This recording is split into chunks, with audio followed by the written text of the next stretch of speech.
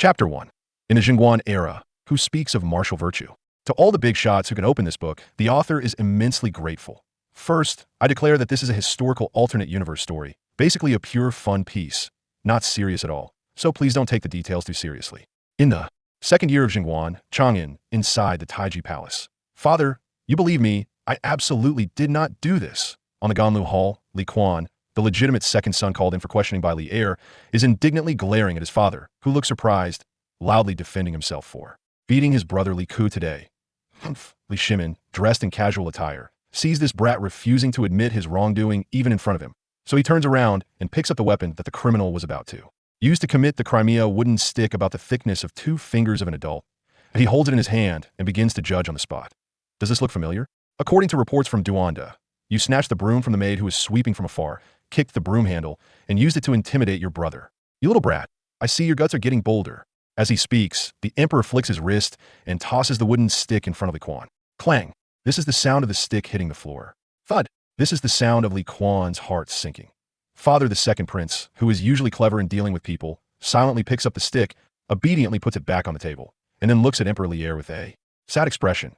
Have you and I, father and son, come to suspect each other to such an extent? Heaven have mercy, this time he really didn't hit him, of course, mainly because he didn't have time to. Seeing his son still acting like a clown, Li Shimin takes a deep breath, suddenly realizing that he seems to have heard this line somewhere before. Back when his father, Li Yuan, proposed to let him go to Luoyang to build the imperial banner so that he and his elder brother wouldn't fight to the death, he seemed to have responded to his father in exactly the same way. This brat has really learned well. You little, just as Li'er was about to raise his hand, he saw that the little brat had cleverly retreated to the door. Li'er, seeing this, purses his lips and slowly says, You little rascal, having such compassion is a good thing, but water can carry a boat, but can also capsize it. Facing his father's although, but preach, Li Kuan directly interrupts loudly, looking defiantly at his father. Father, who said this? Upon hearing this, Li'er can't help but blush. Great, this brat has poked a hole in his lungs. Tio know that this famous saying by Xuanzi was once regarded by our Emperor Li'er as a governing principle. Firmly remembered and is here the often used this saying to remind himself, and the ministers in court to treat the people kindly. But who would have thought this saying would now be used by Li Kuan to counter him? And it struck Li'er dumb.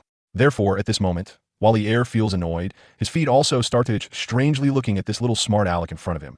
As a father, he still controlled the impulse to kick his sons, but, moreover, as a master of temper control, Li Kuan naturally wouldn't let Li'er completely lose his temper. Although his father's face was extremely unsavory at this moment, he still calmly continued to defend himself. I just used the stick to scare him. This little brat peed his pants before he even got into the water. You still say he caught a cold? Oomph. People who catch a cold from wetting their pants aren't even recorded in history.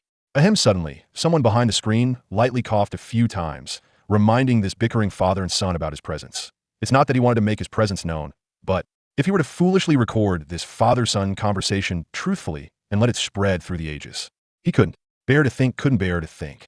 What a huge source of amusement that would be. Hey, just record it truthfully. Otherwise, they'll file a memorial against you tomorrow. Who are you going to file a memorial against? Emperor Li Shimin squints at his somewhat nonsensical son. You tyrant, blocking the way for words, huh? All right, fine. Then I'll find Wei Zheng to expose you. Li Kuan shouted at the top of his lungs towards the historian behind the screen. Think about Shui Zhu and Zhao Dun. We historians must have integrity. Just then he felt a gust of wind approaching, and then his backside received a heavy blow. You little brat, I rarely see you reading, but you remember the tales of treacherous ministers and regicide. Ouch. Li Kuan covered his backside and looked at Li'er, who had unknowingly approached him with a dark expression. He immediately retorted, Father, how can you say I don't read? I have thoroughly studied the spring and autumn. And why are you ambushing your own son? Oomph. Look at you, a grown man bullying a child like this. Father, you are not upholding martial virtue. Martial virtue? Sorry, it's already the second year of the Zhenguan era. Who still talks about martial virtue? Come here, as if to prove that he didn't waste his time breaking through the Xuanwu Gate back in the day. Li'er turned around and picked up a wooden stick from the table. Come, let me teach you what martial virtue is. I, Li Shimin, not only uphold martial virtue, but I'm also full of it. The winds are strong, and the call is loud. Seeing his father adopt this posture, Li Kuan knew that controlling the situation had failed, so he didn't linger and quickly turned to charge out of the great hall. Leaving Li'er stunned in place, the winds are strong, and the call is loud. The wise and mighty Li'er dropped the wooden stick in his hand. With a son like this who naturally behaves like a bandit, his worries suddenly surged. How could he, once a straightforward hero, give birth to such a little rascal who constantly utters the winds are strong, and the call is loud? He really couldn't understand that in the end, Li Er could only attribute all of this to the fact that he left young Li Kuan and Long Yu under the care of his mother during his campaigns, and perhaps it was because his mother spoiled this child too much and neglected discipline that led to the current situation. Sigh. It's truly hard to express. Feeling sentimental, Li Er suddenly became quite melancholic as he thought of his mother. As for the matter between himself, his elder brother, and his fourth brother, he couldn't help but wonder if his mother would blame him for it after her passing. At this thought, Li Er stood in the center of the great hall, gazing at the chilly spring weather outside, the desolate scene of the world, and remained silent for a long time. Hello to all the esteemed readers. Here is the author's humble disclaimer. The setting of this book is an alternate version of the Tang Dynasty, belonging to a parallel world, and is a historical fiction. The different titles used in the text, such as Father are for the sake of a better reading experience. In short, this book focuses on humor and fun. Everyone should just enjoy it. Additionally, for any footnotes at the end of the sections, I will provide supplementary explanations in the author's notes at the end of each chapter to avoid affecting the reading experience. Chapter 2. The Grandfather-Grandson Pair. Unlike the melancholically heir, Li Kuan, known as the carefree second prince both inside and outside the palace, rushed to the eastern palace as soon as he left the Ganlu Hall. Li Chang'an, his elder brother who was a year older than him, was currently studying under a great scholar and had a heavy academic load. It had been some time since the two brothers had seen each other. Hey, big brother. As soon as Li Kuan arrived at the Eastern Palace Gate, he began to shout, "Second prince. Oh dear, my second prince." After a few calls, a middle-aged eunuch in his 30s hurried over with a face full of pleading. "I pay my respects to the second prince." The eunuch, Pu Yun, first bowed to Li Kuan, then with a pained expression said, "Your Highness, the crown prince is currently in class. How about you wait in the side hall until the crown prince finishes his lesson and then you can meet him?"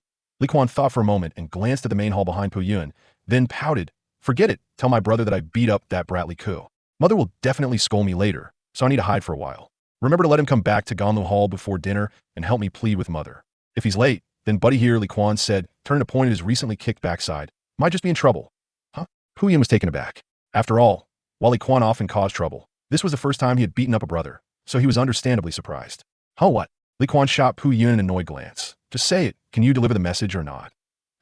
Pu Yun hesitated and looked at Li Kuan, until Li Kuan revealed his fist, which was as large as a sandbag, and under the tyranny of the second prince, Pu Yun finally nodded. "Your Highness, rest assured, I will definitely deliver your message." "Good, then that's settled."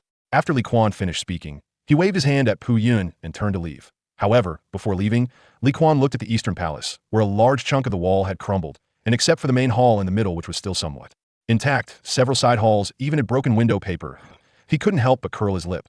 Although the wall was torn down by him and the window paper was poked by him with a bamboo pole, to put another way, what's so good about being the crown prince? Waking up earlier than a rooster and sleeping later than a dog. Every day following those scholars who are well-read and love reciting the spring and autumn, showcasing the theory of exhausting one's muscles and starving one's body in the most superficial way. Is this the life of crown prince? TSK. Being a crown prince, even a dog wouldn't want to be one. He couldn't understand. He really couldn't understand. How did his elder brother manage to refrain from rebelling? Walking along the royal path in the palace, Li Kuan looked up at the sun. It was still early. He needed to find a place to hide. How about Hongyi Palace? Hongyi Palace was originally the residence given to Li Shimin by Li Yuan when he was still Prince Qin, located in a remote area, much like Li Shimin's position in Li Yuan's heart. Now, after the battle at the Xuanwu Gate, Li Er had firmly secured the throne, so he moved into Li Yuan's Taiji Palace without hesitation, while the latter was sent to Hongyi Palace. To say there was no taste of revenge in this. Even a 3-year-old child wouldn't believe it. Of course, none of this concerned the 10-year-old Li Kuan. Today, a small-scale banquet was being held at Hongyi Palace.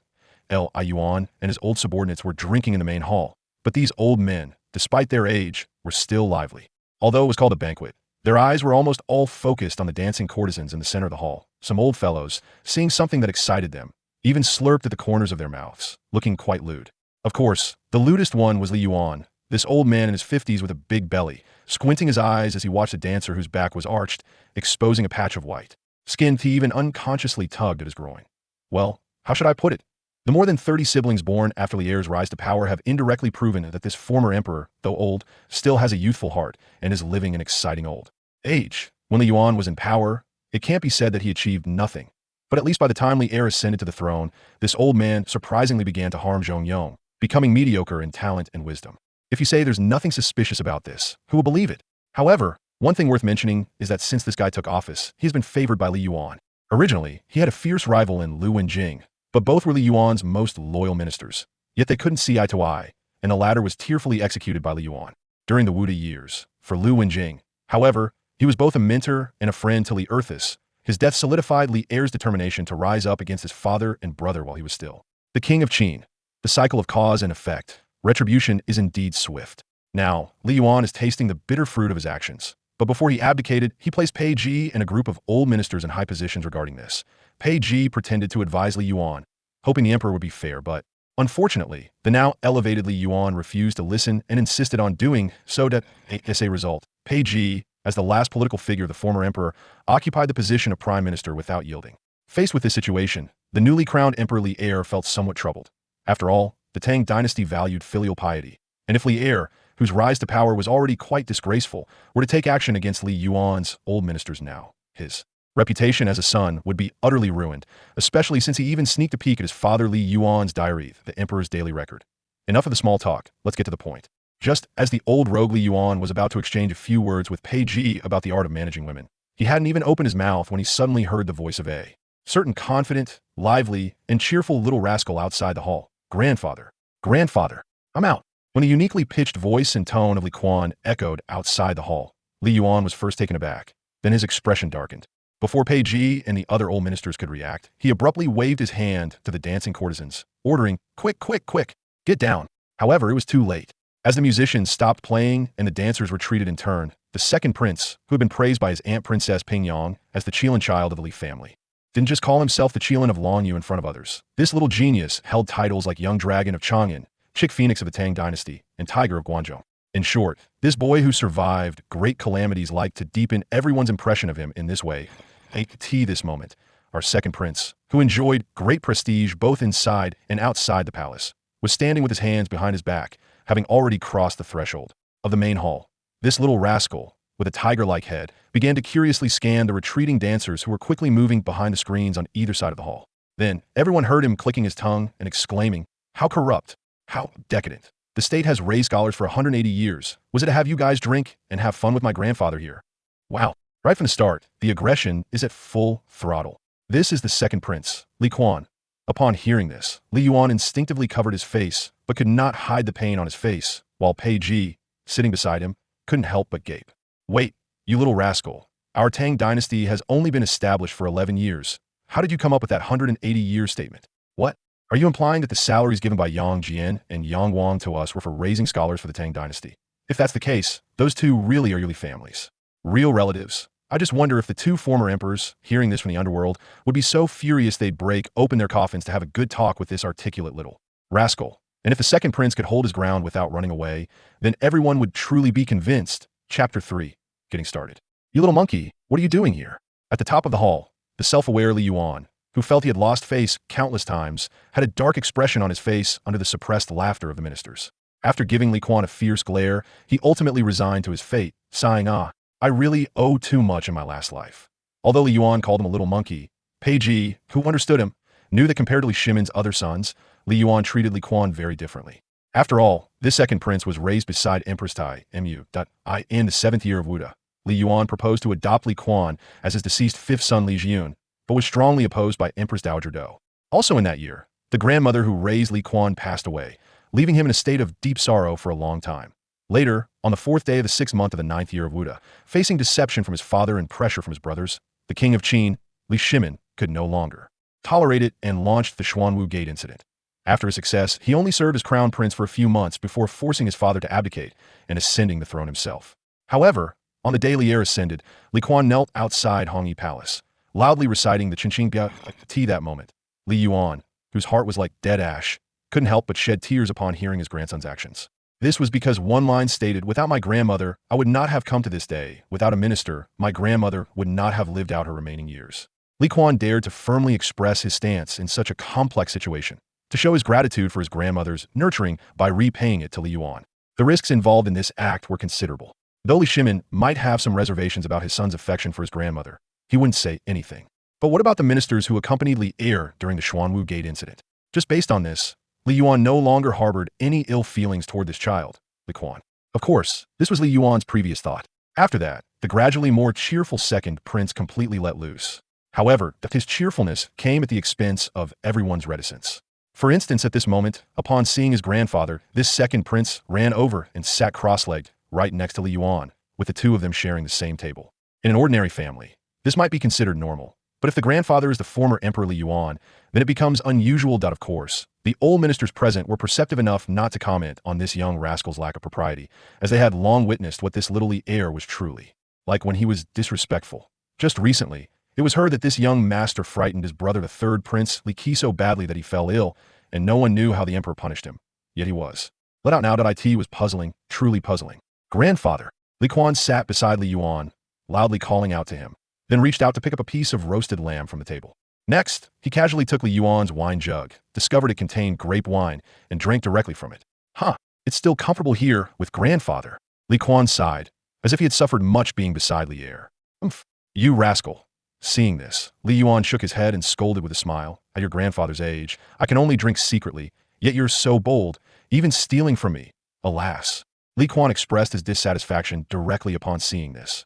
Grandfather, this statement is incorrect. How could you have been considered to be secretly drinking back then? You were merely savoring loneliness. There's a saying, throughout history, sages and wise men have all been lonely. Only drinkers leave their names. My grandfather is elegant, a man of renown. Note 1. Throughout history, sages and wise men have all been lonely. Only drinkers leave their names. Your Highness the Second Prince, what a good poem, what a good poem.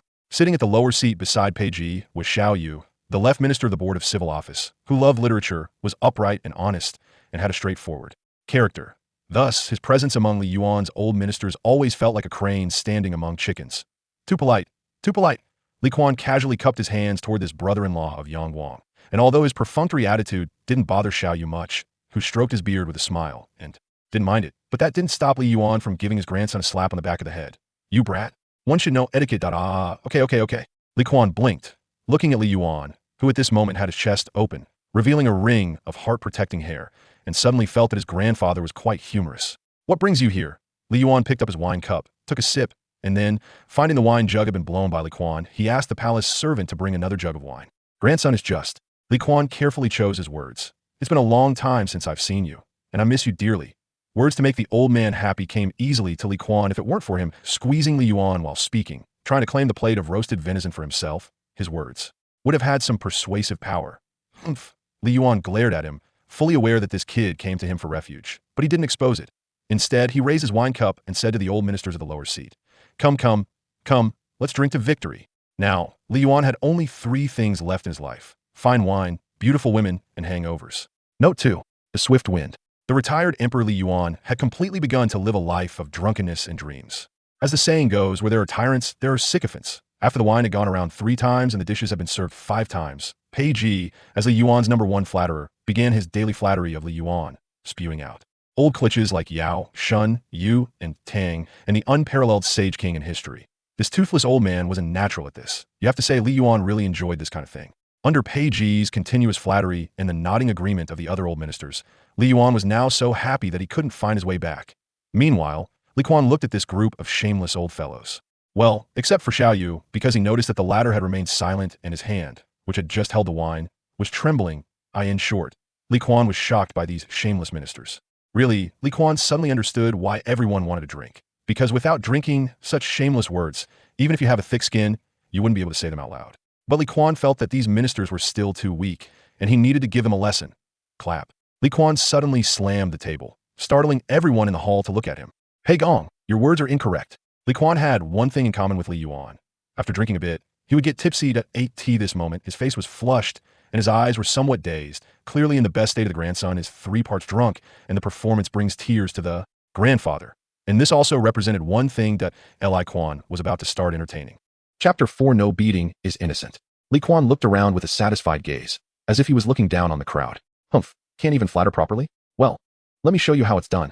Speaking of which, my grandfather has been different from ordinary people since the day he was born. As soon as Li Kuan opened his mouth, everyone involuntarily sat up straight. Back when my grandfather was born, the room was filled with fragrance. The sky was adorned with colorful clouds.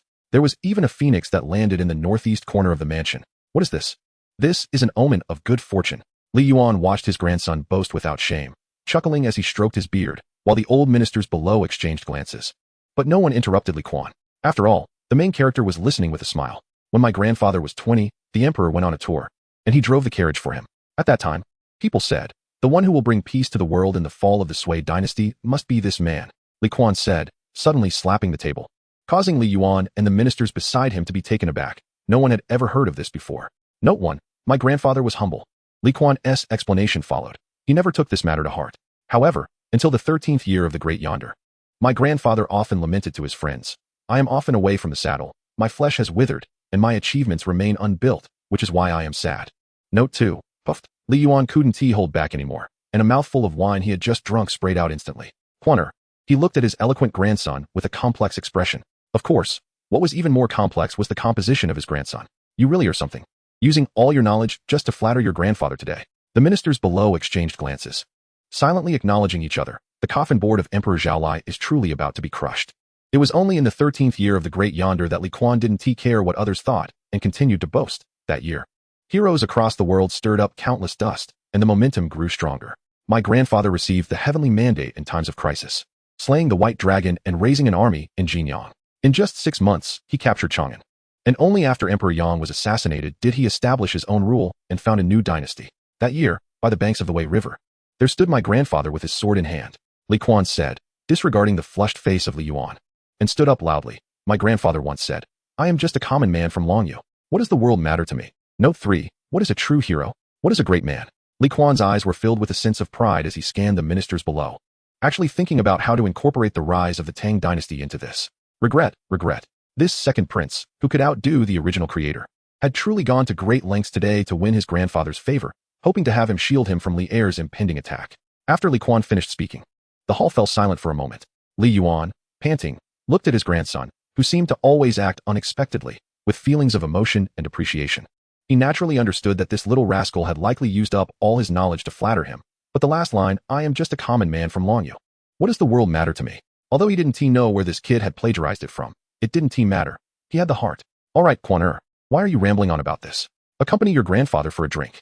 Li Yuan, who had no connection to the term common man, smiled as he picked up his chopsticks, added some dishes to Li Kuan's bowl, and then raised his wine cup to drink, exuding a sense of a hero in his twilight years. Grandfather. Li Kuan was waiting for this moment. He suddenly sat back beside Li Yuan, hugged the old man's arm, and cried, you have to judge this. My father, that foolish monarch, doesn't he uphold martial virtue? Cough, cough, cough. Sitting at the bottom, the first to come back to his senses, Piety could no longer care about his position as a loyal subject of Li Yuan. Seeing the second prince boldly call Li Er a foolish monarch, he hurriedly coughed to forcefully interrupt him. Your Highness the second prince, be cautious with your words. Slap. Be cautious, your grandpa. Originally with a mournful face, Li Kuan immediately slammed the table upon hearing this, then bared his teeth at Piety and said, which side are you on, you old bastard? It must be said that Li Kuan's reaction really opened the eyes of everyone present, especially the old ministers of Li Yuan. It felt as if a true loyal minister had inexplicably mixed in among us. This is really hard to hold back. Xiao Yu looked at Li Kuan, who was glaring at Piety while holding Li Yuan's arm, and couldn't help but cover his forehead and shake his head, sighing in his heart. The Li family really produces filial sons generation after generation, and this one truly carries on the good legacy. Kuan, how can you be so unreasonable to Piety? Li Yuan glared at Li Kuan, but he wasn't really angry. After all, he actually somewhat agreed with Li Kuan's earlier criticism of Peiji's lack of steadfastness. What has to be afraid of? This is still my territory after all. Grandfather. Li Kuan still wanted to argue, trying to give that old bastard Piety a bit more trouble. Speak the matter, Li Yuan said with a hint of amusement, glaring at Li Kuan. You little rascal, working so hard to make your grandfather happy today, did you get into trouble again? I suspect it's not just some small trouble. Grandfather, you are wise. Li Kuan chuckled, then added fuel to the fire, recounting the incident where he had beaten and then threatened Li Ku. Li Yuan sighed helplessly after listening, then looked at Li Kuan. So, you're worried that your elder brother can't protect you, so you came here to ask for help? Grandfather, there's no other way. Li Kuan spread his hands, pretending to confess. You know me, if I really wanted to bully my third brother, I wouldn't have scared him afterward, let alone hit him. I would have directly left the palace to chat with Wei Zhong, and that kid would definitely end up nailed to the pillar of historical shame, leaving a stench for 10,000 years. Leaving a stench for 10,000 years. Li Yuan shot a glare at his confident grandson, feeling a bit powerless to retort. They are just palace maids. Although Kuan did something wrong, but are you right? As an elder brother, beating your younger brother and then threatening him. Li Yuan said this, seeing his grandson still full of defiance. He knew that this lecture would likely be futile. Never mind, this little rascal has always been principled. Although this time his actions were somewhat excessive, his intentions were good. After all, in Li Yuan's view, royal descendants should have some rules. Being so young and not knowing right from wrong, Unintentional evil is worse than evil itself. With this thought, Li Yuan stopped planning to criticize his grandson too much. He raised his hand to pat his grandson's head. Grandfather will send someone to inform your father later. So he won't criticize you too much about this matter. Just remember to be careful in your actions in the future. Think twice before you act, otherwise. If you come to ask for help from grandfather next time, I might not be inclined to help you. Hee. Li Kuan obediently let his grandfather's big hand stroke his head. Hey, grandfather, you are a true hero, a true hero. How could you abandon your grandson in his time of need? Speaking of which, grandfather. Li Kuan suddenly leaned close to Li Yuan's ear and said, what do you think about my earlier saying? I am just a common man from Xuanwu. What does the world matter to me? Is it powerful? Should I have the historian record it? Useless little brat. Li Yuan, upon hearing this, shoved his grandson's head away. Your grandfather comes from a prominent family, and my ancestors once served as the 8 pillars of the nation. I am not just an ordinary commoner. Oh, Li Kuan nodded thoughtfully upon hearing this, indicating that he had learned something. However, Kuan Li Yuan suddenly frowned and said, earlier you mentioned my slaying of the white dragon to start the uprising. What does that mean? Although slaying the white dragon sounds much more exciting than slaying the white snake. Oh, let me think, Li Kuan said without lifting his head, his eyes rolling around. Then he answered, it's the white pig dragon. But what he didn't notice was that this conversation between grandfather and grandson, due to the old minister's discretion in keeping silent, had transformed from a quiet chat into a loud conspiracy. Therefore, Li Kuan's spontaneous mention of the white pig dragon made even seasoned officials like Feng Dai, who firmly believed that no matter how funny it was, he wouldn't laugh, unable to suppress their laughter. Second prince, don't do this. We're all getting old. And now we can barely hold our urine. But you're still doing this abstract stuff. Among the ministers, one looked at Li Kuan with eyes full of resentment. This person was Pei Ji. Come, drink. Li Yuan, who had already noticed the unusual behavior of the ministers, thought that his grandson's answer was somewhat embarrassing. But he couldn't just go up and hit this brat. That would be even more embarrassing. So he could only find a way to brush it off. However, Li Kuan seemed to be like a reckless youth. Seeing the minister's reactions, he felt quite dissatisfied. He stood up and shouted, what's wrong? What's wrong? Liu Bang, the founder of Han, slayed the white serpent to start a rebellion, and my grandfather, Emperor Gaozu of Tang, slayed the white dragon to start a rebellion. Doesn't that sound imposing? The atmosphere in the hall, which had gradually warmed up under Li Yuan's influence, suddenly became so quiet that one could hear a pin drop. Everyone turned their gaze to Li Yuan, who was now shaking his jaw. Damn it, the retired emperor, your grandson is really filial. You're still alive? And this brat has already arranged your temple name. It was simply a display of filial piety. You brat, I'm not dead yet. Why are you so eager to get my temple name? Get the hell out of here. Otherwise, I'll have your father come to Hongyi Palace to beat you. Under Li Yuan's furious roar, Li Kuan was rather politely escorted out of Hongyi Palace by a few young eunuchs. Stinky grandfather. No loyalty. Outside the palace doors, Li Kuan was still flailing his arms and making a fuss, but after a while, seeing that no one paid him any attention, he could only helplessly return to Xuanwu Palace. After Li Kuan left, the palace servants, who had been trembling in the corridor outside, exchanged glances and reached a common conclusion with their eyes. That is, this second prince, every beating he received in the palace was basically earned through his own strength. As for the word innocent, it was probably unrelated to him for the rest of his life. Chapter 5. The children of Li'er. When Li Kuan returned to Xuanwu Palace, the sky was already getting dark. As soon as he stepped through the palace door, a small figure rushed into his arms. Second brother, a delicate little girl, looking to be only 6 or 7 years old, quickly ran up and hugged him with both hands, resting her little head against Li Kuan's chest. It was Princess Chang'an, who didn't forget to look up and pout at her brother, saying, I missed you. Good girl. Li Kuan smiled and ruffled his sister's hair. Compared to his other siblings, Li Kuan had a particularly deep bond with Chang'an. You little brat, you know how to come back? Just as Li Kuan was about to give his sister a piece of beautiful Hetian jade he had casually taken from his grandfather as a gift, Li'er's voice rang out in the hall. Li Kuan's body instantly stiffened. His instinct told him that his father's unfriendly tone was likely not just about the earlier incident with Li Ku. Sure enough, Li'er's next words sent a chill down his spine. What were you just whispering to your grandfather about me? Li Kuan opened his mouth. It seemed he had just blurted out that his father was a foolish monarch. Seeing his father's increasingly grim expression, Li Kuan couldn't help but break out in a cold sweat. Dad, are you hungry? I can cook some noodles for you. Humph.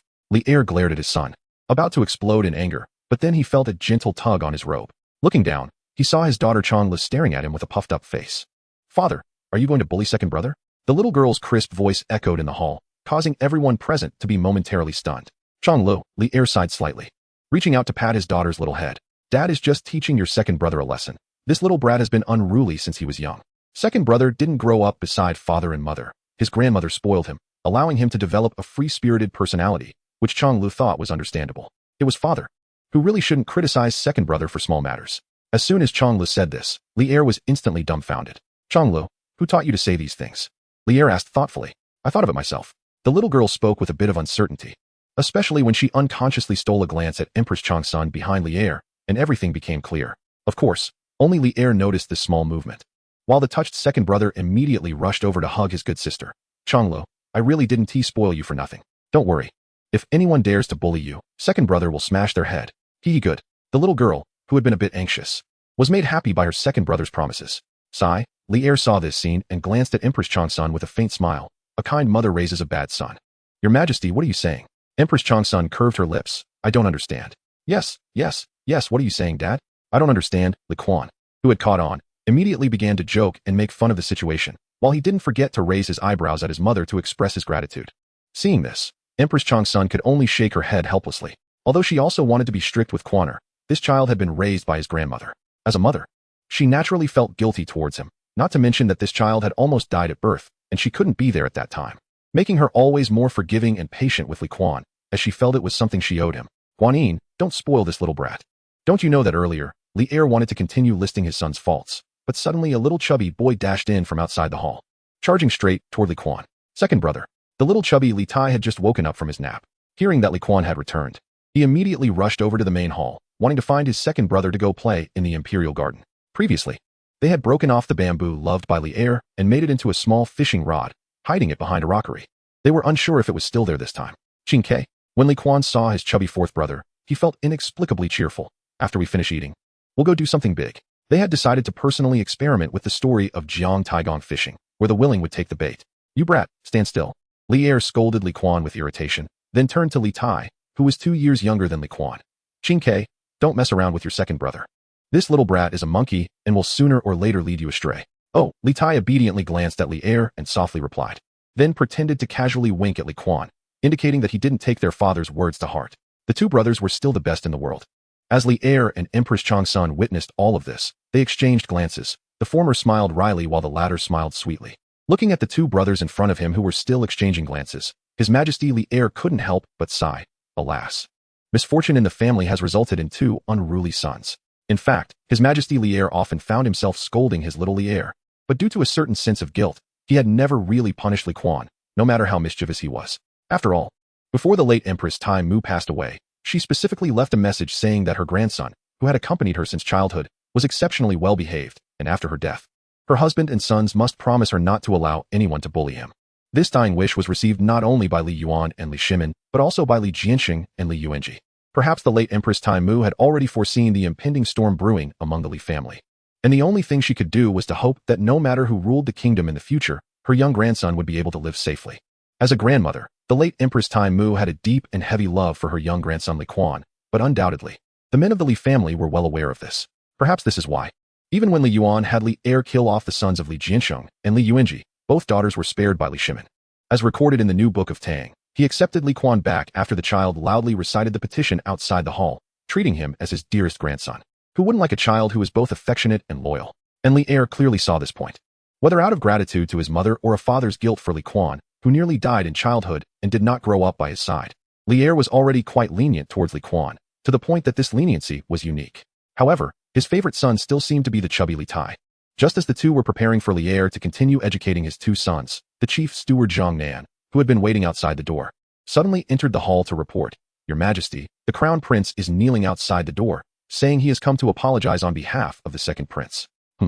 Li Er looked outside in surprise, then shot a fierce glare at the delighted Li Kuan. The emperor first let out a cold laugh, and then said, This little rascal has quite the skill, getting your elder brother to take the blame for you. Huh? Li Kuan suddenly thought to himself, why did he have the urge to seek help from his elder brother? Clearly, he had asked him to plead on his behalf. How did it suddenly turn into his elder brother taking the blame? Upon this thought, Li Kuan glanced at Li Tai and Changlo, who were looking at him with wide eyes, and then when he raised his head, he saw his understanding mother looking at him with a reproachful expression. Li Kuan suddenly let out a painful groan and began to rub his head. I swear, I will never ask my elder brother for help again. Chapter 6. What comes will eventually come when Li Chengxian, dressed in his crown prince robes, appeared in the Ganlu hall holding a segment of smoked xiangfei bamboo. Li Kuan's expression was one of despair. Meanwhile, Li Tai looked utterly horrified. The reason was simple. The xiangfei bamboo in Li Chengxian's hands was the fishing rod he and his second brother had made that day in the Eastern Palace's side hall. And this particular rod was specially crafted by Li Tai to repay his elder brother for lending them a place for their secret workshop. Who would have thought that in the end, it was still his elder brother who sold them out. Sure enough, when Li Er's gaze fell on the xiangfei bamboo in Li Chengqian's hand, he paused for a moment. Then he shifted his gaze back to Li Kuan and Li Tai. Well, the case was solved. The batch of xiangfei bamboo I painstakingly raised was ruined by you two little rascals. Father, mother. The oblivious crown prince didn't even realize he had betrayed his two younger brothers, still wearing a serious expression. Second brother threatened third brother, almost causing him to fall into the water. This was due to my neglect in guiding second brother, which led to this farce. Therefore, I specifically came to apologize to you both. Please punish me, father and mother. Saying that, Li Chengqian knelt on the floor with a loud thud, holding the fishing rod like xiangfei bamboo high. Damn it. Li Kuan and Li Tai exchanged glances and simultaneously closed their eyes in pain. My stupid elder brother. What he held in his hand was not a torture device, but rather new evidence of their wrongdoing.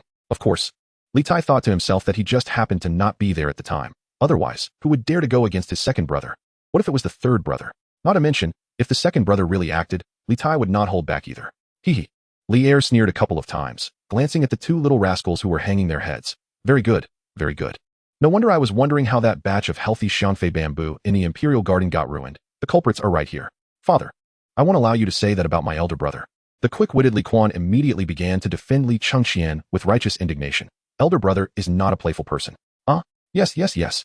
The chubby Li Tai echoed eagerly from the side. Elder brother is not like that. Am I talking about your elder brother? Li Er shot an annoyed glare at the nonsensical Li Kuan, and then gave Li Tai's small head a light pat. And you, stop learning from your second brother. Only then did Li Chengqian realize that the xiangfei bamboo in his hands should not be here, but holding such heavy evidence of wrongdoing. He found himself in a difficult position. All right. Li Er glanced at the obedient child Li Chengqian, shaking his head helplessly. Get up. Thank you, father. Li Chengqian obediently stood up, and then suddenly felt a lightness in his hand. When he looked up, he saw the clever and quick-witted Princess Chang'an had already taken the small fishing rod for herself. She turned back to her somewhat baffled father Li Shimin and smiled. Daddy, Chang'an likes it. The openly concealing her elder brother's evidence. Princess Chang'an did not incur Li Er's anger. Instead, it stirred his affection. Li Er bent down to pick up his obedient and sensible daughter, then turned back to glare at the certain rascal and the certain little fool. If you do this again, I'll break your legs. Father, what are you talking about? Li Tai once again displayed his talent for bringing up the wrong topic. Father, I understand now. Li Kuan quickly pulled Li Tai behind him, showing Li Er an innocent smile, only to receive a helpless sigh in return. Alas, misfortune in the family. Li Er held his daughter and glanced over his three sons, feeling that he should put in a little more effort with Guanin's maid. All right, Erlang.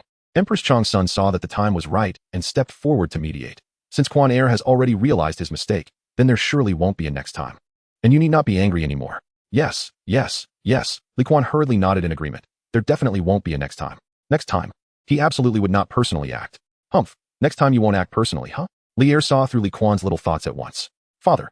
Li Kuan's eyes widened. How did you know what I was thinking? Little rascal. Li Er, holding his daughter, shook his head helplessly. Too lazy to bother with Li Kuan, this fool. Could he tell him that back in the day, after he had a falling out with Li Jianxing and Li Yuanji?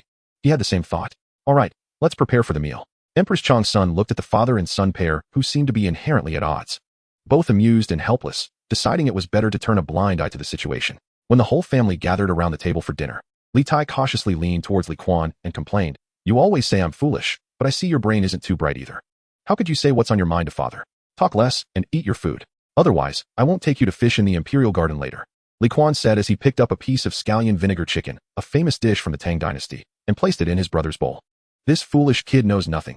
What could the two of them possibly hide from Li Er right now? It's better to be honest and avoid punishment. Kuan, try this. Li Chengqian noticed Li Kuan and Li Tai whispering to each other, which caught father's attention.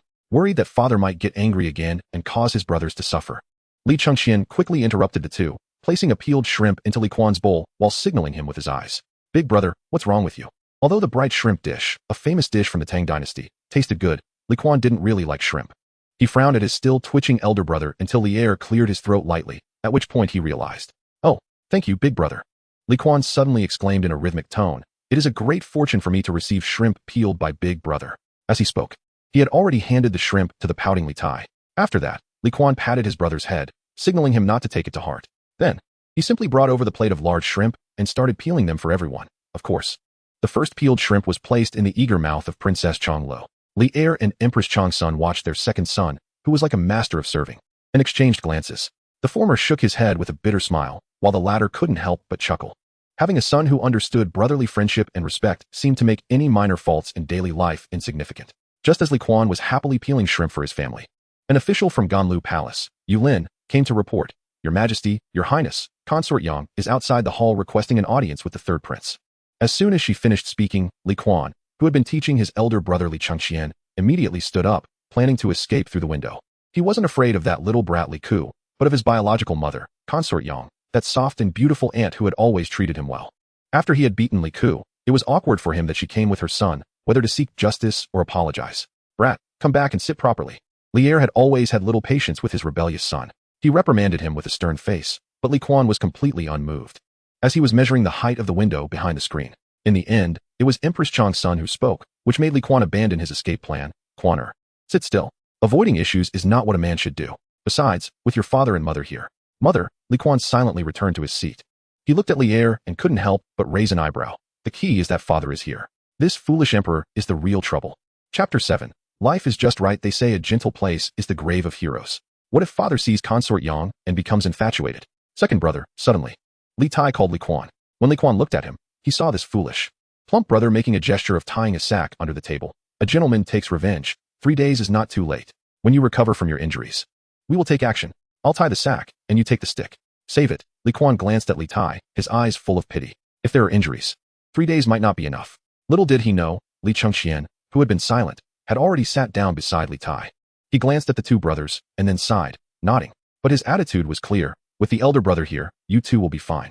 Look, that's what brotherly loyalty looks like. Li Kuan felt touched, and sat up straight. What was there to be afraid of? If a fight broke out later, his elder brother would definitely take the lead, and he just needed to act accordingly. The small thoughts exchanged among the brothers occurred in an instant, their expressions, glances, and gestures communicating silently. Meanwhile, Princess Changlu, holding a large shrimp in each hand, was left dumbfounded. She saw everything but couldn't understand why. At her young age, Princess Changlu was filled with confusion. Did second brother say something just now? Why did everyone seem to understand each other so well? Just as Changlu was about to speak up and join their underground organization exchange, a breathtakingly beautiful woman in palace attire, holding a fearful-looking handsome young boy, walked in. Your Majesty, Your Highness. The noble-born consort Yang was naturally impeccable in court etiquette. Father, mother, Li Ku, who had not raised his head since entering the hall, quietly greeted Li Er and Empress Changsun while standing next to his mother. Sister, Kuer, Changsun smiled at consort Yang and her son.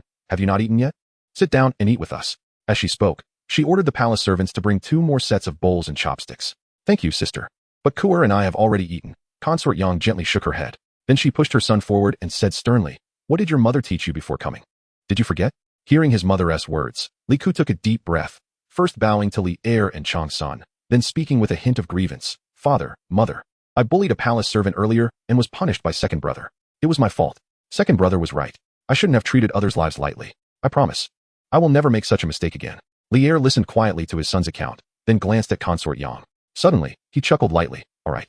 Since you two brothers have realized your mistakes, you should get along well in the future and not create any more trouble. As an authority figure, Li Er often showed a natural indifference towards the lower-ranking palace servants. After all, in the emperor's eyes, palace servants and even consorts are merely his possessions. However, since Li Ku had the misfortune of bullying a palace servant who happened to be in Li Kuan's hands, as a middleman, Li Er naturally couldn't take sides. To him, this was a muddled account. Once the brothers realized their mistakes, they should let it go. Seeing Li Er take this stance, neither Changsun nor consort Yang spoke further, clearly acquiescing to Li Er's approach. But one person evidently did not agree with this muddy reconciliation. Li Ku, you brat, don't you dare leave. Li Kuan slowly stood up as he spoke. Do you know the proverb about Duke Mu of Qin losing his horse and the man who offered sheep soup? At the very least, you should know how the fierce Zhang Fei died, right? Don't think the small have no power, and don't think the humble have no dignity. You and I come from a royal family. We should understand this better. Li Ku, this time, I, your second brother, am reminding you. If you do not repent, you will surely cause real trouble in the future. When the time comes, no matter how noble your bloodline, when those you have oppressed rise up in desperate resistance, they will not stop just because of your noble lineage. At that point, you will only reap what you have sown. On the contrary, if you are broad-minded and treat others kindly, like Duke Mu of Qin, then in the future, you will not lack people willing to defend you to the death. 2 choices, 2 situations. Can't you tell which is better? Note 1. It's no wonder Li Kuan knows how to control the temperature. Because he spoke these heartfelt words, Emperor Li Er, who originally planned to loosen his belt and give the little brat a complete childhood, had his expression shift from a tight frown to complete relaxation. All in the blink of an eye. Kuaner, you really have grown up. Li Er looked at the son who uttered these words, murmuring, with a glimmer of tears in his eyes. That was taught well by my grandmother. Li Kuan rolled his eyes at Li Er, TCH, my narcissistic and imaginative father. Mother. Second brother. Li Ku was cornered by Li Kuan's words and looked to his mother for help, only to find her blushing, with tears in her eyes as well. It's over. Even my support has been made to cry by second brother. All right. Just when everyone else was at a loss for how to end this, Li Kuan waved his small hand. Today, let us clear the air between us brothers, and this matter will be considered settled. Kadi, you know me. I, Li Kuan, never hold grudges. As long as you don't go around bullying the palace servants like before, no matter how arrogant you are, even if you want to topple the Taiji Hall, I will be the first to give you a leg up. A man should ride the fiercest horse and poke the biggest hornet's nest. Kadi, don't worry. In the future, if anyone dares to bully you, I'll be the first to find a way to stand up for you. Second brother Li Ku stared blankly at the boastful Li Kuan, never expecting him to say such things. But not only did he not expect it, who else in the hall could? Li Chengxian looked at his second brother, who was talking with unashamed bravado, and for the first time in his life felt that he was far inferior to his second brother. Li Tai and Chang looked clearly couldn't comprehend Li Kuan's shamelessness, but that didn't stop them from admiring second brother. Didn't you see that, Dad, Mom? And concubine Yang are all stunned? Second brother must be very eloquent to shock everyone like this. Suddenly, thinking his brother might not be too bright, Li Tai stood up. If third brother doesn't agree to make up, we'll bag him. Hearing this, Li Kuan silently glanced at his brother. Having already caught a glimpse of the unfriendly expression on Li Heir's face, he could only sigh inwardly. You really are a talent. Second brother. I'll make up with you. Whether it was by coincidence or not, after hearing Li Tai's threat, Li Ku suddenly got back his natural cleverness. I promise I won't bully the palace servants anymore, but can you take me with you to play in the future? In Li Ku's gaze towards Li Kuan, there was a certain longing. Li Kuan was clearly touched by his sincerity, so he patted his chest. Don't worry, third brother. From now on, you and I will be the best of friends. Just then, when Li Tai, who was about to interject, was about to speak up, Li Kuan added, if you don't believe it, we can swear on the white horse. Oh no, as they say, trouble comes out of the mouth. The second prince, who kept jumping back and forth into trouble, hit the nail on the head with this unintentional remark, triggering Emperor Li Heir's ire. 2 years ago, on the banks of the Weishui River at the Ba Bridge, Emperor Li Heir made a vow with Kagan Xieli to slay the white horse. Upon hearing his rebellious son's outrageous words, his face first went blank, then turned to fury. Even the prince, who was slow to react, hesitated for a moment before choosing to stand by and watch. Quan Di, it's not that I don't help you, but in this situation, if I step forward, it would only be adding fuel to the fire and would be impolite. At that moment, as the crown prince, Li Chengxian could only watch helplessly as the angry emperor took step by step toward Li Kuan, who was turning his back and chatting with Li Ku. Your Majesty. Empress Chang'an suddenly sighed, then pulled concubine Yang aside toward the side hall. Sister, I've grown several orchids recently. Would you like to see? Concubine Yang clearly understood Empress Chang'an's intention and cooperated well. Thus, the only two saviors in the room turned and left. Slap. Emperor Li Heir began the usual routine of fatherly love mixed with anger. As the cries of the younger brother rang out, the crown prince instinctively shrank back. What is a brother? A brother is when the older brother, the crown prince, sees his younger brother getting beaten and can only helplessly stand by, with a look of helplessness in his eyes, silently observing the struggling figure, thinking to himself, Quan Di, when will you let your brother rest a bit easier? Come on, big brother, say something. The second prince felt he couldn't take it anymore. Father, don't hit him anymore. Quan Di knows he is wrong. Seeing his brother calling for help, Li Chengxian hurriedly stepped forward to plead for his brother. Both of you stay aside.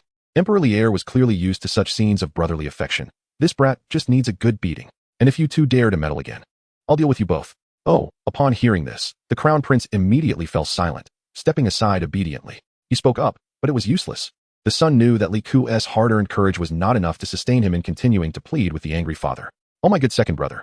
I don't know when he hid behind the screen in the main hall, the little chubby Li Tai, quietly poking his head out, watching his second brother get beaten, his little face twitching in sympathy. This little coward, feeling sorry for his second brother, muttered, Father, if you beat second brother, you can't hit me anymore, okay? At this moment, everything happening in the Ganlu Hall was so warm yet comical, but this seemingly chaotic scene seemed to convey the simplest truth. In life, just enough is better than having everything perfectly arranged. Chapter 8. What kind of king do you want to be? The second prince, who was adept at pulling strings, ultimately could not escape Emperor Li Heir's punishment. After all, Emperor Li Heir could be lenient countless times. But as soon as the second prince failed to control the situation once, it would lead to an unpleasant memory for him. Once hurt. When Li Kuan returned to the Ganlu Hall, after some painful reflection, he finally understood a principle. In life, one must always pay for their actions. After all, although little Li Heir, was skilled in maneuvering and controlling the situation, he often overlooked things when dealing with Emperor Li Heir. And this oversight could easily lead to tragedy. This tyrant really strikes hard. No way. Next time I need to prepare in advance. Or should I stuff some silk into my pants as protection? Second brother. I advise you to save it. Silk is fluffy and can easily be noticed.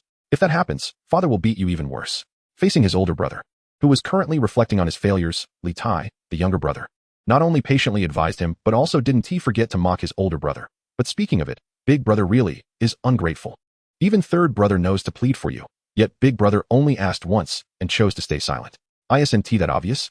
Li Kuan glared at Li Tai when he heard this. He asked the crown prince, in that situation, if our big brother continued to plead for me, it would mean he thought dad wasn't hitting hard enough. It's strange. When I'm happy, I easily become complacent. But you, kid, forget it. There are some things I, as second brother, have decided to let slide since you're still young. In truth, at this moment, Li Kuan also felt a bit regretful. Why didn't he think to use Emperor Gaozu's vow to slay the white horse as an excuse earlier? After all, he still hadn't performed well this time. Note 1. No. This is not a matter of not performing well. The declaration that only a Liu can be a king was made after Liu Bang, the founding emperor of the Han Dynasty, quelled the rebellion. In today's Tang Dynasty, there were originally vassal kings of different surnames. And naturally, there will be in the future as well. If one can't grasp the situation and says such things now, the old man might have to deal with it himself. Forget it. Disasters come from the mouth. If I really provoke the old man to take it seriously again, then even if I manage to run back to my hometown in Longyu, it's highly likely that I will be sent back to Chang'an by that foolish ruler. In the end, I will still have to face that belt full of paternal love. Perhaps this is what they call being unable to escape fate. Second brother, I wanted to plead for you, but I'm really afraid of our father. But second brother, what are you thinking right now? Why have you been ignoring me for so long? You're not mad at me, are you? Li Tai, who had a big appetite but didn't he take anything to heart except for his second brother, saw that the other party still looked indignant at the moment, and couldn't he help but continue to persuade him. Second brother, let me say something from the heart. I think even if you are not fond of our father, you shouldn't provoke him with the White Horse Alliance. Stupid little brother, don't overthink it. Second brother has never blamed you for anything because he knows you're timid. Li Kuan first comforted his uneasy brother, then continued, as for that White Horse Alliance, hey, this story isn't exclusive to our father. Little brother, right now, no matter how you think about it, you're still better off than those vassal king's second princes. Suddenly, he became clever. Don't you think I should be conferred a title as a king? No wonder our second prince has such a unique way of thinking. In Li Kuan's view, perhaps the reason his father hadn't conferred him a title yet was that he still wanted to test him, to see if he could shoulder great responsibilities. But Li Kuan knew what he was like. Before, when he beat his third brother, that was a minor incident. Therefore, to avoid a future situation where he might cause a great disaster and have no title to descend from, leading to an awkward situation of being exiled to Lingnan or Qianzhou, Li Kuan decided it would be better to take the opportunity now to ask his father for a title. As long as he had a title, it would be equivalent to having an extra talisman for protection. Wouldn't that be wonderful? Of course, regarding the matter of being conferred as a king, Li Kuan wasn't in a hurry. After all, as a prince, he would eventually be conferred a title. But the problem was that nowadays, his father almost called him to account every few days, asking him to confess his mistakes proactively. At first, Li Kuan was quite straightforward. As soon as his father frowned, he would start confessing his mistakes, stating that he would reflect deeply and guaranteed not to make the same mistakes again. However, this second prince was almost causing trouble every day, so sometimes when he confessed his misdeeds, mistakes would inevitably occur. Li Kuan thought his father was asking about the flower bed incident in the Imperial Garden yesterday, but it turned out that the reason for his father's anger was because he had skipped class with a group of friends to fish at Taipon today. Thus, what he thought would be a confession turned into a more terrifying situation. Faced with the pressure of the belt, he stubbornly refused to cooperate and explain, and resorted to a non-violent resistance strategy, which became the only choice for the second prince. In fact, one can see from this that Emperor Li Er's education of his sons was largely a failure. Li Kuan, as a well-behaved grandson who grew up by his grandmother's side, spent his childhood in that gradually forgotten old house in Longyu, living a life of mutual dependence with his grandmother. Others might see it as desolate, but for Li Kuan, it was his happiest childhood.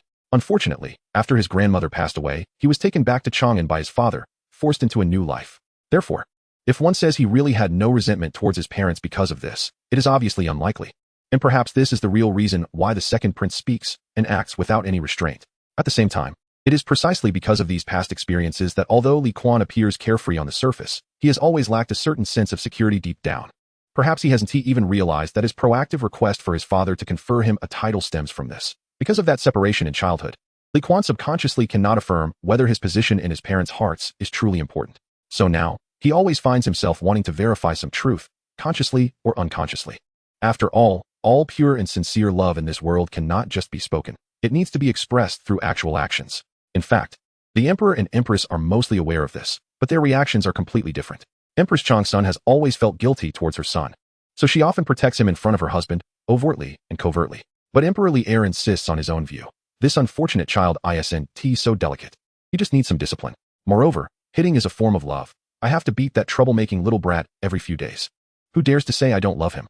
However, given the current situation, it is clear that Li Kuan is not buying into Emperor Li Er's approach. And he even seems to be getting more defiant. It seems I've gone off topic. So back to the main point. Li Kuan wants to be conferred a title, but it's not all for his own sake. In his view, with his identity as the second prince laid out here, if he, the second brother, doesn't he get conferred a title, won't he the younger brothers below be waiting eagerly? Isn't that inappropriate? Thinking of this self-proclaimed royal darling second prince felt the burden on his shoulders grew heavier. Begging for a title, I must beg for a title. This matter is urgent. But then again, if my father really conferred me a title, then at most it would just mean I continue to be mischievous and have fun. After all, I aspire to be a benevolent king who indulges in food and drink, living a carefree life, right? And such a small ambition, my father can't possibly disallow, right? What? You say such a wasteful person doesn't he count as a benevolent king? But please, I really have a throne to inherit at home. If a benevolent king like me, with such a bright and clear demeanor, doesn't he learn to indulge himself? What if one day that foolish ruler realizes I possess great talent and ambition? Wouldn't he that make my later life miserable? Moreover, my elder brother, the crown prince, is so loyal to me. Why should I work hard to be that foolish head of state who is called the supreme one for working from dawn to dusk? A few flowery words on the surface is enough. After all, I have the necessary demeanor without having to work. In short, to live happily and freely. One must be a joyful, benevolent king. As for the future, how big of a mistake could I make? Anyway, if it comes to it, just strip my title. After all, that's why I'm asking for a title in the first place. However, hey, once my elder brother ascends to the throne, whatever kind of king I want to be, isn't it all up for discussion. I am indeed a genius, and very handsome. With this thought, the filial son Li Kuan, with his impulsive nature, even forgot the injury he had just received. After waving away the attendant holding the medicine bottle, waiting to apply medicine to him, Li Kuan, with the support of his brother Li Tai, arrived at the Tai Chi Hall where Emperor Li Er was working. This time, the two brothers were very respectful. Upon seeing the chief eunuch Zhang guarding the door, Li Kuan boldly asked, "Is my father in?" Although Li Er felt touched the first time Li Kuan called him that, he started to remind Li Kuan to call him Father Emperor. But the naturally rebellious Li Kuan refused, with a very direct reason. "What's wrong? Am I adopted? Calling you father is me, as your son, giving you face. Yet you still don't know how to hold back." Li Kuan tried to finish his words, but the irritable Li Shimin didn't give him the chance. He still remembered that night when the wind was strong at Ganlu Hall. The second prince, who was ordered to reflect in silence, turned back and scolded his father as a foolish monarch, then swaggered off to Hongyi Palace to share a bed with his grandfather, Li Yuan. Of course, the reason the angry Li Er didn't chase him out barefoot was that Empress Chang'an stopped him. But heaven knows, Li Yuan, who initially planned to hug two beauties of tender age and discuss great life matters, upon seeing his grandson climbing onto his dragon bed, quickly hid the pink belly band at the corner of the bed under his pillow, and then the grandfather and grandson had a hasty sleep. However, the next day, when Li Er was called to Hongyi Palace for a scolding, Li Yuan, who sternly reprimanded his son, couldn't help but let some personal feelings seep into his words. After all, seeing the beauty in loose clothing quietly leave the dragon bed with a breastband while holding his grandson, Li Yuan swore he must give his grandson a good lesson. You, damn it, have to keep an eye on your children when educating them. What if next time, when the old man is holding a gun, this little brat barges in and scares me out of my wits? Can you, Li Erlang, take responsibility for that? Thus, after this painful lesson, Li Er adopted a laissez-faire attitude towards Li Kuan's address of him. However, in the eyes of others, this was a clear sign of his affection for Li Kuan, the son who had not grown up by his side. Of course, if Li Kuan were to find out about this claim someday, he would probably scoff at it. But for now, this beautiful misunderstanding brought Li Kuan quite a few benefits. For instance, Zhang Nan's insistence on meeting Li Kuan. According to past customs, the emperor was discussing matters in the hall, so people were certainly not allowed in. And he himself shouldn't intrude to report. But if it were Li Kuan, it would be a different story. Because this young master might just take the opportunity to climb through the window and force his way in when the palace maids were not paying attention. After pondering for a long time, Zhang Nan decided to take the risk of being punished by the emperor and entered the hall to report, to avoid this young master causing an even bigger fuss later, making his own situation worse. "Please stay here, your highnesses, and don't move. This servant will go and announce for you too." After saying that, he took small steps into the grand hall, leaving Li Kuan looking at Zhang Nan's retreating figure with a puzzled expression for quite some time before coming to his senses. Then he turned to his brother Li Tai beside him and said, "Brother, why do I feel like that dog just took advantage of us?" Li Kuan swore that if the other party took out an orange later, he would definitely give him 2 elbow nudges today, to let him know what it means to not take advantage of his brother. "What are you saying, second brother?" Li Tai, hearing this, looked at the mumbling Li Kuan with a silly expression, then took the opportunity while Li Kuan was leaning on him to pull out an oil paper bag from his bosom, neatly filled with several freshly baked chestnut cakes. Li Tai picked one up and put it in his mouth, chewing happily. Of course, adhering to the principle of sharing blessings. He held the oil paper bag out in front of Li Kuan and said, "Second brother, do you want some?" Sigh. Li Kuan looked at his brother helplessly, half amused and half teasing as he patted his stomach. Tai, listen to your second brother. Usually, you should run a bit, get some exercise. You little brat. Love reading poetry so much. In the future, you should at least have a handsome appearance. Otherwise, your grand aspirations of galloping on a steed and attracting attention in a building full of beautiful sleeves might be hard to achieve. Second brother, I don't understand what you're saying. Li Tai, with a serious face, stuffed the oil paper bag into his bosom, not for any particular reason, but simply because he suddenly felt that the chestnut cake in his mouth didn't taste good anymore.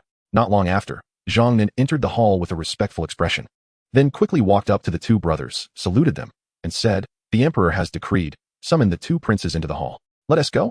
Li Kuan waved his hand, and Li Tai began to help his second brother, puffing and panting.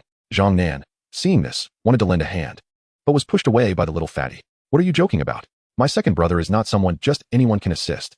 After the brothers Li Kuan and Li Tai stumbled into the hall, they discovered that today, the Taiji hall was not only occupied by Li Er.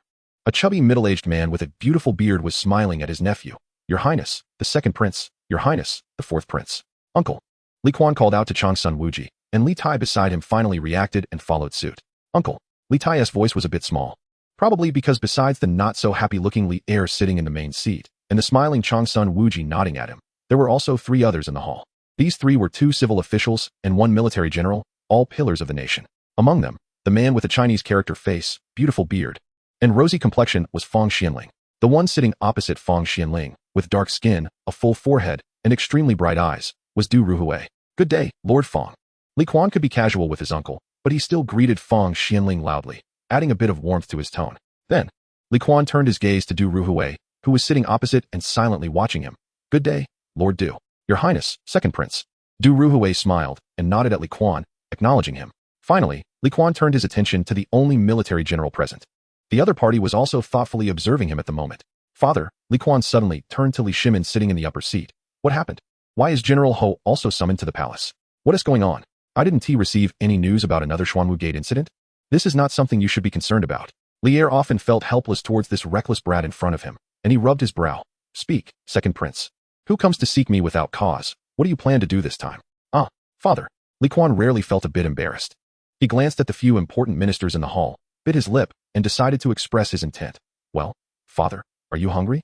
With a strong attitude, the second Prince Li Kuan, under his father's gaze, disregarded his little brother's sad expression and forcibly pulled out the leftover chestnut cake from Li Tai's arms. Then limped over to Li Er's side, ignoring the astonished looks from others, and squatted down. Li Kuan presented the pastry to Li Er. "Father, try it." "Huh." Li Er scoffed, looking at his son, picked up a piece of chestnut cake, and pretended to chew it slowly. "Huh, it's delicious, right?" Li Kuan grinned foolishly at Li Er. Little did he know how shocking this scene was to Fang Xianling and the others. When did the emperor's attitude towards others become so casual? "I will only give you one chance to speak." After finishing the cake, Li Er looked at his son, who was clearly asking for something, sighed slightly in his heart, and kindly gave him the chance to speak. "Father, since you sincerely asked, then I must boldly tell you." Seeing his father asking, Li Kuan pretended to hesitate for a moment, then decisively spoke. "You see, I'm not young anymore. Shouldn't I be conferred a title?" "Conferred a title?" I have to say, Li Kuan's sudden request caught Li Er off guard for a moment. But who is Li Er? After a brief surprise, he quickly regained his composure. "Oh, Kuaner, why did you suddenly make this request?" Li Er was curious about how his son, who always played by his own rules, came up with such an idea. Li Kuan, seeing his father's attitude, immediately became displeased. However, due to the wound on his backside, he couldn't sit down yet, and half-squatting was uncomfortable as well. So, he suddenly straightened up, crossed his arms, and said, "Father, you can't deceive a child. Where is this coming from?" Li Er slightly tilted his head, looking at his increasingly audacious son, feeling no anger but rather amusement. "I am your son. How can I not be a king?" Li Kuan widened his eyes at his father. "I am already 10 years old. Is there a prince in this world who hasn't been made a king for 10 years? Indeed, the concerned Xuanwu Gate, standing nearby, feared that his nephew might become too arrogant and suffer later, so he kindly reminded him. "Uncle." Li Kuan turned and glared at Xuanwu Gate. "I'm discussing important matters with my father. Can you not interrupt?" Xuanwu Gate pursed his lips, thinking, this brat really doesn't know what's good for him. It turns out that your injuries weren't caused by Erlang, right? Becoming a king is not impossible. Just as Li Kuan was angrily arguing with his uncle, Li Er suddenly interrupted the two. "Uncle, let me tell you, I'll take people to squat on."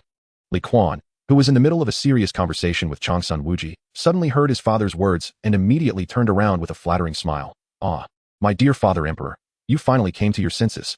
How could I not come to my senses? You were planning to go squat on Chang'an. Li Er half teased, half joked, and then stood up, looking at his son, who was overjoyed. Since you want to be made a king, you must have the demeanor of a king. If you continue to act recklessly like before, that would be unacceptable. Father Emperor, rest assured, Li Kuan replied cheerfully. Halfway through, he suddenly remembered 4 words. Do not forget your original intention. Father Emperor, I will try my best. Li Kuan thought that sometimes speaking should be more cautious. You little brat, just call me father. It makes me feel at ease. Li Er was also amused by Li Kuan's seriousness at that moment. Meanwhile, the onlookers, Fang Xianling and Du Ruhui, exchanged glances, clearly understanding a certain implication from each other's eyes.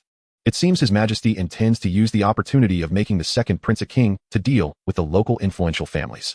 Unlike Li Shimin and his ministers, who were shrewd and calculating, the occasionally naive and innocent second prince, after receiving his father's promise, was almost at a loss for direction to the Hongyi Palace due to his happiness. Father, I just realized, you are really nice. Li Kuan, choosing to be agreeable, smiled.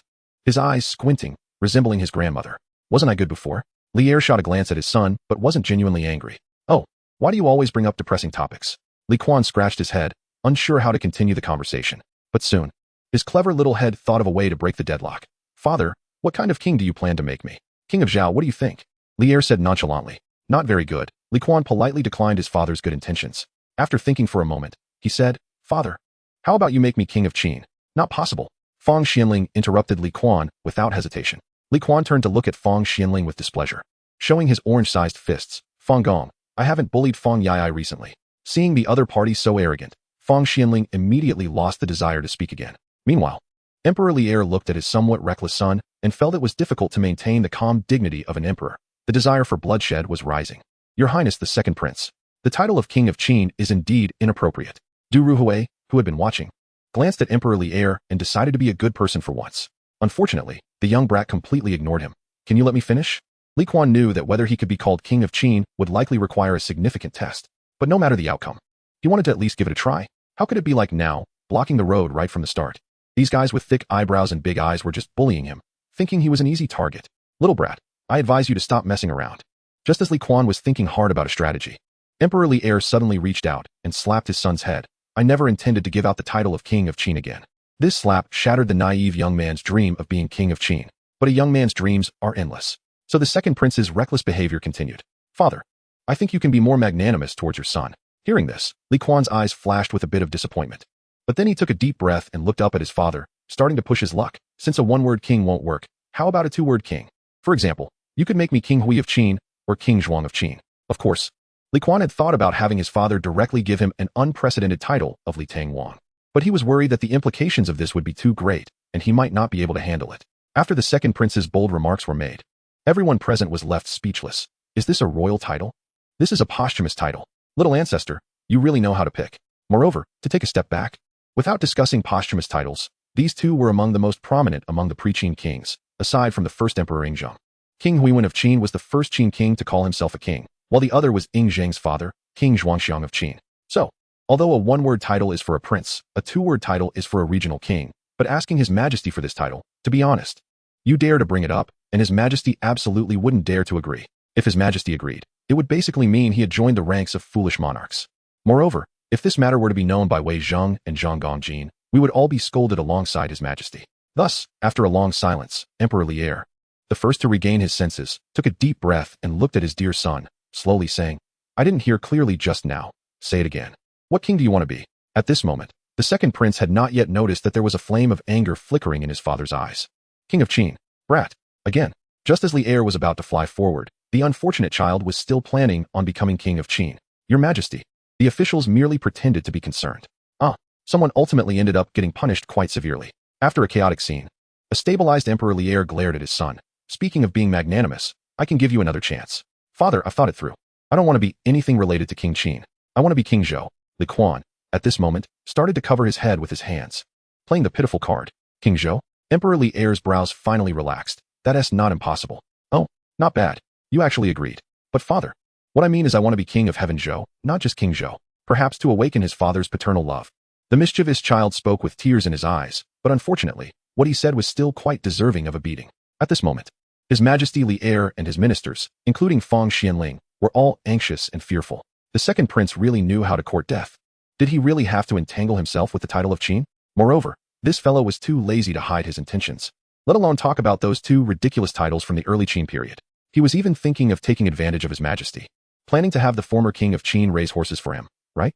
Note 4, my loyal ministers, there's no need to advise me. In front of all the officials, I have already made up my mind to properly teach my son a lesson, said Emperor Lier as he slowly loosened his waistband. I think it's necessary to give this brat a good lesson. No one should stop me. This little rascal is useless. He insists on going against such time-honored posthumous titles. Right. Is this a request for a title? This is asking for a beating. Is he really trying to take advantage of me? At this moment, the group of ministers watching the show remarked, Your Majesty, are your eyes not quite good? Who is stopping you right now? We're just bystanders, watching him make a fool of himself, and we feel uncomfortable ourselves. Dad, Dad, Dad. The second prince tried to awaken his father's paternal love at the last moment, and came up with a clever idea. I don't want the title of King Zhou anymore. I don't want the title of King Zhou anymore. How about King Wen of Han? Haha, asking for a beating.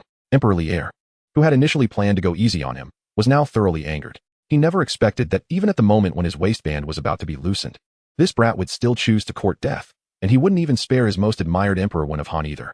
In that case, then, you little rascal, don't blame your father for being heartless. Chapter 9. The Prodigals and Li Yiquan. I must not be the biological son of that foolish monarch, definitely not. I might have been picked up by that foolish monarch on the way back to Longyu, and then discarded by him because he was disappointed in me. As the well-known golden pea, golden on the outside, soft on the inside, of the imperial palace, our royal rascal, the failed title seeker, brother Kuan, had finally gone through all the processes of daily father-son interaction with Emperor Lier, causing trouble, provocation, fleeing, being captured, getting beaten, and then shouting afterwards. Also known as further provocation. Thus, Li Kuan and his foolish monarch father, Emperor Lier, perfectly completed this cycle of paternal kindness and filial foolishness. Oh my good second brother, just say a little less. Li Tai realized that he was struggling to find the right words to comfort his recently wronged second brother. In short, he genuinely hoped that his second brother would stop being so mouthy. Otherwise, he would definitely get beaten by their father again. Humph. It's not that I like to complain, but that foolish monarch is simply too cruel. He really strikes hard. Li Kuan had already lost count of how many times he had been beaten this month, and didn't even know what kind of king he would be in the future. As he limped back to Ganlu Palace, carefully supported by his chubby brother, Li Tai. However, along the way, he still occasionally complained loudly to his brother about the foolish monarch's tyranny and the suffering inflicted upon virtuous kings. Yet, from the strong tone of his voice, others could still hear that his majesty had indeed gone easy on his eldest son this time. But sadly, the second prince seemed completely unaware of this deeply hidden paternal love, and thus could only continue his warm daily interactions with Emperor Lier characterized by paternal kindness and filial foolishness. By the way, the titles of virtuous kings that Li Kuan had been thinking about were probably all gone. This left him feeling somewhat hurt in addition to his physical injuries.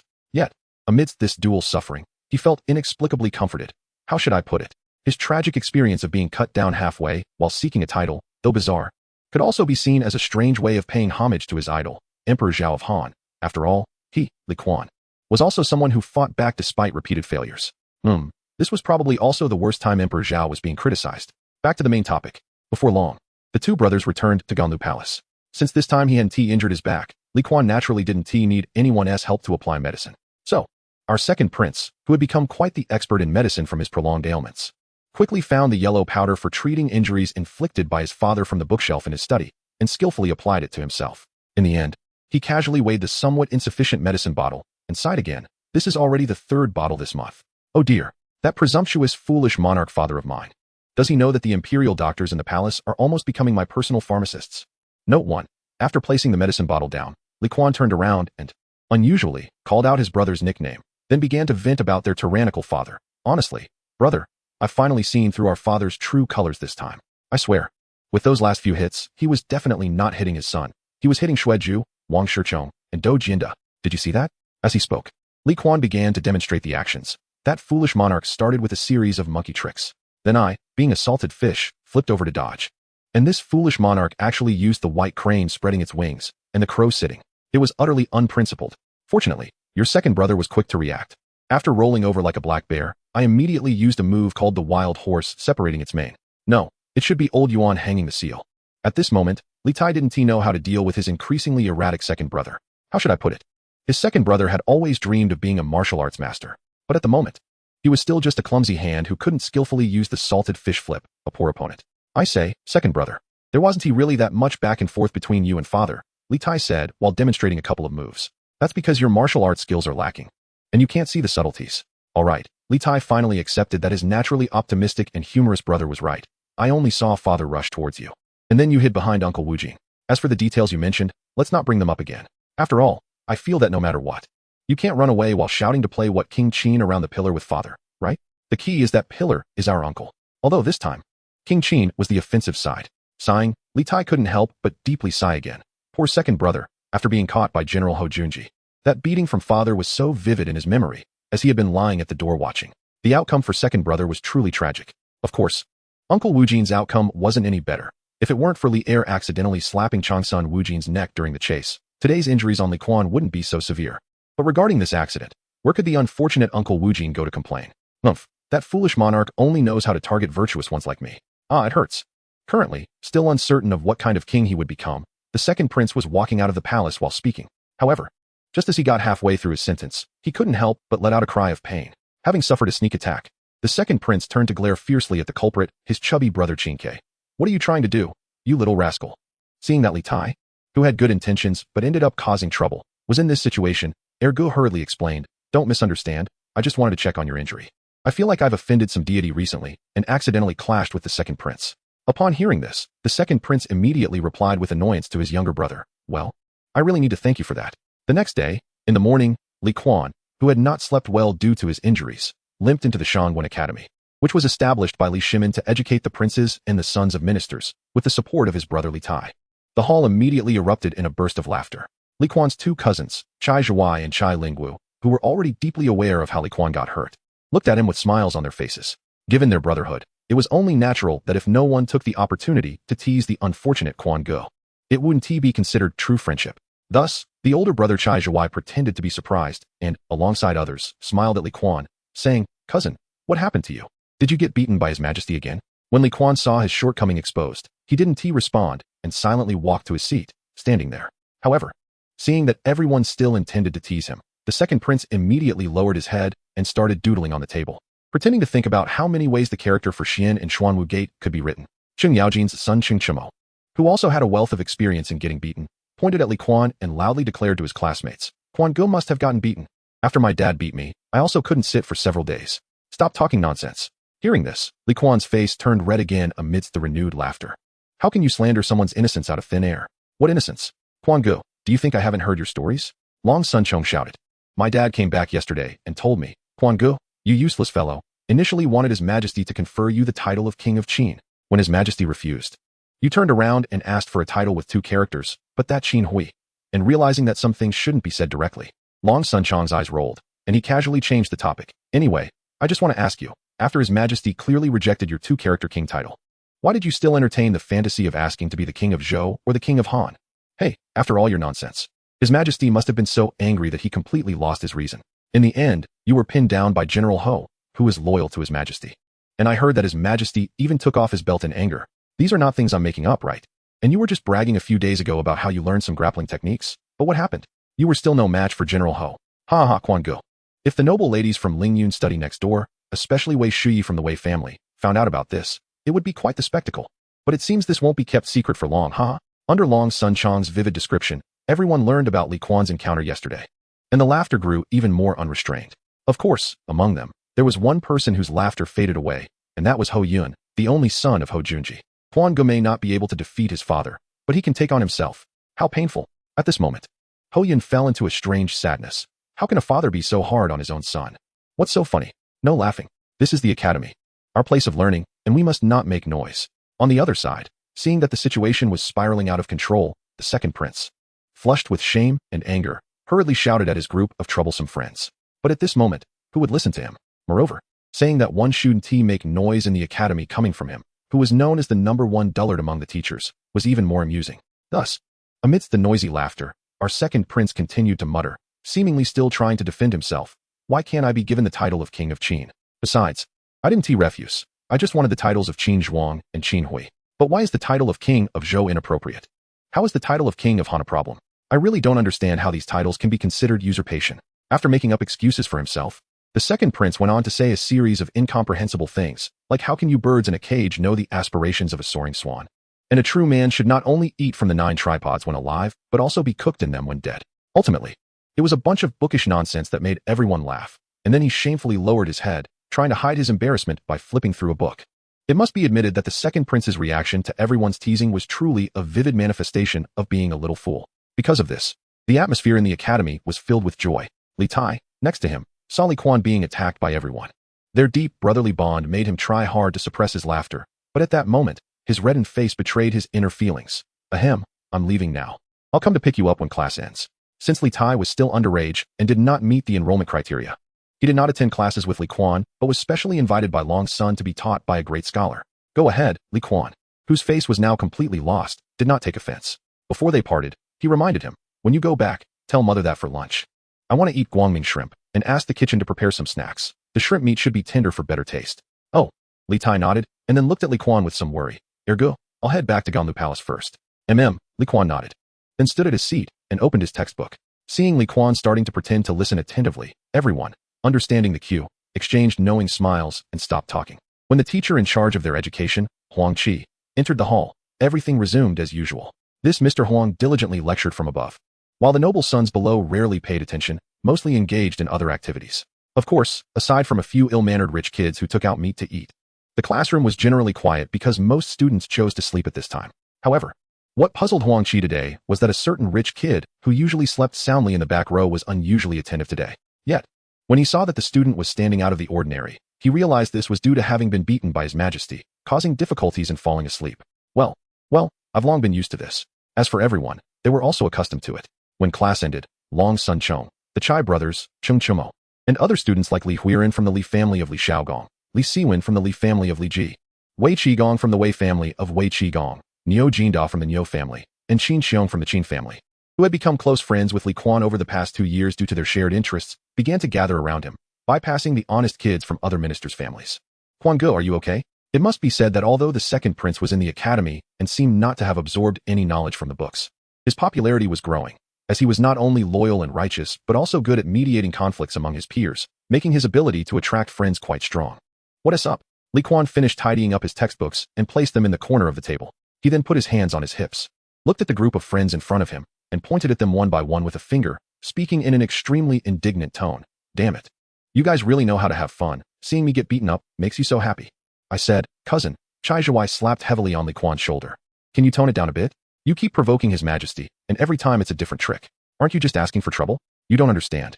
Li Kuan shook his head lightly, casually slapping away his cousin's inappropriate hand, and said earnestly, a person like me is destined to be wild and free for life. How can I endure those annoying rules? Fortunately, while I'm still young, my father is quite patient with me, so shouldn't I be mischievous to push my father's tolerance limits? Otherwise, when I come of age and cause some big trouble, what if that foolish monarch cuts me off? At this moment, the playboys, who were already shocked into silence by the second prince's remarks, were suddenly amused, especially Wei Qi Baolin, who couldn't help but laugh out loud, pointing at Li Kuan with a grin. Haha, he called His Majesty foolish, my dear Wei Qi brother. At this time, Cheng Chumo, who was standing next to him, quickly stepped forward to cover Wei Qi Baolin's mouth. He glared at Wei Qi Baolin with confusion in his eyes and shouted, Did you hear what that big fool Kuan Ge said? You dare to say anything? Who are you calling a big fool? No. Who are you calling second-generation rich? I'm clearly a third-generation rich. That's not right. My family has been noble for generations. Who the hell are you looking down on? Feeling seriously offended, Li Kuan immediately became unhappy, looking like an angry lion. Out of rigor, and based on the descriptions of those present, this enraged limping lion charged straight at the victim, Cheng Chumo. Next, in the fragrant literary hall, occasionally mixed with the aroma of roasted meat, a chaotic scene ensued. Chapter 10. The taste of life is pure joy. Getting into a fight over a few words was one of Li Kuan and his group's daily activities. However, once this muddled fight broke out, neither Li Kuan nor Cheng Chumo, the two parties involved, were seriously injured, but the brothers trying to mediate suffered. Especially Qin Huaiyuhu, sporting 2 black eyes, glared indignantly at the smiling reconciled Li Kuan and Cheng Chumo. His resentful gaze seemed capable of piercing through the shameless two. Wasn't he the one who laughed the loudest when everyone mocked Kuan Ge earlier? Did he really need to wait for me here? Damn it. Our group has about 10 people, yet we've grown over 100 eyes. Kuan Ge was born in the 14th year of the Great Industry, right? No martial virtue. Can't compete, simply can't compete. But, speaking of which, if Kuan really was born in the 14th year of the Great Industry, then he indeed belongs to your uncle, Great Industry. No wonder he has no martial virtue. Just as Qin Huayu lamented in his heart, Li Kuan had already waved goodbye to everyone. In a few days, when I have time, let us all play Kuju outside the city. Don't be late. Don't worry. We definitely won't be late. Li Huiren, who loved Kuju the most, replied loudly from the crowd. At this moment, Ho Yun, who was at the edge of the crowd, turned to his friend Feng Yai beside him. Do you think when Kuan Gu recovers, he will take revenge on me? After all, my dad wasn't virtuous first and helped His Majesty catch him. Don't worry. Feng Yai waved goodbye to the departing Li Kuan while whispering to Ho Yun. Kuan Gu is not a petty person. Generally, he looks for opportunities to retaliate against the involved parties. Back at the Ganlu Palace, Li Kuan was delighted to enjoy a sumptuous dinner. In the Tang Dynasty, lamb was the main meat for nobles. But the variety of dishes in the palace was obviously much richer. After finishing his meal, Li Kuan's mother, the Empress Dowager, put down her bowl and looked at the half-empty pot of camel hoof soup on the table with a conflicted expression. I want some more camel hoof soup. Yu Changsan, who was next to her, picked some vegetables that the other didn't like and looked at Li Kuan gently. Kuaner, you should eat more vegetables. Mother, I do eat vegetables. Li Kuan replied, blinking, but you know, I always eat meat first. I only eat vegetables after the meat is gone. He didn't know how to explain his secret to his mother. Over the years, Li Kuan had noticed that his physique seemed to have undergone some kind of change. His strength, speed, and physical coordination were far beyond that of ordinary people, which also gave him an almost instinctive preference for meat. But that wasn't the main point. The real focal point was those people Li Kuan called shadow assassins, the men in black. He had a feeling that the root of it all seemed to be related to a serious illness he had as a child. With this thought, Li Kuan pursed his lips, quietly suppressing the sudden wave of sorrow for his grandmother. He then casually picked up a roasted chicken leg from the table, intending to eat it after the meal. In response to the reproachful gaze from Empress Chang'an, Li Kuan mumbled while gnawing on the chicken leg, don't be angry. Kuaner has to eat more meat to grow up quickly and better protect you. As for vegetables, Li Kuan glanced at his sister Changlu, who also didn't like vegetables. He knew he would soon have to help his sister. Originally focused on eating roasted fish, Li Tai suddenly perked up upon seeing this scene. Second brother. We really see eye to eye. Saying this, the little fat boy directly reached out, grabbed a roasted rib from the water basin, and began to eat heartily. I want to grow up quickly too. To protect mother with second brother. My goodness. Empress Chang'an watched her two sons suddenly burst with filial piety and start eating heartily. While she felt moved, she also found it amusing and speechless. Qingke was just a momentary glutton, but Kuaner wasn't afraid of overindulging. Originally, Empress Chang'an thought this way, but when she saw her youngest son, who had suddenly triggered a gluttonous reaction, now happily covered in grease, she frowned and said, Qingke, eat slowly, don't choke. Li Tai, who was rolling his eyes from choking on the lamb, accepted a bowl of chicken soup kindly handed by Li Kuan and drank it all at once to catch his breath, then immediately admitted his mistake. Mother, you were right. I remember now. You foolish brother, you really know how to eat lamb to the point of almost needing another meal, Li Kuan said, raising his hand to slap his brother's head. No one is competing with you. What's the rush? Hee, Li Tai, having received a slap from his second brother, still smiled happily. Second brother, I know my mistake. In fact, the reason the brothers had such a good relationship was thanks to those bullying cousins. Back when Li Kuan returned to Chang'an from Longyu, Emperor Li Tu was still Prince Qin, and under the title of Grand General of the Heavenly Strategy. He was being squeezed out by the then-crowned Prince Li Jiansheng and the first troublemaker of the Li family, Prince Qi Li Yuanji. You see, the grievances of the previous generation often directly affect the children. And back then, Li Tai had been bullied by Li Jiansheng's eldest son, Li Qingzong, quite a bit.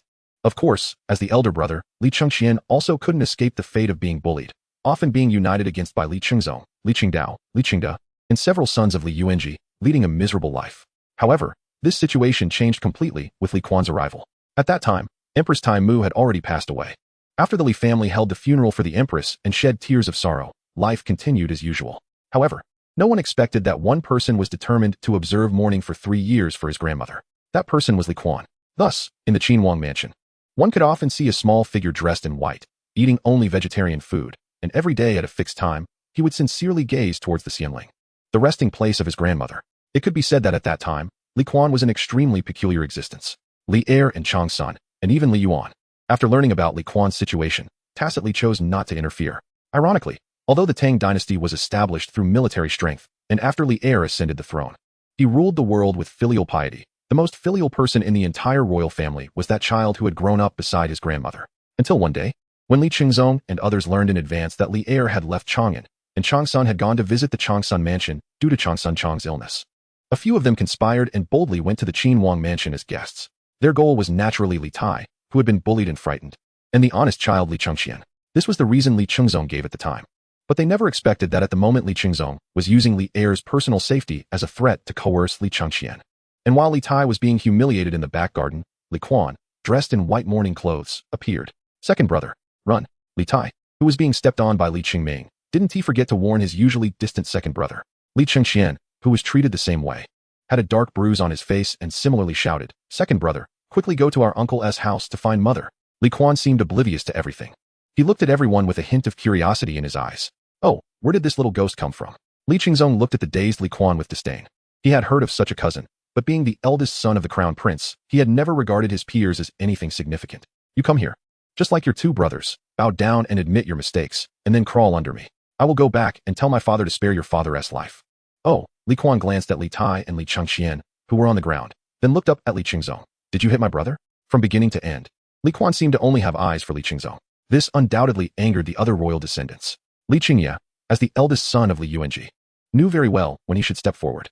Kid, don't think just because you've been in Lanyu for a few years, you're something special. What if grandmother favored you? She's gone now. Do you still plan to rely on her favor?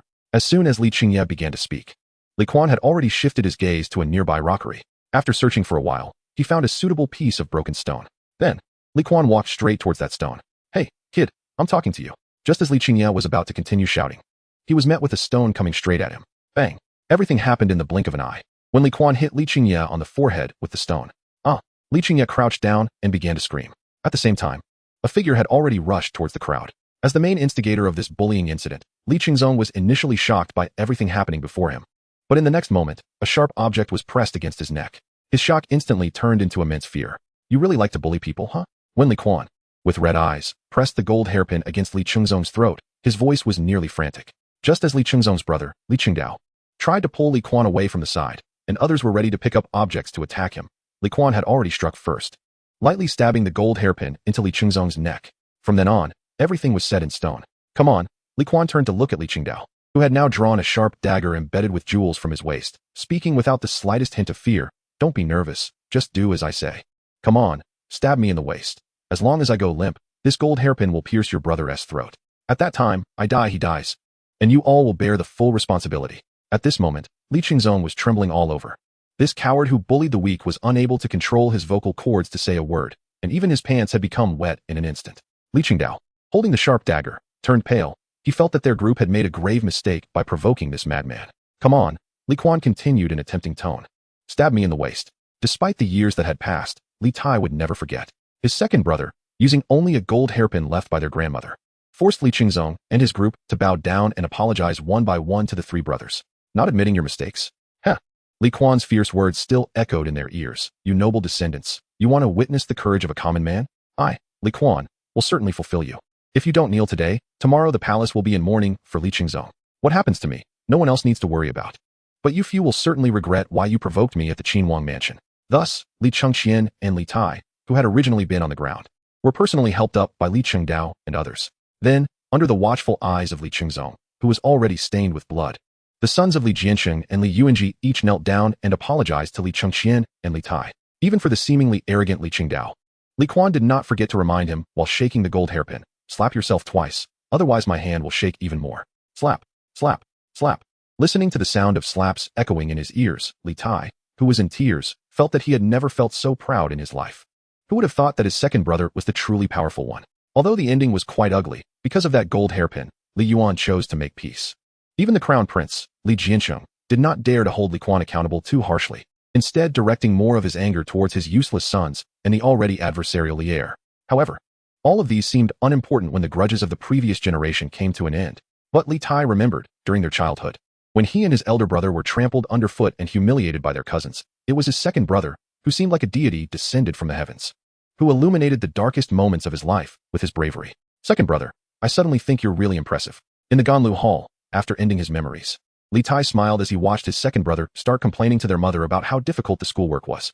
He found it hard to imagine that the second brother, who had fought so hard in the Qinhuang mansion to regain dignity for him and his elder brother, would become so lazy today. But that was fine. Li Tai thought with a smile. Huh, what? At that moment, Li Kuan, who was being held by Chang Lu, pleading for him to eat a couple of bites of green vegetables, opened his mouth to accept his sister's feeding while looking at his suddenly erratic brother, unable to comprehend why he was acting that way. Forget it, kids can be a bit quirky sometimes. Water, water, water. Because he had promised to only take a couple of bites and was distracted by his thoughts, the clever Chang Lu seized the opportunity, and unfortunately, the second brother, who was being force-fed, choked. Second brother, thank you. Ugh, but this is hot soup. Li Tai, are you really going to harm second brother? Kuaner, I'm sorry, but Xiao Tai doesn't act like a proper brother. Huh, second brother, I'm really sorry, is it serious? It's just that this soup was given to me by Chang'an. Fourth brother, how can you unjustly accuse someone? Shut up. Hurry up and finish the remaining vegetables. Oh, second brother, I'll eat it. But please don't be harsh on me. Sitting at the head of the table, Empress Chang'an smiled as she watched her noisy children. She picked a bit of food for herself and started to eat slowly. The flavors of the world bring simple joy. Note 1. Having lived a life dependent on others with her brother Xuanwu Gate when they were young, now looking at her lively children, this woman, who holds the highest status in the world, felt that the hardships she endured in the past seemed insignificant now. Everything was worth it, Empress Chang'an thought tenderly to herself. Chapter 11. The wheels of history roll forward after lunch. Kuan was unable to take a nap with his younger siblings because Empress Chang'an called him over in advance to give him a lecture. Kuan, come here.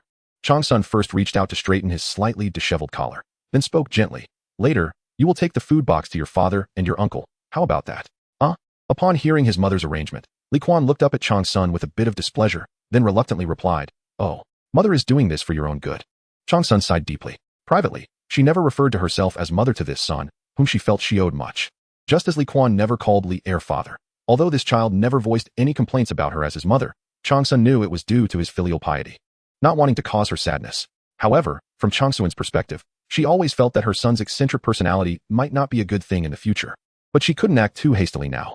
After all, this child had caused such a stir when he first arrived in Chang'an, leaving both Li'er and Chang'an alarmed. In Li'er's words, it was as if there was a fierce beast living in this child's heart. As for whether it was a lion or a tiger, that was hard to say. Therefore, Chang'an always treated Kuan with gentle words and good advice. Fortunately, Kuan was indeed teachable and rarely went against her wishes. Just so you know, Kuan refused the maid's help, picked up 2 food boxes from the table by himself, then turned to the smiling Chang'an. I'm only doing this because of your face, mother, not because I fear that foolish emperor. Kuaner, Chang'an's lips curved slightly, looking at him reproachfully. Be careful with your words. I'm used to it. Kuan smiled awkwardly, greeting her mother. I'll go now. After saying that, he didn't wait for Chang'an to speak and turned to leave the hall, heading towards Taichi Palace. In Taichi Palace, Li'er was in a rather bad mood today. In the summer of the second year of the Zhenguan era, locusts hit Guangzhou earlier than usual. Moreover, the scale far exceeded previous years. As for the reason, it was because last winter was unusually warm, and there hadn't been a single snowfall across the entire Guangzhou. Li'er, who understood military and agricultural matters, had already anticipated this and even made some preparations in advance, stockpiling a considerable amount of grain for future disaster relief. However, Li'er clearly underestimated heaven's determination to test him, the eternal emperor. In the first year of Zhenguan, just 3 months after a certain general ascended to the throne through the Xuanwu Gate incident, a rare frost disaster swept through the northern part of the Tang Empire during the deep autumn harvest season, severely impacting several major grain-producing areas of the Tang Dynasty and leading to widespread famine. And it didn't stop there. Along with the imminent large-scale locust disaster, it would undoubtedly cause another tragedy of countless starving corpses. And those court officials and commoners who believed in the mandate of heaven would likely blame this series of calamities on the improperly positioned Li'er. After all, he was the emperor, the son of heaven. Since he was the son of heaven, then this son must have angered heaven by usurping the throne, which led to the calamities as punishment for this fratricidal emperor. Who could refute this viewpoint in this feudal era? The political ideology of the divine right of kings created by Dong Zhongshu to revive Confucianism at that time was now attempting to overthrow His Majesty Li'er, who stood at the pinnacle of the feudal ruling class, and at this moment, the latter finally understood what it meant to suffer in silence. In the Taichi Palace, among the trusted aides summoned by Li'er for a meeting, besides Chang'an Wuji and Fang Xianling, there was also a military general who voluntarily came to share Li'er's burdens, Niu Xiao, Niu Jinda, the character's prototype in Sui Tang Yini. The one speaking now was him. General Niu, sitting at the head, looked at the rugged, dark-skinned warrior before him and knew that this man was here today not for selfish reasons, but only to plead for a way out for the countless people who might starve in the future. Niu Xiao, courtesy named Jinda, was once a subordinate of Wang Shichong in his early years. He was naturally bold and decisive. After the defeat of the Wagong army, he and Cheng Yaojin, Qin Xiong, and others surrendered to Wang Shichong and served him. However, shortly thereafter, recognizing Wang Shichong's suspicion and cunning nature, Niu Jinda, after discussing with Qin Xiong, allied with friends Wu Haida and Cheng Yaojin to join the Tang army during the Battle of Juku, where they subsequently remained in the Prince of Chu's residence and began serving Li Shimin. Later, in the 9th year of Wuda, the well-known incident of the seizure of the gates elevated this fierce figure to the position of Grand General of the Left Wu due to his contributions in supporting the dragon. Although Niu Xiao often appeared fierce and was teased as the ugly general by others, he was inherently kind and fair in dealing with people. Even after being appointed as a general, Niu Jinda maintained a simple lifestyle and was quite low-key, not at all fitting the aura of a grand general. At home, apart from his wife and a son who had suffered from an illness years ago, resulting in slight mobility issues, there was only an old steward and a few old servants to help them with some household chores. He could be considered a truly good minister and a genuine upright official. The reason he could always stay true to his heart was due to his tragic childhood. Originally from a family of scholars, the Niu family suffered during the reign of Emperor Yang of Sui, who launched 3 campaigns against Goguryeo, depleting national strength and causing the people to suffer from hunger. Niu Jinda's father, whether as a magistrate of Puzhou or later promoted to the county magistrate of Qingzhou County in Mingzhou, was always known for his integrity in office.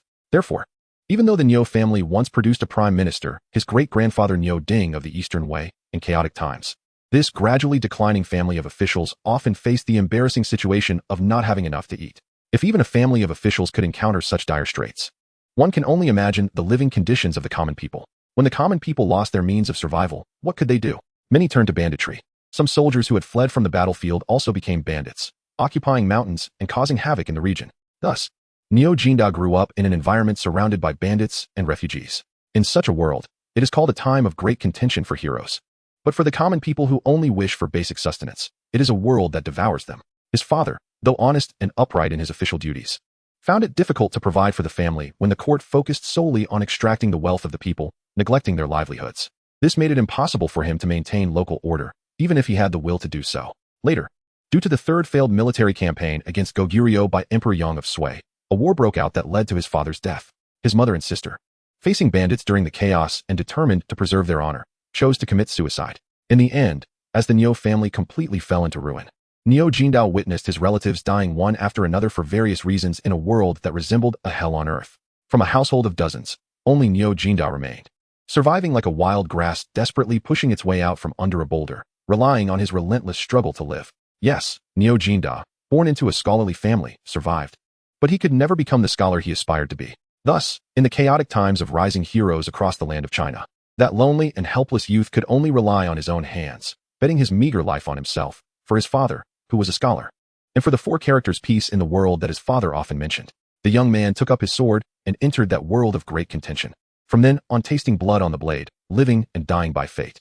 Fortunately, he finally endured it all. Unfortunately, this locust plague plunged him into painful memories of his past suffering. He was afraid. He was truly afraid. A seasoned general is never afraid of dying one day. But he fears that the common people of the empire he vowed to protect with his life are about to face disaster. In times of famine, people resort to cannibalism. This is merely a phrase frequently used in historical texts to describe the great years of famine. Just 5 short words. But when these 5 words leap off the pages of history and strike the mortal realm, it feels as if heaven has fallen. It unfolds as a series of silent tragedies of great suffering among mankind. History does not record the joys and sorrows of small people, unless the blood and tears of the masses are sufficient to compose a book of chaos. Niu Jinda had personally experienced all this. So he vowed that such tragedies should never be replayed, nor can they be repeated. For when a person is deprived of the most basic guarantee of survival, there is no difference between man and beast.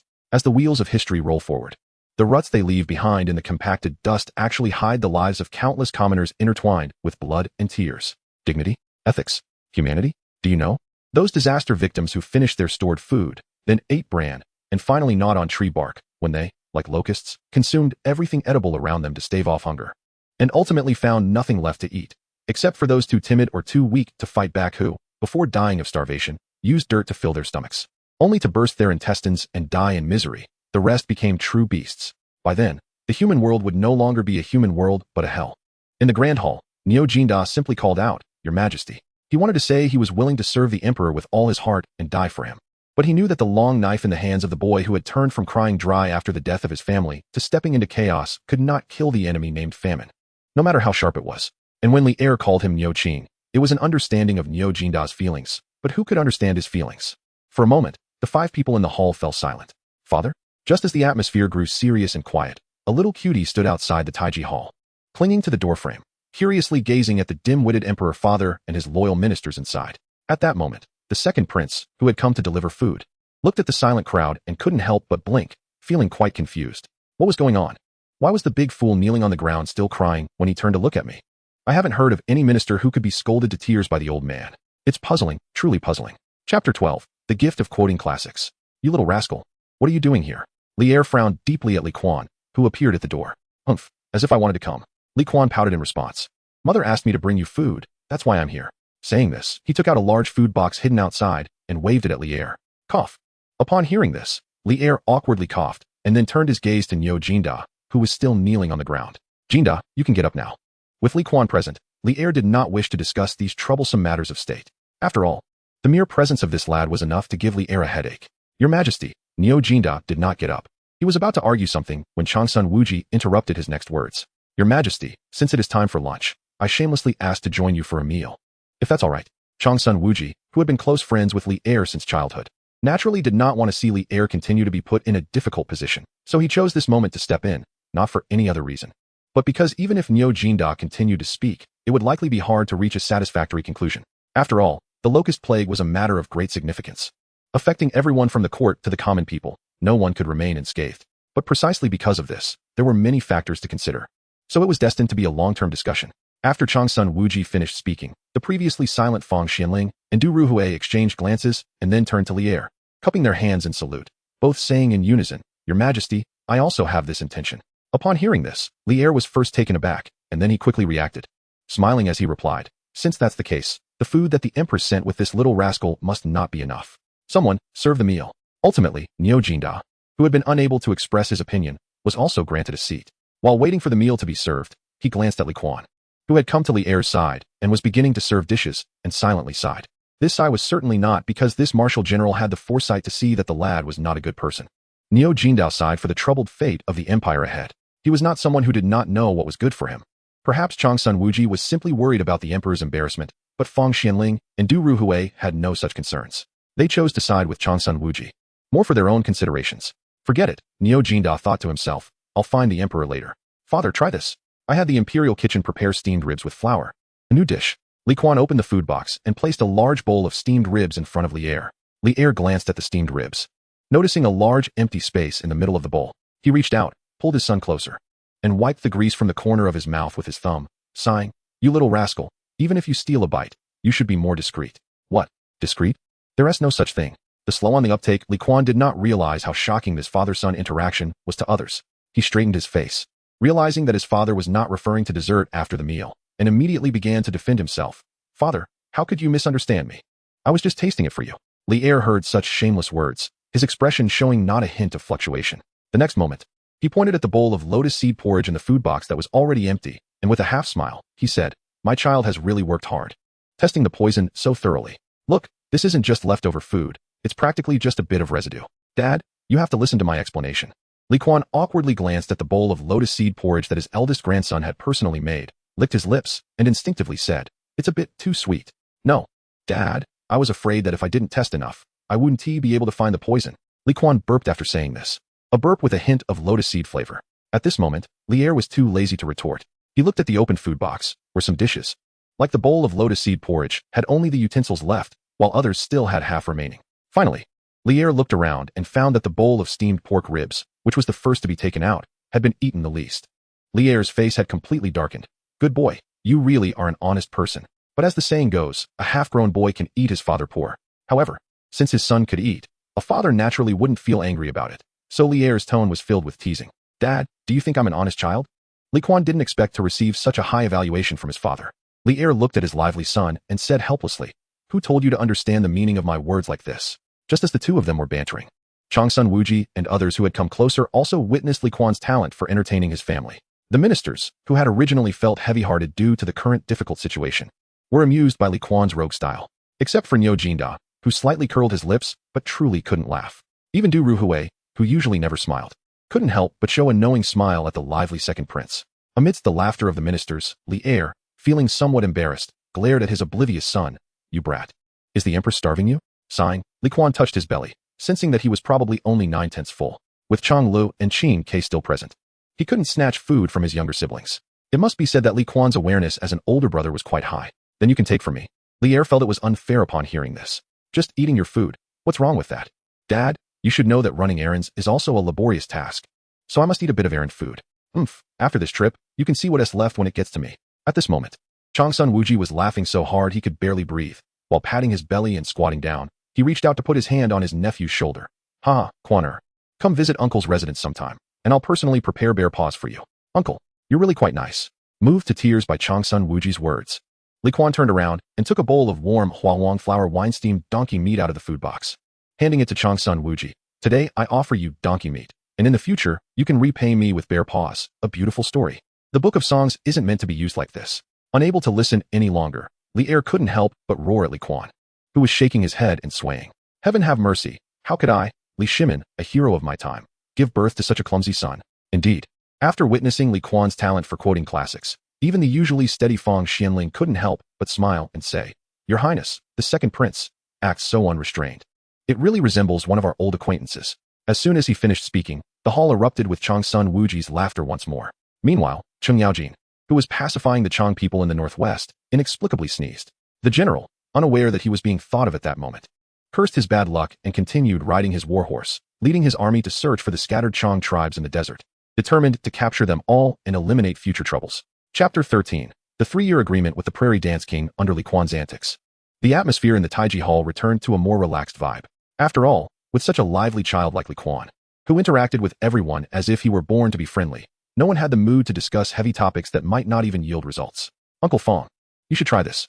Li Kuan lifted the food box and placed a plate of salted fish in front of Fang Xianling. I thank your highness, the second prince. Fang Xianling had complex feelings toward this boy, who was his own son's sworn brother. After Li Er's coup and successful rise to power, he established a school in the palace, allowing the children of ministers to study alongside his own sons. Unfortunately, while Li Er had good intentions, the result was a group of little rascals. Among them, the second prince, who was overly eager to help, was the most popular. After several years of interaction, quarreling, Kuan had truly become the de facto leader. After all, no one could refuse such a person who usually shared joyful times with his friends, but was always the first to step up and take responsibility when things went wrong, declaring, It's all on me, hit me if you must, I'm the big brother. According to Fang Eli, this all-capable sworn brother who had cut off chicken heads and burned incense paper, but unfortunately couldn't drink blood wine due to fear of pain, was akin to the benevolent Liu Bei of the Han Dynasty, and among the second-generation bandits of Chang'an, who could refuse Kuaner, the chivalrous Li Xuanda. As children, they had heard too many stories about the 3 kingdoms since they were young. Later, as they grew older, out of interest, they browsed ancient texts and became filled with longing for the praise of brotherhood between Liu, Kuan, and Zhang in the records of the 3 kingdoms. This swearing-in ceremony was simply a matter of pride for boys of their age. No one thought there was anything wrong with it.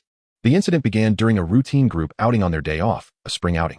However, at the May Garden of the Tsujiang Pool, a group of highborn youths, after a few cups of fruit wine, became increasingly flushed. To put it simply, they were drunk on the wine, and the brothers were completely tipsy. At this moment, the second prince, lost in his drunken bravado, felt that in such a situation, if he didn't insert incense and form a brotherhood, it would be disrespectful to his foolish father. Therefore, he immediately led this group of good buddies, who had formed a deep friendship in the palace due to their mutual lack of academic diligence, under the plum tree where Cheng Chumo had just relieved himself, to start the new generation of bandits of the Tang Dynasty. After this incident, many people were indeed shocked. Li Huairan's father, Li Xiaogong, upon learning that his son had sworn brotherhood with others like a sacrificial incense in front of the Wagong stronghold, and that the leader was a prince, was both angry and amused. What made him feel most helpless was, you two are already blood relatives. Why bother with this brotherhood? Aren't you confident enough in that little bit of blood relation? After beating his son to the point he couldn't get up, Li Xiaogong hurried into the palace to inform Li Er about this matter and to apologize. As a result, his loyal attitude was brushed aside by Emperor Li Er with a casual remark about it being just a child's play. Indeed, even though these young wastrels all came from the top aristocracy of the Tang Dynasty, Emperor Li Er did not care. After all, this was a man who could easily subdue their fathers, so why would he fear a bunch of kids causing a ruckus? Of course, regarding the leader of this group, a certain mischievous little devil, Emperor Li Er chose to turn a blind eye, allowing him to run amok, feeling somewhat indebted to his son. Because of this, after the storm passed, many ministers in the court began to look at Li Kuan, the capricious second prince, with a different perspective. The implications of this were obvious. However, Li Kuan had never cared much for the thoughts of these onlookers. Hey, Uncle Fang, what is there to thank for? Facing Fang Xuanling's politeness, Li Kuan waved his hand grandly and said, I am a close friend and brother to Eai, so it is only right for me to look out for you a bit in this palace. For the first time benefiting from the shade of his son, Fang Xianling looked at this boastful half-grown child, and even this wise statesman, known for his strategies, felt a bit of an urge to flip the table. All right. Give you a bit of sunshine, and you shine brightly. Your Highness has truly given this old man a vivid lesson today. Originally wanting to say a few more words, Fang Xianling suddenly raised his head and caught sight of Emperor Li Er, who was so angry his eyes were nearly spinning. It seems I don't need to say much more. With a slight smile at the situation, Fang Xianling then began to eat. Li Kuan also stood up shortly after, and after a series of stomping sounds, he placed a plate of jumping meatballs in front of Xuanwu Gate. Uncle, this is your favorite. Don't forget about the bear paw. You child, really. Could it be that Uncle would go back on his word to you? Xuanwu, Xuanwu Gate, who had witnessed his nephew's antics the entire time, was just about to give him a word of advice when his mischievous nephew had already darted away like a whirlwind to another place. This left Xuanwu Gate feeling a sense of helplessness. At this moment, he had for the first time in his heart a thought of questioning life. The emperor and his sister were both dignified people, and both spouses came from prominent families, so it shouldn't be like this no matter how you look at it. Could it really be that dragons give birth to 9 sons, each different? Or could it be that oranges grow in Huai Bay? Uncle Du, I heard from Du He that you have been unwell lately and shouldn't eat meat. So don't think my little nephew is stingy and unwilling to let you have some meat. Li Kuan, relying on his young age, always spoke his mind without any concealment. Your Highness is thoughtful. Du Ruhui didn't have much of an opinion about Li Kuan. His attitude towards him was the wisest. He wouldn't take the initiative to get close, nor would he deliberately distance himself. When Emperor Li Shimin saw his son making polite conversation with his trusted ministers but ignoring his old father, his anger could be said to have risen and fallen in waves. Li Er was already bewildered by Li Kuan's unconventional approach. At this moment, he could only try to ignore his neglected son, and this abandoned old father could only drink alone and sulk. When Li Kuan came to the silent and sorrowful Niu Jinda, his expression became unprecedentedly solemn. Relying on a part of memories from his past life that had inexplicably surfaced in his mind, Li Kuan had a rough understanding of the life experiences of General Niu. The historical records praised the high character of the other party, and he personally felt deep admiration for him. However, at this moment, the locust plague mentioned in the court was still lingering in Li Kuan's mind, who was concerned about the 3-year agreement between Li Er and a certain grassland dance king. He couldn't let the past tragedy happen again. This was General Niu's thought, and naturally, Li Kuan agreed. Li Kuan placed a bowl of carved meat rice in front of Niu Jinda. Seeing that Niu Jinda was still reluctant to pick up his chopsticks, Li Kuan comforted him. Uncle Niu, even if you are worried about national affairs, you must cherish yourself. The premise of serving the country and the people is to maintain a useful body. You are a great general on the battlefield. If you starve yourself to the point of losing strength, it is a dereliction of duty as a military commander, and even more so a loss for the nation. In my humble opinion, it would be better for you to eat your fill first, and once you have strength, think of ways to solve the problems. Only in this way can we find the right path to resolve the issues. Clatter. Li Er's chopsticks fell to the ground. Why is this little rascal behaving so strangely today, making me feel unfamiliar? On the other side, Xuanwu Gate, who usually loved to eat donkey meat, was currently devouring his food without any regard for his image. Meanwhile, the gazes of Feng Xianling and Du Ruhui, who were sitting opposite him, also changed as they looked at Li Kuan. After hearing Li Kuan's heartfelt words, the battle-hardened Niu Jinda also reddened his eyes. He choked up and said, "It's not that I, Niu Jinda, do not know what it feels like to be hungry. I know very well what happens when a person has been hungry for too long and is desperate. I just don't want the hard-won peaceful era to be destroyed again by a natural disaster." As Niu Jinda spoke, 2 drops of murky tears rolled down the face of this dark-faced man and fell into the bowl of carved meat rice in front of him. Li Kuan looked at such a Niu Jinda and fell silent. After a long while, Li Kuan stood up with a solemn expression and looked at Niu Jinda. "Uncle Niu, regarding the locust disaster, I believe that with all of you uncles here, plus my old father, who is barely wise and martial, we will definitely be able to safely get through this crisis." Chapter 14. Mother accompanies you. After Li Kuan finished his disaster relief speech, Niu Jinda turned his gaze to the ever-changing face of Li Er, remaining silent. It was not that Li Kuan's heartfelt words were not sincere. In fact, at this moment, Niu Jinda had already formed a significant change in his perception of Li Kuan, the second prince who acted freely relying on the favor of the emperor and empress. However, the objective facts were in front of them. The locust disaster was a natural disaster that could not be resisted by human power. A small-scale locust disaster might be managed with flocks of chickens and ducks, but once the scale of the locust disaster expanded, it would be difficult to find effective solutions. Even if the people were mobilized to catch locusts and grind them into locust powder for drying and storage, locusts generally stayed in one area for only a short time. Once they had eaten all the plants in that area, they would fly away in groups. In such a short time, the people trying to salvage the losses from their destroyed crops by catching locusts would be akin to a drop in the bucket. Therefore, such natural disasters could never be easily resolved with just a few grandiose words. At this moment, Emperor Li Er, looking at his suddenly sensible big son, felt a bit of comfort in his heart. "I am very glad that you have this intention, but you are still young, and these matters are not for you to consider right now. In a while, you will return to Ganlu Palace and take the awakened Qingke and Chang'an to the Imperial Garden to play with my koi. Remember, don't mention what you heard earlier to anyone, all right?"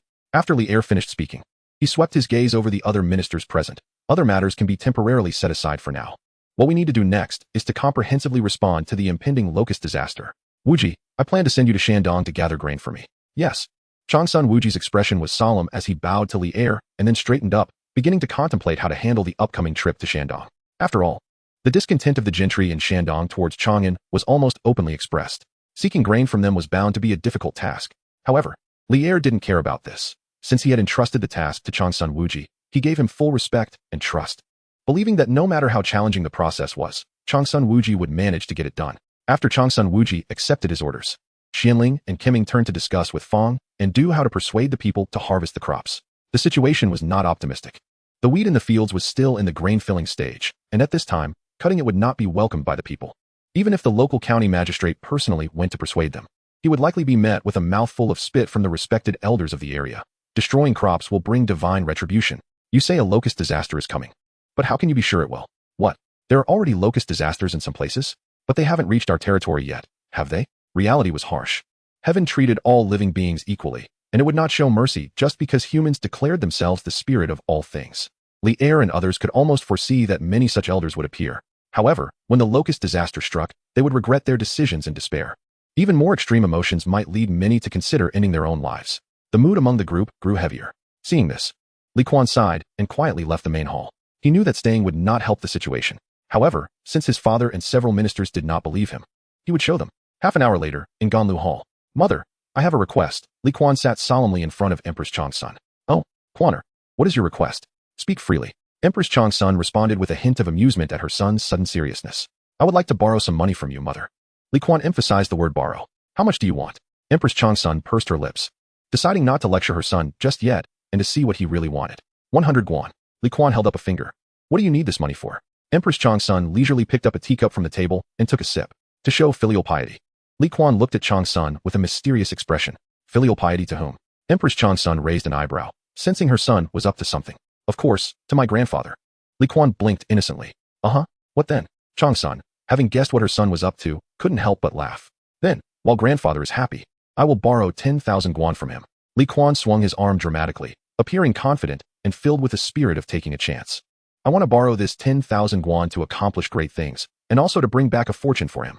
Chang'an was at a loss for words regarding her seemingly clever yet foolish son. It wasn't that his plan was unworkable, but rather that as a prince, he understood human relationships too well. Li Yuan would naturally not loosen his purse strings for a mere 100 guan. However, once Li Kuan made the request, Li Yuan had no reason to refuse. Of course, aside from Li Yuan's great affection for Li Kuan, there was also the sentiment of love for the house and its crow. After all, the golden hairpin that Li Kuan used to drive away Li Qingzong was one of the tokens of love between Empress Ta Mu and Li Yuan, and was also a relic of the last direct lineage of the Dou family, a prominent family for 1,000 years. Therefore, no matter what, as long as Li Yuan considered the significance of that hairpin, he would likely relent.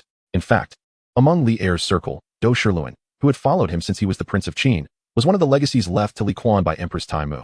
The meager inheritance left by Empress Ta Mu was managed by this person, waiting for Li Kuan to grow up, at which point Dou Shiluan would return everything to him. In the hall, Empress Changsuan's thoughts wandered far until she noticed something was off and found Li Kuan shaking her arm for quite a while before she returned to her senses. Mother, what do you think? Li Kuan looked at Chang'an with hopeful eyes. Not much. Chang'an glanced at her self-satisfied son. If your father knew your plan, he would probably beat you up until you couldn't get out of bed. I'm not afraid of that foolish emperor.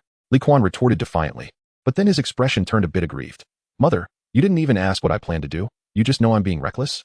After speaking, Li Kuan released her hand, pouted, crossed his arms, and sat cross-legged on the floor, shaking his head, swaying, bending over, shrugging, and twisting his arms, in short, displaying an attitude of defiance.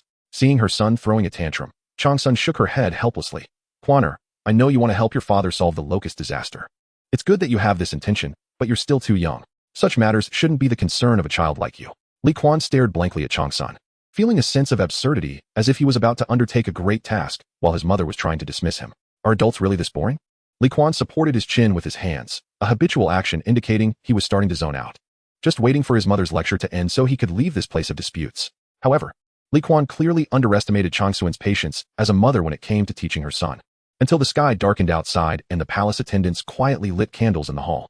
Even the younger siblings who had initially waited outside had returned with fishing rods from the imperial garden. Changsuan's admonishment still hadn't ended. Mother, I'm hungry. The compassionate Princess Changlu exchanged glances with her brother Li Tai, and they both entered the hall, addressing Empress Chang'an in unison. Only then did Empress Chang'an realize it was already time for dinner. Glancing at her daughter, who looked like a little calico cat, and then at her son, who had been tossed around like a little mountain pig, Chang'an sighed helplessly. She reached out to ruffle Li Kuan's little head. All right, don't be sullen anymore. About the money, I agree, but you must not go looking for your grandfather. Huh? Li Kuan slowly raised his head, looking at his mother. Mother, why did you suddenly agree? This truly is a case of the mountains and rivers ending in doubts, only to find a village in a darkened willow. Since you have the heart, then I will let you do as you wish. Chang's son smiled gently, taking her hand off her son's head, and in the process, tidied up his disheveled clothes, then patted his little face. After all, as a mother, I always hope my son can achieve something. Even if everything you do now seems reckless, a mother's desire for her son to succeed doesn't need to be justified by any worldly prejudices. So even if it's reckless, I will accompany you. Chapter 15. Do Shirluan with Changsuan's support, Li Kuan felt completely assured about what he was going to do next. The next day, as the first light of dawn appeared on the horizon, a horse-drawn carriage swayed gently along the imperial road leading out of the palace. The commander of the palace guards, Chang He, stood atop the Xuanwu Gate tower, and upon witnessing this, he could only sigh helplessly. Who the visitor was needed no guessing. Chang He, open the door. As the carriage slowly came to a stop in front of the palace gate, Li Kuan's strong voice came from within. Today, the elderly eunuch Jiang Chu, who had temporarily taken on the role of coachman but was actually responsible for protection, looked at the unmoving palace gate and suddenly said to the carriage, Your Highness, should I go down and urge this old eunuch, personally arranged by Li heir to be by Li Kuan's side? He may not look impressive, but in reality, his status in the palace is no less than that of the eunuch Yun Chang, who serves Emperor Li Shimin. No need, Li Kuan replied casually. Chang He is an old acquaintance of mine. He wouldn't be so oblivious. Sure enough, not long after, the originally tightly locked Xuanwu Gate slowly opened. Chang He stood beside the palace gate, looking at the carriage with a complex expression, knowing how much he did not want to deal with this master. Just a moment ago, he had calculated the days from the tower. Logically, the princes should be attending classes as usual today, with no breaks. But since the visitor was the second prince, it was needless to say that this young master was once again skipping class. Chang He actually hesitated slightly. Apart from his loyalty to his majesty, he could almost foresee the darkening faces of the civil and military officials waiting outside the palace upon seeing this carriage after the gate opened. However, there was no choice. If he didn't open the door, this unruly second prince had even committed misdeeds like secretly pouring syrup on the door hinges. Chang He was truly afraid. Therefore, after the palace gate opened, Jiang Chu glanced at the group of officials outside the Xuanwu Gate, lowered his eyelids, cracked the whip, and slowly drove the carriage out of the palace. Fang Xianling and Du Ruhui, along with the historical figure Wei Zhang, embodied the integrity of scholars, and they had some opinions about this second prince, who had forcefully opened the palace's restrictions and let a eunuch drive past them in front of the civil and military officials. How outrageous. Wei Zhang, known for his fiery temper, immediately stepped out from the neatly lined-up officials, ready to reprimand this young master, whom the emperor often mentioned. But in the next moment, he was stopped. Wei Gong, Do Shirluan grabbed Wei Zhang's embroidered robe. This seemingly thin middle-aged scholar had quite a grip, and Wei Zhang, wanting to break free, found it impossible. He heard Do Shirluan say kindly, Don't meddle, it's time to attend court. You. As the seemingly weak scholar Wei Zhang was restrained by the equally weak scholar Do Shirluan, he turned red with anger, glaring at Do Shirluan. His face filled with indignation. Why are you turning a blind eye to the second prince's outrageous behavior? You're not helping him, you're harming him. Who says I'm helping the second prince? Do Shirluan found it amusing and pointed his chin, indicating for Wei Zhang to look at a certain spot.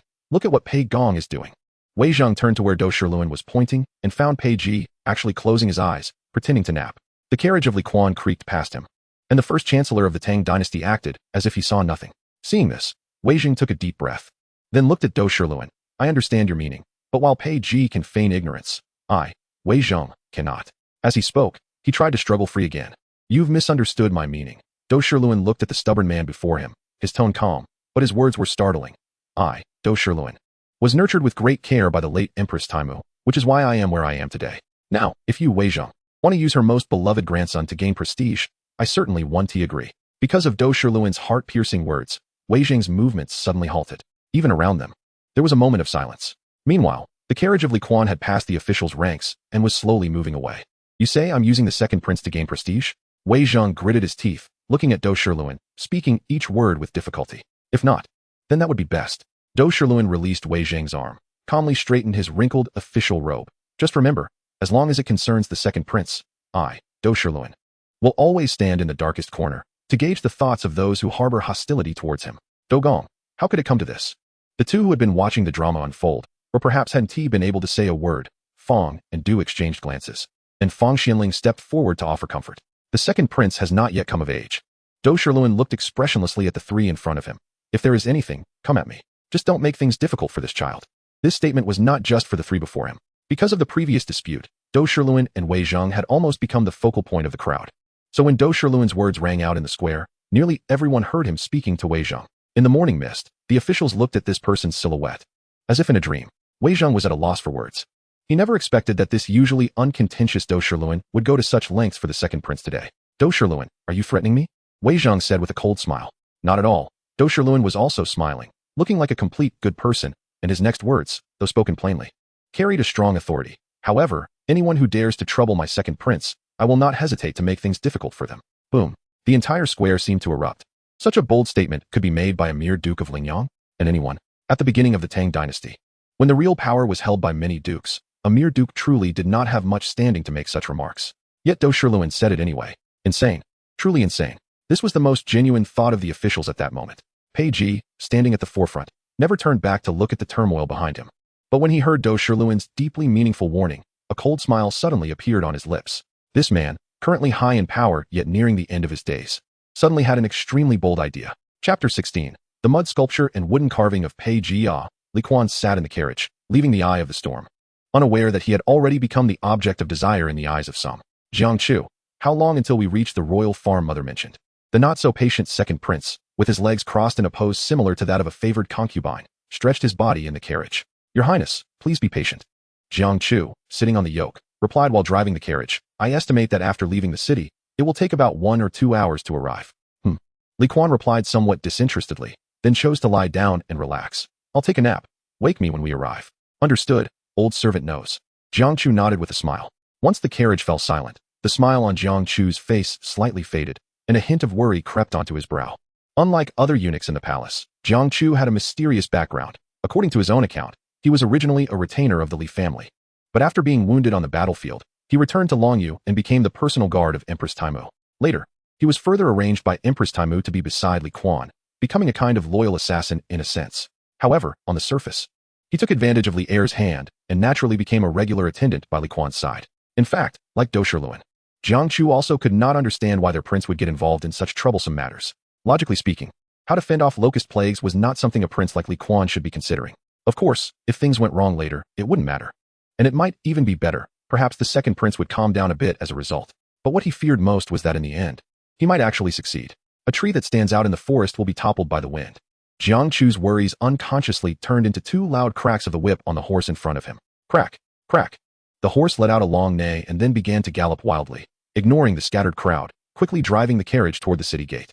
Jiang Chu, are you trying to get us killed? Li Kuan, awakened by the earth-shaking motion, held his slightly pale forehead and struggled to sit up straight again. Your Highness, this horse has been in the deep palace for too long and hasn't seen so many living people, so it's excited. Jiang Chu, blushing, began to speak nonsense. Find a way to slow down. Li Kuan, who was rubbing his forehead, said irritably. Yes, this old servant will find a way right away. Just as Jiang Chu was trying to stabilize the carriage and slowly drive out of Chang'an City, inside the palace, in the Great Hall, Wei Zhang, the first critic of the Tang Dynasty during the Zhenguan era, was now fully unleashed. He stood firmly, holding the tablet, glaring angrily at the calm Do Shirluan beside him. Then he turned slightly and bowed towards the dragon throne, where Li Shimin, feeling uneasy, expressed his indignation.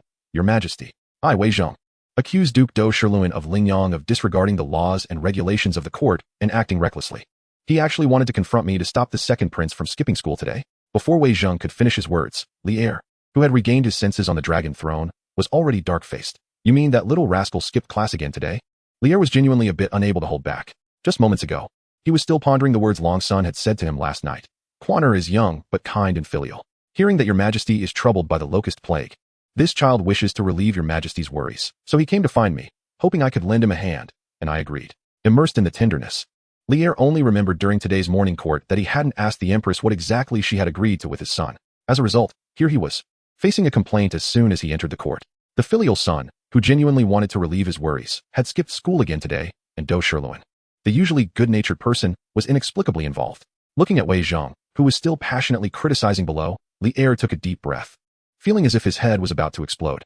Please, your Majesty, make a decision. After Li Er regained his senses, Wei Zhang had already finished his righteous speech. Now, Do Shirluan, who stood beside him, had been labeled as a sycophant by Wei Zhang, and the prince who had already left the city had become a piece of decayed wood that could not be carved. Make a decision? That child skipping school isn't a new thing. What can I do about it? Should I beat him? Do you believe that if I beat him, he would run to Hongyi Palace to cry to the Grand Emperor? And after that, he might even go to Xianling, the tomb of Empress Ta Mu, to report me to the Empress?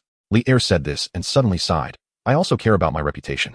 Do you want future generations to read the imperial diary and see it filled with this child's mischievous deeds? It must be said that when Li Er played the sympathy card, the officials were also powerless to counter it. Moreover, after hearing Li Er's explanation, everyone felt more sympathy for their emperor. How unfortunate for the family. Encountering such a troublesome second prince, the emperor's life wasn't easy either. Wei Zheng, hearing Li Er's words, was momentarily at a loss for what to say. He hadn't expected that this second prince, whom he had only met a few times, would be such a tough nut to crack. This kind of throwing tantrums and acting spoiled seemed to be a talent. Even the famous Cheng Yaojin in the court seemed unable to keep up. The younger generation is formidable. Alright, let's not talk about this. Li Er revealed his shortcomings, aiming to prevent the officials from continuing to entangle in such meaningless matters. Even if his son was mischievous, he didn't intend to let outsiders help educate him. Let me deal with the headache later. Regarding the locust plague, Li Er's gaze swept across the great hall, and the officials all lowered their heads. I have already sent Wu Ji to Shandong to procure grain. But the situation is now severe. I am worried that distant water cannot quench nearby thirst. So you all need to do your utmost to persuade the people of Guangzhou to harvest their crops earlier this year. Otherwise, if the locusts come, we may face a total crop failure this year. Li Er stated the decision he had previously discussed with Fang Xianling and others in front of all the officials. But the responses were few and far between. After all, everyone knew that procuring grain was the court's responsibility. Although it was difficult, there were at least rules to follow. And it couldn't be impossible to achieve. But persuading the subjects to harvest grain in advance. How to say it? Even if everyone risked their official positions and forced the people to harvest grain early, when the respected local elders, who had deep ties with the people, sat down at the government office's door, your high position wouldn't mean much. Because Tang law stipulated, elders over a certain age could enjoy immunity. The first category was those over 70, who were exempt from penalties below exiled crimes. The second category was those over 80, who committed crimes deserving of death, could appeal to the emperor for judgment. The third category was those over 90, who, even if convicted of death, would not bear criminal responsibility. Therefore, if you were a local official and happened to have an elder over 90 under your jurisdiction, then sorry. Your uncle or aunt is still your uncle or aunt as long as you don't act properly. They could swagger into your office, spit in your face, and you wouldn't dare say anything. Even those officials in the 6 ministries who didn't need to go to the local areas might not storm into your office. But if they came to your house for a visit, would you dare not welcome them? The outcome would still be the same. Thus, when Li Er said this, the response from everyone was an eerie silence. Everyone knew how difficult this matter was. Your Majesty, Fang Xianling glanced at the head of the civil officials, the usually expressionless Chancellor Pei Ji, and then stepped forward, taking over Li Er's words. I, Mao Sui, volunteer to be transferred to the Ministry of Revenue to handle the locust plague. At a critical moment, one's own people still played a huge role. Li Er looked deeply at the still calm Pei Ji, with a hint of hidden anger in his tone. Approved. For some unknown reason, in just a moment, a huge anger rose from Li Er's heart. He looked at the officials in the hall and suddenly felt that his mischievous son seemed much more pleasing than the people present. But what was this son doing right now? On the dragon throne, Li Shimin's gaze unconsciously shifted from the officials to outside the hall. The blue sky and white clouds made this ancient emperor, who was originally worried about state affairs, suddenly remember his second son, who had never been very obedient or sensible. Chapter 17, Dreaming of Grandmother. Regardless of whether his old father cared about him, after 2 hours of long travel, rushing and slowing down, they finally arrived at a somewhat dilapidated farmhouse at the foot of Yushan. When Li Kuan got off the carriage and looked at the gray, dusty road, he saw the occasional peasant with a pale face carrying a hoe back from the fields. Upon seeing him, they quickly lowered their heads, cautiously avoiding the carriage, and hurriedly quickened their pace to leave what they subconsciously considered a place of conflict. For some reason, Li Kuan's mood suddenly became a bit downcast. He couldn't understand whether it was because of the impending locust disaster, which made him realize that these poor peasants were working under the scorching sun for nothing, or because even if he reminded them, they wouldn't believe him. Alas, the heavens really have no eyes, which is quite frustrating. Li Kuan suddenly spat on the roadside. Jiang Chu, who was beside him, raised an eyebrow. As Li Kuan's vassal and loyal servant, he wanted to remind him that both his grandfather and father were emperors, and as a descendant of the emperor, he should be mindful of his words. But he ultimately chose the simplest way to handle it and turned a deaf ear. After all, Jiang Chu thought that Li Kuan's words were not wrong. Since the beginning of the Zhenguan era, the entire Tang Dynasty had been plagued by natural disasters one after another. Unless they were real rebels, they could only hope that the heavens would be harsh for another year or two so they could rise against it. Who among the Tang people hadn't harbored such grievances in their hearts? Li Kuan glanced at the sun, which was now close to noon, and realized he didn't have much time left to stay here. Jiang Chu, Li Kuan casually surveyed the farm and turned to Jiang Chu, asking, "Is there a big mansion here that I want?" Although Li Kuan had stated his requirements before leaving the palace, he needed an imperial farm with a large mansion to store grain. Long Sun had readily agreed and promised to arrange for someone to deliver the 10,000 guan in copper coins he promised. But now, looking at the dilapidated state of the imperial farm before him, he couldn't help but feel a bit hesitant. Was this place really as reliable as his mother said? Second Prince, Jiang Chu naturally guessed Li Kuan's thoughts. With a gentle smile, he explained, this Yunming farm belongs to Lantian County. Originally, it was under the control of the prominent Yuan family of the Sui dynasty. There is also a large villa here that was built by the Yuan family for summer retreats. Although it appears a bit rundown now, it doesn't affect your use of it for grain storage. All right, take me to have a look. Li Kuan nodded and then gestured for Jiang Chu to lead the way. Yes, Jiang Chu replied and immediately walked ahead to clear the path.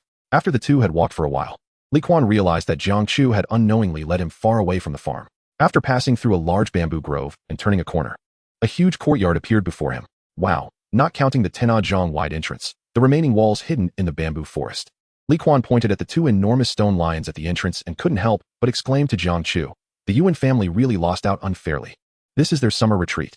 The stone lions at the entrance are even bigger than the two at our ancestral home in Xuanwu. Much bigger. This truly is a case of the rich living in excess while the poor starve in the streets. By the end of his words, Li Kuan couldn't help but shake his head and sigh, clearly shocked by the extravagance of the noble families. Jiang Chu was also quite astonished at this moment. The rich living in excess while the poor starve in the streets. What a great poem, Second Prince. Although Jiang Chu came from a rough background, he had read quite a bit since entering the palace and had developed some appreciation for literature. Of course, this was a poem. Just as Li Kuan was about to bring up the renowned poet Du Fu to praise it, he suddenly realized that both this poet and the wine immortal he mentioned were figures from decades or even centuries later and not suitable for the present context. Naturally, Li Kuan didn't intend to use others' talents to embellish himself. He believed he would leave a more splendid Tang Dynasty for the poets and scholars of future generations. Therefore, he decided not to be a cultured person, but rather someone who would be honored in the martial temple after death. So, having even thought about which temple he would enter after death, Li Kuan chuckled, all right? I don't even remember where I saw that. But it fits the moment quite well. After saying that, Li Kuan didn't plan to wait for Jiang Chu to continue questioning him. He pointed at the large door and asked, do you have the key? Yes, Jiang Chu replied, putting aside his doubts for the time being and taking out a set of keys sent by Empress Chang'an that morning. I'll open the door for you right away. As the lock clicked open, the vermilion door slowly swung open.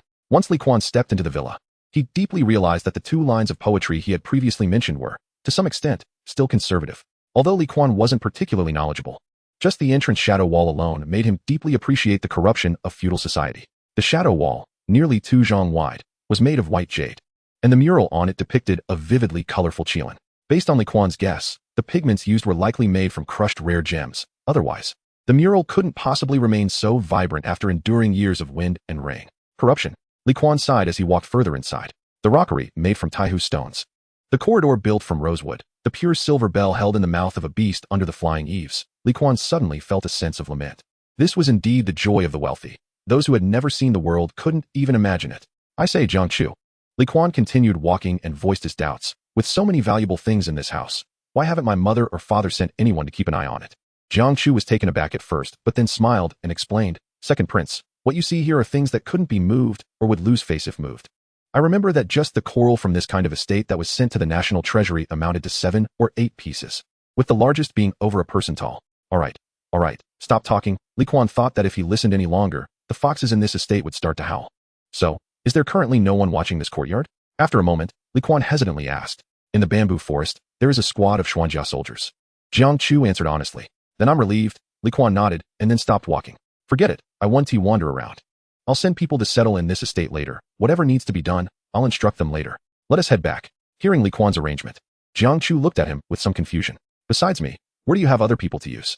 No, Li Kuan said, not angry but laughing in response. I say, Jiang Chu, can't this prince have a little secret of his own? Your Highness, please don't joke. Jiang Chu first gave a bitter smile, then said seriously. You must not start to say something and then leave it hanging. Must not do what? Li Kuan rolled his eyes. I just want to open the Xuanwu Gate. I don't have Yuqi Gong by my side. Your Highness, Jiang Chu was already at a loss for words. To be honest, if it weren't for the great kindness shown to him by Empress Ta Mu, this old fellow would have already considered quitting. You really dare to say anything? All right. Li Kuan pouted. Just consider it one of the trump cards my grandmother left for me. In fact, it wasn't wrong for Li Kuan to say this. After all, the serious illness he had when he was born should have taken his life. It was thanks to his grandmother's struggles to find a great person to help him that he was able to return from the gates of hell. After that, Li Kuan discovered that some vague memories, possibly from a past life, had emerged in his mind, along with an inexplicable summoning space and the 3,000 shadow assassins within it, who were immortal and could enhance their abilities in sync with his own growth. Additionally, Li Kuan found that as he grew older, his martial arts talent began to gradually manifest, all thanks to his grandmother.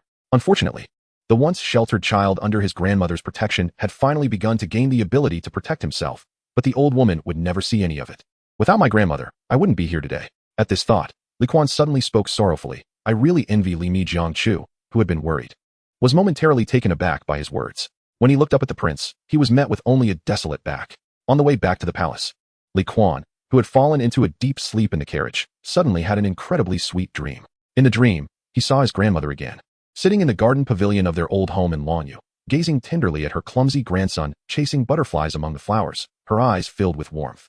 Kuan opened his eyes wide, ignoring the rising mist in the dream, and persistently looked at the kind old woman he longed for, trying hard to imprint her image in his heart little by little. Grandmother, grandmother, the boy in the carriage softly called out in his sleep. He felt guilty for being so ungrateful, but was also afraid that his grandmother would be heartbroken, for since arriving in Chang'an, he hadn't dreamed of her for many years. To clarify the protagonist's setting, there is no soul transference. He is the second prince of the Tang Dynasty from a parallel world. Due to a serious illness in his childhood, he gained partial memories of his past life. You can simply understand this as the protagonist being reborn in an ancient Tang parallel world, with some memories of his past life not completely forgotten due to a diluted Mengpa soup. In summary, the protagonist broke the mystery of his birth due to this serious illness. As for the protagonist's abilities, on the surface, they are these 3,000 assassins. But they are not a system of absolutely loyal subordinates. They are a chance he gained after recovering from his childhood illness, which will be explained later. And the previous appearance of Dosherluan serves as a foreshadowing. Lastly, I personally believe that people generally prefer a strong and invincible setting that is smooth sailing. So I wrote it this way. Chapter 18. Filial piety and family harmony. The carriage arrived in front of the Xuanwu Palace and finally came to a slow stop. Your Highness, we have arrived, Jiangchu said softly, lowering the reins and turning to the tearful second prince who had just woken up. Kuan responded quietly and then jumped down from the carriage. You can go back. By the way, accompany me again in a couple of days. Kuan instructed Jiangchu. Yes. Jiangchu nodded with a smile, and after Kuan walked away, he let out a slight sigh. At this moment, a young eunuch had come to take the carriage away. Jiangchu stood in place, watching Kuan stride into the Xuanwu Palace, his thoughts complex. What exactly is the prince's hidden card? This is indeed a question worth pondering. Inside the Xuanwu Palace, the late returning Kuan happened to bump into Li'er, who had come to accompany his wife and children for dinner. His elder brother, Li Changxian, was not present. At this hour, he was probably still studying with the scholars. Second brother, Li Tai, holding a chicken leg in each hand, was busy eating, but his gaze had been fixed on the palace door, so when Kuan entered, he saw him at first glance. Little Tai, you should eat less meat. Kuan frowned as he looked at his chubby younger brother, feeling a bit worried.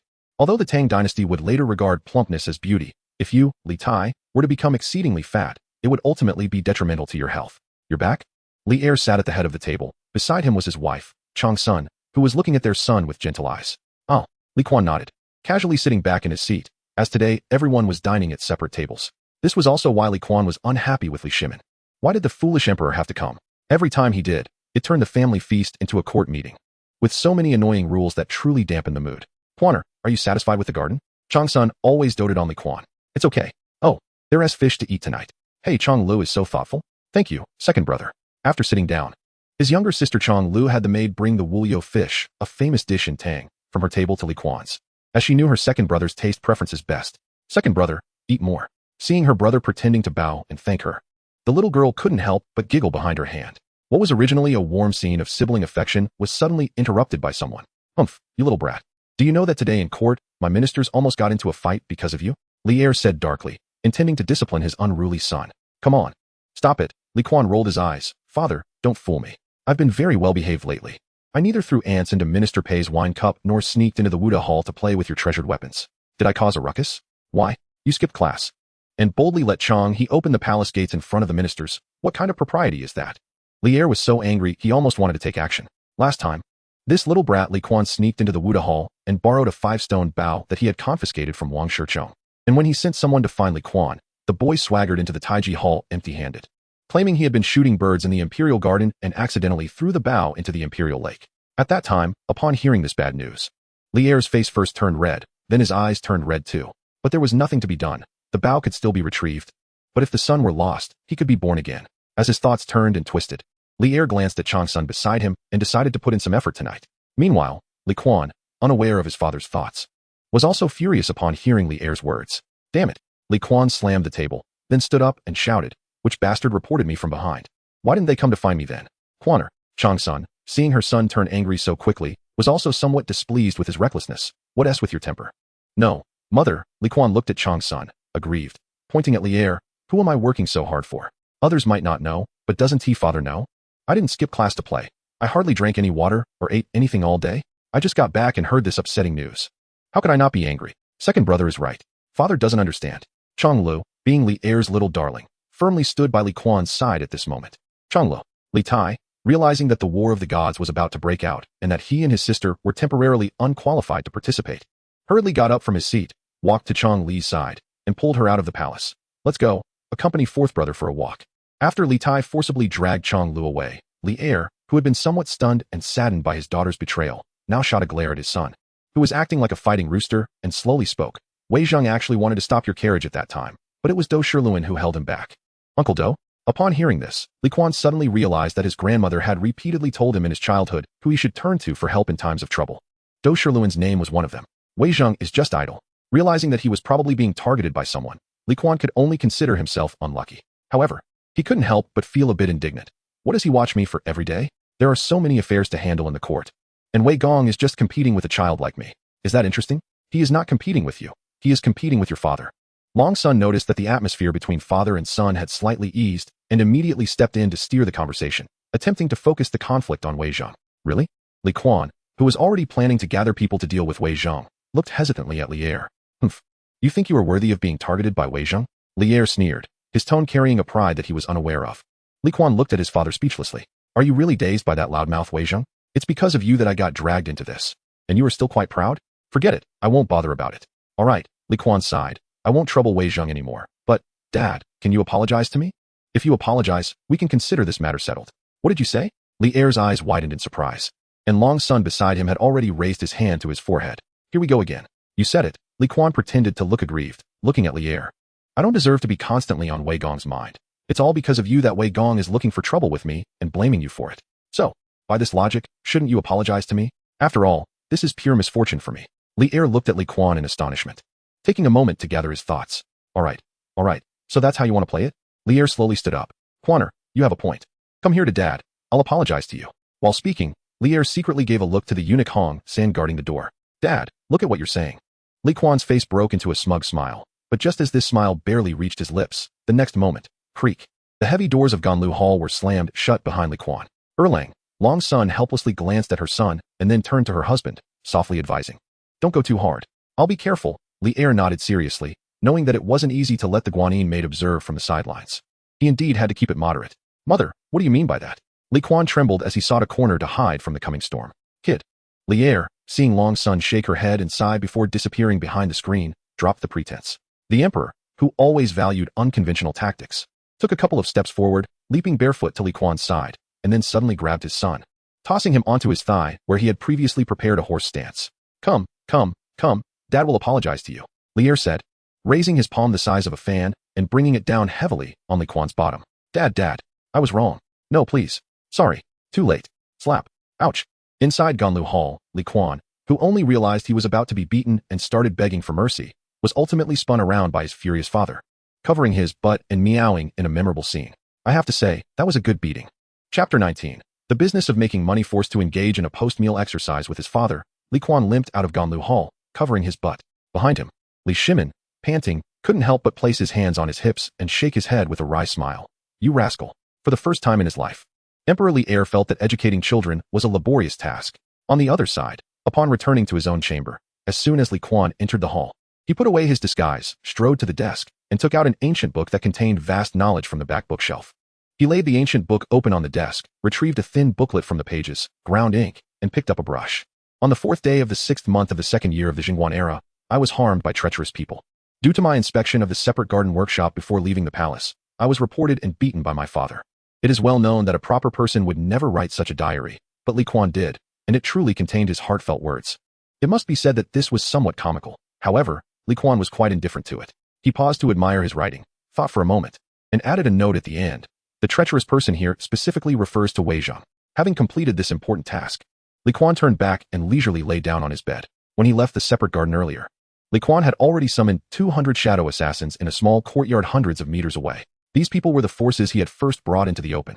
Of course, This was also one of the assets that Empress Mu had left for her precious grandson in the eyes of others. Li Kuan's plan was actually quite simple. A locust plague was looming large. The only thing he could do now was to quickly raise funds and stockpile grain to cope with the severe disaster that was about to hit Guangzhou. However, the money and grain needed would be astronomical if he wanted to ensure that every disaster-stricken citizen could survive this calamity and not starve to death. The silver in the national treasury would likely not be enough. Moreover, in order to maintain the normal operation of the state, even if there was money in the treasury, it could not all be used for disaster relief at once. Otherwise, true chaos in the world would not be far off. So, Li Kuan could only think of ways to solve it himself. But time was running out for him. He had less than 3 months. This meant he could only choose to take an unconventional route. What is most valuable in the Tang Dynasty? Calligraphy, paintings, and antiques? Gold and gems? Li Kuan could manage to sneak out a piece or two from Taiji Palace and Hongyi Palace. But even if he could withstand the beating if things went south, these priceless treasures would only be a drop in the bucket compared to the huge disaster relief fund. So, the only path left for Li Kuan was to produce colored glaze, which was his first bucket of gold. That night, before Li Kuan went to sleep, the shadow assassins had already begun constructing the kiln in the racetrack of the separate garden according to his instructions. As the summoner, Li Kuan could switch his perspective to each shadow assassin at will, keeping all information in his hands. With such a tremendous convenience, the subsequent actions would naturally be greatly facilitated. 2 days later, when everything was ready, Li Kuan, who was in the palace being punished to copy textbooks, was supervising his 2 younger brothers, Li Ku and Li Tai, as they copied his coursework while eating delicious pastries. Be serious, don't write too well. You should know your second brother's level. Juggling 2 tasks. Li Kuan gave each of his younger brothers a chestnut and began directing the shadow assassins far away in the separate garden to produce colored glaze. Given the high temperature conditions required for producing colored glaze, Li Kuan adapted to the situation and used a method for smelting steel to create a small blast furnace. He then poured river sand collected from the Qingliang River at the foot of Yushan into a dry pot, crucible. Next, he added limestone and soda ash to the dry pot, then placed the dry pot into the blast furnace, using white charcoal as fuel to begin melting. After a period of firing the materials, he obtained liquid-colored glaze, which, after being blown, shaped, and annealed through a series of processes, would be sent to another constructed insulation kiln. After 4 to 5 days of resting, once it was confirmed that the colored glaze had not cracked, it would mean that the glaze had cooled and formed, thus completing the task. 5 days later, the glaze from the outer city villa was completed, and the second prince, Li Kuan, finally welcomed his first highlight moment in life. It's uncertain whether Emperor Li Er felt guilty for beating his son. After that day, he called for Pei Ji, Xiao Yu, and others, announcing his intention to confer Li Kuan as the king of Chu, with the fief of Xiangzhou. Li Er initially thought his decision would be obstructed by these old ministers, but to his surprise, Pei Ji was the first to stand up and praise the emperor's wisdom. This made Li Er begin to doubt whether he was truly wise. Nevertheless, the matter of conferring a king was ultimately decided by the emperor, and Li Er considered that Pei Ji was just being sycophantic or weighing the consequences of obstructing this matter. Given the deep grandfather-grandson bond between his son and the late emperor, Li Kuan was not one to endure grievances quietly. Thus, the edict to confer Li Kuan as king of Chu passed through the Ministry of Personnel, was approved by the Ministry of Internal Affairs, and reviewed by the Ministry of State. And the day after Li Kuan successfully fired the first batch of glaze, the edict was presented to him. With the royal seal, Li Kuan, who inexplicably became the king of Chu, first went to the ancestral temple to report to his ancestors, then visited the Taiji Palace to express his gratitude to his father, Li Shimin. Thank you, your majesty. Outside the Taiji Hall, Li Kuan shouted with his distinctive way of expressing thanks, shocking Li Shimin and the ministers inside the hall. You brat. Li Er nearly gritted his teeth as he grabbed a jade ruby from the bookshelf and stormed out of the hall. Who are you calling your majesty? I should have killed that eunuch who taught you etiquette back then. Dad, what are you talking about? Li Kuan's eyes widened in surprise. When did I learn royal etiquette? Li Er suddenly slapped his forehead, realizing he had been confused by anger. Indeed, this boy had no one to teach him. It was all thanks to his mother's guidance in his early years, coupled with his quick wit. What you just said is something only a foreign vassal king would say. Li Er, holding the jade ruby, spoke with a somewhat unfriendly tone. Huh. Li Kuan was somewhat taken aback. Then what should I say? Just as Li Er was about to reprimand him, he remembered that there was a whole group of ministers inside waiting for him to decide on whether to continue the war in the northwest. Thus, in a not-so-good mood, Emperor Li Er waved his hand at his son. All right, you little brat. Hurry and get lost. I don't have time to deal with you. Dad, you said that. Li Kuan pouted, putting on a wronged expression as if he had come to pay respects but was being ostracized. Then I'll leave. Li Er was already used to his son's antics, shot him a glare, and turned back to discuss serious matters with the ministers who were all trying to stifle their laughter. Chapter 20. My dad hasn't hit me for 3 days the glaze was made, but how to market it became a huge problem. Li Kuan didn't want anyone to know that the glaze was related to him, at least not until the grain for disaster relief was procured. The origin of the glaze must have a clear account. After thinking it over, Li Kuan focused on his group of friends from Zhujiang Garden, the 17 sworn brothers. After all, they had shared blood wine together. Even if it wasn't his blood, and they hadn't really drunk it, the important thing was the sentiment behind it. So, after contemplating, Li Kuan finally found a suitable scapegoat, the second son of the king of Hejian, Li Huairan. The next day, having just become king of Chu, Li Kuan completely forgot about formally receiving the court officials in the morning assembly. While the heir was still in bed preparing for the morning court, the eager king of Chu summoned the old eunuch Jiang Chu and drove out of the palace in a carriage. It wasn't until Jiang Chu drove the carriage out of the Xuanwu Gate amidst the astonished gaze of Chang that he realized that Li Kuan's skipping school today was different from usual. Aren't you going to morning court? According to custom, you need to receive the officials. Custom's my foot. I'm not going. Li Kuan was too lazy to bother with such formalities. In his view, showing off his power could happen anytime, but right now, the matter at hand was urgent. Wasting even a second was a crime. Jiang Chu looked at the increasingly unruly second prince. He felt that in the second prince's eyes, the emperor's earlier beating was not meant to teach him a lesson, but was merely a prepayment for his future actions. Otherwise, how could the prince dare to act so recklessly on such an important day? Sighing, Jiang Chu snapped the reins, and the horse galloped away. He decided to stop thinking about it. After all, his old bones would eventually be left to this young master, who was someone who never listened to advice. So he could only let things be. Half an hour later, after Li Shaogong rode away from the royal residence, Li Kuan's carriage appeared around a corner. Entering the still open alley gate, Li Kuan was now considered a familiar face at the Hejian royal residence. The old steward, who originally intended to close the door, naturally broke into a flattering smile upon seeing this young master get out of the carriage. Second prince, your highness, call me king of Chu. Li Kuan jumped down from the carriage. Jiang Chu, wait for me here. We'll leave soon. Understood. Jiang Chu nodded slightly, his expression unchanged. Second prince king of Chu.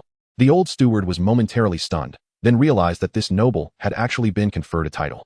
Just as he was about to step forward to say a few congratulatory words, the young master had already disappeared behind the door. Go call Li Huairan for me. Have him come see me. Also get some food ready.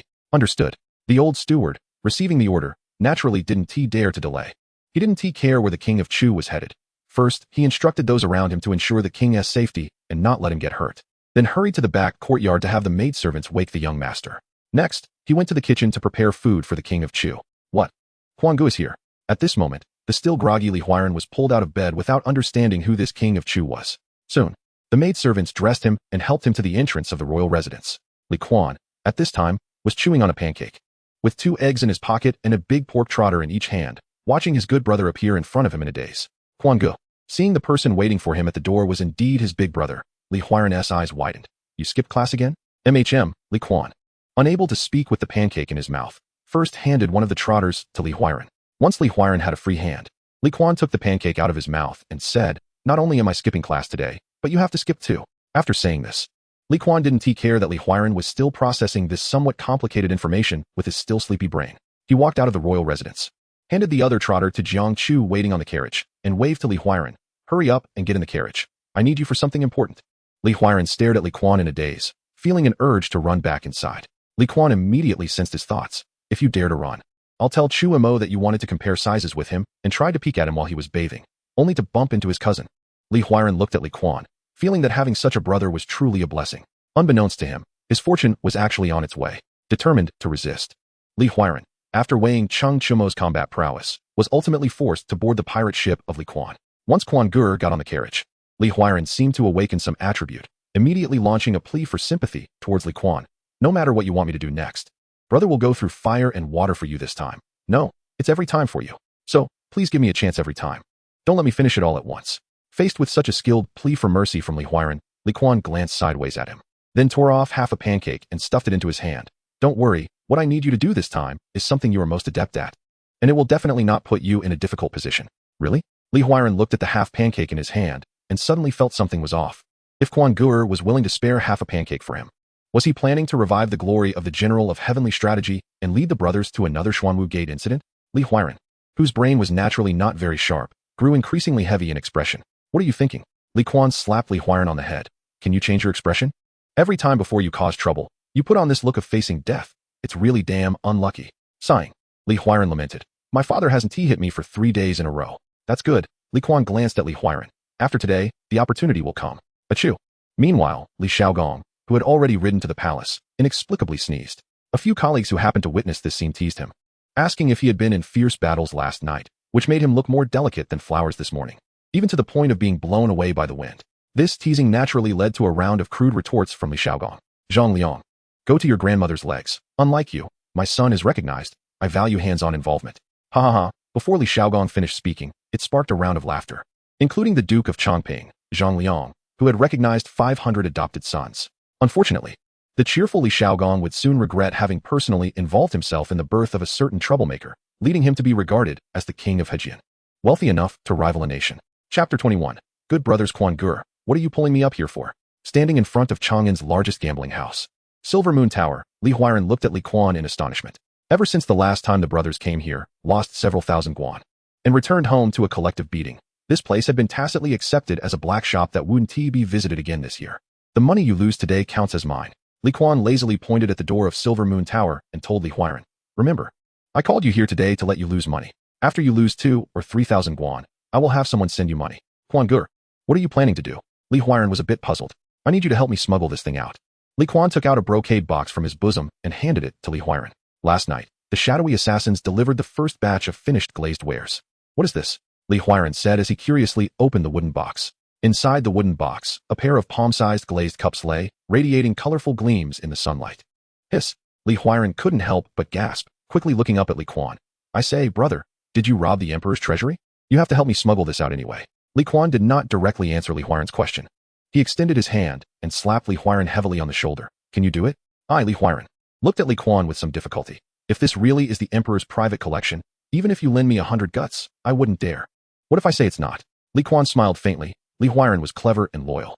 Then I would definitely believe you. Li Huairan solemnly closed the brocade box and turned to walk into Silver Moon Tower. Don't worry, Kuan Gur, I will not let you down. Li Kuan nodded. Then pointed at the brocade box. Just say that you bought this from a group of merchants who just arrived in Tang. As for the rest, you don't know anything. Also, I have something else to do, so I won't wait for you at the door. After you lose these cups, come home as soon as possible. Got it. Li Huairan kept a serious face, turning back with an exceptionally earnest expression. A few hours later, Li Huairan swaggered out of Silver Moon Tower, accompanied by a middle-aged fat manager with a beaming smile. Young Master Li, rest assured, any excess funds will definitely be sent to your residence as soon as possible. However, are you sure that these cups were bought from merchants? As the fat man spoke, his eyes revealed shrewdness. I just wonder if young Master Li would be so kind as to inform me where that group of merchants is currently staying. It's inconvenient. Li Huairan, who had lost money, naturally had a bad tone. I say, old Zhang, don't take advantage and act coy. If I can pick up a bargain, it's just my good luck. When can such things allow you, an unworthy dog, to catch up? All right, no need to see me off. I'll go stroll around myself. By the way, I warn you, don't use any underhanded methods. If I find out you dare to send someone to follow me, I'll tear down your Silver Moon Tower. At the end, Li Huairan's dandy demeanor was fully displayed, his finger nearly poking the fat manager's face. Dare not. Dare not. The fat manager quickly shook his head in denial. How could I do such a lowly thing? Young master, rest assured. Silver Moon Tower has always followed the rules, and those dirty characters inside don't know your identity. How could I not know? Even if I had 1,000 guts, I wouldn't dare offend the Hejian Wangfu. It's best that way. Li Huairan dropped his hand, snorted coldly, and then cursed as he left Silver Moon Tower. After he left, the originally humble fat manager slowly straightened up, glancing at Li Huairan, who was already picking out sugar cakes at a nearby stall, his eyes revealing a meaningful expression. Who merchants? Where did such merchants come from to possess such exquisite glazed wares, yet remain unaware of their treasure? Degrading themselves by selling it to a good-for-nothing aristocrat? There must be something fishy about this, the fat manager thought to himself, suddenly feeling the need to send a letter to the main family in Zhenguan. If such treasures as the one just now were not just a pair, but a batch, then the Wang family of Taiyuan should take action first to acquire this batch of glazed wares. Having successfully completed his task, Li Huairan wandered around the street for a while, but did not see Li Kuan's carriage. Left with no choice, he could only head home. However, just as he was about to step into the gates of the Hejian Wangfu, Li Kuan's voice rang out behind him. Did you get it done? I say, Kuan Gur, can you stop scaring me all the time? Li Huairan turned around to see Li Kuan standing on the steps of the Wangfu, looking at him with a half-smile. Who scared you? Li Kuan sighed helplessly. This simpleton didn't even know he had been followed all the way. If it weren't for the fact that the other party saw Li Huairan enter the Wubin workshop, where most of the people were high-ranking officials and the security was tight, they would have retreated. Thus, Li Kuan felt safe to appear and meet Li Huairan. Kuan Gur, I need to discuss something serious with you. Li Huairan seemed to just remember something, quickly walking down the steps and pulling Li Kuan aside. Regarding that pair of glazed cups, Silver Moon Tower's estimated price is 30,000 guan. I lost 18,600 guan in the gambling house, and when will I pay you the remaining 11,400 guan? Li Huairan said. Feeling a bit embarrassed, that fat guy said he would send the remaining money to my house. At that time, I couldn't refuse. But don't worry, I will explain this to my father later and give you the remaining silver. Forget it. Li Kuan smiled and patted Li Huiren on the shoulder. This money will count as my reward for your hard work. However, you might have to endure a few scoldings from Uncle Li later. But remember, no matter what, you must insist that this glass cup was bought by you a few days ago from a group of merchants in the West Market. Just make up a story. How you spin it is up to you. Li Huiren hesitated for a moment.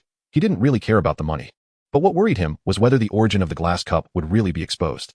Huanggu, I don't mind taking on this matter for you. But are you sure this cup is not something you got from His Majesty? Li Huiren asked hesitantly after thinking it over. You can rest assured. Li Kuan winked at Li Huiren. I don't care about my father's wealth. You really dare to say such big talk. Li Huiren looked at Li Kuan with disdain. But he felt a bit relieved. All right, I have to go now. Remember, today I originally planned to invite you to my villa outside the city. But you complained that it was too far and didn't want to go, so you asked me to drop you off when we passed by Silver Moon Tower. After that, I was worried about you, so when I returned from outside the city, I spoke to you for a few minutes at the gate of the Wangfu. Li Huiren looked at Li Kuan with admiration as he taught him how to cover up the lie. After thinking for a moment, he felt something was off. Why should he, who was doing fine, face a storm of reprimands from his father and carry an enormous blame that would be hard to wash away for a short time? After today, who else could claim the title of the #1 dandy in Chang'an besides him? Chapter 22. The eldest sister Xianqing. After Li Kuan returned to the palace, the first thing he had to face was the wrath of Li Shimin. Today, because Li Kuan was absent from the morning court again, he was fiercely criticized by Wei Zhang, the #1 critic, alongside Tang Jian, who had just returned from negotiating with the Turks on behalf of the Tang. Emperor Li'er didn't even wait for Li Kuan to explain and ordered the palace guards to drag Li Kuan to stand at the wall outside the Taiji Hall. He can only go back to sleep after he finishes handling state affairs today. As for dinner, letting you go hungry for a meal is nothing bad. You dare to escape the palace even during the days of being conferred as a prince. Do you want to go to heaven? Li'er's roar almost shattered the beams of the Taiji Hall. Thus, a rare sight appeared outside the Taiji Hall today. The aggrieved Li'er arranged for the real culprit of the whole incident to stand outside the hall as punishment. The officials who entered the palace to discuss how to guard against the Turks were pleased to see the second prince, who should now be called King Chu, drawing circles at the wall's base. Poor Prince Chu, while drawing circles with his finger on the wall in front of him, was thinking about how to carry out a hunger marketing strategy to collect silver from the wealthy families using the glassware for the upcoming disaster relief work. At dusk, Princess Changlu, with her little face flushed, rushed to the Taiji Hall. Just as the little girl was about to approach her second brother, Li'er's attendant, eunuch Yunshang, with a humble smile, stopped her. Then, a graceful female official, with a gentle smile, carried the angry little princess into the Taiji Hall. Bad father. Unreasonable. Half a stick of incense later, the little girl angrily ran out of the Taiji Hall. Inside, Li Shimin had a meat pie he found on his daughter's body in his mouth, looking pleased as he studied the border defense map of the northern region. Below him sat Changsun Wuji and others, who couldn't help but chuckle, all of them tacitly avoiding mentioning Li Kuan. The Turks, we still have to fight them. After a long time, Li'er withdrew his gaze from the map and looked at the generals below. But right now, we really can't spare the manpower. Your Majesty, these past 2 years have not been easy for the Turks either. Tang Jian, one of the instigators who made Li Kuan face the wall, took the opportunity to bring up the serious matter after witnessing the deep brother-sister bond between Chang Lu and Prince Chu last winter. There were several heavy snowfalls in the Turkic territory, causing a white disaster that froze to death a large number of horses and cattle. Their lives are naturally not easy. I'm worried that if these Turks have the intention to plunder this autumn, then let's fight. Li'er stood up, his face full of anger. I have had enough of having such a barbaric robber beside the Tang. The Wei River Pact was originally a shameless act of Shelley, taking advantage of the situation and forcing me to endure the pain of feeding the wolf. Now, this hungry wolf, because of a natural disaster, wants to come here to take advantage of me again. How can I continue to back down? Your Majesty, Wei Jing sighed, glancing at his silent or agitated colleagues, and chose to step forward as the contrarian. A locust disaster is about to break out domestically, yet we haven't even completed preparations to resist it, let alone the northern war to face after autumn.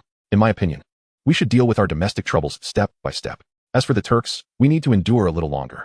Once we have sufficient food supplies, we will surely send our troops north and give the Turks a decisive blow, ensuring a successful battle to completely crush them. Well said, Wei Gong. Fang Xianling could not help but voice his agreement. If we are to fight the Turks, we must strike with all our might. Back in the day, Emperor Wu of Han also endured hardships during the Wan and Jing eras to accumulate a large foundation before he could take the plunge and defeat the ancestors of the Turks. The Xiongnu. Your Majesty, I cannot guarantee anything else, but now, our Tang can defeat the Xiongnu without needing generations of prosperity. In this Zhenguan era, we can make the Turks bow down and become subjects of the Han family. No wonder the civil officials are favored. Wei Zheng and Fang Xianling passionately advised Li'er to temporarily endure and wait for the opportunity, leaving the military generals confused yet filled with enthusiasm. Your Majesty, as the top warrior of the military, Yuqi Jingda, whose bear-like figure exuded an oppressive presence even while kneeling, said solemnly, "No matter when we decide to send troops. I must say in advance, even if you want me to be the vanguard, I will fight this battle. I also request to fight, willing to be the vanguard." As soon as Yuqi Jingde finished speaking, Qin Xiong beside him spoke up in time. Following that, the other military generals also imitated the two and began to request to fight. For a moment, the hall was filled with voices of military generals asking for battle. Seeing this scene, Li Er's expression finally eased, no longer appearing gloomy. He looked up towards the hall. If the monarch and ministers are united, the hearts of the people can be used. Shelly, your end is not far off. On one side, while Emperor Li Er was in a good mood and soothing the military generals requesting to fight in the Taiji Hall, the Princess Chang'an, who had burst out of the hall earlier, glared angrily at eunuch Yunshang before turning to look pitifully at her second brother's back. "No, my second brother cannot go hungry." The little girl gritted her teeth and turned to run towards the inner palace. The sky gradually darkened. Before long, Li Er's eldest daughter, Princess Xiangqing, came to the Taiji Hall under the pretense of paying her respects to her father. However, Li Er was already hosting a grand banquet for the ministers inside the hall, so the sensible Princess Xiangqing naturally did not get to see her father. But that did not prevent Princess Xiangqing from, when leaving and passing by Li Kuan, disregarding the astonished gazes of others and taking out some snacks wrapped in a silk cloth from her bosom to personally feed her imperial brother to relieve his hunger. "Brother Kuan, I cannot stay longer. Changlu is still in my palace, and I must send her back to the Ganlu Hall as soon as possible." As the eldest daughter, Princess Xiangqing actually has little interaction with her younger brothers like Li Kuan, but today, her younger sister Changlu came to ask for her help, and she couldn't bear to refuse. Although this princess, whose birth mother was of humble origin and passed away early, has never received much attention from Li Shimin throughout her life, she has always been a rule-abiding person who avoids trouble. However, she has always been tolerant towards her younger siblings. But for her to come to the Taiji Palace to deliver food to Li Kuan today is quite daring for her. With his mouth full of mung bean cake, which was sweet enough to choke him, Li Kuan smiled when he heard this. After he finally swallowed the mung bean cake, he shifted his gaze and glared at the eunuch Yunshang behind Princess Xiangqing. "You saw nothing, understand? Brother Kuan, honest child." Princess Xiangqing was almost brought to tears by her brother's warm-hearted gesture. "I'm not in the way. You mustn't anger father again." "It's fine." Li Kuan flashed a bright, healing smile at his half-sister. He pointed to the brightly lit Taiji Hall nearby, where the unpleasant singing of Wei Qi Gong could still be heard. "Get angry, and you'll be 10 years younger." Li Kuan's words revealed a kind of filial piety that disregarded his father's well-being. 10 years younger, that younger part. What's wrong with that? Chapter 23. Between brothers. After the anxious princess, Xiangqing reluctantly said goodbye to her brother. Not long after, the crown prince, who was reflecting on his mistakes, felt another wave of hunger in his stomach. Sighing, Li Kuan couldn't help but pat his uncooperative belly, wondering if he should lower himself to visit the imperial kitchen for a late-night snack. At that moment, two ghostly figures suddenly appeared in the square. The third prince, Li Ku, hand in hand with the cleverest of the royal family, Li Tai, looked quite well fed, as if they had brought a lot of food. The captain of the guard stationed at the Taiji Hall was about to approach the two princes to explain His Majesty's orders and prevent them from delivering supplies to the newly appointed Prince of Chu. But just as he was about to step forward, he found the crown prince had appeared in his line of sight. The crown prince, holding a food box, was far more composed than the two seemingly sneaky younger brothers. When he saw the captain looking at him, he silently made a gesture, signaling to spare the two younger princes. Eunuch Yunshang, standing at the entrance of the Taiji Hall, caught the captain's pleading gaze. After careful consideration, he turned back to glance inside the hall and found several generals already bare-chested, starting to engage in wrestling matches. Their esteemed emperor, with his dragon and phoenix appearance, was currently seated in a high position, raising his wine cup to cheer on Duke Ren, Lu Hongji, who was at a disadvantage. After thinking it over, Yunshang realized that offending the crown prince, along with the two princes, and a certain newly appointed prince who usually didn't hold grudges but secretly acted against others, was not worth it. So, he nodded at the captain, indicating to turn a blind eye to the matter. Second brother. Delivering food was not the first time for Li Tai. Little Tai, Li Kuan, who was reflecting on his mistakes, turned around to see Li Tai smiling at him from a distance. Second brother. This was Li Ku's first time doing such a thing, so he was a little nervous. Behind them, Crown Prince Li Chengxian was slowly walking over with a food box. When he saw Li Kuan looking at him, he gave him a rude gesture. The Crown Prince's attitude was clear. If you keep acting recklessly, big brother really won't be able to handle it. Third brother, Li Kuan first smiled and greeted Li Ku, then waved at his two younger brothers behind him. Big brother, can you hurry up? Are you planning to starve me? Li Ku and Li Tai then turned around to discover their elder brother was also present. Seems like second brother is still favored, even after being punished. Big brother comes to see him. Sit down, sit down. Li Kuan was never one to be particular. Seeing his brothers arrive, he casually sat down on the ground. Li Tai, seeing this, also sat down without hesitation. Only Li Ku, who had a natural tendency toward cleanliness, hesitated slightly in the face of his second brother's casualness. Meanwhile, Crown Prince Li Chengxian, who always paid attention to etiquette, truly couldn't stand his younger brother's rough behavior. Get up. Our family has been a prestigious family for generations. We never behaved so rudely. Big brother, spare me. Li Kuan was most annoyed by Li Chengqian's lecturing. I don't want to stand like a fool. If you want to stand, then stand. As for Aku, you have cleanliness issues. Li Kuan thought for a moment, directly took off his outer robe, and placed it beside him. Then he looked at the astonished Li Ku and patted the robe beside him. You sit here. Having just been scolded by his second brother for his mischievous behavior, Li Ku suddenly felt a bit touched.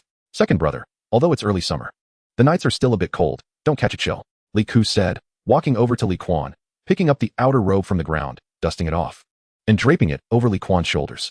Then he also sat down on the ground like his two brothers. Haha.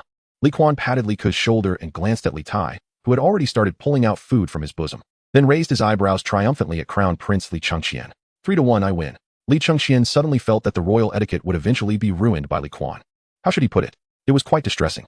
In the end, perhaps out of the last stubbornness of being the crown prince, Li Chengqian reluctantly squatted down beside his brothers, and the four brothers formed a circle.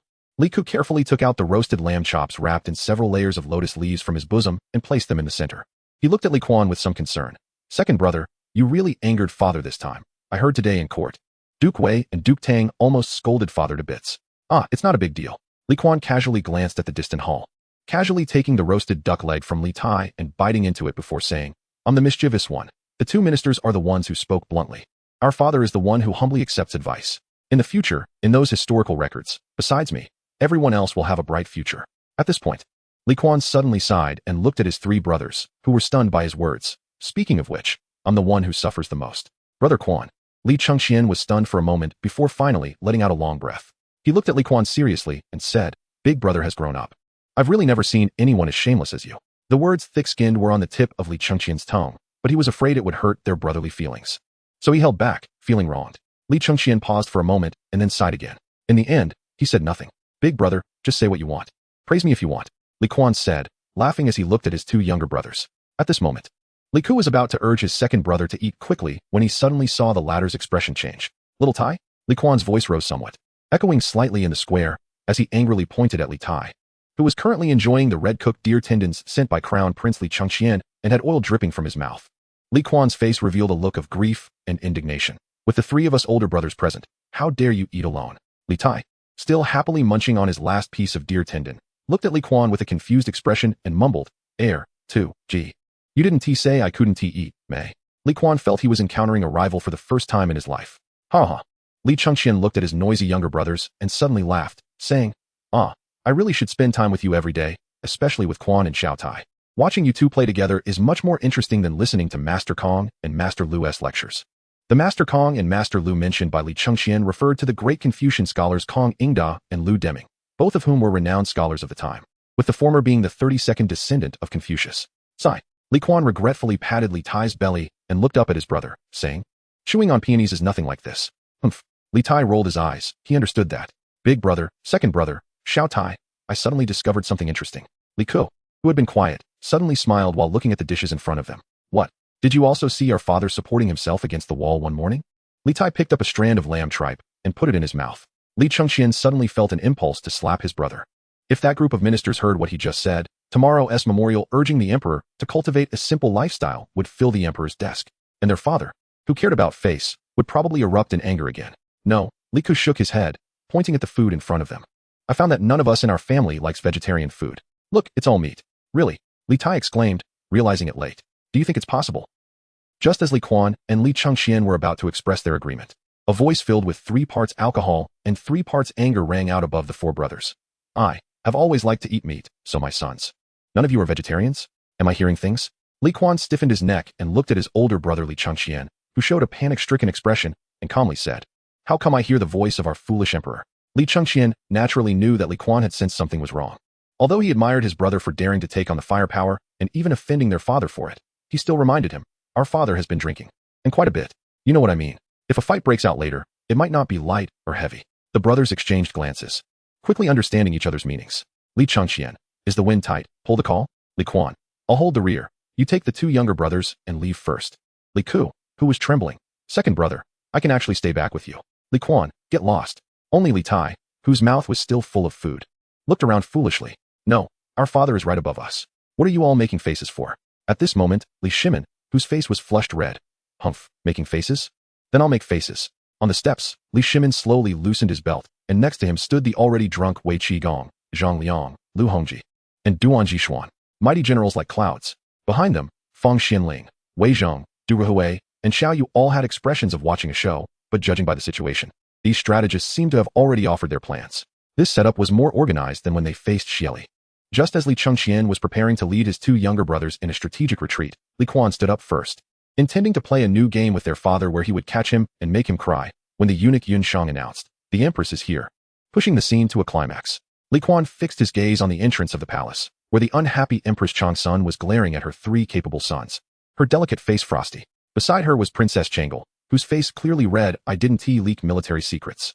In an instant, the expressions of everyone in the square outside the Taiji Hall were varied and colorful. Standing in the eye of the storm, Li Kuan couldn't understand why he was suddenly in such a predicament after just stepping out of the palace and returning to face punishment. Chapter 24. The Poor Crown Prince and the Awkward Li Ku. In a way, the appearance of Empress Chang'an played a crucial role in saving the situation at a critical moment. Although Li Kuan and Li Tai were dragged out of the Taiji Palace by the Empress by their ears, Li Er still put on a good face and retied his belt. The Crown Prince Li Chengqian was punished to return to the East Palace for confinement and reflection. There was nothing much to say about that. After all, before becoming emperor, the Crown Prince was just a broken drum, beaten by thousands. It didn't matter if you were at fault. Even if you did nothing, it wouldn't guarantee you a good result. Last night, a big star fell, a meteor fell. Today, lightning struck the golden roof. Tomorrow, the woodcutter outside Chang'an hears a fox scream. And the Yellow River water is murky. The clear water of the Yellow River is a compliment to the emperor and has nothing to do with you.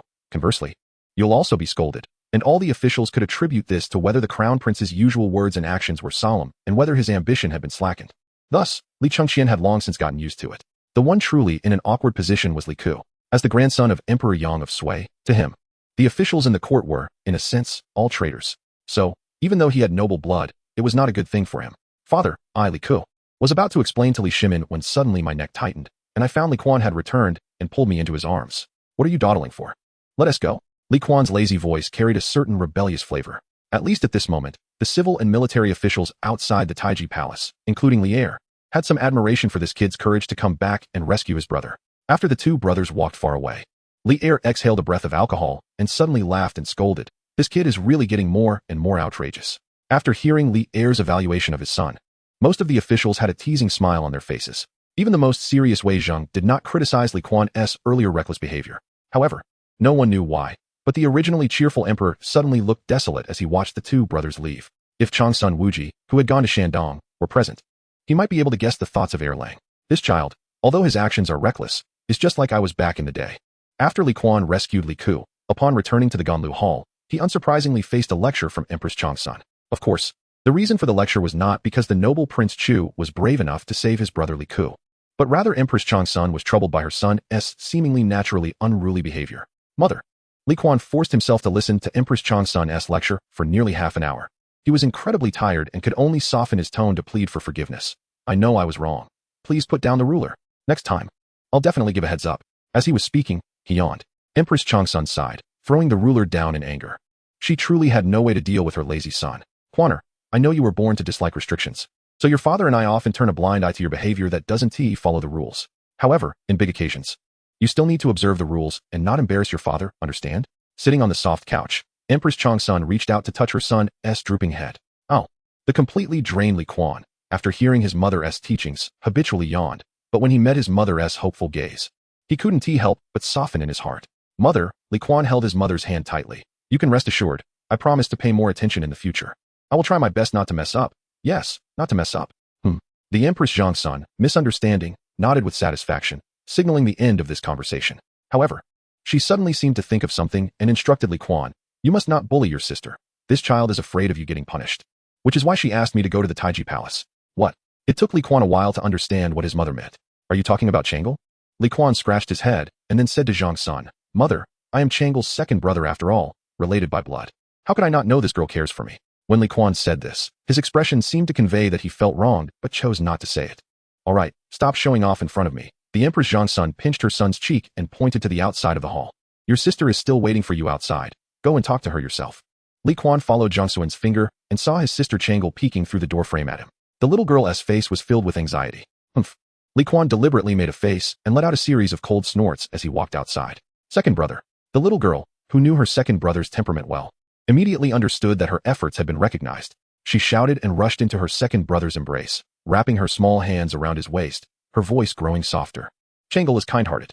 Li Kuan, knowing this, rubbed his sister's fluffy little head. If it weren't for you calling mother here today, I probably would have been bedridden for the next few days. So, I have to thank Chang'an.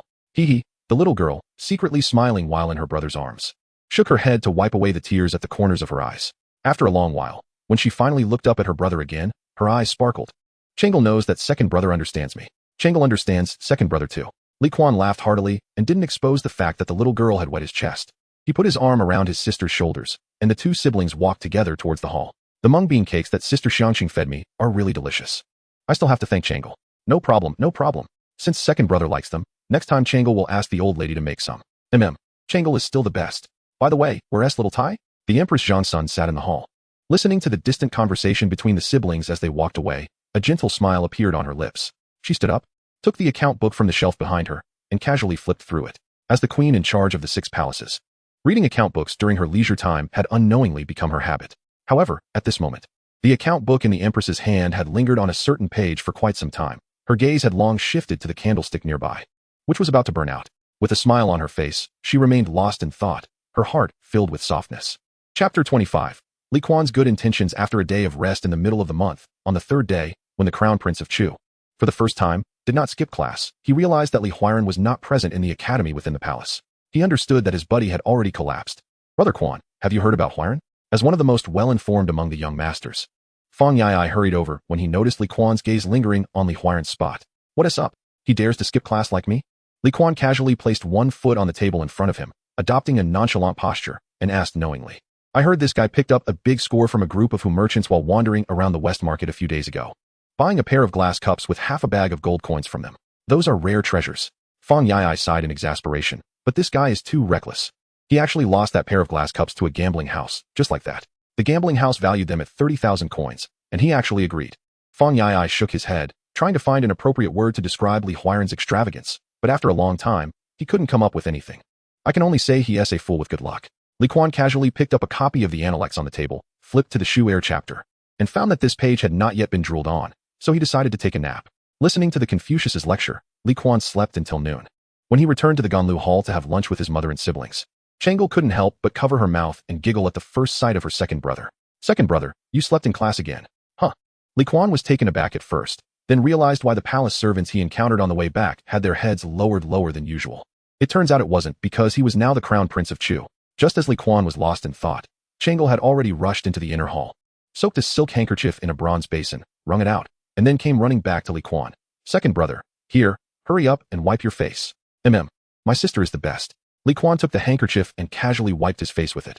Where are mother and little Tai? Second brother, you're always so perfunctory.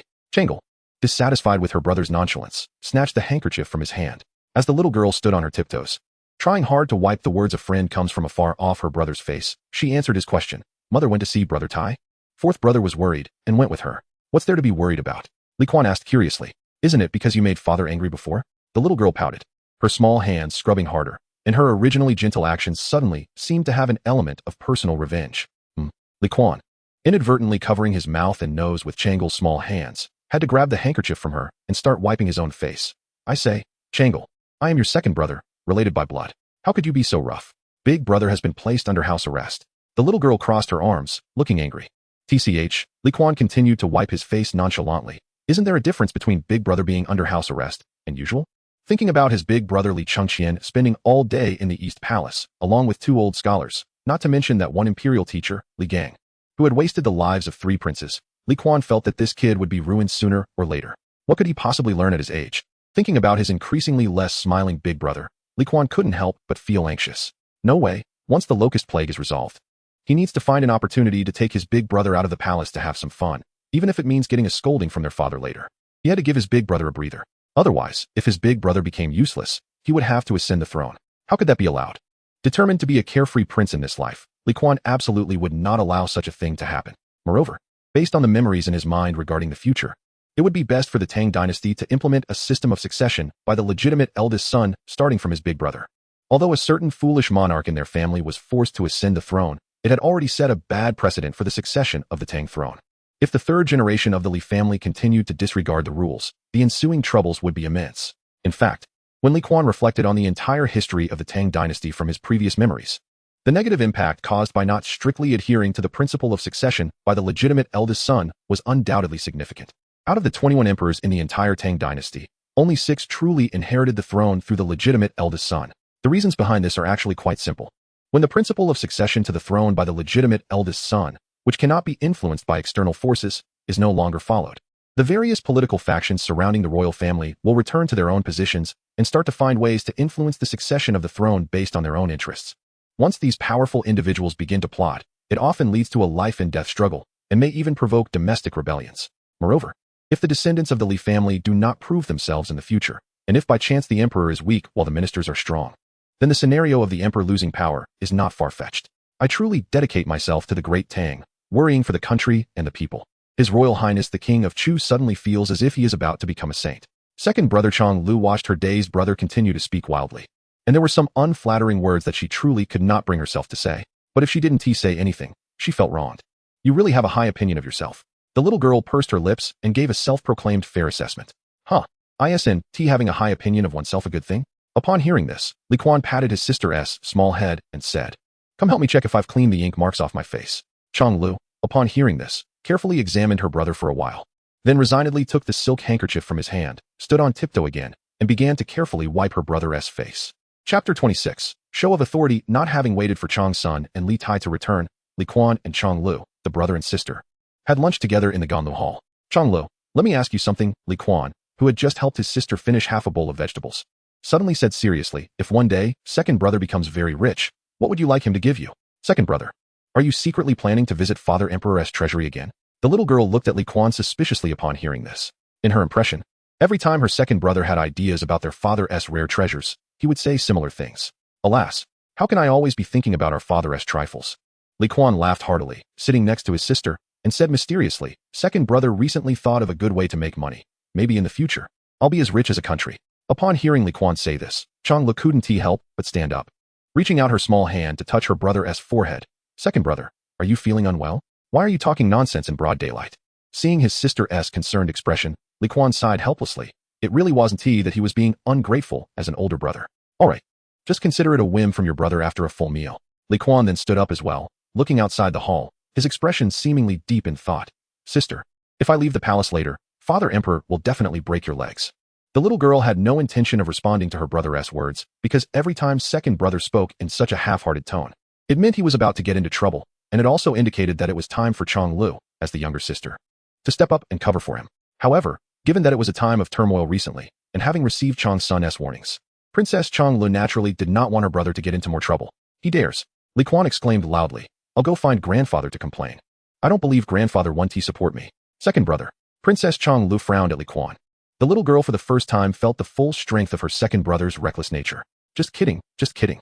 Li Kuan knew that unlike himself who grew up next to their grandmother, both his elder brother Li Chengqian and his younger siblings, actually, it should be said that all of Li Heir's children, except for him, had always held genuine respect for their father, Li Heir. Thus, after calming his sister down a few more times, Li Kuan decided to return to the academy for class in the afternoon. However, he really should hasten the arrangements regarding how to sell this batch of glassware. 7 days later, in Chang'an City, at the Silver Moon Tower, a carriage slowly stopped at the entrance of the gambling house, and a strangely dressed individual stepped down from the carriage. This person was clad in black robes from head to toe, with most of his face covered by a black scarf. I want to see your manager.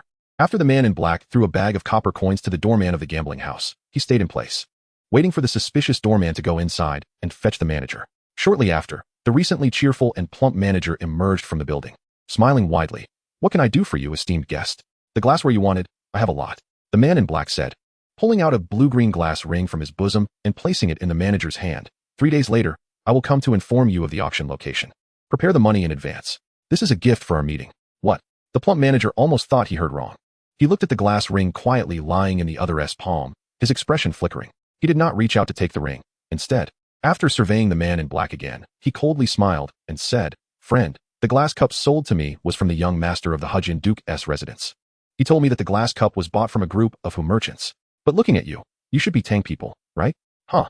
The man in black sneered upon hearing this, his voice somewhat hoarse. My master has goods, you have silver, If we can do business, let us do it. If not, I'll look for someone else. Anyway, my master is not only looking for you for the auction in 3 days. Hearing this, the plump manager instinctively squinted his eyes. Aren't you afraid I'll report you? Though the plump manager's words were simple, the implied threat was clear, regardless of how that batch of glassware ended up in your hands. Just looking at how you are hiding your identity, I can conclude that these things must have an improper origin. What? You dare not admit it? Sorry, if I say their origin is improper, then they must be improper. The reputation of the 5 surnames and 7 clans gives me the confidence to say these words. What can you do to me? At this moment, the arrogance on the plump manager's face seemed to write the 4 characters Wong clan of Taiyuan on his face. The atmosphere in the room suddenly became tense. Second brother, wait for the right moment to act. Rest assured, that was just an accident. Meanwhile, inside the palace, while fishing for koi in the imperial garden with his younger brother Li Tai, Li Kuan couldn't help but reveal a slight cold smile at the corner of his mouth. His thoughts moved, and dozens of miles away, before the Silver Moon Tower, the man in black continued to speak.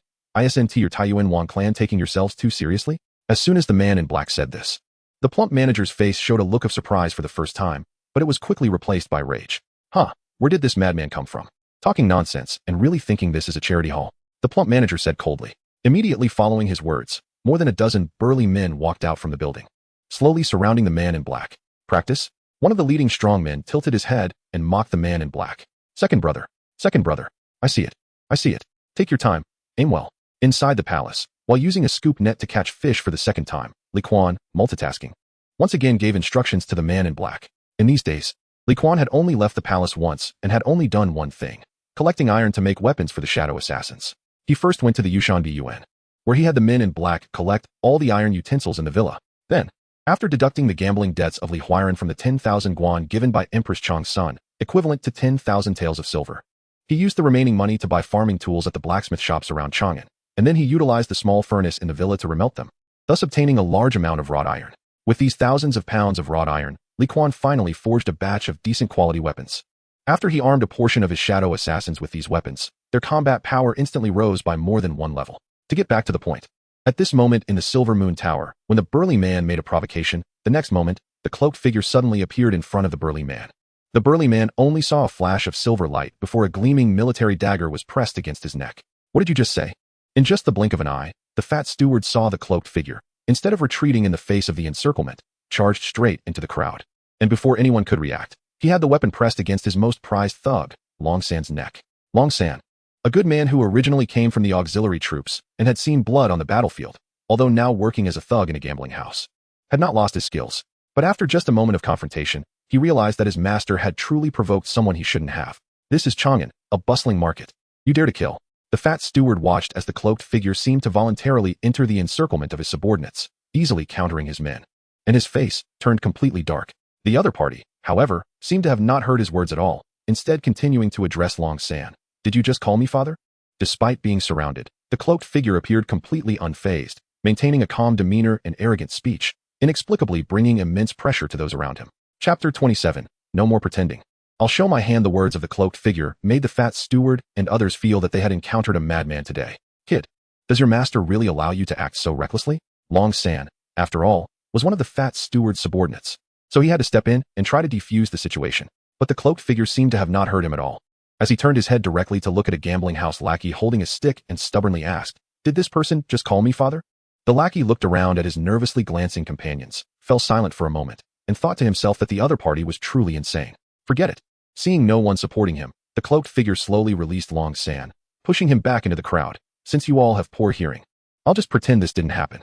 After saying that, he took a step to leave. Kid, do you really think of yourself as something important? The fat steward, who had been toyed with for a while, after securing a glass ring on his thumb, admired its shiny luster and coldly said, "As for the glass, I don't think it needs to be so troublesome. Your master can sell these things to us in bulk, but the price." The fat steward stretched out a finger. 1/10 of the market price. We will take all from the Wong family. 1/10. The cloaked figure slowly turned to look at the fat steward. Then, a bright flash of a blade cut through the air. Swish. In just an instant, the fat steward fell to the ground, clutching his injured hand, and with a scream, his arrogant fingers stopped moving on the ground. You dare to harm our boss. Everyone, go for him. Long San was the first to realize that something was wrong. Unlike his companions who only knew how to drink and gamble, he was aware of the cloaked figure's skills, so after shouting this, he quietly slipped out of the crowd and ran towards the county office.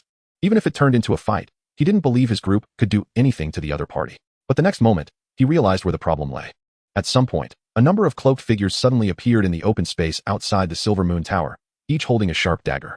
The gambling house thugs who had originally planned to rush and were stopped by their companions who sensed something was off. Don't move. The same initial cloaked figure slowly walked over to the still wailing fat steward and kicked his round belly. Shall we chat?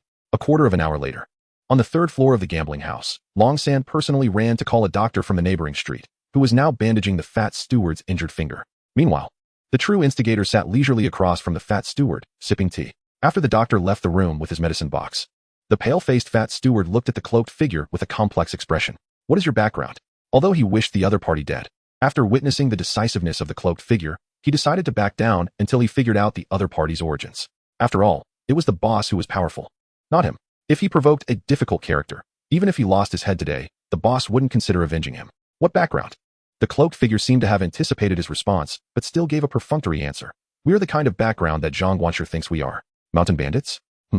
Kuan had to thank the other party's imagination for giving him inspiration to continue acting. Sure enough, upon hearing the response, the fat steward's eyes narrowed slightly, and then a somewhat flattering smile appeared on his face. So you are heroes from the Green Forest Path. I apologize for my rudeness. May I ask which mountain you come from? What? Planning to ask our origins, and then take us all down? I wouldn't dare. The fat steward quickly shook his head. No worries. Since you want to know, I don't mind telling you. My old master, back in the day, formed an alliance with 45 other heroes in Wagongzai and shared blood wine together.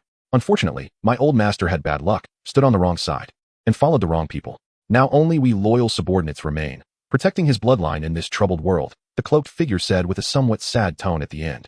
Meanwhile, in the palace, Li Tai looked at his second brother who had failed again and suddenly felt an impulse to crash into the nearby rockery. His large koi fish weighing over 10 pounds. So, you are now living everywhere? The fat steward was also quite clever, not pressing too hard to find out which of the 46 friends from the Jia family tower the other party was, but instead adopting a posture of wanting to recruit. You're talking too much. Who would have thought that the cloaked figure suddenly became impatient, glancing at him? Are your Wang family from Taiyuan participating in this auction? The fat steward hesitated, feeling that he might not be able to make that decision. Is that so? The cloaked figure suddenly let out a cold laugh. Since we've gotten to this point, I want to hide it from you. We are ordered to come down from the mountains for this locust disaster in Guangzhou. That foolish Emperor Li Shimin has not allowed the world to have a few good days since he took power. This is a sign from heaven that he, Li Heir, is unworthy of the throne. The fat steward instinctively swallowed, suddenly feeling inexplicably pulled into a shocking vortex. Are you scared? The cloaked figure, noticing the fat steward's strange expression, although still masked, revealed an unmistakable arrogance in his eyes when meeting his gaze. The fat steward's expression was awkward as he silently lowered his head. After a long silence, the fat steward finally raised his head and looked at the cloaked figure, saying hoarsely, what do you intend to do? Everyone knows that last year, Guangzhou had a warm winter, so this year there will likely be a locust disaster or drought, so I need food, a lot of food. The man in the black robe got straight to the point. Originally, I planned to come out this time to steal grain. But we happened to encounter a group of merchants who settled in the inn where we were staying. Those glazed wares made the black-robed man appear hesitant. But ultimately it seemed he gritted his teeth and confessed, these are invaluable. We plan to acquire this batch of glazed wares and sell them in exchange for a large quantity of grain. When the locust disaster comes, this grain will be very useful. The last sentence from the black-robed man raised the eyebrows of the fat steward. Are you trying to rebel? In a year of natural disasters, with corpses everywhere from starvation, those who have grain but lack the corresponding military force are merely fish and meat laid out on the table. But if you have soldiers and grain, that's a different story. The fat steward truly began to regretting why he initially completed that transaction with the young master of the Hejian County Prince, and regretting even more why he had to get involved with this person today. Chapter 28. Rebels playing house. The outcome of the meeting did not meet Li Kuan's expectations. Clearly, his impromptu lies had scared people. However, when the fat steward sent his shadow assassin off, his attitude was particularly respectful, and he even voluntarily stated that he would report this matter and wait for the main family to respond before further discussion. As for the auction 3 days later, the fat steward offered his view. He suggested that the gentleman cancel the auction, regardless of whether this matter could succeed. The Wang family would take your goods and offer you a quite generous price. To this, Li Kuan naturally welcomed it. As for why he suddenly decided to engage in this game of rebels playing house, it was naturally inspired by his earlier experience of fishing with his brother Li Tai, where he was multitasking. The pond is a limited size, and there are only so many fish. If he didn't find a way to catch a few big ones, how could he fill the hungry stomachs of those disaster-stricken people? Merely having money is not enough, because there is no guarantee that anyone would sell to you. Li Kuan knew that Chang'an Wuji had already gone to Shandong to gather grain in the name of the court. But by doing this, he was undoubtedly sending a message to those powerful families. This locust disaster would be very large enough that the court would be powerless to help. In this way, Li Kuan could almost be certain that those great families would pretend to donate some grain and then, after sending Xuanwu Gate away, they would celebrate behind closed doors. Why? Because every time there is a year of disaster, it is the time for these powerful families, who resemble gluttons, to openly feast on the flesh and blood of the common people. The emergence, development, and expansion of these aristocratic families often follow the principle of big fish eating small fish and small fish eating shrimp. For example, during this locust disaster, the farmers whose crops have failed must find ways to sell their land and even their children to survive. In the end, who will those lands fall into? And who will those children become servants for? Li Kuan was playing a big game. Although it was just an unintentional divine move, once he made his move, he had to be unrepentant. Originally, he planned to sell the glazed wares and then turn to the salt and iron business, intending to use the profits to buy grain from the south. But now, time was running out. His target was naturally those powerful families in Guangzhou. Li Kuan intended to shape himself into an ambitious young hero. Such people are the most favored investment targets for the aristocratic families. They are not afraid of your big appetite. They are only afraid that you cannot consume it. You brat want to use the locust disaster to rebel? Good. If you can succeed, that would be immensely profitable. If you can't, the places you damaged will have to be rebuilt and controlled by us again. And in the end, if any of our carefully nurtured juniors want to gain fame, then your head will be their stepping stone. A good deal, a good deal. Not only did Li Kuan think this way, but everyone else did too. We will all have a bright future. On the way back to Ganlu Hall with his fishing rod, listening to his brother's incessant complaints, Li Kuan looked at the setting sun and felt at ease. The 5 surnames and 7 clans, these top aristocratic families of the Tang Dynasty, as long as they are willing to sell or lend him a large amount of grain, then there is a possibility of getting through this locust disaster safely.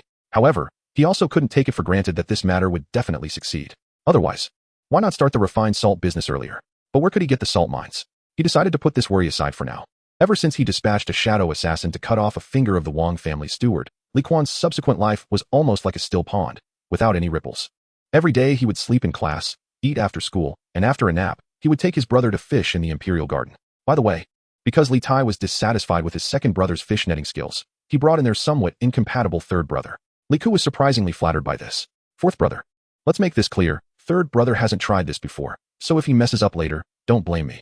Under the old willow tree in the imperial garden, Li Ku held a net while looking at Li Tai, who was struggling with a fish line, his face flushed. My good third brother. Just rest assured and go for it. Even if the fish gets away, I won't blame you. Li Tai's breathing was a bit hurried. He had already fought with this red and white koi several times. And if it weren't for a certain lazy brother who was watching and chewing on a piece of grass, he would have caught it long ago. Ako, if Xiao Tai asks you to net it, then just net it. Spitting out the grass stem from his mouth, Li Kuan was about to find an opportunity to play a trick on his brother when suddenly they heard the voice of their sister, Changlu, from behind them.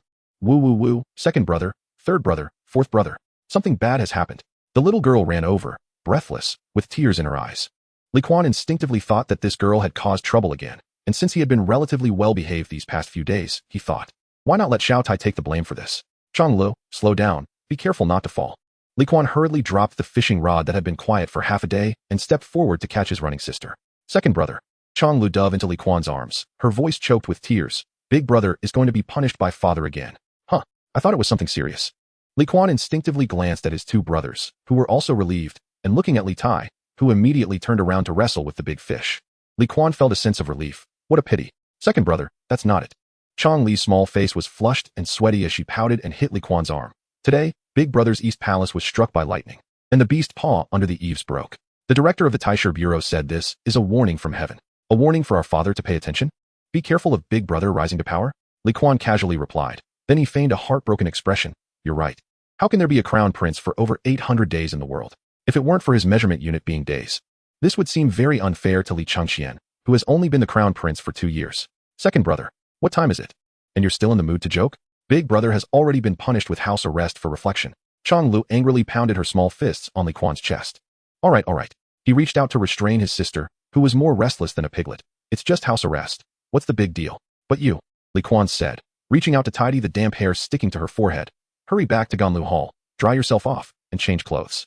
I'm afraid you'll catch a cold. Second brother, you go. Go and plead for big brother. Chang Lu hugged Li Kuan's arm, pleading pitifully. Yes, second brother. I'll go with you. Li Ku watched as Li Tai fell to the ground, realizing that he had let the fish slip off the hook. To avoid embarrassing his younger brother, Li Ku decided to show concern for his elder brother's safety instead. Go to hell. Li Kuan turned around and glared at Li Ku. Then his gaze shifted to the sobbing Li Tai sitting on the ground. Xiao Tai, don't lose heart. Let's come back tomorrow. Second brother, Long Lu, angered by Li Kuan's indifference, decided to abandon conventional means to move her brother. The little girl used a powerful headbutt. hitting her brother squarely in the chest. How heartless you are. This time, their elder brother was grounded, required to fast until afternoon, and reflect on his mistakes for a whole 7 days. That old leechy of his, Kuan, who had been a bit jealous, instantly exploded upon hearing this. Which bastard advised that dimwit to do this? Are they trying to starve my good brother to death? It must be said that Kuan's points of concern were always so unique and pragmatic. The second brother, who had been indignant just a moment ago, was now filled with shock after hearing Kuan's furious words. She couldn't help but start to doubt whether coming to find the second brother to save the elder brother was a wrong decision. She was so afraid of a buy one get one free situation. Chapter 29. Heartwarming kick arranging for Li Ku to take Li Tai and Long Lu to the Ganlu Hall. The furious Prince Chu stormed into the Taiji Palace. The eunuch Yun Chang, guarding outside the Taiji Hall, knew the moment Prince Chu stepped into the palace square that what needed to come had finally arrived. Let me see which fool is spreading nonsense and trying to frame my elder brother. The naturally loud Prince Chu walked with a commanding presence, every step exuding authority. Yun Chang quickly ran over to Li Kuan, his expression sorrowful. My good prince, please do not argue with His Majesty today. His Majesty is still seething with anger in the palace, listening to Lord Linghu's advice. Advice? What advice? Li Kuan instinctively frowned, then suspiciously looked at Yun Chang. It was that old fool who blamed my elder brother for the lightning strike, right? The Lord Linghu that Yun Chang mentioned referred to Linghu Decompression, the Grand Minister in charge of compiling historical texts. Li Kuan was curious why someone who compiles history would come to stir up trouble. As the prince's close attendant, Yun Chang naturally knew how good the relationship between Li Kuan and the crown prince was, so he dared not mention that Linghu Decompression had suggested blaming the lightning incident on the crown prince, proposing that the crown prince go to the temple of heaven for a 3-day fast to pray for blessings from heaven. In truth, Linghu Dechen's actions were not out of hostility towards the crown prince Li Changqian. In fact, he could even be considered a supporter of the latter. However, his reasoning was simply to let Li Changqian perform a self-punishment to highlight the crown prince's benevolence. The young and vigorous emperor Li Er naturally saw through the old fox's intentions, which is why Li Changqian was punished with 7 days of wall-facing reflection and fasting until afternoon. Why? It was simple. His father was still under 30, full of ambition and preparing to showcase his might, making the surrounding countries of the Tang Dynasty bow down and call him the Heavenly Khan. Did he really need to push his son out so early to gain popularity?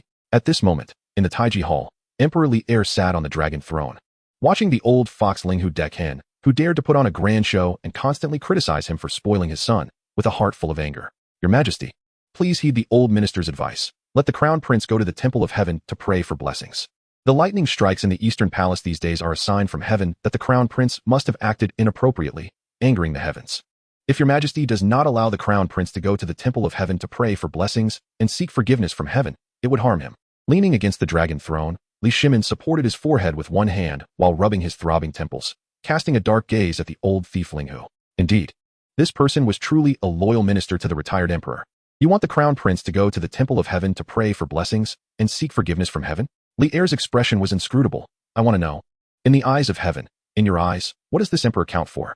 How incompetent am I that heaven overlooks my existence, does not enlighten me, but chooses to enlighten my son? How cowardly am I that even the act of praying for blessings from heaven must be done by my son on my behalf? As Li Er's questioning finally turned into a roar, the entire hall seemed to tremble.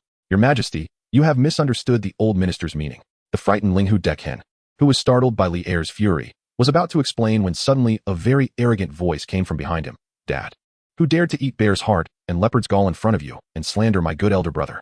I must take him down today. When Li Kuan gestured with his enormous fists in front of Yun Chang, the skilled martial artist Yun Chang suppressed the urge to laugh, putting on a pained expression as he recounted the events that had transpired in the hall to Li Kuan. Your Majesty, you really can't blame this servant. The Prince Chu is about to resort to violence. I can only submit. It must be said that Yun Chang's cleverness allowed him to thrive as a close attendant to Li Er, a quality his colleague Jiang Chu could never replicate. When Li Er saw his son, the thought of reprimanding Linghu Decompression instantly faded. Knowing well the temperament of this boy, Li Er realized that Linghu Decompression was about to face a physical punishment. Indeed, you are Linghu Decompression? Li Kuan glanced at the silent Li Er before turning his attention to Linghu Decompression in the hall. Prince Chu, I am indeed the one who has angered His Majesty, Linghu Decompression said, remaining calm despite having provoked Li Er, as he was an old hand in the bureaucratic world. The previous fear and explanations were merely formalities in his view. Could His Majesty really kill him for speaking out? Wei Jing should have been executed long ago. Unfortunately, the old rogue Linghu Decompression had overestimated Li Kuan's moral standards and the lower limits of his intelligence.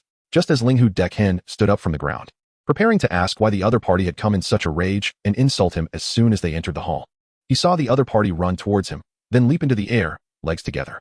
Just as his little Prince Chu is here. Old man, say good night to this world. With a heartwarming kick that even Li Er found endearing, Linghu Dechen was sent flying. Li Er was left dumbfounded. At that moment, Yin Chang, peeking in from the door, was also astonished. But the valiant Prince Chu, after crashing to the ground, immediately got up, took several large strides, and pounced once more on the fallen Linghu Dechen. After pinning down the struggling old man, Prince Chu raised his enormous fist again. Old man, do you still dare to run? Speak. Are you out of your mind? My elder brother's palace was struck by lightning, and you say it's because of his inappropriate words and actions? Then what about you suffering a sudden misfortune today and being beaten by me? How do you explain that? Hey, not talking, huh? Good. I'll tell you how it counts. It's because of your careless words and poor virtue that brought this disaster upon you. Remember, if you want to mix in this world, you must keep your mouth in check. Kuan, seeing Linghu Dechen on the ground already crying out in pain, Emperor Li Er quickly stopped his eldest son from delivering further blows. You little brat, stop it right now. Wait a minute. Li Kuan turned back suspiciously to glance at his father. Why is Dad calling me Kuaner? Doesn't he usually call me that little brat? Thinking of this, Li Kuan couldn't help but shiver. It's quite frightening. Minister Linghu, are you all right?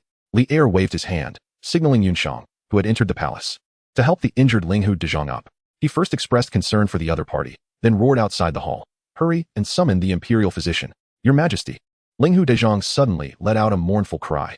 That kick from Li Kuan made him feel as if he had seen his great-grandmother in a daze. Such a great humiliation. Such a great humiliation. I want to resign. I want to resign. Xuanwu, the old man, like a hawk, seemed unable to withstand the blow any longer, crying out for the emperor to grant his request. Li Kuan, who felt no remorse, sat cross-legged on the ground with his arms crossed. Looking arrogant, with incompetent ministers like you, resigning is fine. It saves the court from wasting money and resources. You. Linghu Dezhang covered his chest with one hand and trembled as he pointed at Li Kuan with the other. How dare you insult me like this? Forget it, today. Even if I have to give my old life here, I, Linghu Dezhang, will make this little brat pay the proper price. Chapter 30. Moving into the Zongjing Temple. Dad. This old man is pointing at me. Li Kuan looked at Li Er, who had already walked in front of Linghu Dezhang, and said fiercely, he dares to disrespect me in front of you today. Tomorrow he might just escape from Chang'an and raise the rebel flag in a place called Days Township. Dad, can you tolerate this? As a father, Li Er's greatest regret was why he couldn't give Li Kuan a happy childhood. This child was seriously ill in his early years, and when his life was in danger, neither he nor Guanyin maid was by his side. When he was a bit older, his grandmother passed away, and the year he was brought to Chang'an, he hardly smiled at all. At that time, he was still the Prince of Chu, being pressured by the former emperor and two brothers, living on thin ice, and even causing several of his children to be bullied. Later on, this child took matters into his own hands, returning the humiliations he received, along with those of his brothers. Li Er had always felt indebted to Li Kuan. Even now, it remained so. However, all of this did not prevent Li Er from realizing at this moment that compared to a happy childhood, what this child needed now was a complete childhood. You brat. You are truly too unruly, Li Er said with a dark face, looking at Li Kuan, his words implying something. Did you hear that? Old man, you are too unruly. The clever Li Kuan immediately shouted at Linghu Dezhang. Well, the benefit of a loud voice is that you don't have to worry about the other party being deaf and unable to hear. Your Majesty, Linghu Dezhang, repeatedly provoked, was so angry that he was about to lose his mind. I implore your Majesty to decide for me. Someone. Li Er shot a glare at his ungrateful son and, once the guards arrived, ordered them to throw this brat into the Zongjing Temple. No one is allowed to let him out without my command. 34. Just this 34. Li Kuan was stunned for a moment upon hearing this. Dad, you don't have to be so blatant in your favoritism, right? But soon, he saw the expression of grief and indignation on Linghu Dezhang's face. Li Kuan instantly felt amused. This has made you angry? Just this? Just this? Li Kuan was helped up by the guards, and then dragged out. He didn't resist, and even took the opportunity to wave at Linghu Dezhang. Old man, when I come out of the Zongjing Temple, let's chat again. As Li Kuan was dragged out of the main hall, Linghu Dezhang's expression softened slightly. But then he continued to prostrate on the ground in front of Li Er. Your Majesty, the old minister. Linghu, my dear minister. Let the imperial physician check your injuries first. Li Er's mood was very bad at this moment, although he wanted this old fox, who retreated to advance, to hurry up and pack his things and get lost. The court was currently in need of personnel. So even if Li Er wanted to replace the old ministers left by Li Yuan, he had to take it slow. If he forced Linghu Dezhang to resign now, then without thinking, tomorrow his imperial desk would be filled with resignation petitions from those old ministers, and the operation of the court would face major problems. What a troublesome time. Li Er sighed in his heart, but immediately forced himself to show a kind expression. Minister Linghu, rest assured, this brat is so disrespectful. I will teach him a good lesson, and surely seek justice for you. Your Majesty. At this moment, Minister Linghu Dezhang did not refer to himself as old, and his tone softened a bit. Li Er's gaze slightly narrowed. Then he compromised again. Tomorrow, I will send the crown prince to the Grand Temple to pray for the people of the Tang Dynasty. I understand your good intentions, but I hope you can also understand my good intentions. The meaning of Li Er's words translated into a simple 9-character phrase.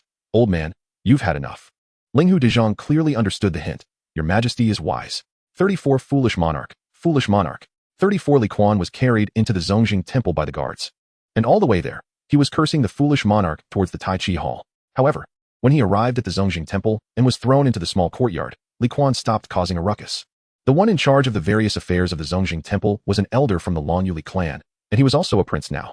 When this elder heard that a newcomer had arrived at the Zhongjing temple, he was quite happy and was about to go out to meet him. But when his subordinates told him that it was the Prince of Chu, Li Kuan, this elder immediately killed his curiosity. As long as this brat doesn't leave the courtyard, everything will be fine. The elder was like this because he had met this brat once before. He was the little devil who had single-handedly made the hidden crown Prince Li Jianqing and the 7 children of Qi, Wang Li Yuanji kneel and beg for mercy. Back then, the elder, under pressure from Li Jianqing, had said a few harsh words when this brat was sent to the Zhongjing temple for 3 days of reflection. But secretly, he had to be extremely vigilant to ensure that nothing went wrong with Li Kuan. Who knew this little brat? Family members, who understands, experienced the feeling of manual hair removal. The elder, recalling something, couldn't help but shiver. Then he raised his hand, instinctively smoothing the beard he had finally grown back over the past few years. That little brat couldn't take any losses at all. He had to be treated with caution. As Li Kuan began his happy confinement life in the Zhongjing temple, the palace also became relatively quiet. However, for him, having the Shadow Assassin Corps by his side, freedom was something easily attainable. If he felt bored, he would lie on the bed, controlling the Shadow Assassins outside the palace to wander around, playing while gathering information. The next day, his elder brother, Li Chengqian, left the palace early to pray for the people of the world at the Grand Temple. Thus, the Prince of Chu, feeling sorry for his elder brother, planned that after this trip, he would definitely help his brother's East Palace set up a lightning rod. After all, he couldn't come to the Zhongjing temple often, right? Furthermore, he was also a bit worried that if one day the heavens were blind and struck his unfortunate elder brother, then the next unfortunate person to become the crown prince would be himself, right? No, this absolutely cannot happen. Our father can live for at least another 20 years. How can there be a crown prince for 20 years? Moreover, when your father, the emperor, is Li Shimin. Being the crown prince is like being the auspicious symbol of the dynasty. It looks like a big fool no matter how you see it. Self-identified as free-spirited and unrestrained, Li Kuan refused to act as a mascot and would never become a fool. Li Kuan vaguely remembered that this foolish monarch seemed to have been harmed by some demon monk. So he thought to himself that he should pay attention and take care of it in advance. And then he could enjoy a few more decades of comfort under the big tree. He didn't know why, but the thought of the crown prince, who would be gray-haired by then, made him want to laugh. This familiar plot always felt like he had seen it in a previous life. Where was it? He couldn't quite remember. At dusk, Li Kuan lay on the lounge chair in the small courtyard, watching the sun slowly set in the west. He scratched his thigh, yawned, then turned over and closed his eyes. Chapter 31. Big Brother is here. After being confined in the Zhongjing temple for 5 days, the crown prince Li Chengqian, who had just returned from praying at the time Miao, finally saw him. Brother Kuan. Li Chengqian stood at the entrance of the small courtyard holding a food box, looking at his younger brother, who was sitting by the stone table tossing grapes into his mouth. His thoughts were quite complicated. Oh, Big Brother? Li Kuan turned around in surprise at the sound. When he saw it was Li Chengqian, he smiled and pointed to the grapes on the table. These are from the western regions. The old Zhong Ling secretly gave me some. Honestly, he is quite nice. But you little rascal, weren't you the one who pulled his beard back then? Li Chengqian said, half amused and half annoyed. Sigh. I was young and didn't know better back then. Li Kuan rubbed his nose, suddenly seeming to remember something, and turned to Li Chengqian. Big Brother, did Chang'an cause any trouble outside? Since being confined in the Zhongjing temple, the one he was most worried about was this sister. What do you think? Li Chengqian glared at his brother and sat down beside him with the food box. Chang'an has been crying and making a fuss these past few days. No matter how mother comforts her, it's useless. The little girl always feels like it's her fault for what happened to you. As for father, he is also constrained by the nonsense of the court officials. Suddenly, Li Kuan furrowed his brow. Big Brother, you said the court officials are causing trouble? Oh. So we can't release you for the time being, Li Chengqian said apologetically as he looked at Li Kuan. Ha. Li Kuan suddenly slapped the table and laughed. That old fox Linghu Dekhen. What kind of foolish move is this? Our father must hate him to death this time. It's not the news from Lord Linghu, Li Chengqian sighed.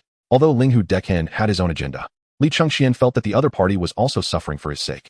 If it's not Linghu Dekhen, then who is it? Li Kuan stopped laughing and looked at Li Chengqian, asking with some confusion. After a moment of silence, Li Chengqian finally gave the answer. It's Pei Xiang. Him? Li Kuan was a bit stunned. Why? I didn't provoke him. Besides, his grandson Pei Chengxian is a good brother who swore brotherhood with me in the May Garden at Xuanwu Garden. I don't know. Li Chengxian shook his head, his expression equally puzzled. I remember now. At this moment, Li Kuan suddenly clapped his hands, stood up, and slowly walked around the table. Back then, I took Feng Yai and Li Huiran to the Pei residence to play, and we found the tiger bone wine that he treasured in Pei Xiang's study. I heard that the medicinal wine was given by a famous doctor. The brothers were curious and shared it among us. Could it be because of this? Li Kuan looked at his big brother with a questioning gaze. Li Chengxian looked at his brother speechlessly, truly unsure whether to criticize his brother's intelligence first or his moral standards. You little brat, barely out of your childhood. And you went to mess with Pei Xiang's treasured aphrodisiac wine. No, it's not just about the aphrodisiac wine. Big brother, say something. Li Kuan lay on the stone table, tilting his head to look at his silent big brother. What else can I say? Li Chengxian smiled bitterly and shook his head. Your Highness the King of Chu's actions in life truly impressed this crown prince. You don't do anything that a person should do at all. I remember now. Li Kuan suddenly straightened up. At that time, everyone only tasted a little of that wine. It was very bad. But Pei Chengxian, holding the half-empty jar of tiger bone wine, was almost in tears, saying that Grandpa would definitely beat him if he found out. I saw him pitiful, so. The normally thick-skinned King of Chu suddenly found it hard to continue. Even his ears turned slightly red. What did you do? Li Chengxian squinted at his brother, knowing that he hadn't told the whole truth. I found a deserted room and quietly added some boy's urine to the wine jar. Li Kuan rubbed his nose, recalling that he seemed to be a bit fiery at that time. Boom. Overwhelmed by the burden, the crown prince, upon hearing the rebellious statement of the King of Chu, leaned to the side and fell to the ground. You. In the haze, the crown prince pointed at his brother, his hand trembling slightly. You little brat. You don't do anything that a person should do, just causing trouble everywhere. Is it really because of this? Li Kuan scratched his head and didn't he care about his big brother lying on the ground, instead sitting down at the stone table. That can't be right. Pei Chengxian said that the wine was prepared by Pei Ji to be enjoyed on the day of the Yuanzhong festival. It's not a holiday right now. How could he have discovered it? As Li Kuan spoke, he stroked his chin, pondering for a moment, then looked at his big brother, who was silently getting up from the ground. Could it be that old man is planning to take a concubine again? Goodness. Li Kuan suddenly slammed the table. Big brother. This old lecher is really living a carefree and happy life. Though the King of Chu spoke with righteous indignation, the jealousy in his heart had already spilled over. You little brat.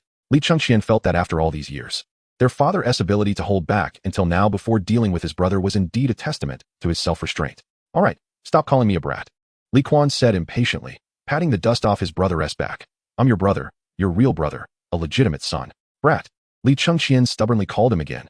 You know what I mean. I don't know, but do as you like. Li Kuan pouted, looking unconcerned. The two fell into silence. After a long while, Li Chengxian sighed. Forget it. It's already this far. Let us eat first. He decided to accept reality.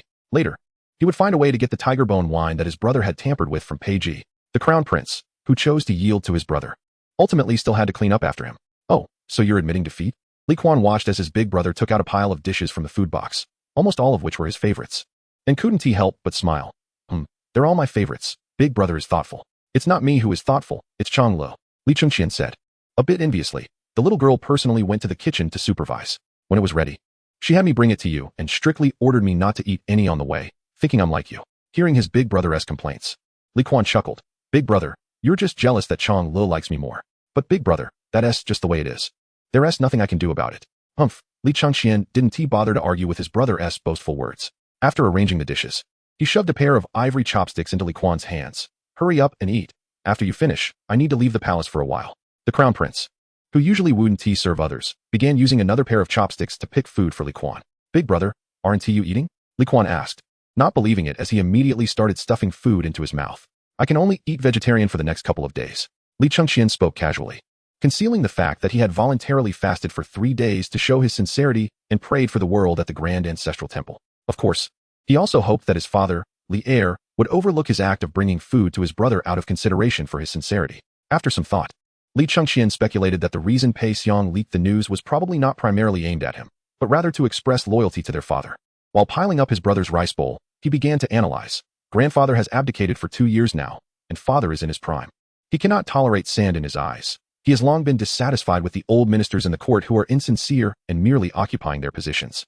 However, due to his short time in power and the frequent changes in ministerial positions, he must be cautious to avoid any suspicion of purging the court, which is why he has been enduring it for now. But endurance has its limits. Sooner or later, father will take action against these people. Pei Xiang has clearly sensed this and couldn't sit still, so he seized the opportunity of your altercation with Lord Linghu to blow the whistle. As a result, the ministers will naturally report to father, accusing you of arrogance. In this way, even though father knows the truth, he will have no choice but to confine you in the Zhongzhengxi. Kuan, don't blame father. This is for your protection. Li Chengxian added this explanation to Li Kuan.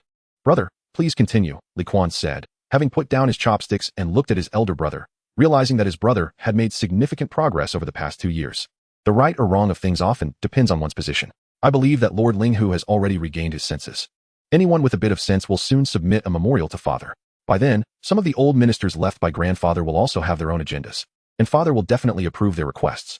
In this way, Pei Xiang will have discreetly assisted father by vacating several important positions in the court. This not only alleviates the conflict between the old and new courtiers, but also signifies his alignment with father.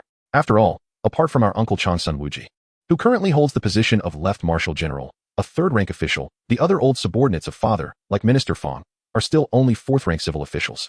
How can this be justified? After listening to his brother's analysis, Kuan nodded thoughtfully, but soon he smiled and said, "Brother, your analysis makes sense. But there is one point I think you have miscalculated. Father will absolutely not accept Pei Ji's loyalty. The reason is simple.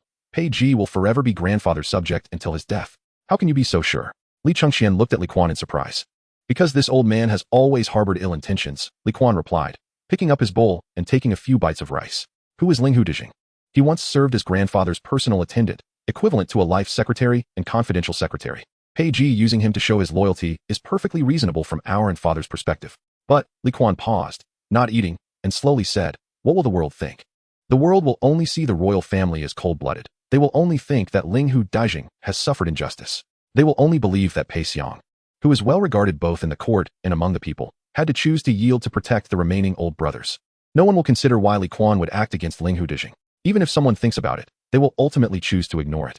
After hearing Kuan's words, Li Chengxian fell silent for a long time. Eventually, he softly said, "Kuan, about that day, I have not yet thanked you. Linghu the old rascal truly deserved a beating."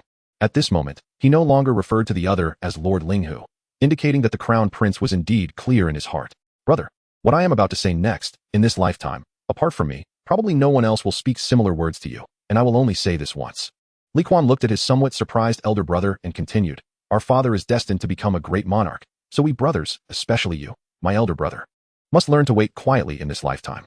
It doesn't matter if you act a little out of line usually, but absolutely, do not have the thought of being eager to ascend to power. The cost of obtaining the throne is too heavy for our father, so heavy that he might never be able to reconcile with it in his lifetime." Kuan meant to continue reminding his brother that in the future he would definitely see their father lose control, but after thinking it over, he decided against it. For now, it was more important to keep his brother calm. "All right, that is all I have to say." Originally intending to convey a heartfelt message, Kuan abruptly ended the topic. He looked at the somewhat dazed crown prince, laughed heartily, and patted his shoulder, saying, "Brother, we are siblings. So I naturally wish you well. As for whether my words come from the heart, time will tell, and I believe you will make your own judgment." However, Kuan suddenly raised an eyebrow at Li Chengxian and said, "Brother, if you dare to let me down in the future, I will make you feel the weight of my fists." Watching his elder brother's eyes start to glisten with tears, he waved his fists in front of him, both as a show of bravado and to disperse the sudden emotion. "Stop saying silly things." Li Chengxian took a deep breath and swatted his brother's fist away. "You and I are brothers. We will never betray each other in this life." Hearing this, Kuan frowned, feeling it sounded somewhat awkward. While Li Chengxian was secretly wiping away tears from the corners of his eyes, Kuan suddenly remembered that this guy would later have a reputation for being fond of handsome men. Damn it, Kuan instinctively covered his forehead, feeling a headache coming on. Chapter 32, Gifts Kuan. Just as Kuan was still pondering how to prevent his elder brother from indulging in swordplay, Li Chengxian suddenly asked him a question. "Do you really dislike Pei Xiang? Why do you ask that?" Kuan looked up at his elder brother, somewhat surprised. "You." Li Chengxian hesitated. He still had to go out of the palace later to deal with things and retrieve Pei Xiang's treasured tiger bone wine. It's not a deep-seated grudge. Seeing his elder brother looking awkward and unsure of how to proceed, Kuan simply gave a pure reason, because grandmother doesn't like him. So I don't like him either. Back then, the relationship between Li Yuan and Pei Ji could be summed up in one sentence. We were the best of friends. The two had known each other since childhood. When Li Yuan served as the governor of Taiyuan, Pei Ji was the deputy supervisor of Jinyang Palace. At that time, Li Yuan could still be considered young and ambitious. For others, the subsequent story is a heroic tale full of emotion. To numb the suspicions of Yangguang, who feared a rebellion, Li Yuan often took Pei Ji to revel in the Qin Towers and Chu pavilions, drinking and having fun. Wherever they went, they were inseparable and reeked of alcohol. Grandmother must have been disappointed in grandfather for becoming so accustomed to this false pretense from that time on. Sitting in the small courtyard, Kuan gazed at the white clouds in the sky, missing his late grandmother. The old lady treated him very well. How could he let her down? Kuan, Li Chengxian could not have imagined that today this younger brother, who had shared so many heartfelt words, would give him such an answer. "I warn you, don't call me that in that tone again." Coming back to his senses, Li Kuan shot a glare at his elder brother. You make it sound like I'm so heartbroken. Are you not heartbroken? For some reason, in a good mood, Li Chengxian decided to tease his brother. A bit heartbroken, Li Kuan nodded, not denying it. I was just thinking that I could do something to make my grandmother happy. And I would gradually feel happy too. Kuan Di, Li Chengxian suddenly stood up and bowed seriously to Su Ran. What are you doing? Li Kuan turned sideways and glanced at his elder brother, feeling that he was trying to recruit talented people for himself. No way, no way. He is the king of Chu. How can he accept the mere prince's recruitment? Lost in his thoughts, Li Kuan didn't really listen to what Li Chengxian said next. Kuan Di, today's heart-to-heart talk with you has greatly benefited me. You can rest assured that I will firmly remember what you said earlier. And I will think about it often, definitely not letting down your efforts. Now grown into a young man, Li Chengxian already had a circle of fluffy beard on his chin, and his face was full of seriousness. It seems he indeed valued what Li Kuan said earlier. Li Kuan helplessly put down his bowl and chopsticks. There was still half a bowl of rice left, but it wouldn't taste good when it got cold. Forget it. He thought. He would wait for Lao Zongling to add some food for him at night. Elder brother, Li Kuan also stood up and made a gesture toward Li Chengxian. The two brothers were being unusually polite today. Don't think I'm annoying. Actually, you and I don't need to think too much about these things right now. After all, in the court, everyone is a cunning old fox who has cultivated into human form. Trust me, with our skills, if we openly confront each other, we will definitely have no chance of winning. The only way is to try not to make noise when we can act, like how I dealt with Ling Hu Duzhen before. It is possible to take advantage by using chaotic punches to defeat the master. After all, a reckless man can overcome a master. Li Kuan's words successfully made Li Chengxian laugh. Haha, Kuan Di, Li Chengxian shook his head with a smile. Are you asking me to learn from you and go beat up the emperor's ministers? Stupid. Li Kuan reached out and gave his elder brother a light punch on the head. Seeing Li Chengxian's somewhat stunned expression, he said seriously, beating up old ministers. Especially civil officials, elder brother, you can definitely shake people up. Just give me a heads up and let me handle it. As for military generals, you need to find someone else. Gao Ming. At this moment, Gao Ming, Li Chengxian's courtesy name, smiled but said nothing. The biggest gain from today's conversation with Kuan Di was not that they reached a conclusion about the court situation, but that as the elder brother, he understood his younger brother's intentions. That's enough. Li Chengxian secretly encouraged himself to work hard and act like an elder brother. Otherwise, he would be ashamed to face Li Kuan in the future. Moreover, Li Chengxian was most worried that according to Kuan Di's affectionate and righteous character, if in the future, when his younger siblings grew up and he was imprisoned again, the task of delivering meals would probably not fall to him anymore. For the first time, Li Chengxian felt nervous. This nervousness did not come from the fear that his position as the crown prince would be shaken, but as a brother. He had already realized his status in the hearts of his younger siblings had begun to plummet, and even Li Kuan had already surpassed him in status. If he didn't strive to catch up, he would truly be in danger. After discussing serious matters, Li Chengxian returned to the stone table, thinking about how to speak to Pei Ji later while silently waiting for Li Kuan to finish his meal. Elder brother, here, Li Kuan, unwilling to waste food, ultimately chose to finish all the slightly cold dishes. After handing the food container back to Li Chengxian, Li Kuan suddenly winked at him. Elder brother, in a few days, I will prepare a surprise for you that will surely move you to tears. Just remember, you must not refuse when the time comes. Li Chengxian looked at the playful Li Kuan, and he really held back for a long time before not saying the word of refusal. Forget it. Let me be a good elder brother, starting from now. Just try to cause less trouble. Li Chengxian took out the silk handkerchief prepared by Chang Lu from his pocket. This is for you from Chang Lu. Wipe your mouth. Good sister, Li Kuan, seeing the silk handkerchief made of shoe brocade, carefully took it from Li Chengxian's hand and tucked it into his chest. Then, he walked to the corridor, leaned out of the window, pulled the curtains from inside, and wiped his mouth. This action was very reminiscent of a certain old friend from the past. The crown prince, who witnessed his younger brother's antics throughout, had his eyes twitching wildly. What should he say? Forget it. I should leave quickly. You take care. I'll come see you when I have time. Li Chengxian had made up his mind that next time he came, he would prepare more silk handkerchiefs. This kind of disgraceful behavior was something even rough and boorish generals like Cheng Yaojin and Yu Qigong would not do nowadays. All right, go on. After wiping his mouth, Li Kuan didn't look back and smoothly climbed in through the window. He was going to take a nap. By the way, as Li Chengxian reached the gate of the small courtyard, he suddenly remembered something and turned back to shout into the courtyard.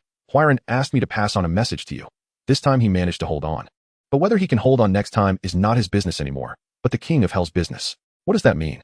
Li Chengxian was also curious about what his younger brother had done, as it sounded like Huairan losing money was something everyone in Chang'an knew, and it seemed related to Kuan Di. Got it. Li Kuan's lazy voice came from inside the house, responding half-heartedly. Next time, definitely. It seemed he was really tired. Sighing. The crown prince shook his head helplessly and disappeared outside the door. Next, Li Kuan continued to live a life like a rice bug. Perhaps to ease the relationship with his siblings, after Li Chengxian delivered food to Li Kuan, he tacitly allowed the princes and princesses to bring meals to Li Kuan. As a result, the Zongjing temple suddenly became a bustling place. Although most of the princes and princesses had the impression of Li Kuan as easy to get along with, but hot-tempered. This did not hinder their admiration for this second brother who had opened up court struggles with his own strength. Of course, most people, like Xianqing and Gaoyang, only met Li Kuan once, dropped off some pastries, and hurried away. After all, if they overdid it, those ministers who didn't feel victorious would continue to cause trouble. The one who ended up with a headache was Li Er, and the one who was unlucky was Li Kuan, because everything was as he and Li Chengxian had analyzed. Linghu Daijin retired to write at home, and subsequently, some of the old ministers left by Li Yuan continued to resign. If this trend continued, Li Kuan expected that he would be confined for another half-month. Half a month later, those who should leave would have left almost completely. The remaining ones were seasoned old foxes who were unmoved. Using provocation would be useless. Yes, in the midst of the storm outside, locking himself in the Zongjing temple, Li Er was clearly trying to protect his own. As for the visit from elder brother Li Chengxian, apart from his insistence on pursuing it, it was only Li Er who reluctantly agreed to allow it, which actually added fuel to the fire, hoping more of the old ministers who were just occupying positions would fall into the trap. Second brother, is this strength appropriate? Not bad, Li Kuan, enjoying Chang Li's shoulder massage in the small courtyard, expressed that he was willingly used by his father. Second brother, are you sure you can get out in half a month? Li Ku and Li Tai sat around Li Kuan, with Li Tai's worried face. And it was Li Ku who asked the question. About that, Li Kuan replied casually. Sigh, second brother, without you, the palace isn't fun at all. Li Tai said with a bitter face. It had probably been the longest time since Li Kuan was brought to Chang'an that the two brothers had been apart. And Li Tai felt quite unaccustomed. Indeed, without second brother, it is really boring. Li Ku, who deeply resonated, nodded in agreement. What about Changlo? Li Kuan took his sister's small hand off his shoulder and turned to look at his sister, who had been quiet today. The little girl, feeling guilty, saw her second brother hold her hand and pouted, letting out tears of grievance. Why are you crying? Li Kuan chuckled as he took out a handkerchief from his pocket to wipe her tears. Changlo, don't cry. Second brother didn't suffer, and besides, it's not your fault. The little girl, hearing her brother's warm comfort, felt even more aggrieved. She reached out and hugged her brother's neck, crying so hard that she could barely catch her breath. All right. Li Kuan spoiled her by rubbing her two soft buns on her head. Changlo, don't cry. Second brother isn't blaming you, and look, I even prepared a gift for you. As he spoke, Li Kuan took out a slender brocade box from his pocket and placed it on the stone table in front of them. Changlo. Li Kuan supported his sister and gently continued to wipe her tears. If you keep crying, I won't be able to give you this gift. In the small courtyard, Li Tai looked at Li Ku beside him with a ghostly expression. Is second brother really this gentle? Li Ku replied, don't look at me. When second brother kicked the broom and hit me with a wooden stick, he wasn't like this at all. After a while, Li Kuan finally comforted his tearful sister. Be good and wait for me here, he said with a smile, pinching Chang Li's delicate nose before turning to enter the inner room. He still needed to keep the secret of the space. Second brother, what is this? After a moment, the already calmed Princess Chang Lu curiously looked at the brocade box that Li Kuan had brought out from the inner room. Open it and take a look, Li Kuan said, ruffling his sister's hair with a tone full of affection. This brother-sister moment made Li Ku and Li Tai, who were watching, feel a little envious. Has second brother gone mad? Chang Lu, who regarded the other two brothers as invisible, reached out to take the brocade box and slowly opened it. This is so beautiful. The little girl's cheer brought curiosity to Li Ku and Li Tai, who leaned in to see what was inside the brocade box, and their eyes widened in surprise. Inside the box lay a pair of goose egg-sized glass balls, exquisitely crafted, with transparent and smooth surfaces that showed no flaws. However, inside they sparkled with colorful dots of light, and there was even a small blue sphere nestled among them, which seemed to be embedded without any sense of awkwardness. The entire glass piece looked like a whole, giving off the impression of a cosmic starry sky. Second brother, I really like it, Chang Lu exclaimed, looking at the glass balls, her face lighting up with joy. As long as Chang Lu likes it, that's good enough, Li Kuan smiled and said. It's not a particularly valuable item, but it requires a complicated process and a lot of time and effort. It truly took second brother a lot of work. Li Kuan was not lying. He only knew the general method of making these starry glass balls. During these days of boredom, he had decided to make more glass for the families of the 5 surnames and 7 clans. Feeling a bit guilty about planning to deceive them of a large amount of grain. But as he worked, he remembered the starry glass. So he patiently controlled the shadow assassins in the suburban villa, selecting the clear-colored glass from what had already been made, remelting it, adding a small amount of gold and silver, then using special molds to polish it, and after countless failures, he finally created this pair of glass balls. Indeed, second brother treats me the best. Princess Chang Lu held the brocade box with a radiant smile. She couldn't wait to share this joy with her mother and sisters. Li Kuan nodded in satisfaction, then turned to his 2 eager younger brothers and instructed, remember to tell elder brother later that I am Chang Li's favorite brother. As for the 2 younger brothers, Li Tai and Li Ku, who were speechless at second brother's double standards, they exchanged glances and Li Tai spoke up, second brother. What about me and third brother? What? Li Kuan frowned and looked at them. The gifts. Li Tai glanced at the brocade box in Chang Li's hands, signaling to second brother that he should give them something too. Ah, gifts. Li Kuan stood up thoughtfully, walked over to the two brothers, then snapped his fingers twice, giving each of them a light slap on the head. Ouch! Li Tai immediately covered his head and cried out, while Li Ke next to him just rubbed his head, his face scrunched up, still acting foolish. You've had enough. Li Kuan frowned and scolded the two younger brothers. Stop messing around all day. You two should be doing something productive. You little brats, do you think I don't know what you have been up to these days? You, Xiao Tai. Li Kuan directed his gaze at Li Tai. A few days ago, you and Fang Yai ambushed Wei Zheng on his way home after he finished his shift. If it weren't for General Qin Xiong stumbling upon you, and him being kind-hearted and letting you off easy, you wouldn't just be getting a simple scolding. Second brother. But that old man Wei Zheng has been slandering you, Li Tai said, feeling a bit wronged. I just wanted to teach him a lesson. And Fang Yai and the others thought the same. You fool. Fang Yai is also a fool, and with Cheng Chimo, the three of you are just a bunch of idiots. Li Kuan was genuinely helpless. Did these guys really think that Qin Xiong just happened to run into them? No. He had sent someone to watch over these fools, and when he saw that things were going wrong, he sent someone to inform Qin Xiong to stop the disaster. If Li Tai and the others had succeeded, Wei Zheng was not someone to be trifled with. Although he was a scholar, he was quite skilled in fighting, and he had connections with influential families in Shandong. Moreover, Wei Zheng seemed like someone who couldn't stand being humiliated. Just imagining that his encounter with a few spoiled brats might be recorded in history would make him, who valued his reputation above all else, possibly go straight to Emperor Li Heir to die in front of the Taiji Hall after teaching these three a lesson. At that point, it would be a big deal. Even if Li Tai was Emperor Li Heir's little sparrow, he would probably get plucked and swallowed whole. As for the other troublesome Li Ku, thinking of this, Li Kuan first sighed helplessly, then turned to Li Ku and said gently, Xiao Ku, second brother knows you are doing this for me. Trying to get Xiao Yu and Su Tudong, those old ministers of the previous dynasty, to come forward and suppress the commotion caused by me beating up Ling Hudijin. But do you know that doing this is more harmful than beneficial? Not only won't it help me get out of this situation, but you will also put Xiao Yu and the others in an awkward position. And do you know that starting from today, you will become a thorn in the eyes of certain people?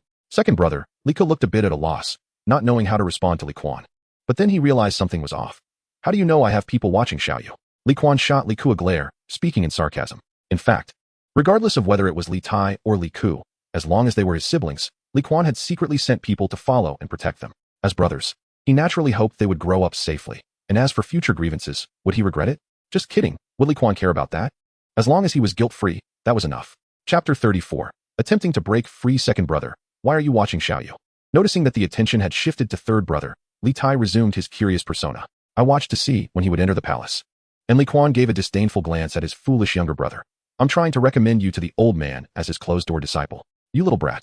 I heard from mother that you've read quite a bit, but why do you show no signs of having a clever mind at all? Li Tai slowly lowered his head, muttering, who are you calling foolish? You're the foolish one. What did you say? Li Kuan raised his voice an octave. Nothing. Li Tai instinctively shivered and said aggrievedly. My current teacher is quite good. Humph. Li Kuan glanced at his brother and couldn't be bothered to respond further. A coup. Li Kuan turned to look at the somewhat anxious Li Ku, his expression serious. From now on, you must never have any dealings with these people again. Go back and tell mother not to worry. It's because of me that you've gotten into this trouble. Second brother will take care of you. Second brother Li Ku blinked hard, wanting to say something but forcibly held back, and finally said softly, I understand. Don't worry. Li Kuan saw that his words had been understood and comforted him. If second brother can't handle it, there's still elder brother. For the next 10 years. As long as it's not a principled issue, elder brother has the obligation to take the blame for us, because he's the elder brother, right? When Li Kuan said this, his face almost seemed to bear the four characters not well intentioned. The younger siblings were also amused by Li Kuan's words, their faces breaking into smiles. Second brother. Chang Lu reluctantly closed the brocade box and playfully made a face at her second brother. I'm going to tell elder brother about this. Oh, you little ungrateful one. Li Kuan also laughed, reaching out his hand, pretending to try to snatch the brocade box back. Give me back my treasure. I won't. The little girl's charming face was full of joyful expressions. Oh, little Piety. Li Kuan retracted his hand and shook his head with a sigh towards the younger siblings beside him. Ah, as second brother, I'm just not as good as elder brother. Look, I worked hard to prepare gifts to please my sister, yet elder brother did nothing, and you still favor him. Humph. Chang'an seemed to become particularly lively whenever she was near Li Kuan. She shot a glare at fourth brother Li Tai, who was about to speak up to advise, and provocatively leaned towards second brother, hugging the brocade box. Are you trying to use a pity strategy? I'm not falling for that. Li Kuan nodded in satisfaction upon hearing this. Finally some progress. Remember, from now on, no matter which man tries to use this tactic on you, don't fall for it. Or second brother will really be sad. After sending off his younger siblings, Li Kuan returned to the small courtyard and looked at the clear blue sky above, for the first time revealing a troubled expression. Half a month had already passed, and there was still no news from Silver Moon Tower. The exquisite glassware placed in his space had already exceeded 1,000 pieces. Damn it, why is there still no movement? Kuan muttered to himself as he stood up, already starting to formulate a new plan in his heart. If the Wang family set him up, then he would have to seek other ways out. Finding a way to sell the glassware in his hands to procure food. After the locust disaster passes, he would settle accounts with the Wang family. For now, it seemed that this was the only way. After re-establishing his plan, Kuan decided to wait for 3 days. After 3 days, regardless of whether there was news from Silver Moon Tower, he would sell the glassware in his hands. At worst, he would just leave some for dealing with the other party. To Kuan, the glassware was like cabbages, possessing a technological barrier, which made it so extravagant. However, Kuan did not expect that the very next day, when the fat steward from Silver Moon Tower was contacted by his shadow assassin for negotiations, he would give a clear response. In 2 days, at the Eagle Beak Cliff on top of Yushan Mountain, 3 representatives from the 5 surnames and 7 clans will come to discuss the transaction with you. Kuan knew that this time he had to personally take action, but at the moment, he was still confined in the Zongjing Temple. With no time to waste, Kuan immediately sought out the old Zongling, stating that he was unwell and needed the imperial doctor to come treat him. Naturally, the old Zongling did not dare to be negligent and quickly found an imperial doctor from the palace for him. Your Highness, where do you feel unwell? When the elderly doctor with white hair inquired about Kuan's condition, Kuan began his clumsy act. After a moment of silence, Kuan slowly raised his head. Who are you? The elderly doctor immediately darkened his face, trembling his jaw as he said, Your Highness, don't joke around. Another moment of silence followed. Dr. Zhang, why are you here? Kuan, who had been in a daze, suddenly showed a surprised expression as he looked at the doctor. When did you arrive? What's wrong with me? Your Highness, Dr. Zhang had already retracted his hand from taking his pulse, his tone filled with helplessness. Please don't make fun of me. From the pulse, you are as strong as an ox, so stop acting. It's just a trick to get out sooner, isn't it? Who would have thought that Kuan seemed to not have heard Dr. Zhang's words at all? He stared blankly to the side, and after a long time, turned to look at Dr. Zhang. My head hurts.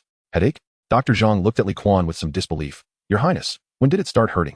Another long silence followed. Kuan seemed to have slowed down his reactions a few beats and fell silent again. Dr. Zhang was truly getting anxious now. He stood up, walked out of the room, and began to observe around the small courtyard. Soon, he noticed a pile of fallen leaves under the pomegranate tree on the west side of the courtyard, but it was still summer. Dr. Zhang frowned, and shortly after, his gaze suddenly fixed on a certain spot. He saw that the pomegranate tree with fallen leaves had a section of its crown that seemed to be tilted, bending down at a strange angle, with even the branches drooping to the ground. Suspicious, Dr. Zhang approached for a closer look, and his expression changed drastically. The part of the bent crown, which was supposed to be supported by a tree trunk as thick as an arm, had now broken off from the main trunk, and the break looked quite fresh. This is bad. Dr. Zhang finally realized the seriousness of the situation.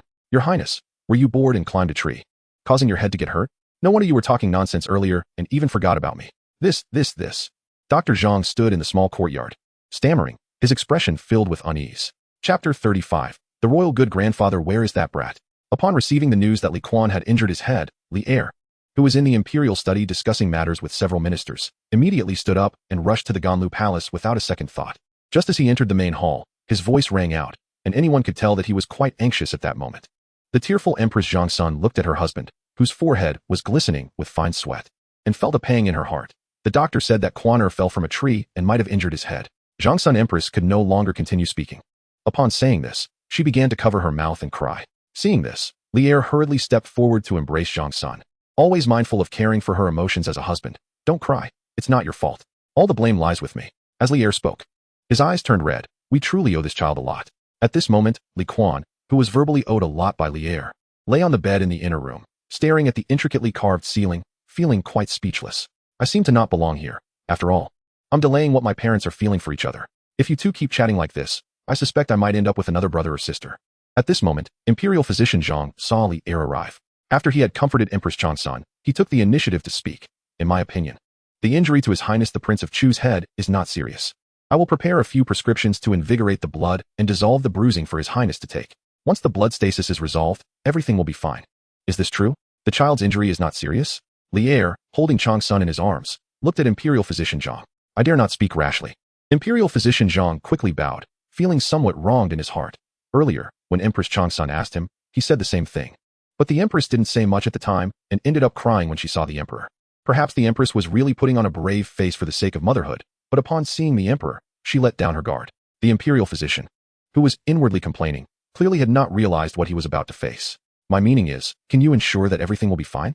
Li Er's tone was serious. This child is already a tiger. Don't let me treat him foolishly. This question, along with its difficulty, left imperial physician Zhang at a loss. The emperor truly had a love as strong as a mountain, but who would dare to make such guarantees to the emperor? It might be enjoyable for a moment, but wouldn't it invite trouble from the 9 clans? Seeing the troubled expression on imperial physician Zhang's face, Li Er's expression instantly darkened. I don't care what methods you use. You must treat this child's injury and eliminate the root of the illness. Otherwise, just as Li Er was about to speak harsh words, a powerful voice interrupted. Where's my Quaner? Where's my Quaner? Upon hearing this voice, the 3 in the hall were all taken aback. They did not expect that Li Quan's injury would alarm the retired emperor. Knowing that a father-son showdown was about to happen, imperial physician Zhang bowed to the retired emperor at the door and quietly retreated, seizing the opportunity. You two chat. I'll go find some ointment for bruises. We might all need it later. After seeing Li Yuan walk in, Li Er and Chang'an hurriedly bowed. But Li Yuan completely ignored them. Quaner. Li Yuan walked straight into the inner hall and saw Li Quan lying on the bed with his eyes shut, pretending to sleep. Seeing Li Quan's head wrapped in a gauze, Li Yuan's heart ached. You rascal, your grandfather hasn't had a chance to teach you a lesson, and you are lying here like this. Looking at his grandson's appearance, Li Yuan was filled with sorrow. Originally, he had blamed Li Quan for the incident involving Ling Hudun. But now, all he felt was worry for his grandson and guilt towards Empress Ta in the underworld. Erlang. Li Yuan looked at the emperor and empress who had just entered, his voice low and filled with endless anger. Do you intend to make me unable to face your mother after I die? Father. Li Er immediately knelt to the ground, and even Chang'an knelt with him. Father, please calm your anger. Between us, it will never be like it was before. Li Yuan didn't even look at the 2 kneeling on the ground. He turned his gaze to Li Quan and suddenly bent down to adjust the quilt for his grandson. But this child actually doesn't hold a grudge for your past neglect towards him. You should know this. Although he had once expressed grievances, deep down, he had already let go. This was thanks to his grandmother's influence. But if this child were not inherently kind-hearted, would he not resent or hate? Lastly, I want to remind you of one thing. This is your mother's child, raised by her own hands. He almost died once, and it was your mother who took great care to raise him. Li Yuan looked at Li Shimin with a calm expression, but the next moment, his face suddenly turned fierce. Do you want this child to meet your mother early? Li Yuan's roar echoed in the Xuanwu palace. Li Er's cheeks twitched as he knelt on the ground, his head bowed in silence. Father, it's not my daughter-in-law's fault. Empress Chang'an sniffed, her tears nearly falling. I should have considered that Quaner is lively and should have sent someone to take care of him at the Zongjing temple. Humph. Li Yuan snorted coldly. After all, she was his daughter-in-law, and as a father-in-law, he couldn't blame her. He just turned to Li Shimin. When you were Quaner's age, you were running around everywhere, even bringing your friends to the army to provoke their scouts. Did you really think you, Li Shimin, were invincible? You think you could come and go freely at such a young age? If I hadn't sent someone to follow you secretly and given advance notice, you would have been shot by stray arrows back then. This was an old story filled with paternal love, brought up after many years, but everything had changed. Li Yuan didn't even care for any gratitude. You want to be a better emperor than I am. Li Yuan looked at the shocked Li Shimin and sighed deeply, knowing that this was probably his last chance to teach him. This is good. However, before that, I ask you to first learn to be at least a better father than I am. But right now, you are simply not qualified. After Li Yuan finished speaking, he waved his sleeve and left Xuanwu Palace. Hearing the cheers behind him only made him feel annoyed. At this moment in Xuanwu Palace, Li Er slowly stood up with the support of Empress Chang'an, feeling a mix of emotions that ultimately turned into a sourness. Tears streamed down Li Er's face as he realized. So it turns out, father really cared about me once. Erlang, Empress Chang'an, with red eyes, reached out to wipe away Li Er's tears. You are also father's son, so it should be this way. In Xuanwu Palace, the emperor and empress were both choked with tears. After a long time, Li Shimin looked at his son by the bed. Has the physician said when this child will wake up? After taking the medicine, he should sleep for a while longer. Empress Chang'an wiped her tears, walked to the bedside, and touched her son's forehead. At this moment, Li Quan was indeed covered in cold sweat. He knew that regarding his act of pretending to be sick, he absolutely could not tell anyone, as it could lead to severe consequences. Chapter 36. Oh no. Li Er is peeking at the notebook. Guanyin maid. Father is right. It is my incompetence as a father that has neglected the child. Li Er took a deep breath, calming his emotions before gently speaking to Empress Chang'an. You go accompany Chang Lu and Xin Ke. Those two have been anxiously waiting at the door. When they saw me come, they chased after me asking questions. I didn't have time to answer. And I guess they are even more worried about their brother now. Go check on them and reassure them. Just say Quaner is not seriously injured. Erlang, are you going to stay here to watch over Quaner? Noticing her husband's thoughts, Empress Chang'an didn't say much but turned her head, looking somewhat worried towards their son. When Quaner wakes up, remember to call me. Li Er looked somewhat tired as he took Chang'an's place by the bed, looking at his son with closed eyes, and couldn't help but sigh. This rascal has caused me to be scolded. With father scolding you, it's your blessing, your majesty. As Empress Chang'an was about to leave, she shot an eye at her husband. My brother and I would love to receive such scolding, but we can't even get it. Having lost both parents at a young age, Empress Chang'an had spent a long time living under her brother Xuanwu Gate's care. The bitterness in her heart was truly not something to be spoken of lightly. Realizing he had misspoken, Li Er looked apologetically at his wife. That's not what I meant. Just take good care of our son. Empress Chang'an raised her eyebrows slightly.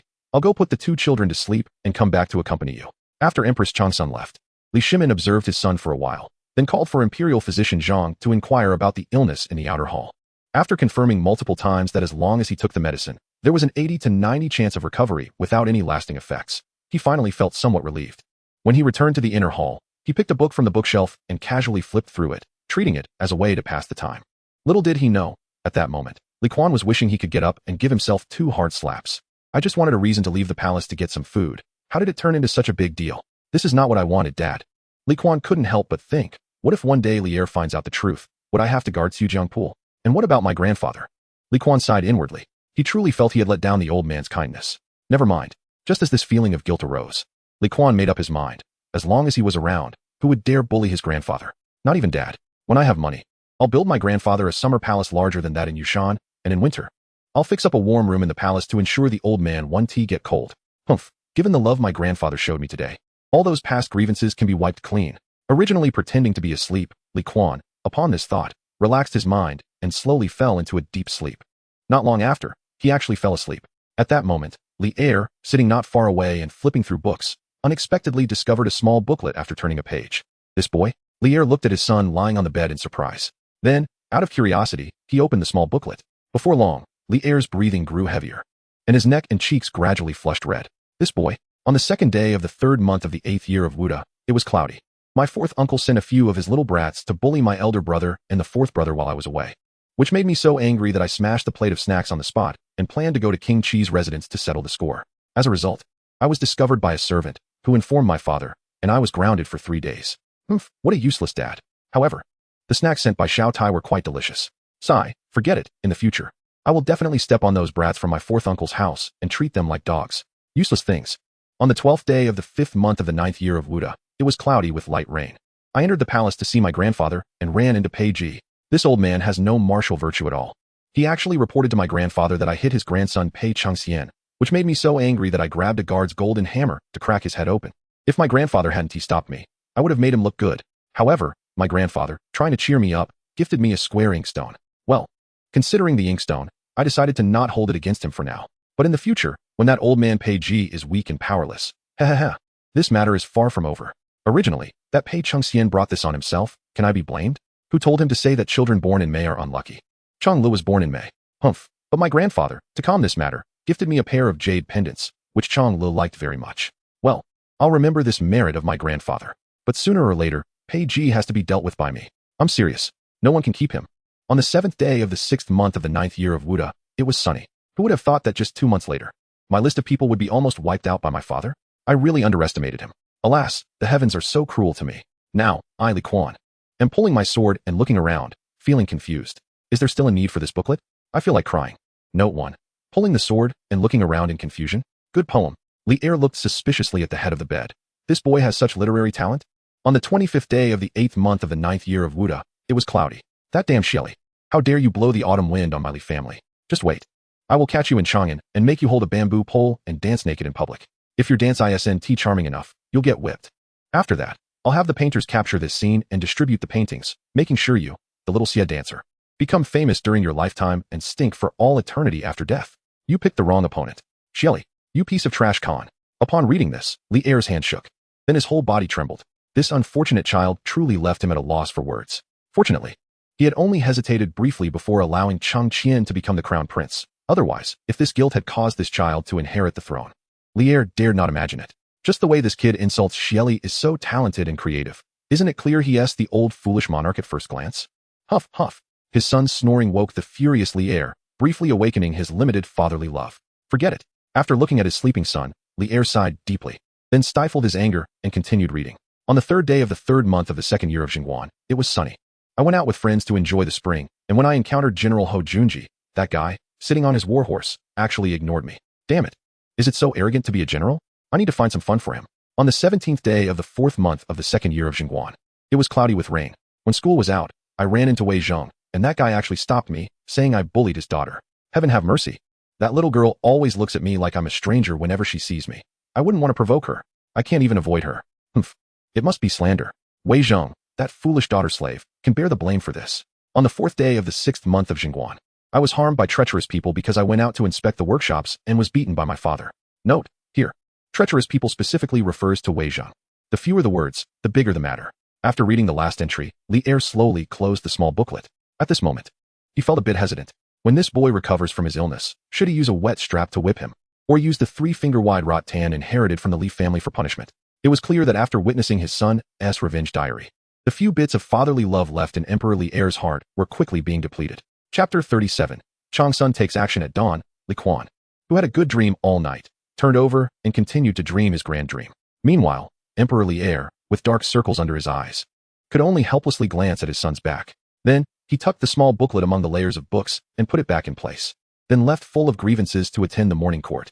The disparities between people are just like this. After a night of contemplation, Li Er decided to temporarily set aside how to deal with his son. After all, Li Kuan's injury had not yet healed, and with that small booklet in hand, Li Er felt that he might still be able to keep track of this boy's dynamics, which seemed quite good. This thought is probably akin to parents in later generations who often sneak a peek at their children's diaries. After Li Er left, about half an hour later, the crown prince, who had been worried all night, entered the main hall with Princess Chang'an, who originally wanted to sneak in, and just happened to see Li Kuan, who was putting on his shoes. Kuan Di, second brother. Seeing Li Kuan awake, Chang'an immediately rushed forward to hug him as he had just stood up. You scared me to death. Whoa, you little crybaby. Li Kuan affectionately sighed and reached out to pat his sister's head. Then, Li Kuan turned his attention to his elder brother. Elder brother, why are you here? You brat. Li Chengqian glared at his younger brother with annoyance and couldn't help but scold. Are you so idle that you're climbing trees for no reason? Li Kuan feigned ignorance. Did I? Li Chengqian was too lazy to argue with this young man anymore. Just stay here. I'll have the palace servants call the imperial physician. By the way, I also need to inform the Empress Dowager. Just say that Kuan has woken up. And Changle, go wake up Xiao Tai. This young man cried and clung to me for half the day yesterday. I've been worn out by him. As Li Chengqian spoke, he walked out of the hall. Princess Changle, who had been assigned a task by her elder brother, was reluctant to move to another side hall to wake up the fourth brother, so she waved her hand weakly.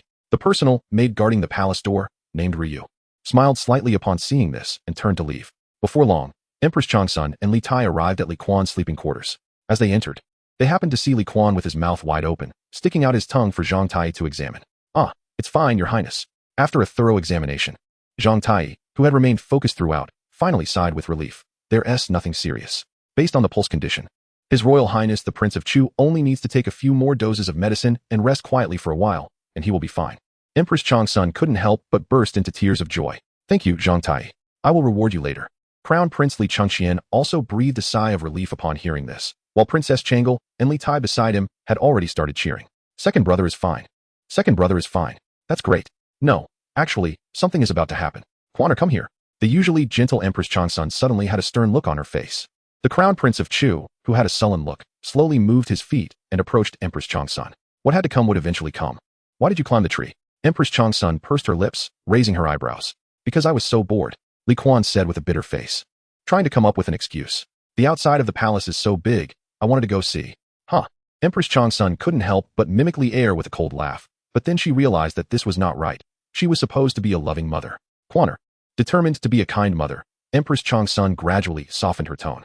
She looked at the somewhat uncomfortable Li Kuan and thought for a moment before slowly speaking. I'm not blaming you, but rather reminding you that before you do these dangerous things, shouldn't you think carefully? If something were to happen, how sad do you think I, your father, and your brothers and sisters would be? And me, your elder brother. As soon as Empress Chang'an finished speaking, the Crown Prince interjected. Originally, Li Kuan had lowered his head to show guilt, but he couldn't help but glance sideways at his elder brother. Wait, didn't we agree on brotherly love? Are you here to backstab me? The Crown Prince of Chu, with his petty mindset, undoubtedly angered Empress Chang'an, who had witnessed everything. Just as he was about to retort to his elder brother, a tooth for a tooth, revealing that the other party hadn't even been studying properly these past few days, he suddenly felt a tightness in his right ear, followed by a sharp pain. Empress Chang'an, who was personally administering punishment for the first time, had long lost her usual grace and elegance. She grabbed her son's ear and, under the shocked gazes of her other children, spoke sternly. Now, tell me, will there be a next time? Ow! Li Kuan managed to let out a cry, not even having time to hear what his mother was saying. Out of a certain terrifying instinct born from bloodline suppression, Li Kuan desperately begged, Mother, let go. Let go. I won't dare again. I won't dare again. Li Kuan missed the days back in Longyu even more. It was truly a case of far fragrance and near stink. He had been in Chang'an for less than 3 years, and now even his usually gentle mother had begun to punish him harshly. Sigh. When Empress Chang'an finally let go, Li Kuan cradled his noticeably swollen ear with his hand, feeling a mix of bitterness and sorrow. What kind of person is this? Aren't you the wise empress of all time? How can you be so harsh to your own child? Li Kuan took a deep breath, constantly grumbling in his heart. I want to see which historian wrote this disgraceful thing. How the foolish emperor and wise empress of the Tang Dynasty are now dealing heavy blows to their own son. Did you all just turn a blind eye? Looking at her younger brother, who had escaped her grasp but was clearly in low spirits, Crown Prince Li Chengqian pursed his lips and said to Empress Chang'an, Kuan is just playing around for a moment. After this lesson, he definitely won't dare again. Moreover, if we're talking about blame, I also bear some responsibility. When I left that day, I didn't remind Kuan to pay attention to safety and not to climb recklessly. So, if you still have grievances, feel free to vent them on me. Saying this, Li Chengqian knelt on the ground, looking as if he was willing to accept punishment. The siblings who had been comforting Li Kuan now turned their gaze towards their elder brother. Mother, Chang'an called out weakly. Second brother Li Tai then looked at the still gasping Li Kuan and quietly asked, should I kneel too? Unbeknownst to him, Li Kuan just wanted to give his elder brother a couple of kicks. This green tea, where were you earlier? Only now do you realize you should come to the rescue? Li Kuan lightly touched his engorged ear, shivering in pain. Chapter 38. The Fallen Li Yuan, I must say. Sometimes Li Chengqian's slightly slow nature is truly amusing, and just at the right moment. After venting her anger, Empress Chang'an looked at her obedient elder son and had no intention of continuing to be angry. Chengqian, you can get up now. Empress Chang'an rubbed her somewhat sore wrist. This boy was heavier than she thought. Heaven pity me. If Li Kuan heard his mother's inner thoughts at this moment, he might shed another few bitter tears. So you pulled my ear earlier, causing me to tiptoe, and in the end, you still blame me? Mother, I sincerely ask you not to punish my younger brother anymore. Li Chengqian thought of his younger brother's already red and swollen ear and felt a bit regretful for having stood by earlier. He had intended to use this opportunity to make Li Kuan remember. After all, with his younger brother's impulsive nature, it was fine when he was just causing some trouble. But he feared that like yesterday, he would end up hurting himself instead of anyone else. But as an older brother, having a younger brother who thinks of him, Li Chengqian naturally wanted to protect him. All right. Li Kuan saw that Empress Chang'an's expression had softened and immediately voiced his dissatisfaction loudly. Mother, elder brother, can you clarify? The one getting beaten is me. Even if we want to enact a scene of maternal kindness and filial piety, how can I not be the protagonist? That green elder brother, the ground is cold. Hurry up and get up, let us go have breakfast. I have to say, having such a peculiar presence as Li Kuan in the palace makes everyone's lives quite joyful. After finishing breakfast in the Ganlu Hall with Chang'an and his brothers and sisters, Li Kuan was just about to visit his grandfather Li Yuan in the Hongyi Palace when he ran into the anxious Li Ku outside the Ganlu Hall. Second brother, you woke up? Li Ku had run over in a hurry. After receiving the news from Li Tai's messenger, he had dropped his chopsticks and rushed over. I'm fine. The physician said a few doses of medicine will do. Looking at his younger brother, who was leaning on his knees and panting, Li Kuan found it quite interesting. Just a few months ago, he had threatened him with a stick, yet after spending time together, their brotherly bond had grown deeper. Second brother, where are you going? After a long while, when Li Ku finally calmed his breath and noticed Li Kuan was about to leave, he curiously asked, to see our grandfather. Li Kuan scratched his head. Although he usually ran to the Hongyi Palace whenever he had nothing to do, this time, he had two reasons. First, he wanted his grandfather to see him and confirm that he was not seriously ill, so there was no need to worry. Second, of course, he was there to apologize. Although in Li Kuan's view, the old ministers left behind by his grandfather were now just occupying positions without doing anything, ruining the atmosphere of the court, and should be removed. From Li Yuan's perspective, these people were passively resisting for the sake of Li Heir. Of course, a few were genuinely slacking off, and a few truly lacked ability, using this atmosphere to secure their positions. When Li Yuan abdicated, he arranged for a group of unworthy old ministers to hold high positions just to annoy Li Heir. But reason is reason, and feelings are feelings. As a grandson, Li Kuan didn't need to discuss moral essays with his grandfather about Yao, Shun, Yu, and Tang. Moreover, if he really did that, the first one to strike down his moral essays would be Li Heir. What? You ask why? A certain general of the heavenly strategy, who reversed fate at Xuanwu Gate, wiped the blood off his sword and remained silent. Everything was unsaid. Second brother, should I accompany you? Li Ku's voice interrupted Li Kuan's wandering thoughts. He glanced at his third brother, laughed heartily, and put his arm around his shoulder. That's fine. So, the two brothers walked shoulder to shoulder, humming and laughing all the way to the Hongyi Palace. When they arrived at the entrance of the Hongyi Palace, just as Li Kuan was about to step inside, he was stopped by a nearby eunuch. Your Highness, the King of Chu, you cannot enter. The Grand Emperor is still resting. Li Kuan completely ignored him. Damn. Where's this? Hongyi Palace. This is Li Kuan's #1 refuge in the Imperial Palace. His own territory, and he couldn't take charge of it? Get out of the way. The angry King of Chu shoved the eunuch aside. Is there any rule in this world that prevents a grandson from seeing his grandfather? Then, he directly shouted at the square, Grandfather, your good grandson has come to see you. Bang. As soon as Li Kuan's voice fell, a huge sound suddenly came from Li Yuan's palace, sounding like the noise of a bed collapsing. Then, Li Kuan and his brother Li Ku heard a series of soft, delicate sounds entering their ears. How to say it? Aside from the baby-like cooing, there truly was no other sound. When the two brothers stood in the center of the square, staring in astonishment at the group of concubines coming out from Li Yuan's palace, they finally had a concrete and objective understanding of the phrase drunk and dreaming mentioned in books. Perhaps even their teacher, Master Huang, hadn't expected that his teaching of a certain idiom would complete its loop so quickly. You brat, you're fine. Sigh, always disturbing my sweet dreams.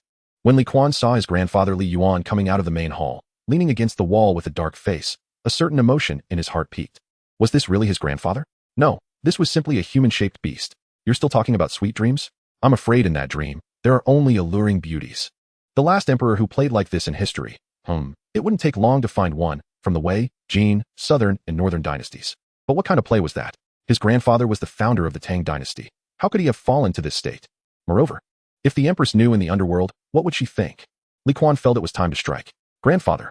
My grandfather! Li Kuan directly shouted in the square. These murderous fox spirits! How dare they harm my heroically extraordinary grandfather with wine and lust? Damn them! Damn them! Little Ku, go! Fetch me my sword. We brothers will go find trouble with those fox spirits. Look, look! Li Kuan pointed at Li Yuan, his face full of indignation as he said to the dazed Li Ku, what has our grandfather become now? He even had to lean against the wall to come out. Leaning against the wall. Such a foolish monarch. There are hardly any in history. Who is this? Who wants to harm my grandfather? Where's the attendant? Where's the attendant? You brat. Originally dizzy with anger from Li Kuan's outburst, Li Yuan knew something was wrong when he heard Li Kuan call for the attendant. Sure enough, as soon as Li Kuan's words fell, a middle-aged scholar with a face full of grievance rushed down the steps from the corridor and came to Li Kuan's side. Your Highness. I. Li Kuan raised his foot to kick this foolish man in front of him, but after thinking about the fact that historians were a family business, and considering the reference to the upcoming anecdote, Li Kuan ultimately held back his foot and instead said indignantly, what are you afraid of? During the spring and autumn period, the traitor Cui Zhu of the Qi state killed 3 historians, yet could not change the word regicide. Are you, for the sake of temporary peace, allowing the Grand Emperor to indulge in wine and lust every day? I am truly disappointed in your inaction. Chapter 39. Sincere feelings. Li Kuan's words were very eloquent.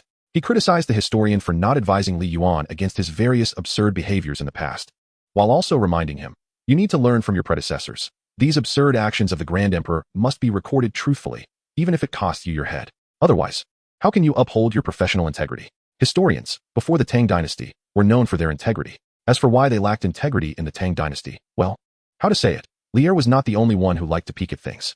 Back to the point. At this moment, in the square, the poor historian was almost burned out by Li Kuan's operation. Your Highness's admonition, I, Yin Shu, have learned, as Li Yuan's attendant. Yin Shu already found it difficult to do his job, and now being lectured by the most unlearned of the princes, Li Kuan, made him feel an impulse to immediately go home and bow to his ancestors, declaring that he would quit. It was just too embarrassing.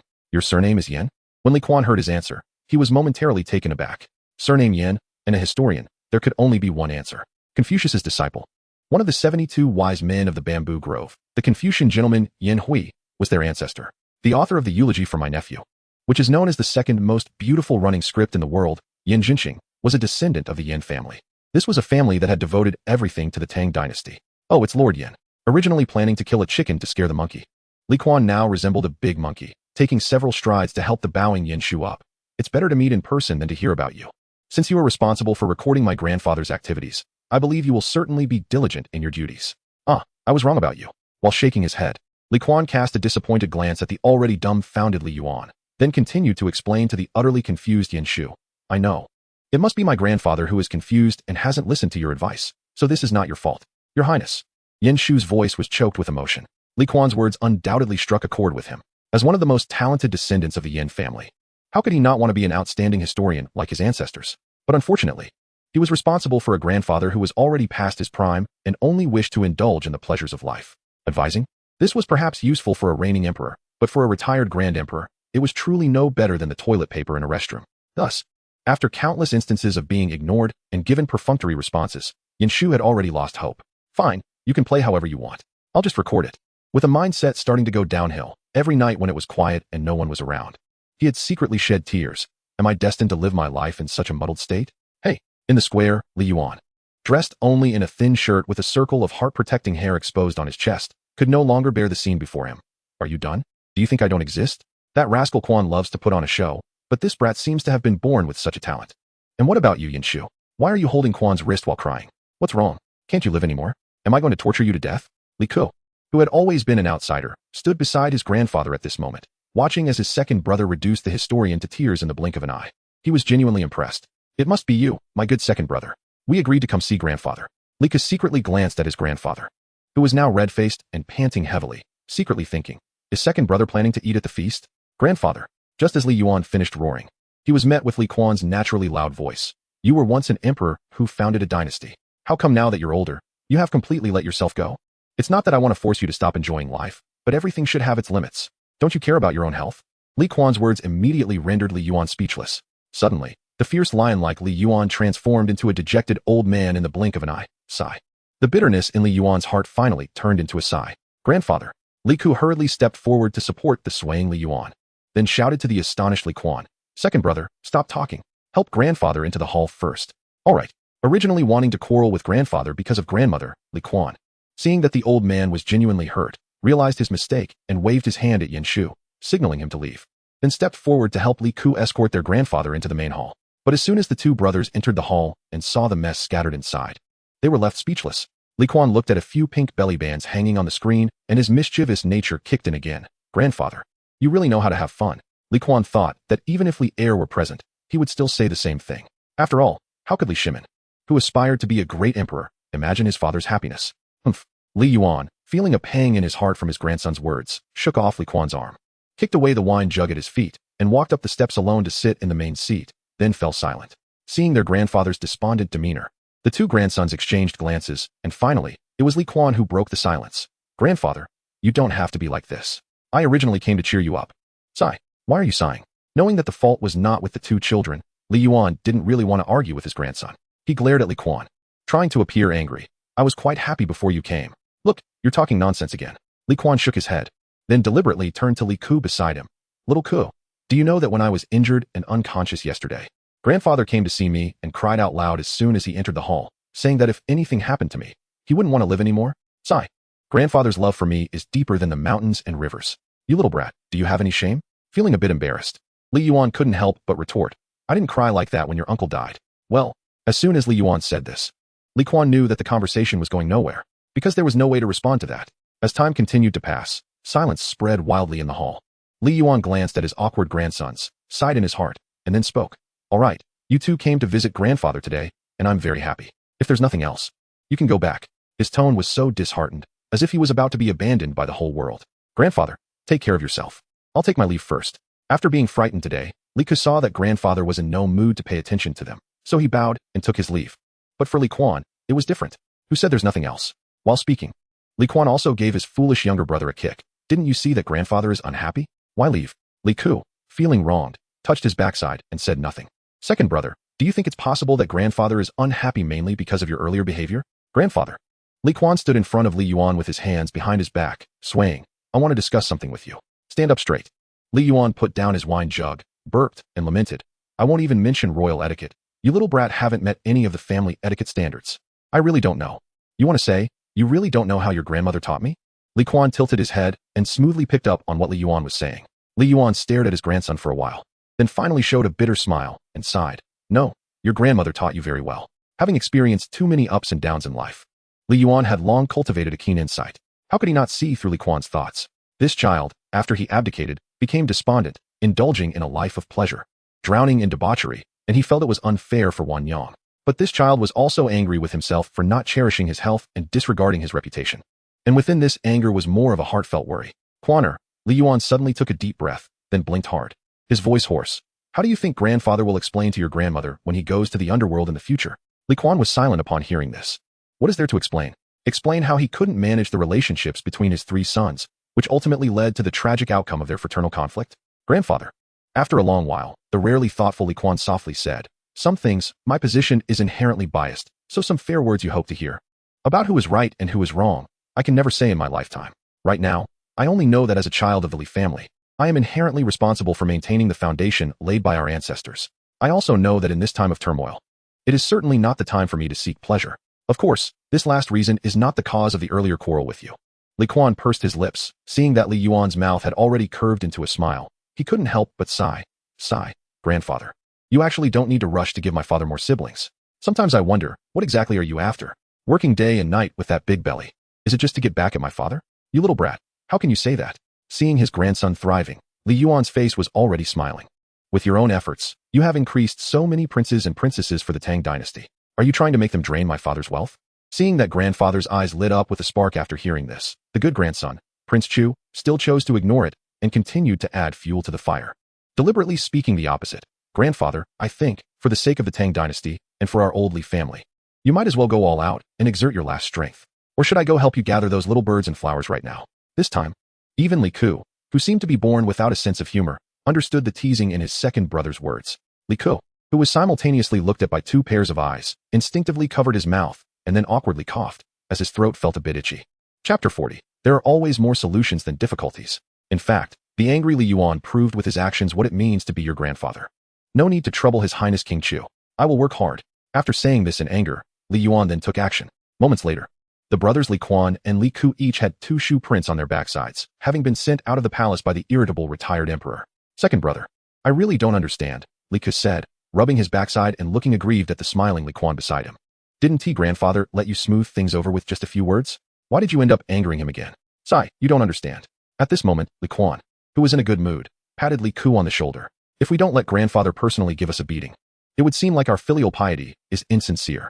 What? Li Ku widened his eyes and then pressed his lips together. Filial piety? I see you really want to take a punch to show your devotion. Stop speaking ill of me in your heart. Seeing his brother pouting, Li Kuan raised his hand and gave him a light smack on the head. You still have a lot to learn. Second brother, you're not much older than me. Li Ku protested, rubbing his head in pain. But I am your brother. Li Kuan laughed heartily and casually ruffled his younger brother's hair. My foolish little brother. In the following 2 days, Li Kuan's life began to return to normal. Of course, this normalcy was predicated on Li Kuan obediently taking his medicine. After countless rounds of wits and struggles, with Chang'an in tears and Li Er getting angry with a whip, Li Kuan could only pretend to pour the medicine into his summoning space when no one was looking, and then, to pass his parents' inspection, take a small sip of the bitter concoction, letting the bitterness spread in his mouth, and ultimately managing to get by. It must be said that products from the palace are always top-notch, even if it was just a small sip at each meal. The number of times Li Kuan had a nosebleed every day had already matched that of his younger brother, the little chubby Li Yin. If he continued like this, cough cough, Li Kuan felt that even if a pig appeared in front of him, he would still think it was becoming increasingly handsome. For this reason, Empress Chang'an was very worried, so she specifically called for Imperial Physician Zhang to inquire about the matter. After being informed that this was all normal, she finally felt relieved. While Empress Chang'an was worried, Li Kuan was also very anxious. With the promised day approaching, His Highness King Chu, knowing that his previous privilege of entering the palace freely had likely been revoked by his petty father, was about to discuss important matters with the prominent families. In desperation, he even entertained the idea of disguising himself in women's clothing to sneak out. But on second thought, it didn't matter if he lost face. He was afraid that once discovered by that foolish emperor, he would suffer greatly. However, speaking of which, Li Kuan heard that in a few days, his uncle Chang'an Wuji would return from Shandong with grain. According to what he mentioned in his letter to the court, the gentry in Shandong, note, this Shandong does not refer to the current Shandong province. During the Tang Dynasty, Shandong referred to the area east of Mount Shaoshan, including present-day Hebei Province, Shandong Province, and northern Henan Province, were also having a hard time. They claimed their families were large and prosperous, yet in this year of disaster, they had no surplus grain and were on the verge of starvation. I have exhausted myself and managed to gather only 80,000 stones of grain. It must be said that you can always believe in the shamelessness of these aristocratic families. It was said that Li Er was so angry that he nearly drew his sword to strike someone.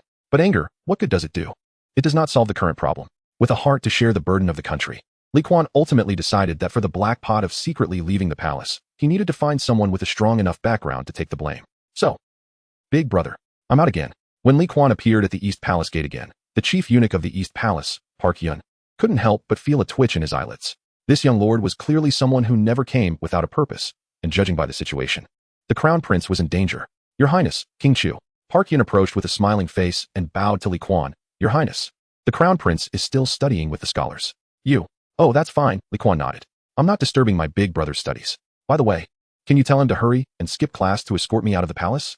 Park Yun, who felt comforted by the first half of Li Kuan's sentence, was left speechless when Li Kuan revealed his intentions. Huh what? Li Kuan glared at Park Yun. Why is your mouth so wide open? Are you a frog? Your Highness, this is not acceptable. This action goes against the rules, Park Yun said with a mournful face. Humph, Li Kuan raised his chin, exuding an imposing air. First, I have serious business that requires my big brother's assistance. Second, I am informing you, not asking for your permission, understand? Then I will inform the crown prince. Park Yun, who felt small and powerless, had a face full of anxiety. Do as you like. Li Kuan's lazy tone represented his determination. Anyway, I have to leave soon. Otherwise, I'll miss dinner, and my father will beat me to death. Park Yun, your highness. You are truly overthinking it. At the rate you are going, regardless of whether you make it back for dinner, His Majesty could still smash your head. All right, stop staring at me. Hurry up. Seeing that Park Yun didn't move, Li Kuan expressed that his patience was limited. Park Yun, stop dawdling. Your highness. Wait a moment. At a critical moment, Park Yun still chose to maintain his flexible bottom line. You just want to sneak out of the palace, right? Li Kuan nodded upon hearing this, and then squinted his eyes. What? Are you planning to report me? I wouldn't dare. Park Yun trembled upon hearing this. Then quietly explained, Your Highness, if you only plan to leave the palace, I have a way to ensure it won't attract anyone's attention. To his surprise, Park Yun actually had a plan. After a short while, Li Kuan, riding in the carriage prepared by Park Yun from the Internal Affairs Office, successfully left the palace. He then instructed the young eunuch driving the carriage to head straight to his uncle Chai Xiao's residence, the Duke of Qiao. His uncle had been stationed at Shuafang for 2 years without returning, and his 2 cousins, Chai Zhuai and Chai Lingwu, were still studying in the palace. Therefore, the truant Li Kuan entrusted the carriage to the familiar old steward of the duke's residence. Steward Wang, keep an eye on the carriage for me. I will come to fetch it later. Your Highness, the 2 young masters have not yet finished their studies. The old steward Wang was well aware that this young lord was once again skipping classes. He wanted to advise him to study a bit, but knowing his lowly status, he simply chose to ignore it. Rest assured, old servant will pretend you were never here today. After all, this wasn't the first time. Old Wang, let us go. With a shout from His Highness King Chu, he jumped out of the carriage and ran towards the alley gate. Looking at the departing figure of His Highness King Chu, the old steward of the Wang residence shook his head helplessly. Sigh, these young lads. Chapter 41. Gifts and Intentions on the top floor of Silver Moon Tower. When the fat manager saw that the visitor was still the same black-robed person as before, a trace of anger emerged on his face.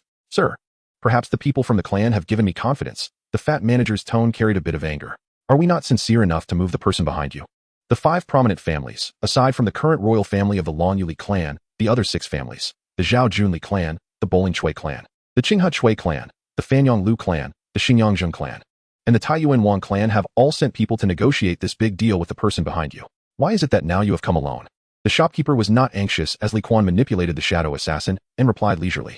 You can inform the representatives of the 6 families that my family's master is already waiting for you at Yushan Ingzue Cliff. However, I must remind you, although it is still early, please do hurry, as later my master has to meet with several big salt merchants from Jiangnan for important matters. Your family's master is quite busy, indeed, not just a fat manager. On the other side of the room, 3 elderly men in brocade robes slowly emerged from behind a screen, and the one speaking was the one in the middle. TSK, Jiangnan salt merchants.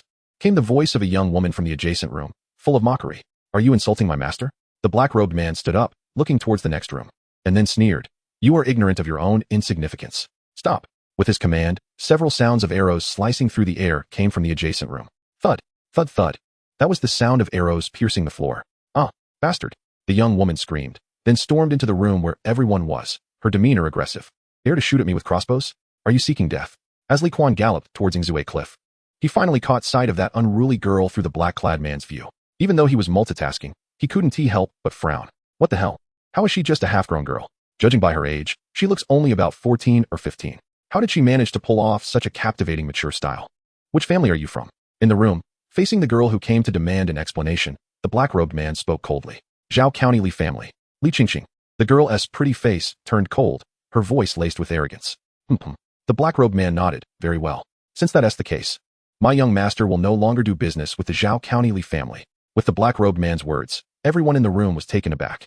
The elder who had spoken earlier, Wang Dong from the Wang family of Taiyuan, furrowed his brows at this. Young man. Regardless of your prior warning to my Li family's virtuous daughter, let me ask you, if you say you want to cooperate, does that mean you can just decide on behalf of your young master? I can decide, the black-robed man replied in a calm tone. Then he turned his gaze to another room next door. 2 gentlemen, the show is over. Why not come in and express your stance? If you wish to do business, we shall continue. If not, then we can part ways. Li Kuan knew that to do business with someone, one must not rush into it. Therefore, his words were filled with unyielding arrogance. Haha, my friend, no need to rush. With a young voice, the door to the next room opened, and soon 2 handsome young gentlemen entered. From the Bowling Chui family, Chui Mo, greetings, sir. From the Qinghe Chui family, Chui Li, greetings, sir. The 2 young men were quite polite, and Li Kuan clearly recognized the underlying meaning. Although the 5 surnames and 7 clans appeared to be branches of the same tree on the surface, when the doors were closed, those of the same lineage were naturally closer. With this thought, Kuan directed his gaze towards the three elderly men who had first appeared in the room. It seems the three of you are from the Lu family of Fanyang, the Zheng family of Xingyang, and the Wang family of Taiyuan. Hearing the black-robed man's words, the three old men exchanged glances and began to introduce themselves. From the Wang family of Taiyuan, Wang Dong. From the Zheng family of Xingyang, Zheng Yuanlong. From the Lu family of Fanyang, Lu Jing. Once these 6 individuals had revealed their identities, the plump manager, who had been hiding in the corner of the room, took the initiative to withdraw. He knew that the content of the conversation ahead was not something he should hear. Kuan specifically glanced at Lu Jing, who had spoken somewhat aggressively before, and then nodded. In that case, you gentlemen might as well accompany me to Yushan to meet my young master. Of course, I must first apologize for my previous words and actions. Saying this, the black-robed man cupped his fists in salute to everyone. Then, he snapped his fingers, and 12 black-clad individuals entered the room again, carrying a large box in pairs. This is a welcome gift prepared by my young master for you. According to his words, regardless of whether the business succeeds or not, your willingness to come to Chang'an is a precious friendship. So this is also a matter of reciprocity. Please do not decline. One must say, the black-robed man's words instantly changed the previously negative impression he had left behind. Of course, more importantly, the people present were now filled with a bit more curiosity about the mysterious young master.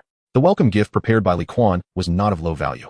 It consisted of 6 decorative pieces made of glass, depicting the auspicious toad and the wealth-bringing Picio, 3 of each type, each with a different appearance. Hiss. Upon seeing the so-called welcome gift, the room was filled with sounds of people gasping in surprise. Such a grand gesture was something even those from the 5 surnames and 7 clans had never heard of or seen before. One must know that among them, the wealthiest was the Wang family of Taiyuan, and their largest glass artifact was merely a half-foot-tall statue of Guanyin, which was locked away in the family treasury and rarely seen. I've lived for so many years, and today I truly have my eyes opened. Zheng Yuanlong of the Zheng family of Xingyang exclaimed, staring at the 6 glass artifacts. To see 6 treasures of the world at once is a great fortune. As he spoke, the other 2 elderly men beside him nodded in agreement, clearly recognizing his statement. What is so impressive? The earlier provocateur, Li Qingqing, looked at the large auspicious toad, and even though she was being insincere, her confidence diminished somewhat. This, no merit, no reward. The 2 young gentlemen from the Chui family wanted to refuse, but with such rare treasures offered, they seemed to have no right to decline. After directing his subordinates to place the boxes properly and signaling them to withdraw, the black-robed man spoke once again. Gentlemen, the black-robed man first cupped his hands as a customary gesture. My master used to often say that when walking in the world, one must pay proper respect. Only then can true feelings be conveyed. Now, my young master has already shown his respect. Whether the feelings are mutual is for you to judge. Lastly, if you feel the feelings have been conveyed, might I ask if you would be willing to lower yourselves and visit Yushan Ingzue Cliff to meet my young master? Chapter 42. Willing to face death. One must admit, after this series of actions by Kuan, the representatives of the 5 surnames and 7 clans, who were originally filled with resentment towards his lack of appearance, now had a renewed understanding of him in their hearts. He is a remarkable character. Then, please lead the way, sir. The previously silent Lu Jing from the Lu family of Fanyang, who had been furious earlier, had now retracted his earlier aggressive demeanor and turned his attitude much more amicable. Then, everyone, let us set off immediately. Suddenly, the black-robed man pointed at the representative from the Zhao County Li family, the charming girl Li Qingqing, and said, she does not need to go. What do you mean? Still astonished by the generous gift, Li Qingqing immediately exploded. Why can't I go just because you say so? Miss, the black-robed man's voice remained calm. I'm doing this for your own good. After all, my young master is not a person with a good temper. And if the 2 of you happen to have a conflict later, it would not be pleasant. Of course, the black-robed man seemed to realize something and glanced at the boxes on the ground. Please accept this welcome gift, miss, that way, it won't be a wasted trip. After saying this, the black-robed man immediately turned and walked down the stairs. Once he left, the room fell into silence. Gentlemen, what are you waiting for? Let us go? As the initiator of this business, Wang Dong of the Wang family in Taiyuan naturally did not want to miss this opportunity. After all, this not only concerned the wealth plans of their respective families, but more importantly, it was a chance to make a lucrative gamble during this locust disaster. Why not seize it? Thus, under his influence, the 2 young masters of the Chui family, along with Lu Jing, who had spoken earlier, and Zheng Yuanlong of the Zheng family in Xingyang, silently followed Wang Dong out of the room. You guys, Li Qingqing bit her lip as she watched the other 5 representatives, who had ignored her the entire time, leave the room, and a sense of grievance began to swell within her. Is this what they call being of one mind? Heh. Her earlier provocation was merely a test that everyone had tacitly approved. Yet, after witnessing the other party's lavish display, they immediately changed their attitudes and didn't even say a good word for her. Fine. Out of anger, the girl who remained behind now wore a face full of fury. I want to see what you can gain from such a person of unknown origin. Kuan, who had arrived at Eagle's Beak Cliff ahead of time, found a patch of grass to sit on, and stared blankly at the waterfall cascading nearby. He had considered sending his shadow assassin to represent him, but then thought that since he was going to disguise himself as Shan Tianchong's younger brother, and according to the backstory he had fabricated, this person should be a young lad, he had no choice but to show up himself. After all shadow assassins looked the same, with their 8-foot-tall, black-masked appearance, which seemed somewhat discordant with his identity as the young master of the Shan family. Although the matter regarding the Li family of Zhao County was an accident, Li Kuan felt it could be utilized, as the plan he was about to carry out would completely change these noble families' attitudes towards the court in the future. It was time for their proud heads to bow down. At noon, apart from Li Qingqing, the remaining 5 representatives of the 5 surnames and 7 clans arrived at Eagle's Beak Cliff. Our young master is waiting for you in the open space ahead. The man in black led the group to Eagle's Beak Cliff and then stood at a distance, signaling the other 5 to move forward. Xuanwu, the young master of the Bowling Chui family, observed keenly. Your young master seems to be just a young lad. As soon as he spoke, the other 4 didn't say anything, but a natural look of disdain appeared on their faces. Gentlemen, the man in black said with an air of indifference, please. Considering the gifts received, Xuanwu and the others chose not to say anything further and silently made their way to where Li Kuan was.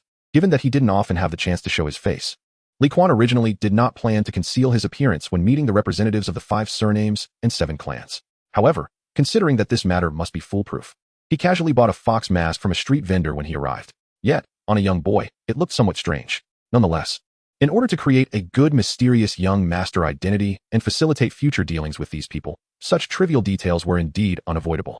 As a newcomer from the remnants of Wagong, Li Kuan had to take care of all these aspects to dispel their suspicions about him. Gentlemen, I have long admired you, Li Kuan said as he slowly stood up when Xuanwu and the others approached, brushing off the grass from his pants. He then formally bowed to the few people in front of him. Shan Ling greets you all. Shan. The first to speak was Lu Jing. What is your relation to Shan Xiongxin? Shan Tianchong is my elder brother. Li Kuan did not directly answer Lu Jing's question because he was worried that if Li Er found out about his fabricated lineage, he might break his legs. So, he gave a heavily suggestive answer. Shan Tianchong, the eldest son of Shan Xiongxin, has almost disappeared from public view, but according to rumors, he should be reigning as a king somewhere now. Why hide in the shadows? Before Lu Jing could continue, Chui Li from the Qinghe Chui family coldly questioned. I was injured as a child and do not wish to reveal my scars, Li Kuan replied in a very indifferent tone. If you gentlemen do not trust me, then there is no need to discuss the topic further. Please leave. As he spoke, he stood up and walked towards the waiting shadow assassin in the distance. After all, if one were to put on a show, one had to do it completely. Wait. Indeed, just as Li Kuan took a few steps, Zheng Yuanlong from the Xingyang Zheng family began to actively mediate. Young Master Shan, why go to such lengths? We are only doubting your sincerity. Not saying we want to discuss the business. Sincerity? Li Kuan slowly stopped, turned to Zheng Yuanlong, and asked, do you think the gift I sent earlier cannot prove my sincerity? Not at all. Wang Dong, who had been quietly observing Li Kuan, suddenly spoke. What we mean is, how can young Master Shan prove that he has the ability to carry out this business? Ability? Li Kuan pondered while looking at the crowd before him, then turned around and made a gesture towards the man in black in the distance. Before long, 5 shadow assassins appeared on the mountain path of Eagle's Beak Cliff. After these 5 appeared, Li Kuan began to introduce them to the representatives of the 5 surnames and 7 clans, spinning a tale when I was 6 years old. I fled to the western regions to escape disaster, and then went to Dashi, where I gradually developed and grew stronger with the help of these loyal vassals. As he spoke, the 5 shadow assassins had already reached Li Kuan's side. Now you want me to show my sincerity or demonstrate my ability? Li Kuan looked at the increasingly impatient representatives of the 5 surnames and 7 clans and suddenly spoke. Then I have no choice. My subordinate, Jing Sheng, is willing to die for the young master's great cause. As his words fell, another voice followed, and then one shadow assassin suddenly dashed out from beside Li Kuan, jumping off Eagle's Beak Cliff in front of the astonished gazes of the others. This is my sincerity to the Wang family of Taiyuan, or rather, my demonstration of ability after one person jumped. Li Kuan looked at Wang Dong and said deliberately. Wang Dong clearly had never seen such a scene before. Next, it is your Bowling Chui family. Li Kuan turned his gaze to Xuanwu, who had spoken first with doubts. After the same declaration of willingness to die, another figure leaped off the cliff. At this moment, the once proud Xuanwu had changed his expression. Next was the Qinghe Chui family. Li Kuan then looked at Chui Li, who was standing next to Xuanwu. Finally, as 5 figures jumped off the cliff one after another. Among the representatives of the 5 surnames and 7 clans, aside from the 2 younger individuals who couldn't handle it well psychologically, the remaining 3 elders were shocked, but remained silent. The other party's actions appeared to be a gesture of respect, but in reality, they were demonstrating their strength. As families with a 1,000-year inheritance, they had seen their fair share of lunatics who took lives as a form of etiquette.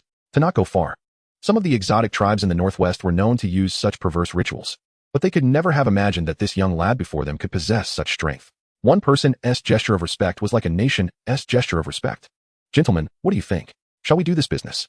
Li Kuan spoke harshly while secretly summoning back the shadow assassins who had fallen off the cliff, still suspended in midair. He then turned to look at the 5 people in the arena, whose faces were pale, and a hint of madness flickered in his eyes. I believe you all have a clear understanding of my sincerity and capability this time. Chapter 43. Convincing 5 lives are equivalent to 5 invitations.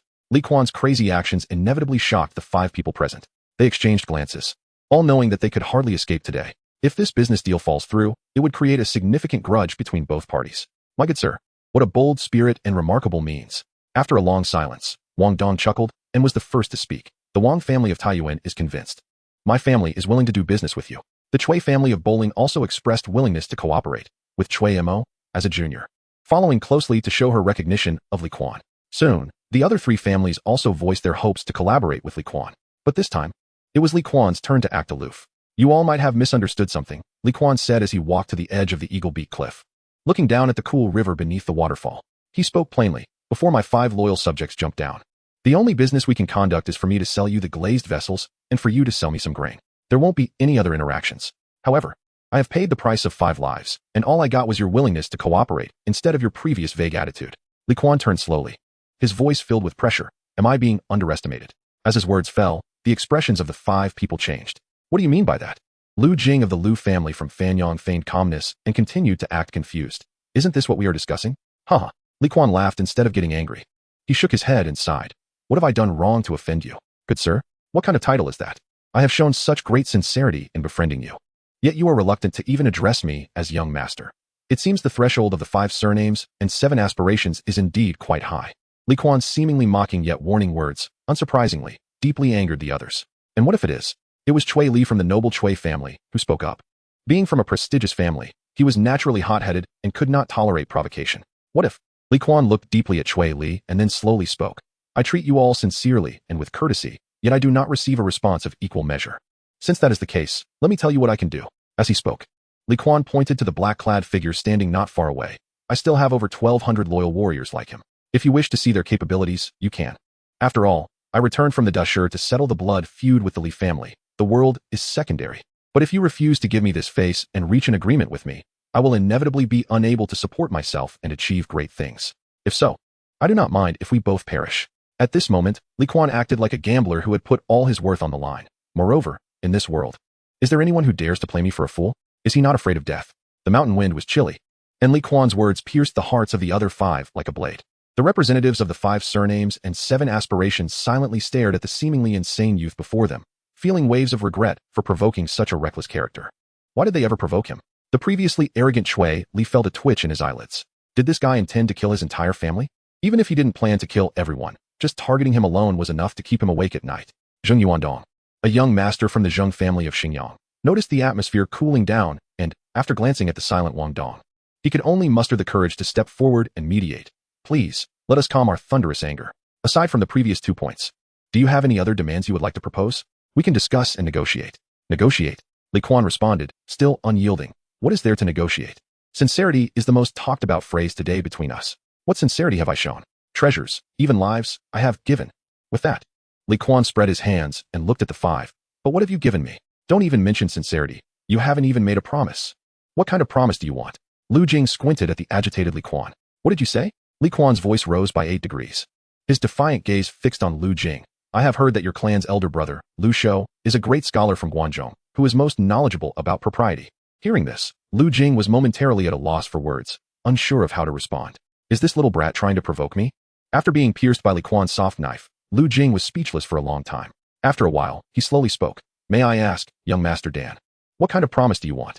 Earlier, he should have taken the chance to kick the other party off the cliff while the young man was gazing down.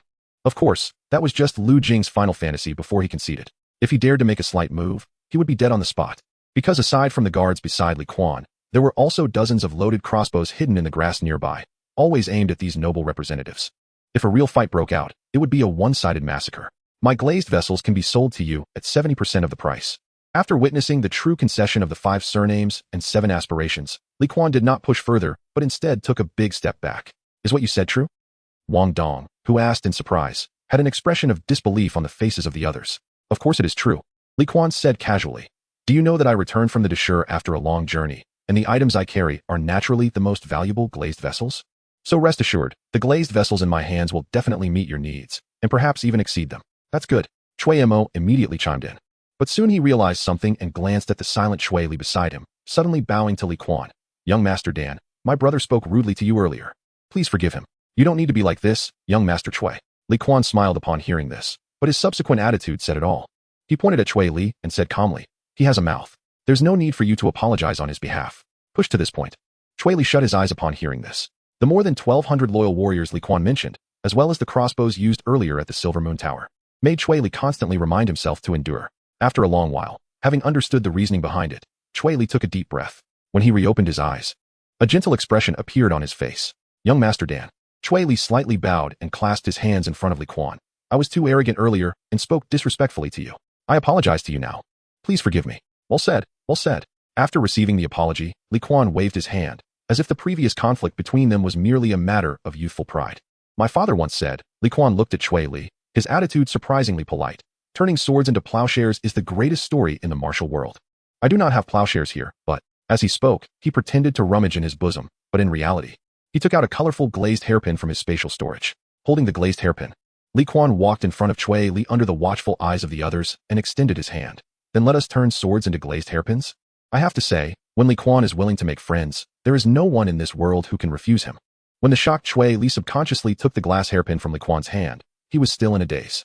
However, this did not prevent him from casting a grateful glance at Li Kuan once he came to his senses. Young Master Dan truly has great ambition and a broad mind. The familiar speaking style of the old fox Wang Dong was undoubtedly the happiest at this moment. Despite some previous setbacks, it seemed that this deal, which could excite them all, was about to come to fruition. Chapter 44. The mountain wind is cold, a small token of appreciation. I hope Brother Chui won't mind. Li Kuan laughed heartily, not forgetting to give Chui Li a silly, good-natured wink. Not wanting to be rubbed the wrong way by Li Kuan, Chui Li, who was already dazed and not good with words, felt quite complicated at this moment. If possible, he wouldn't mind performing a series of talents such as sword dancing and playing the zither to express his current excitement. Moreover, a faint sense of guilt arose in Chui Li's heart. The other party had only appeared emotional because he mentioned revenge, so why had he rushed to confront him? That was truly uncalled for. Returning to the main topic, after some lighthearted banter, a serious expression appeared on Li Kuan's face as he looked at the 5 people. I mentioned before, upon my return from Dashi, that I brought back the most precious glassware. In fact, these are the only glassware I currently have. So I hope you all do not think this item is too cheap or of little value. After all, even while still in Dashi, such exquisite glassware is a rare treasure. Li Kuan was not speaking nonsense. After all, besides him, no one else in the world could produce such a large quantity of exquisite glassware. You are overthinking it, Wang Dong chuckled and said, we certainly understand this reasoning. However, I am a bit curious about the pair of glass cups that the young master from the Hejian Duke's residence pledged at the Silver Moon Tower. I had my subordinate Hu Shang sell them to him, just testing the waters. Please do not be offended. Li Kuan chuckled, casually fabricating a lie with great ease. But Wang Dong and the others undoubtedly believed him. How much grain does the young master need? The cautious Lu Jing looked at Li Kuan, expressing his question. 300,000 sure. Li Kuan extended 3 fingers. Upon hearing this, Wang Dong and the others exchanged glances. Even with their 5 families working together, they probably couldn't produce that much grain. Please don't put yourselves in a difficult position. Li Kuan naturally knew that they couldn't afford to give too much at once. After all, the grain they had would ultimately belong to themselves, so he was not in a hurry. I have other avenues. Currently, the shortfall is 120,000 sure. As he spoke, Li Kuan cupped his hands in salute to the 5. I know this is somewhat forcing you, but this locust disaster in Guangzhou makes me have to consider whether this is the only chance in my life, and I do not want to miss it. I ask for your help. Li Kuan's heartfelt words gradually solidified the previously hesitant 5 people's resolve. This matter was significant. Facing Li Kuan's request, Wang Dong was the first to express his stance. Young Master Dan, to be honest, I came here with the intention of buying as much glassware as we can, but the grain you require, the Wang family can only provide up to 100,000 sure. Wang Dong, who had paused, looked at Li Kuan with some regret. After hesitating for a while, he suddenly gritted his teeth and said, I will make an exception and offer 150,000 sure. Seeing this, Li Kuan remained silent. His reaction, in the eyes of others, was waiting for their responses. Soon, each family provided their bottom line. As for the glassware, everyone was willing to buy as much as possible. Regarding grain, they each could only sell 150,000 sure, as they needed to be prepared for the disaster year. Moreover, the real plan of the 5 surnames and 7 clans was to take advantage of the chaos when this young master Dan truly incited turmoil, allowing them to secretly inflate prices and make a fortune. Grain was just one part of it. After Wang Dong expressed his stance, Mo from the bowling Chui family quickly followed suit. Their conditions were the same as the Taiyuan Wang family. They wanted as much glassware as possible, but could only provide up to 150,000 shur of grain. Next, the other 3 families among the 5 surnames and 7 clans, the Qinghe Chui family, the Fanyang Lu family, and the Xingyang Zheng family, gave similar responses. Grain-wise, each family could only sell 150,000 shur, but as for Li Quan's glassware, they wanted as much as possible. By the way, there was also an exception, perhaps moved by Li Quan's previous glass hairpin. Chui Li disregarded the dissatisfied looks from the other 4 and stated that the Qinghe Chui family could supply 200,000 shur of grain. As Li Quan observed the 5 people expressing their stances, a strange thought suddenly arose in his mind. This world is truly magical. On one side, common people are about to face famine yet are powerless, while on the other, aristocratic families are selling grain to rebels while desperately acquiring glassware that can only serve as decoration. How should I put it? The higher one climbs, the more one discovers that the so-called heights are filled with dark humor that makes one unable to smile. But the show must go on.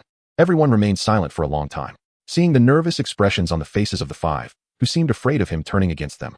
Li Quan couldn't help but smile gently. I am very grateful for your generous help. I originally thought that if you could help me cover half of the 120,000 shur shortfall, my pressure would be greatly reduced. But now that you have stepped in, it has exceeded my expectations. At this point, he noticed that besides Chui Li, who had initially clashed with him, the other faces showed a hint of regret. This only strengthened Li Quan's determination to calculate these people. How about this? To show my gratitude, the price of the glassware will be reduced by another 10% from the market price. Li Quan held up a finger and said decisively, young master is truly noble. With Li Quan's concession, smiles returned to everyone's faces. As for the specific details of the transaction, I will have my subordinate Zhang Yamo communicate with you, Li Quan said, pointing to the man in the black robe standing not far away. That's him. My requirement is 4 words, everything as soon as possible. Li Quan put his hands down and looked at Wang Dong and the others, who seemed to be deep in thought. The sooner, the better. Of course, it would be best if all 5 families could finalize their transactions on the same day. That way, our people will take the grain deep into the Qinling Mountains, where my father's old subordinates are. At that time, I will rest easy, just waiting for the locust disaster to rise in Guangzhou. When the court is unable to provide disaster relief, and the court loses control over the localities, I will raise the banner of rebellion and attack that tyrant. I have to say, when mentioning his father, who has recently taken a liking to educating him, Li Quan's use of the term tyrant genuinely contained a lot of personal emotion. Young master is truly strategic. Satisfied, Wang Dong gave Li Quan a thumbs up, not sparing any praise for him. I am undeserving. Li Quan waved his hand, then, filled with anger, said, it is well known that that tyrant killed my father. If I do not avenge this grudge, I am unworthy to be called a son. Li Quan, who has always believed that sincerity is the ultimate weapon, finally won over the hearts of the 5 present with this passionate speech. Thus, everyone made their judgments. Li Quan, it's stable now. This group has taken the bait. The 5 surnames and 7 clans. It's stable now. This young master Dan has such determination. Regardless of whether it ultimately succeeds, Li Er has enough to drink a pot. This way, not only can we make a fortune, but we can also make a big fortune, even if it succeeds. As the most powerful among the 5 surnames and 7 aspirations, the Chui family of Qinghe and the Wang family of Taiyuan could certainly take the lead and challenge the other families, officially confronting the now dormant Dou family of Fufeng. They wanted to see, after the head of the family, Empress Ta Mu, was gone, and after experiencing a division, who would prevail in the next clash between them and the Dou family. Moreover, if the Li family really fell, wouldn't their own family have the opportunity to claim the throne? It must be noted that the Hongnong family and the Longyuli family were not even as strong as these few families before they became part of the royal family. The future is promising indeed. With such a joyous atmosphere, everyone congratulated each other with smiles on their faces. Finally, after both sides preliminarily confirmed some details about the subsequent transactions, they dispersed and left. Li Quan, the last to remain, watched as the representatives of the 5 surnames and 7 aspirations boarded their carriages. He glanced at Prince Chui Li, who was bowing to him in farewell, and suddenly seemed to think of something. Li Quan unconsciously reached behind him and scratched, then blinked. He began to sweat profusely, having thought of something ominous. If his father were present today, Li Quan could easily imagine the furious scene with Emperor Li Er possibly grabbing some young man and starting to beat him on his lap, all the while asking soul-searching questions. Good lad, do you still hold a grudge against me for killing your father? What is your explanation? Are you joking about ethics or trying to express a rogue's logic? So in the end, I killed myself. Huh, if the belt is not broken today. From now on, this world is yours to command. Suddenly, Li Quan shivered as a chilly mountain wind swept by, making his backside feel sore. Chapter 45. The Prince Who Cannot Smile. Regarding how to return to Chang'an, Li Quan planned meticulously and executed it with extreme caution. He first sent out shadow assassins to confirm that all the people from the 5 surnames and 7 aspirations had retreated. Then, he returned to the villa and changed into women's clothing. Yes, in order to ensure everything went smoothly and not to reveal his whereabouts, the adaptable Prince Chui. For the future of the Tang Dynasty and the common people, and for his rather unambitious elder brother, decided to take the plunge. Riding in an ox cart hired from the village, Kuan, in a pink dress, entered Chang'an under the guise of a newly recruited maid from the villa going into the city to shop. After entering the city, his subordinates were already arranged to take him to the Chai residence. However, as soon as the prince, having hurriedly changed clothes in the carriage, stepped down, he saw his younger brother Li Tai sitting at the gate of the Chai residence, resting his chin on his hands, looking bored. Second brother. Seeing Li Kuan come down from the carriage, the carefree and foolish younger brother immediately shouted, "I've been waiting for you for a long time. Xiao Tai, what are you doing here?" As Li Kuan got off, he casually picked up the citrus he had bought along the way, peeled it, and rubbed it on himself to cover the fragrance of the makeup he had used while disguised as a woman. "Hey!" Li Tai let out a strange laugh upon hearing this, then quickly walked up to Li Kuan. "Second brother, it was eldest brother who sent me here. But after dropping me off at the Chai residence, he went to the Pei residence and has just returned." "What's that smell?" Li Tai frowned. Coming from a royal background, he was naturally familiar with the scent of cosmetics, but since Li Kuan had used cheap products, he found it unpleasant. "This is not the point." Casually tossing the citrus peel onto the head of the stone lion at the Chai residence's entrance, Li Kuan glanced at the steward Wang, who appeared behind them, and raised an eyebrow. "That old guy's gaze is quite meaningful. This old man must have been a player in his youth." But today, he was not going to the pleasure quarters. Convinced of his own integrity, Prince Chui suddenly patted his brother on the shoulder. "Let's go. Take me to see eldest brother." "Your Highness, just follow this old servant." Without waiting for Li Tai to speak, the ever-smiling steward Wang immediately offered to lead the way. All right, Li Kuan did not hesitate, as he planned to take the opportunity to visit Li Huairan before returning to the palace. After a short while, in the main hall of the Chai residence, Li Chengxian, who was talking with his two cousins, saw his audacious younger brother. "Wow, everyone's here." Li Kuan seemed to be born without a sense of restraint. Upon entering the hall, he first gave a loud smack to Chai Lingwu, then casually picked a pear from the table and stuffed it into Li Tai's hand before taking one for himself and sitting down in a corner. Seeing the pear in his hand, Li Tai could only sigh helplessly. After sitting beside Li Kuan, he took out a small knife he carried with him and started peeling the pear for his second brother. The brotherly affection on display made the other three in the room unable to suppress their laughter. "I say, Kuan, can you stop bullying Qingke?" Chai Zhui looked at the domineering Li Kuan, then glanced at his younger brother beside him, who was grinning at Li Kuan, and couldn't help but feel a twinge of jealousy at the disparity between siblings. "Bullied? We're just showing brotherly love. Don't you understand brotherly love?" Li Kuan rolled his eyes at his overly righteous cousin, preferring to be around his more relatable younger cousin, Chai Lingwu. "This knife from the western regions." Li Kuan pointed to the small knife in Li Tai's hand. "I won it for Xiao Tai from grandfather last year during the Yuanzhong festival." "How good am I to him?" "Impressive." Chai Lingwu grinned and gave Li Kuan a thumbs up. He and his elder brother were naturally aware of the matter. Earlier that year, Li Kuan would ask everyone, "Have you eaten?" Of course, that was just his opening line. As soon as the other party engaged, he would immediately regale them with the story of how he won a treasure mountain with a gold bean. "By the way, how did you know that on Yuanzhong Day, I was enjoying the festivities with grandfather and won all the chips?"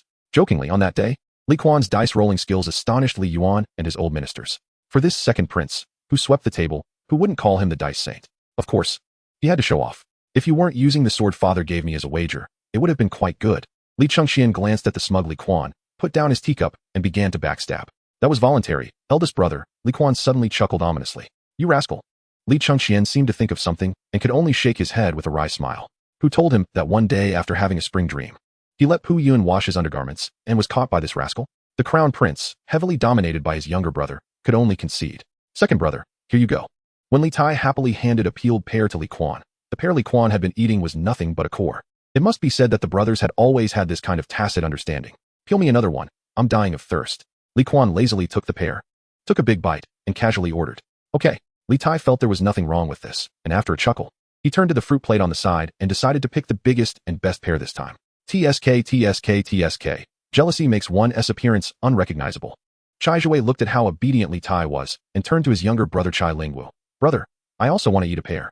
"Uffed." Spitting out the seed, Chai Lingwu sneered. "Do you believe I can beat you to death with 2 punches?" After a round of hearty laughter, Li Kuan stood up and nodded at Li Chengxian, who was sitting in the main seat.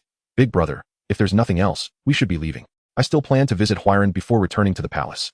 "As for Huairan, you don't need to go." The one who said this was Chai Lingwu. "I went to see him with big brother yesterday, and he asked us to let you know not to bother him." Li Kuan suddenly felt a twinge of guilt. Is he seriously injured? Does he need someone to take care of him for everything? Chai Lingwu shook his head. "I don't know what the Duke of Hejin was thinking, to be so heavy-handed.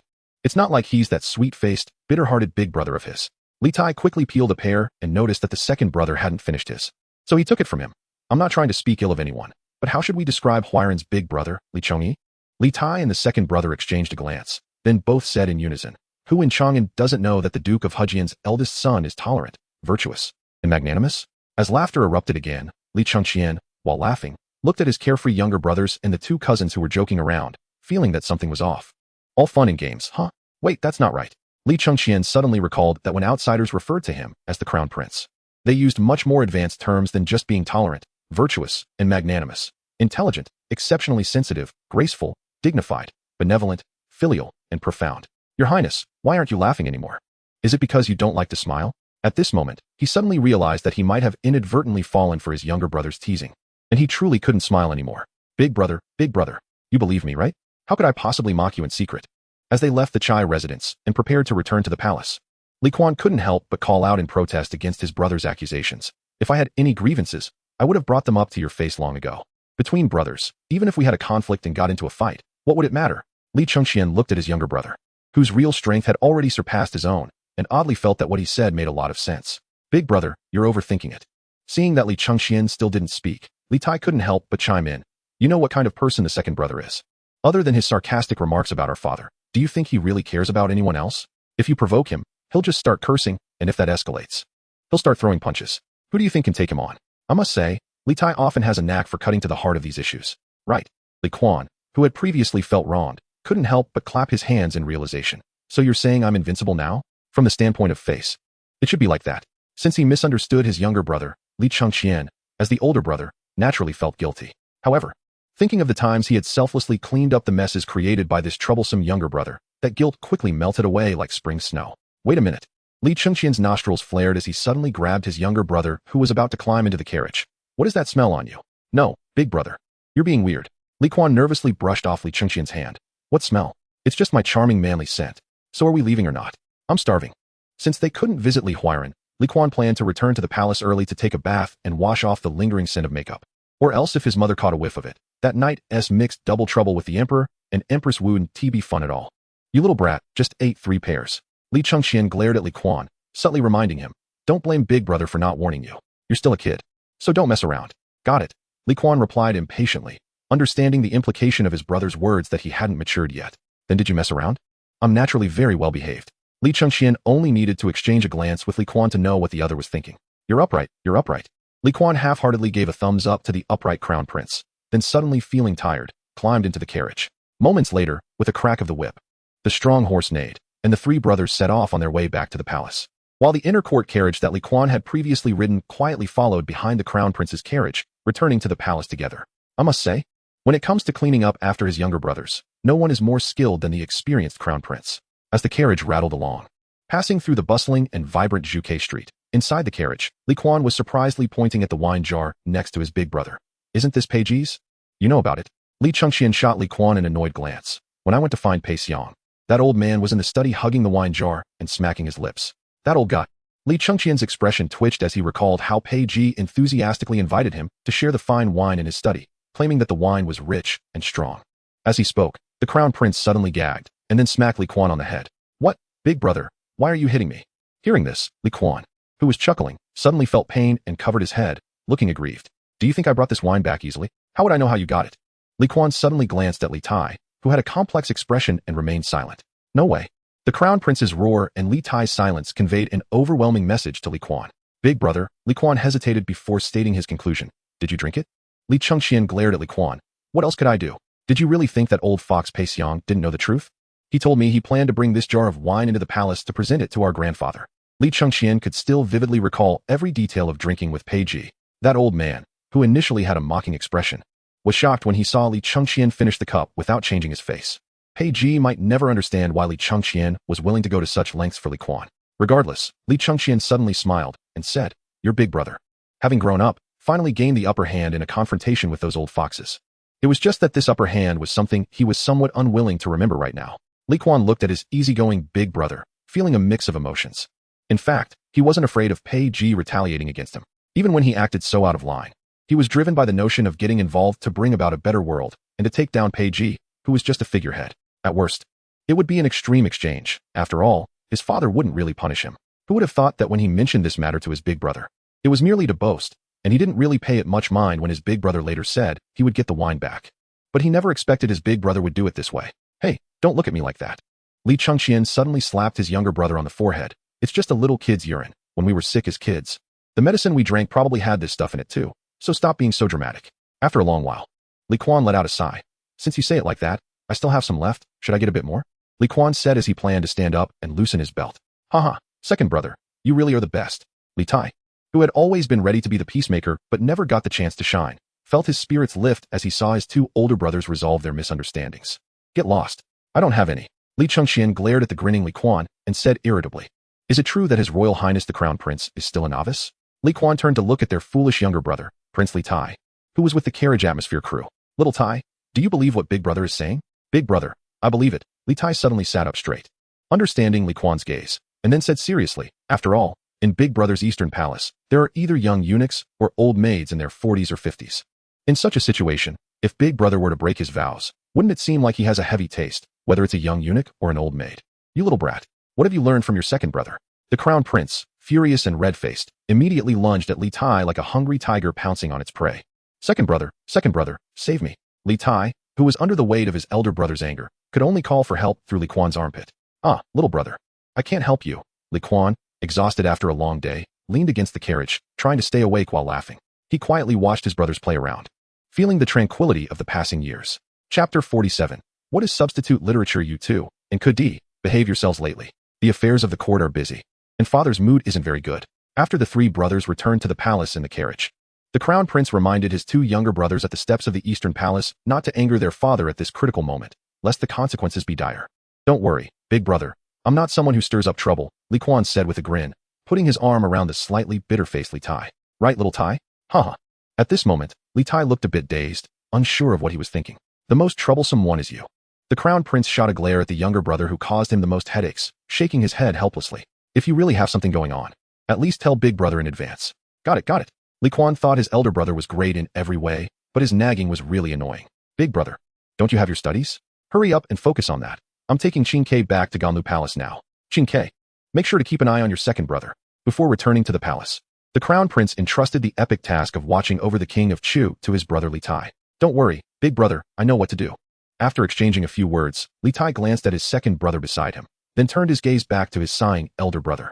At that moment, he suddenly understood what substitute literature meant and what it meant to be like a gentle concubine. He was late to realize, but that didn't mean he was unaware. After all, big brother came out of the palace today primarily for second brother.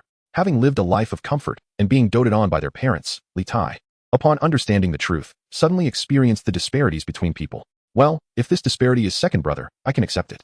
Little Tai? The voice of second brother echoed in his ears. Li Tai turned back and looked at him with a bit of resentment, then sighed quietly. Forget it. With second brother's ability to get into trouble, if we don't take care of him a bit more, it's hard to say whether he can even reach adulthood as the King of Chu. Li Kuan didn't know that in just a short while, he had made his brother develop the thought of though I am a brother, I should act like a father. Of course, if this matter were to be known, then Qingke would definitely suffer. Second brother, let us go back. Li Tai took one last look at Li Chengqian, who was leaving, and thought, big brother will probably have to apologize to the teacher later and make up for today's lessons. Speaking of which, he is quite tired. He's the Crown Prince. Li Kuan thought his brother made a good point, so he nodded, then stretched his arm to wrap around Li Tai's shoulder. The two brothers began walking toward Xuanwu Palace. Big brother, study hard. Don't make the teacher angry, or I'll tell dad about your mischief. When these words come out of your mouth, I can't help but feel it sarcastic. Hearing his brother's voice, Li Chengqian stopped and shouted loudly outside. Watch out for the teacher's ruler. Outside the wall, the King of Chu's swaying voice came, earning a knowing smile from the Crown Prince inside the wall. This silly brother. After everything settled down, that night, Li Kuan lay in bed, beginning to think about how to perfectly implement the subsequent plans. Initially, he had intended to make a hefty profit from the 5 surnames and 7 clans and leave it at that, without thinking of using the pretext of rebellion to gain their cooperation. However, these aristocratic families were proud and arrogant, each looking down on others. Since that was the case, he could only change his plan temporarily to achieve his initial goal, to trade worthless glazed wares for a large amount of grain to help the disaster-stricken people. But how could he give this credit, at least on the surface, to his elder brother? Li Kuan gazed at the carved ceiling, pondering quietly. What method should he use? As he pondered, soon, loud snoring echoed through the sleeping quarters. Meanwhile, in another grand hall, Li Er was anxiously rubbing his brow, speaking to the Empress Chang's son, who had just returned after calming their daughter to sleep. Guanyin maid, do you think I am really not favored by the heavens? Why has it seemed like since I ascended the throne, the entire Tang Dynasty has been despised by the heavens, with continuous natural disasters year after year? Regarding this locust disaster, to be honest, I have no confidence in helping the people safely through this. The court is short of grain, and I even allocated a batch of military rations for this, but counting everything, along with the 80,000 stones that Wuji is about to escort back, it's only 680,000 stones. These grains won't even be enough for the millions of disaster-stricken people in Guangzhou to survive this winter. As Li Er spoke, his voice gradually faded, and he was filled with endless sorrow. Your Majesty, Empress Chang'an watched Li Er's pained expression. Her heart also ached fiercely. But a wise empress is a wise empress. She knew that what Li Er needed at this moment was her unwavering support, not to share in his sadness. I have always believed that my husband is the one who was praised as a dragon and phoenix, a figure of great promise, and a spirited young man back in Longyu. Even after all these years, through storms and trials, I still believe that my husband has never lost that pioneering spirit he had as a youth. So in my view, the so-called disasters are a test from the heavens for your Majesty. If your Majesty can pass these tests, I believe both you and the Tang Dynasty are destined to be recorded in history for eternity and shine for generations. As Chang'an spoke to the end, she had already come to Li Er's side, gently resting her head on his shoulder. The couple leaned into each other, filled with tenderness. Li Er reached out to embrace Empress Chang'an, and he only heard her softly whisper in his ear, Erlang. What I said earlier was from your Guanyin made as perspective as the Empress. But now, as your wife, I only hope that you don't tire yourself out. No matter how many difficulties lie ahead, let us face them after dawn. Right now, I just want to accompany you, let you sleep well, and regain your strength. When tomorrow's court session comes, let the officials see that my husband will never be defeated by momentary hardships. The Guanyin maid couldn't help but say that throughout history, heroes struggle against beautiful women. At this moment, the heroic Li Er, holding Chang'an's shoulders, found 1,000 words stuck in his throat. After a soft murmur, only tenderness remained in his heart. Chapter 48, Making Bold Statements, Different Fates for the Same Kind of Person. The next day, after a night of recuperation, the emperor was in high spirits and full of energy. He decided to take his son with him to court for the morning assembly. Poor Prince Chu was thus forced to get up and prepare for his first audience. Dad, can you slow down? It's not even dawn yet. Kuan, who was awakened by Li Er himself, groggily got dressed in court robes with the help of palace attendants. Then, he was dragged along by his enthusiastic father toward the Tai Chi Hall. By the time Kuan regained his full awareness, the Tai Chi Hall was already in sight. No, Dad, what are you doing? Kuan thought the scene before him was like a dream. Why was he here in this place? You brat, always causing trouble. Sneaking out of the palace yesterday was bad enough, and now you've even forced your elder brother to cover for you. I think it's time you matured a bit. Li Er glared at the son he was dragging along to court. Li Gang already told me clearly yesterday that if you make your brother clean up your mess again, he'll resign. He says that a good prince like your brother will have his reputation ruined because of you.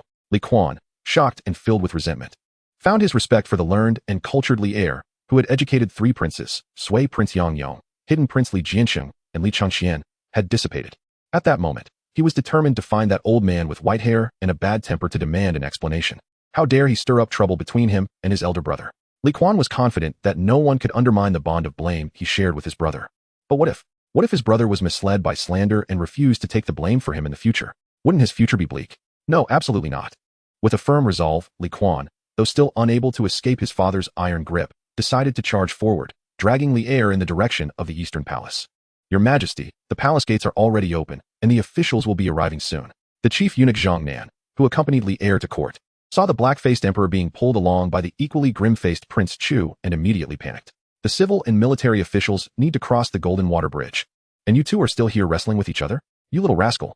Li Shimin, surprised by his son's strength, realized, after Zhongnan's reminder, that continuing like this would definitely lead to embarrassment in front of the officials. However, thinking of Li Gang, who was still recuperating at home, Li Er could only grit his teeth and endure. The frail old man with students all over the place was no match for the tall and intimidating Li Gang. If this brat delivered another kick, it could send him away for good, and then he and Changxian would be firmly nailed to the pillar of shame in history, facing scorn from future generations. With this thought in mind, a furious Li Er immediately raised his hand and slapped his son on the head. Ouch! It must be said that the tradition of slapping in the Li family began with Li Er's generation. Kuan covered his head and, besides crying out in pain, found himself forced to regain his senses. Stop, stop. I'll go to court, okay? If you dare to find Li Gang for revenge afterward, I'll send you to Zhujiang Garden for a few years to reflect on your actions. Li Er's threat carried a hint of bluster. Is that a good thing? Kuan raised his eyebrows, for he had a natural talent for provoking his father's anger. Humph. Now that I see you've taken my words to heart.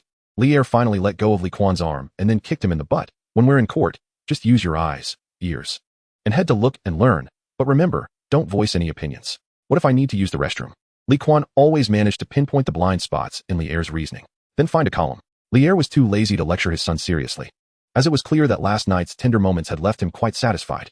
I see why you want to take me to court today, and why you're being so lenient with me. It must be for my mother's sake, Li Kuan thought, rolling his eyes internally at his father's unusually cheerful demeanor.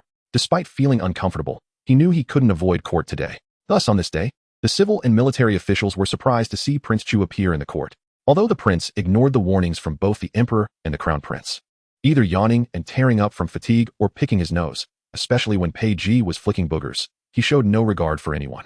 However, he managed to endure the entire 2 hours of the morning assembly, which was quite impressive in itself. As the court was about to adjourn, Li Kuan once again reached for his nose, but remembering that he might end up with a nosebleed, he resisted the impulse.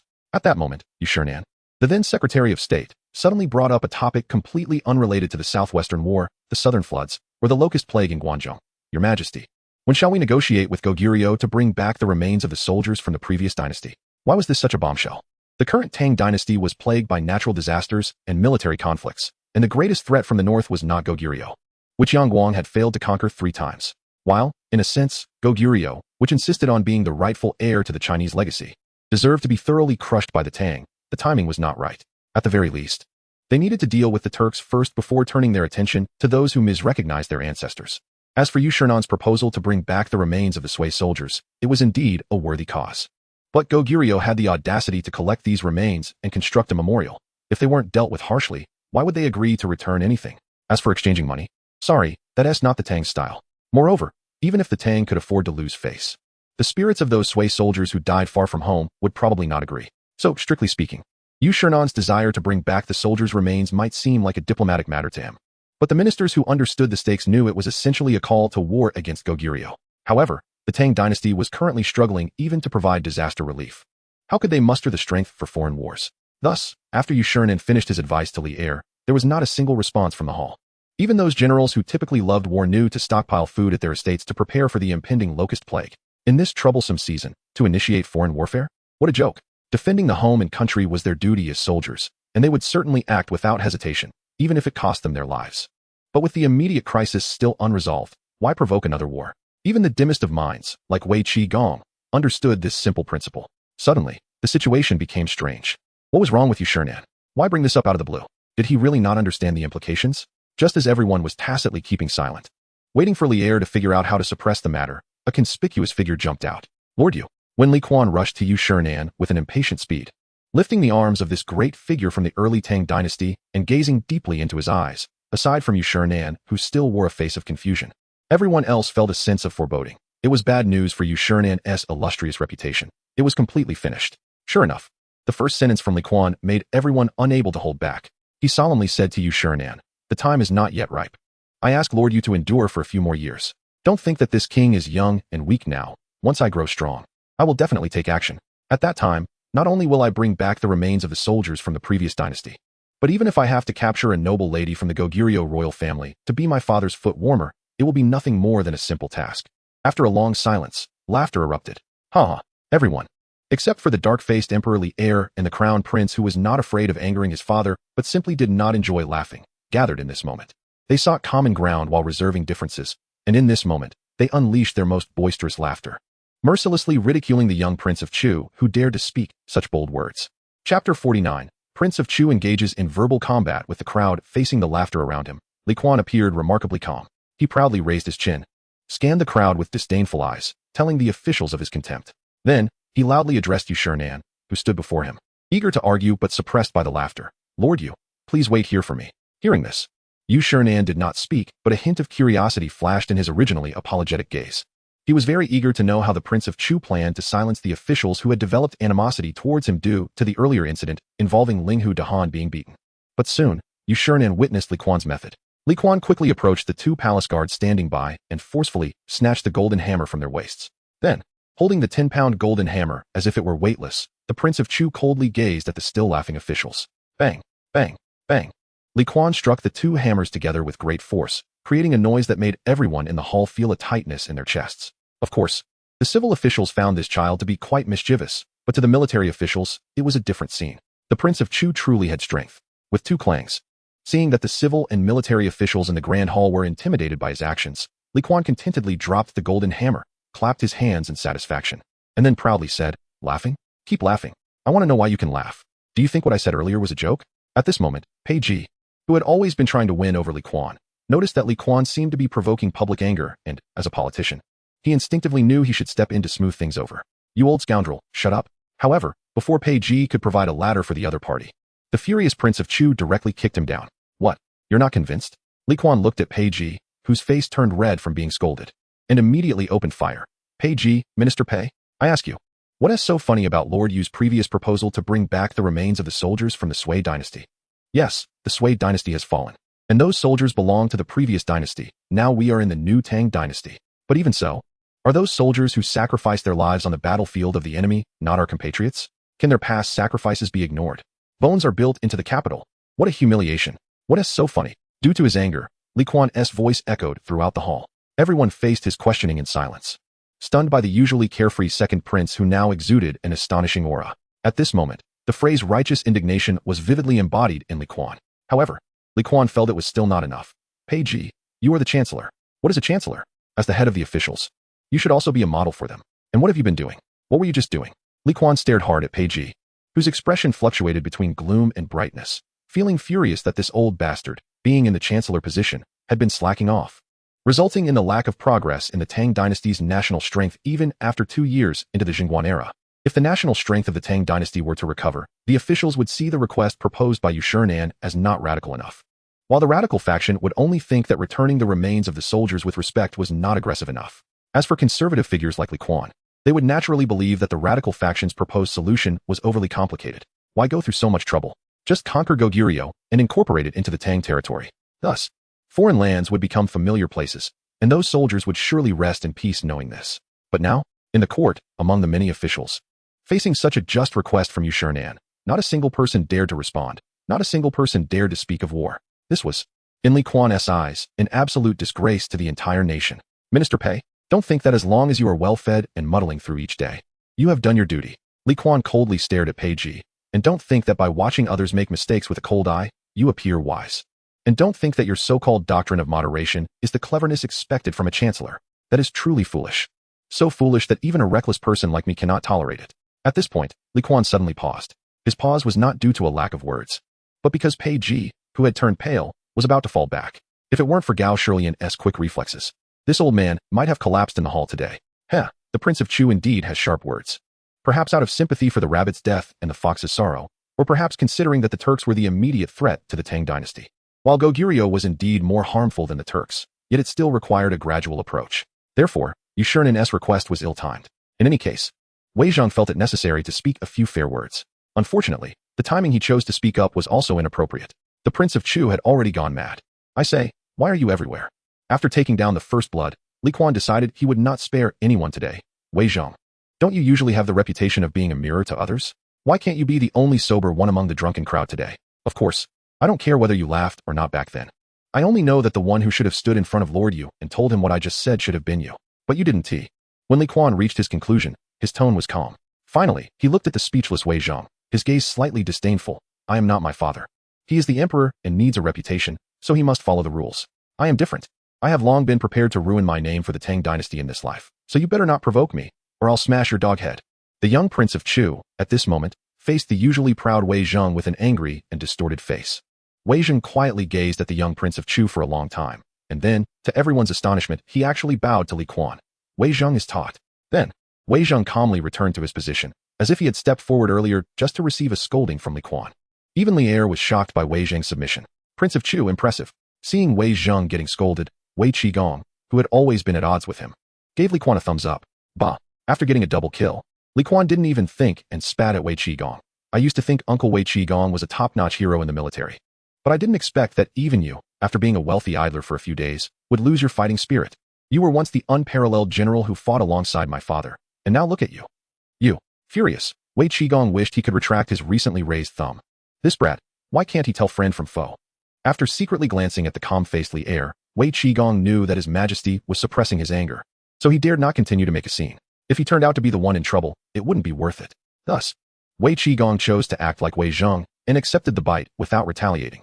After successfully achieving a 3-kill streak, Prince of Chu turned his fire on the silent spectators Fang Xianling and Du Ruhui, without going for a 4-kill extraordinary. The Prince of Chu intended to directly go for a 5-kill legendary. Lord Fang, Lord Du, I have learned from my teacher the Analects, which says that when facing benevolence, one should not yield to their teacher. This means in the face of virtue, one should not humble themselves. Besides, I often hear my elder brother say that both of you possess talents like Kuan and Bao, but I don't understand, if that is the case. Why do you willingly remain beneath a useless chancellor? Why not proactively recommend yourselves to my father and request great responsibilities? If my father is foolish as subjects, you should remind him. How can you be accustomed to silence and allow the laziness of governance to disrupt the court? What? Do you also have the flaw of scholars who cherish their own reputation? This time, Li Kuan didn't even exert much effort, forcing Fang Xianling and Du Ruhui to shake their heads with bitter smiles and bow to Li Kuan, indicating they were taught. From beginning to end, they didn't even have a chance to speak. Seeing this, Li Kuan proudly raised his chin, 5-kill legendary. No, suddenly Li Kuan noticed a gaze fixated on him. And when he looked back, he found it was not his father but his elder brother Li Changxian, who had a pained expression. Oh, Li Kuan thoughtfully looked at the crown prince, who had been glared at by Li Heir several times, realizing that his earlier nonsensical words had led to his brother being dragged into the mess. Oh, Li Kuan originally planned to have his elder brother come to rescue him if he got locked up in the Zongjing Sea, but under the current circumstances, it seemed he could only hope for the best. However, at this moment, as Prince of Chu unlocked the achievement of slaying everywhere, he was about to face the righteous judgment of Li Heir. Xuanwu, who had not explained the reason all along, suddenly stood up. Chapter 50. Well, how can it not count? Your Majesty, I know that my words today have been inappropriate and unforgivable, and for this, I am willing to accept punishment. But before that, I want to clarify. The reason I spoke those words today is not because I am ignorant of the situation or intend to provoke, but because this is my duty. Xuanwu's words resonated in the Great Hall, and Li Shimin, who was about to order the guards to seize Li Kuan, immediately snorted coldly. I am very curious. As a secretary supervising the National Library and editing, what is your responsibility related to the soldiers of the previous dynasty who have passed away? As your Majesty said, I am a secretary, and my responsibility is to manage the National Library and editing. However, since the 8th year of Wuda, there has been a question in front of me. How many soldiers died during Emperor Yang of Sui's 3 invasions of Goguryeo? How many capitals are there north of the Great King City? I have compiled the history of Sui, and this part is something I cannot avoid. Therefore, I spent more than 3 years to finally compile an estimate. In the 8th, 9th, and 10th years of the Great Industry, in these 3 years, more than 200,000 soldiers died on the battlefield of Goguryeo. There are nearly 100 capitals built by these soldiers on the territory of Goguryeo. Many of these soldiers died from illness and exhaustion, not a crime of war. By this point, Xuanwu was already in tears, and the entire hall fell silent. Your Majesty, I am old, but I have experienced too much turmoil in my life to dare not be vigilant in peace. Now, having received your Majesty's favor, I even more cannot forget my own responsibilities. I compile the history of Sui, not for eternal fame or to be remembered through the ages. I just want to help your Majesty and Tang remember the bloody lessons that have dissipated in the dust of history. Indeed, I dare to remind your Majesty to retrieve the remains of these soldiers today. The timing may be wrong, and my words may be inappropriate. But my position and intentions have never been wrong. We must remember the lessons history teaches us, and we must also make amends for the mistakes left by history. Those loyal souls who miss their hometown day and night on the land of Goguryeo, constantly being crushed into bones by the construction of capitals. Tang should do something for them. As Xuanwu concluded, he slowly knelt on the ground, took off the crown of progress from his head, placed it beside him, and then bowed deeply. Xuanwu, this frail old man with a fiery temperament, once again proved what it means to have the character of a scholar through his actions. Though bent, he does not break. Even if there are thousands, I will still go. Yu Gong is indeed a great man. Surprisingly to everyone, the crown prince Li Changxian, who had been silent since the morning court and seemed to have no presence, suddenly stood up at this moment. Expressing his support for Xuanwu, what Yu Gong said is heartfelt. Father, in my humble opinion, Yu Gong's actions today are not only without fault, but instead commendable. After all, we should indeed be reminded. There are always strong enemies surrounding Tang, and the unfinished business of the previous dynasty should be completed by the new dynasty. Tang should no longer be lax. Li Chengqian's words, especially the last sentence, were deeply meaningful. What is Tang? The battles that the Sui dynasty did not finish should be completed by us Tang. And the enemies that the Sui dynasty did not subdue should be subdued by us Tang. Only such a Tang emperor deserves to enjoy the title of the world. Sitting on the dragon throne, Li Heir had originally planned to deal with his 2 sons after the court session, but at this moment, Li Chengqian's words undoubtedly struck a chord in his heart. This child has finally begun to show some qualities of a crown prince. Feeling relieved, Emperor Li Heir had already decided to show mercy and let Li Kuan and his brother off the hook. At this moment, it was just like then. Having regained consciousness and decided to step in to reclaim his dignity, Pei Ji, supported by the old ministers Gao Shilian, Xiaoyu, and others. Forced himself to stand up slowly. What the crown prince said is absurd. Now, Tang is in a state of disarray. And we don't even know how to deal with the impending locust disaster. How can we afford the cost of starting a national war? Does the crown prince want his majesty to learn from the previous dynasty's Zhenguan, who blindly ruined the kingdom in a moment of arrogance? I must say, Piety, who had suffered humiliation today, finally stood his ground. At this moment, he seemed completely oblivious to Li Er's gloomy, ink-dripping expression. Relying on the protection of the retired Emperor Li Yuan, Piety began his mad literary rant. I once followed the retired emperor. Starting from the edge of the green reeds. How few can understand the hardships of this journey. Enough, enough. Why am I telling you these things? In any case, the most important thing right now is to fight the disaster. Everything else can wait until we get through this locust plague. The locust plague, locust plague, locust plague. Li Kuan really wanted to go up and give this shameless old man a couple of slaps. How long has it been? The neighbor's young wife is almost ready to get on the bed, and you, an 80-year-old bachelor, don't know to hurry up? Disgusting. Disgusting. Where have you been all this time? Indeed, Li Kuan had underestimated Pei Ji's shamelessness. But if Pei Ji was shameless, how could Li Kuan be content to fall behind? Hey! Li Kuan suddenly shouted towards the screen beside the main hall, calling out to the historian of the Yin family. This shout startled the attendant hiding behind the screen, responsible for recording Li Er's daily life. Causing him to shiver, a new blotch of ink appeared on the freshly laid white paper before him. We who write history must have backbone. Although Li Er did not respond, it didn't matter. He knew the other party was definitely there. Right now, Li Kuan shouted loudly. You remember this. Everything that happens in this hall today, every detail, must be written into the history books. I don't believe it. Justice will be judged by future generations. How can there be no conclusion on right and wrong? Pei Ji Yule, cough. In a flash, noticing that Li Er was about to go berserk, Li Chengxian suddenly coughed to remind his brother not to curse in the hall. Clearly, Li Kuan wasn't stupid. Upon receiving his brother's reminder, he quickly changed his wording. You old fool who doesn't know right from wrong. When you have time, think more about how future generations will evaluate you after reading the history books. After saying this, Li Kuan turned back and didn't forget to continue brazenly intimidating the attendant behind the screen. I tell you, Yin Shu and I are old friends. And he is also the attendant of the retired emperor. If you dare to write with a biased pen, I will go to Hongyi Palace to find Yin Shu and have him drive you out of the Yin family. Li Kuan clearly underestimated the damaging effect of his words. You brat, how dare you threaten my attendant? Are you still my son? Originally, Emperor Li Er had the intention to let Li Kuan off, but at that moment, the veins on his forehead bulged, and his urge to hit someone reached its peak. You little rascal, even if it's for the good of the Tang. You don't need to act so shamelessly, do you? As your father, I have no face left.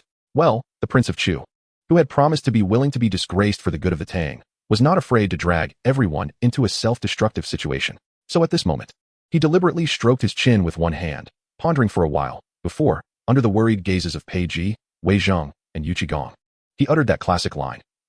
Why shouldn't it count? I now have the title of king. Sometimes it's okay to be a bit arrogant. Chapter 51. Yu Shernan's plan faced with his son's provocation. Emperor Li Er ultimately couldn't hold back. Just as he was about to get up and walk down the steps to personally perform a scene of teaching his son in front of the civil and military officials, Wei Zheng stood up at that moment. Your Majesty, I believe we should submit a formal letter to Goguryeo, demanding they return the remains of our soldiers from the previous dynasty. This resolute statement caused Li Er's footsteps to pause. Meanwhile, Li Kuan, sensing something was off, had quietly moved a few steps to stand in a straight line with the main door, thinking that if anything unusual happened later, he could make a run for it.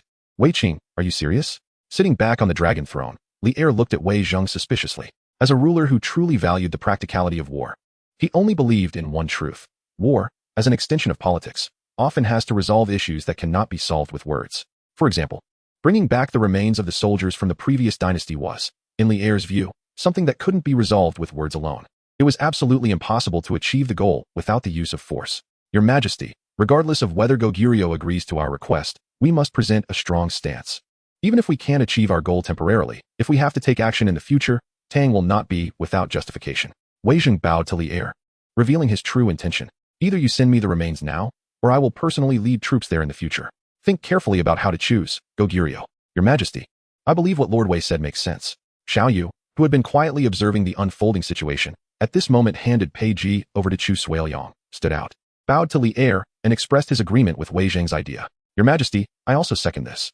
Du Ruhui, the capable minister who had been dealt with by Li Kuan, once again firmly stood up to support what he believed was correct. Your Majesty, I also second this. This action is very virtuous and prudent. Fang Xianling, after careful consideration, also expressed his support for Wei Zheng, with the civil officials voicing their opinions. The military generals naturally knew what to do, starting with Yu Qigong, Lu Hongji, Chu Tutong, Yin Kaishan, Zhang Shund, Zhang Liang, Zhang Gongjin, Li Ji, Su Maogong, and Qin Xiong. One by one they stood out to express their support. For a moment, the usually isolated Wei Zheng in court seemed to create a strange illusion of having many supporters. Of course, Wei Zheng, who was used to being a lone minister, didn't he feel that there was anything wrong with this. However, someone couldn't he sit still. Oh my, looks like Wei Zheng is quite popular. What a blunder. When Li Kuan hid behind Yu Shinan, lamenting how he had previously been too headstrong, sending so many allies to Wei Zheng at once. Hearing his mumbling, Yu Shinan smiled. Prince Chu, the old man kindly looked at the frowning young prince and said warmly, "A gentleman gathers, but does not form factions. These ministers are not Wei Zheng's accomplices, they just agree with his proposal." Note 1. However, in my opinion, if we are to truly discuss the primary contributor to this initiative, it is none other than you, Prince Chu, who woke them up. It is said that one must read more. After hearing Yu Shinan's words, Li Kuan, who began to chuckle foolishly, suddenly felt a sense of finding a kindred spirit. Oh, there is no doubt that the truly virtuous person in this court is Yu Gong. As the saying goes, a flower-laden palanquin is carried by people. At this moment, the delighted Prince Li Kuan completely disregarded his limited cultural level and began to volunteer to engage in mutual flattery with Yu Shinan. "Your Highness, you are wrong." Hearing Li Kuan's sincere, yet always incoherent praise, Yu Shinan smiled and shook his head, then pointed with his chin to Xiaoyu, who had silently returned to his position. "If we are to discuss virtue, it should belong to the first one to support Wei Zheng, Xiao Gong. This praise from your Highness should be given to him." Upon hearing this, Li Kuan nodded thoughtfully, looking at Xiaoyu's back, and fell silent. In the end, Li Er finally accepted the minister's suggestion, and the formal letter to Goguryeo would be sent from Chang'an within the day. Tang did not care how Goguryeo would respond. All Tang needed was a strong stance and a legitimate reason to deal with Goguryeo in the future. After ending this storm, Li Er glanced at Li Kuan, who had previously been in the spotlight, but was now hiding fearlessly in the corner. This brat occasionally cast glances towards the outside of the main hall, and his body always maintained a posture of wanting to escape. Li Er felt a headache coming on, because this scene is not only in his eyes, but the ministers in the court must also be observing this newly appointed troublemaker, who has caused quite a stir on his first appearance. It is often said that dragons give birth to dragons and phoenixes give birth to phoenixes. How did His Majesty, Emperor Li Er, who possesses the demeanor of a dragon and the grace of a phoenix, end up with such a little devil wreaking havoc in the world? This may be a question that lingers in everyone's mind during discussions. Meanwhile, the previously hidden Yu Shinan, who has concealed his achievements and fame, now sits steadily like a fisherman, holding the morning court, his eyes slightly closed, contemplating how to approach His Majesty after the court disperses to take the young prince as his disciple. Yes, Li Kuan's earlier performance may have seemed rebellious and arrogant in the eyes of others, but the worldly wise and perceptive Yu Shinan believes that Prince Chu is a piece of uncut jade, with careful guidance. He could become an extraordinary wise king for the Tang Dynasty in the future. Thus, this could be the last bit of effort he can contribute to His Majesty and the Tang Dynasty as a loyal subject. Chapter 52. The diversity of life. As Emperor Li Er and the civil and military officials finalized the remaining matters, the young Prince Chu, who had endured the lengthy court session, couldn't wait for the chief eunuch Zhang to announce the classic dismissal. "If there is anything to report, speak. If not, you may leave," and rushed ahead like a big monkey, swiftly leaping out of the gates of the Taiji Hall. This left countless shocked gazes behind.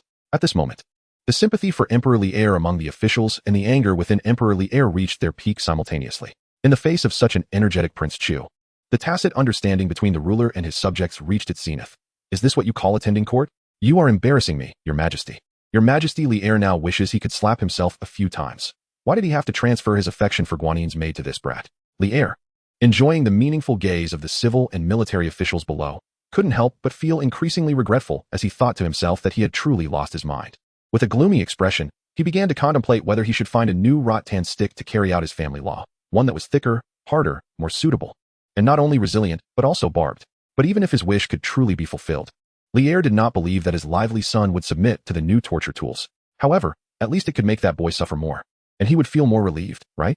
Yes, His Majesty Li Er has completely given up on the idea of correcting Li Kuan. After all, some free birds cannot be caged, and the free Prince of Chu is even more so.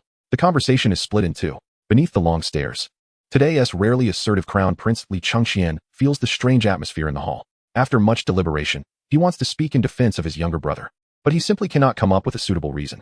After thinking it over, he ultimately decides to hold back. Forget it. He will go to the imperial study to see his father alone later.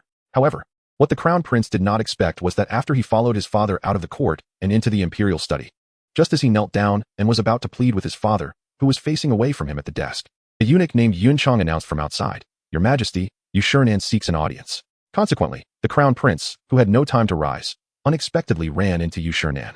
Mr. Yu greeted Li Changqian awkwardly, and in this situation, everyone seemed quite embarrassed. Your Highness, what are you doing? Yu Shiren looked in surprise at Li Changqian kneeling in front of the imperial desk, not understanding what the other party was saying. Heh. This kid felt embarrassed to kneel down in front of me because there were too many people outside. At this moment, Li Er was already seated behind the imperial desk, lifting his eyelids slightly to glance at the somewhat uncomfortable-looking crown prince, and sneered while explaining for him. Li Changqian, Father, it's better if you don't explain. By saying this, you make it seem like I am unwilling. Am I concerned about the crowd?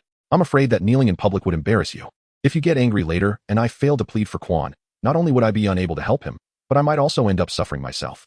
I must say, I don't know when it started, but with such an extraordinary figure as Li Kuan around, all of Li Er's sons now have the potential to become exceptional individuals.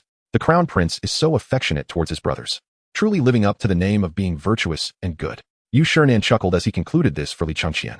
Hearing this, Li Changqian pursed his lips and secretly glanced at Li Shimen, seeing that his father showed no signs of dissatisfaction. He cautiously said, I cannot accept such flattery from Sir Yu. Well, this is the difference between a certain good king and his royal highness the crown prince. If Yu Shiren were to praise Li Kuan like this, wouldn't the latter grab his arm and ask him a dozen times, what do you mean, sir? He would definitely not let go. Perhaps Li Kuan would even call his old friend Yin Shu, who had only met him once, to record everything carefully. Such an important matter. If he didn't take a chance to get a glimpse of the imperial chronicles, Li Er definitely wouldn't let him. Then Li Kuan wouldn't be called Li Kuan.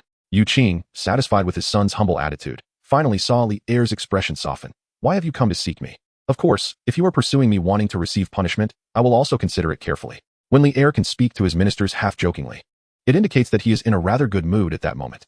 Therefore, Yu Shiren finally gathered his courage, abandoning his original plan of indirect and roundabout victory, and directly stated, Your Majesty, I wish to take Prince Chu as my close disciple. What did you say? Upon hearing such joyful news, His Majesty Li Er suddenly stood up and almost instinctively exclaimed, You better not regret it. Yu Shiren, 34 Yu Qing? Li Er looked at Yu Shiren, who was silent, and his expression was surprisingly a bit tense. After a long silence, Yu Shiren suddenly smiled and said, I originally had no regrets, but if your Majesty insists on this, then I must ask the old minister to reconsider. Oh, judging by this situation, are you regretting but unwilling to admit it? Li Er had a clear understanding in his heart. Haha, Yu Aiqing, do not misunderstand. What I mean is that you truly have a discerning eye for talent. Li Er is not foolish. Realizing that he had lost his composure earlier, he quickly began to remedy the situation. However, when he called out Yu Aiqing twice in a row, Li Changqian, who was kneeling nearby, couldn't help but shiver. When did Father Emperor become so unprincipled?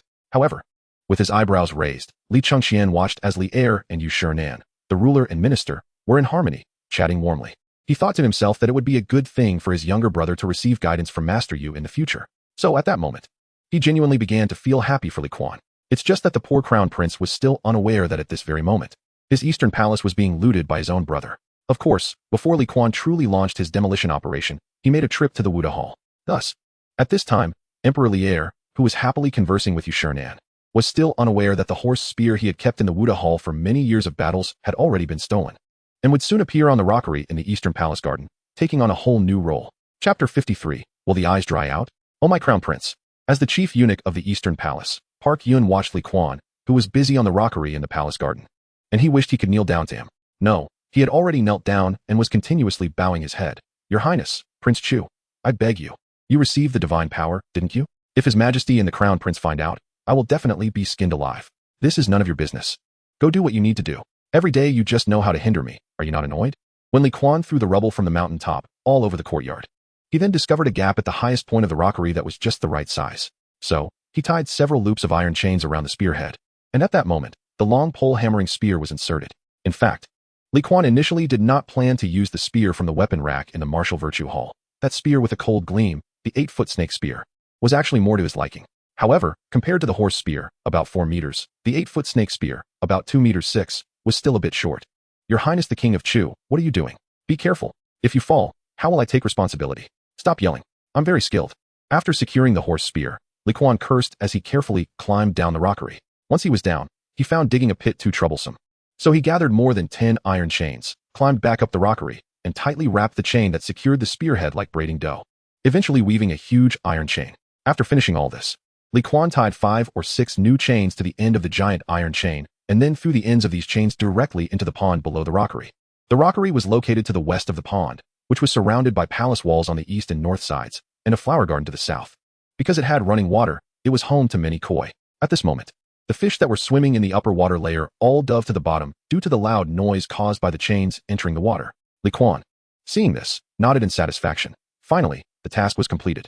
Of course, the reason His Highness the King of Chu did this, aside from helping his elder brother solve a problem, was purely out of his rich personal emotions. In the past, the King of Chu, who loved fishing, had invested quite a bit to bait this little pond in the East Palace, which had good fishing conditions. However, although the koi in the pond were all fat and almost motionless, none of them showed any gratitude, and they didn't take the bait, leading the King of Chu to return empty-handed multiple times, unwilling to admit his poor fishing skills. This was undoubtedly a shame for fishermen. Now, having set up the horse spear to attract lightning, while also arranging for artificial thunder to the pond's fish, His Highness the King of Chu finally avenged himself. It must be said that this side of the King of Chu was indeed quite vengeful. Tell others that this rockery and the pond should not be approached in the future, especially on rainy days. Stay far away. After admiring his masterpiece, Kuan reminded Pu Yun to let the palace servants pay attention to safety. Pu Yun quickly nodded in response. All right, I'm leaving. See you later. Having resolved a concern, His Highness the King of Chu was now feeling accomplished. The matter of resolving this old grudge was minor, but importantly, no one could use lightning striking the palace to trouble his elder brother, the Crown Prince, anymore. I truly am virtuous. Indeed, no one was troubling Li Chang'an anymore. After all, why should the Crown Prince, this tiny pearl, compete for brilliance with His Highness the King of Chu, who shone like the bright moon? If the officials in the court wanted to play the game of looking for trouble, their target could only be the one who was both unique and the chosen King of Chu. People like Feng Xianling and Du Ruhui, two loyal ministers, had to endure a disaster today. As the two backbone ministers of the nation, they were like two large mulberry trees being scolded indirectly by Kuan, showing great magnanimity. Since they were praised by Kuan for having the talent of a prime minister, they decided to play the role of prime minister, treating this incident as if nothing had happened. As for the General Yu Qigong, who came to seek their advice due to his military background, equivalent to being half illiterate, their attitude was quite tacit. No matter what you say, I will remain indifferent. After all, these people were the most outstanding advisors and generals of Lier, the future cornerstone of the Tang Empire, and it was not worth their time to quarrel with a child who spoke some truths. Moreover, the one who should be sweating profusely at the moment was not them, right? It was well known that the other person they referred to, Prime Minister Piety, was currently sweating profusely to an extreme degree. This Prime Minister, who had mixed in for too long and become an old hand, didn't even leave the palace gate after the court session. Instead, he ran straight to the Hongyi Palace to complain to Li Yuan about being publicly scolded by Kuan, leaving the Emperor Taishang with a headache, yet helpless. On the other side, Wei Zhong, who surprised everyone with his performance today, didn't actually retreat out of fear, but out of consideration for the greater situation, he suppressed his momentary anger. But suppressing it was like sharpening a knife. Now that Pei Ji was about to be silenced, he, Wei Zhong, should consider settling the score. Thus, after thinking about it more and more angrily, Wei Zhong simply stopped pretending, taking advantage of his time at the office. He had already drafted the outline for tomorrow's memorial, planning to go all out this time. Letting the arrogant King of Chu understand a truth. A true critic often has the patience to endure slander, knows how to yield, but once seizing the opportunity, will bravely counterattack fiercely. All living beings have their own appearances, each different, each splendid. But the most splendid King of Chu, upon receiving the bad news that he had been accepted as a closed-door disciple by Xuanwu, immediately lost all the endless respect he had for this old man. This old man, how can he repay kindness with enmity? I offended so many people to help him. And now is the time to learn archery and horse riding, horse racing, throwing pots, to be used for self-defense, and to avoid being forced to drink at gatherings. How can I waste such a good time? But Lier didn't care about any of this, especially when he learned that his beloved weapon had been taken by this brat to make a thing called a lightning rod for his eldest son's palace. His paternal feelings reached a peak. I will send 4 armored soldiers to guard you Iching's safety day and night. Of course, if you dare to disobey. They can also act on my behalf and you Iching's, to let you remember your lesson. Your Majesty teaches students to persuade with reason. Xuanwu wanted to refuse, but at this moment, he truly couldn't find a chance to speak. When Lier looked at his second son, who was covered in mud and sweating profusely, he felt how ridiculous his earlier idea of giving up correcting his temperament was. If he didn't discipline him, this brat would surely cause great trouble sooner or later. Father, Kuan brother took your horse spear to help me solve a problem. Although his actions were inappropriate, his intentions were indeed good. Therefore, if father wants to punish Kuan brother, I am willing to share this responsibility with my second brother. The Crown Prince, who had just returned to the East Palace and heard the news, hurriedly rushed in to save the situation, kneeling in front of Lier with earnest words. Xuanwu, who was sitting aside and being ignored, looked at this scene with a sense of relief. He neither thought the King of Chu was mischievous nor thought there was anything wrong with the Crown Prince being so loyal. They were both good children. Father, that horse spear is just a decoration to you now. I took it to help my elder brother fix the lightning rod. Isn't that making good use of it? Seeing that his elder brother had surrendered, Li Kuan had no choice but to choose gentle persuasion instead of continuing to resist. However, this persuasion only ignited the anger that was about to extinguish in Li Er. You brat. What decoration? In those years, I held the spear in my hand, leading 3,500 men, clashing with an army of 100,000 outside Luoyang, in front of Hulao Pass. Amidst the chaos of battle, I had only this spear and the steed beneath me, a fine horse named Qingzhu, one of Li Er's 6 horses, accompanying him in the fierce battle at Hulao Pass. We fought fiercely until dawn, and it was so perilous that I didn't even dare to blink. At this moment, a certain filial son suddenly interrupted Li Er's nostalgic recollection of the past, asking curiously, "You fought all night without blinking. Won't your eyes dry out?" Boom. This isn't just about dry eyes.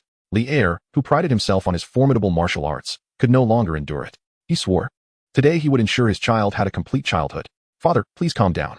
My brother is just being mischievous." Li Chengxian quickly kneeled and hugged Li Er's thigh, managing to buy Li Kuan a moment of reprieve. "Dad, you can't do this. Are you playing with me?" Seeing the elder brother's fury, the clever little Li Er naturally wouldn't just stand there waiting to be beaten. Thus, Li Kuan unhesitatingly hid behind Xuanwu while trying to ignite the latter's protective instincts. "Master, can you bear to see your disciple suffer on his first day of entering your school?" Xuanwu watched as the Prince of Chu, who seemed to appear beside him like a flash, was at a loss for words. Especially the grievance on the child's face made his cheeks twitch. It was truly hard to evaluate. Perhaps this was his own calamity. Xuanwu did not regret it, but he wanted to slap himself. Why did he overestimate his own strength and take on such a heavy burden? Realizing a certain truth, Xuanwu sighed deeply, accepting his fate. He then slowly stood up and bowed to Li Er, who had stopped in his tracks. "Your Majesty, I believe it's best if you refuse my good intentions regarding sending armored soldiers. But look at this child, who could not bear to harm the crown prince." Li Er, upon hearing Xuanwu's words, thought he was still trying to reason with him, and was both angry and unwilling. Therefore, he lifted his foot and dragged his stubborn eldest son, making his way towards Li Kuan. "Your Majesty, I think you've misunderstood my intention." Xuanwu, hearing this, seriously explained to Li Er, "Let us double the number of armored soldiers, for soldiers might not be enough." With Xuanwu's cold words, the Prince of Chu, upon hearing this bad news, staggered back a few steps involuntarily. Hey, it's just asking to be a disciple and study. Is it necessary to go this far?" Li Kuan looked at the kindly old man in disbelief. For him, this gentle-looking elder increasingly resembled the 10 Yama kings he had seen in childhood picture books. Prince of Chu, Xuanwu naturally sensed Li Kuan's anger, so he slightly turned his head to indicate Li Er, who was quietly seething not far away, before earnestly saying, "The first lesson I shall impart to you is that those who know how to adapt are the true heroes." Upon hearing this, Li Kuan rolled his eyes. "I still need you to teach me?" The reignited fury of Li Er in a royal roar quickly made Li Kuan face the harsh reality. "Thank you, Master, for your teachings. I am endlessly grateful." As the frightened Li Kuan expressed his gratitude, the unparalleled general of Tian Su finally halted his advance. "You listen well, you little brat. Although I want to truly lay hands on you, His Majesty is clearly preparing to learn from your good habits and keep a ledger. I will remember this debt today. In the future, if you don't study hard under Minister Yu, we will settle the score together." Oh. Realizing he was about to lose his carefree days, the Prince of Chu became dazed. Responding dryly without any desire to speak further, Li Kuan suddenly understood that true despair was never about loud quarrels. Minister Yu, seeing his son concede, Li Er felt relieved but then worried that this concession might just be superficial. Thus, he decided not only to fulfill Xuanwu's earlier request, but to double the specifications. "I will have Zhaichang's son select the 16 best from the Xuanjiao army to follow your orders from now on." "Father." Initially, Li Er intended to let go of correcting Li Kuan, and Li Kuan was prepared to obediently accept his father's arrangements and be a good student. However, at this moment, Li Er's sudden increase in demands stirred his rebellious spirit. "But I'm just a child." Li Kuan looked at his father, full of grievances. "Why do you need to send so many elite Xuanjia soldiers to watch over me? What's wrong? Can't we live our lives? There are still bandits across the Great Tang. How can we waste such national treasures on me?" Facing his son's heart-wrenching questions, Li Er showed no leniency. Directly responding sarcastically, "Prince of Chu, do not underestimate yourself. Compared to those bandits, you have far more troubles." To be honest, if Li Er weren't reminded that this boy was his own flesh and blood, raised by his mother since childhood, he would have been just as fierce against him as he had been against Wang Shichong and Do Jianda. Li Er absolutely would not let Li Kuan's earlier complaints become empty words. Thus, in the days that followed, Li Kuan no longer needed to go to the academy. After all, not everyone could be as fortunate as he was. Besides having the great scholar Xuanwu as a teacher, he also gained 16 robust and valiant assistants. Li Kuan had thought that when no one was around, he could have his 2 younger brothers trick the weak Xuanwu away, then summon 100 shadow assassins to take care of the 16 guards. After that, but whenever he fantasized to this point, he had to break the illusion and helplessly continue listening to the serious Xuanwu, who lectured him on the classics. Fortunately, Li Kuan was a block of wood, utterly soaked in lowbrow interests, impossible to sculpt. This was proven after Xuanwu had taught Li Kuan for half a month. When the great scholar heard his nearly hand-holding student still reciting the graceful lady is like a slender plant, the old man nearly fell over. "You gone. Why not just give up?" Yun Qi, the captain of the guard assigned to Xuanwu by Li Er, had only been able to recognize a few words before. But now even he could recite a few lines. Yet, the Prince of Chu was still the same, in class. He either dozed off or picked his nose and shot projectiles at Xuanwu and his colleagues. And he was still learning? Note 2. Damn it, learn from him. Help me up, I still want to try again. Xuanwu is a person of noble character and a scholar. And if we take the term noble character in a narrow sense, it can be replaced with stubbornness. Li Kuan couldn't bear to disappoint such a responsible elder any longer. "You Shifu," Li Kuan sighed, stood up from his seat, and walked over to Xuanwu, carefully helping him up. "Can you stop teaching me these things? I'm not interested." "Alas, Your Highness, the King of Chu." Xuanwu looked at the unruly young man before him, shook his head, sighed, and continued to advise him earnestly. Confucius said, "If one does not understand destiny, one cannot be a gentleman. If one does not understand propriety, one cannot stand firm. If one does not understand words, one cannot know others." This means, if a person does not understand the mandate of heaven, they cannot become a gentleman. If they do not understand etiquette, they cannot establish themselves in the world. If they cannot discern right from wrong in words, they cannot understand others. Note, from the Analects. Yao Yu chapter, studying is a process of knowing destiny, knowing propriety, and knowing words. The old man does not wish to make you into a scholar with vast knowledge. But as the heir to the throne, born to be a king, bearing great responsibilities, if you do not learn more about how to conduct yourself from these books, how will you live a good life in the future? Listening to the elder's earnest teachings, Li Kuan felt a sense of guilt for the first time. "You Shifu, I understand what you were saying." As he spoke, Li Kuan waved his hand, signaling Yun Qi to take his little brothers away, as the topic they were about to discuss was not suitable for others to hear. Facing Li Kuan's gesture to send him away, Yun Qi felt troubled. He hesitantly called out to Li Kuan, but his gaze was directed at Xuanwu. Xuanwu, however, silently waved his hand at Yun Qi, signaling him to leave. Once only Xuanwu and Li Kuan remained in the room. Xuanwu first gave Li Kuan a deep look, then slowly said, "Your Highness, if you have something to say, just speak your mind. Between us, it should be open and frank." "You Shifu," Li Kuan smiled upon hearing Xuanwu's words. "If you say it that way, then I won't hold back." Chapter 55, Aspirations and Achievements Inside the Room. With great interest, Li Kuan scratched his head, carefully considered for a moment, then looked at Xuanwu and said, "You Shifu, what do you think should be the greatest ambition of a prince like me in this life?" Xuanwu did not expect the other party to open up so sincerely right from the start, so after a moment of contemplation, he hesitantly replied, "I believe the current crown prince has quite a good reputation." The hesitant speech of Xuanwu was almost saying that if you, young man, are planning something grand, it might be a bit premature, and perhaps there won't be any opportunity at all.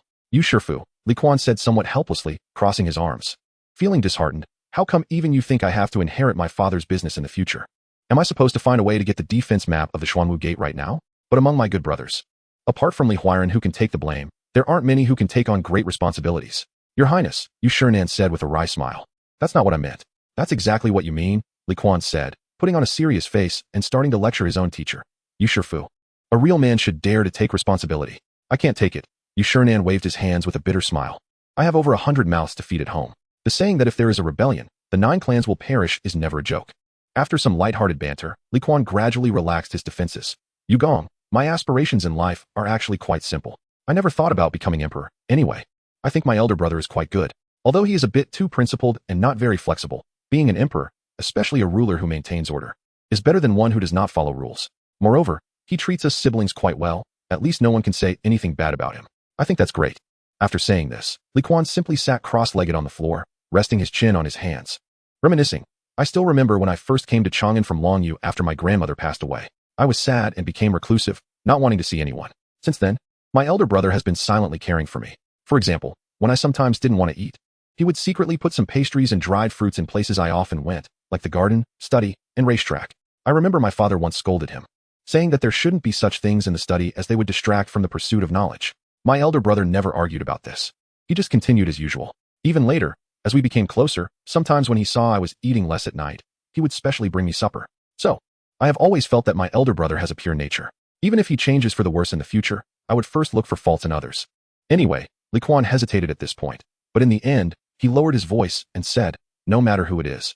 If in the future someone harms my elder brother and he is no longer the honest person he is today, then I, Li Kuan, will definitely make them pay a price they cannot afford." The reason Li Kuan said this, apart from the deep brotherly bond, was also because he always held a beautiful vision in his heart. In later generations, there was a saying, even though the Tang Dynasty has been gone for 1,000 years, it is still the spiritual homeland of all Huaxia people. So, he is fortunate to be born in this era. Why can't he make this spiritual homeland even more perfect, thus providing more spiritual resources to nurture this great nation that strives for self-improvement? Compared to this vision, does it really matter whether Li Kuan becomes emperor or not? Allowing his elder brother to inherit the throne and restore the primogeniture system that was disrupted by some tyrant, reducing some sources of chaos. Making the Great Tang Dynasty sail further and longer in the torrent of history is the most important thing. Your Highness's sincere heart makes your teacher admire you. After hearing Li Kuan's words, Xuanwu was now full of smiles. And Li Kuan also keenly caught an unusual signal. This seemed to be the first time Xuanwu referred to himself as a teacher in front of him, right? Li Kuan hid this small feeling of emotion in his heart and deliberately boasted in front of the elder.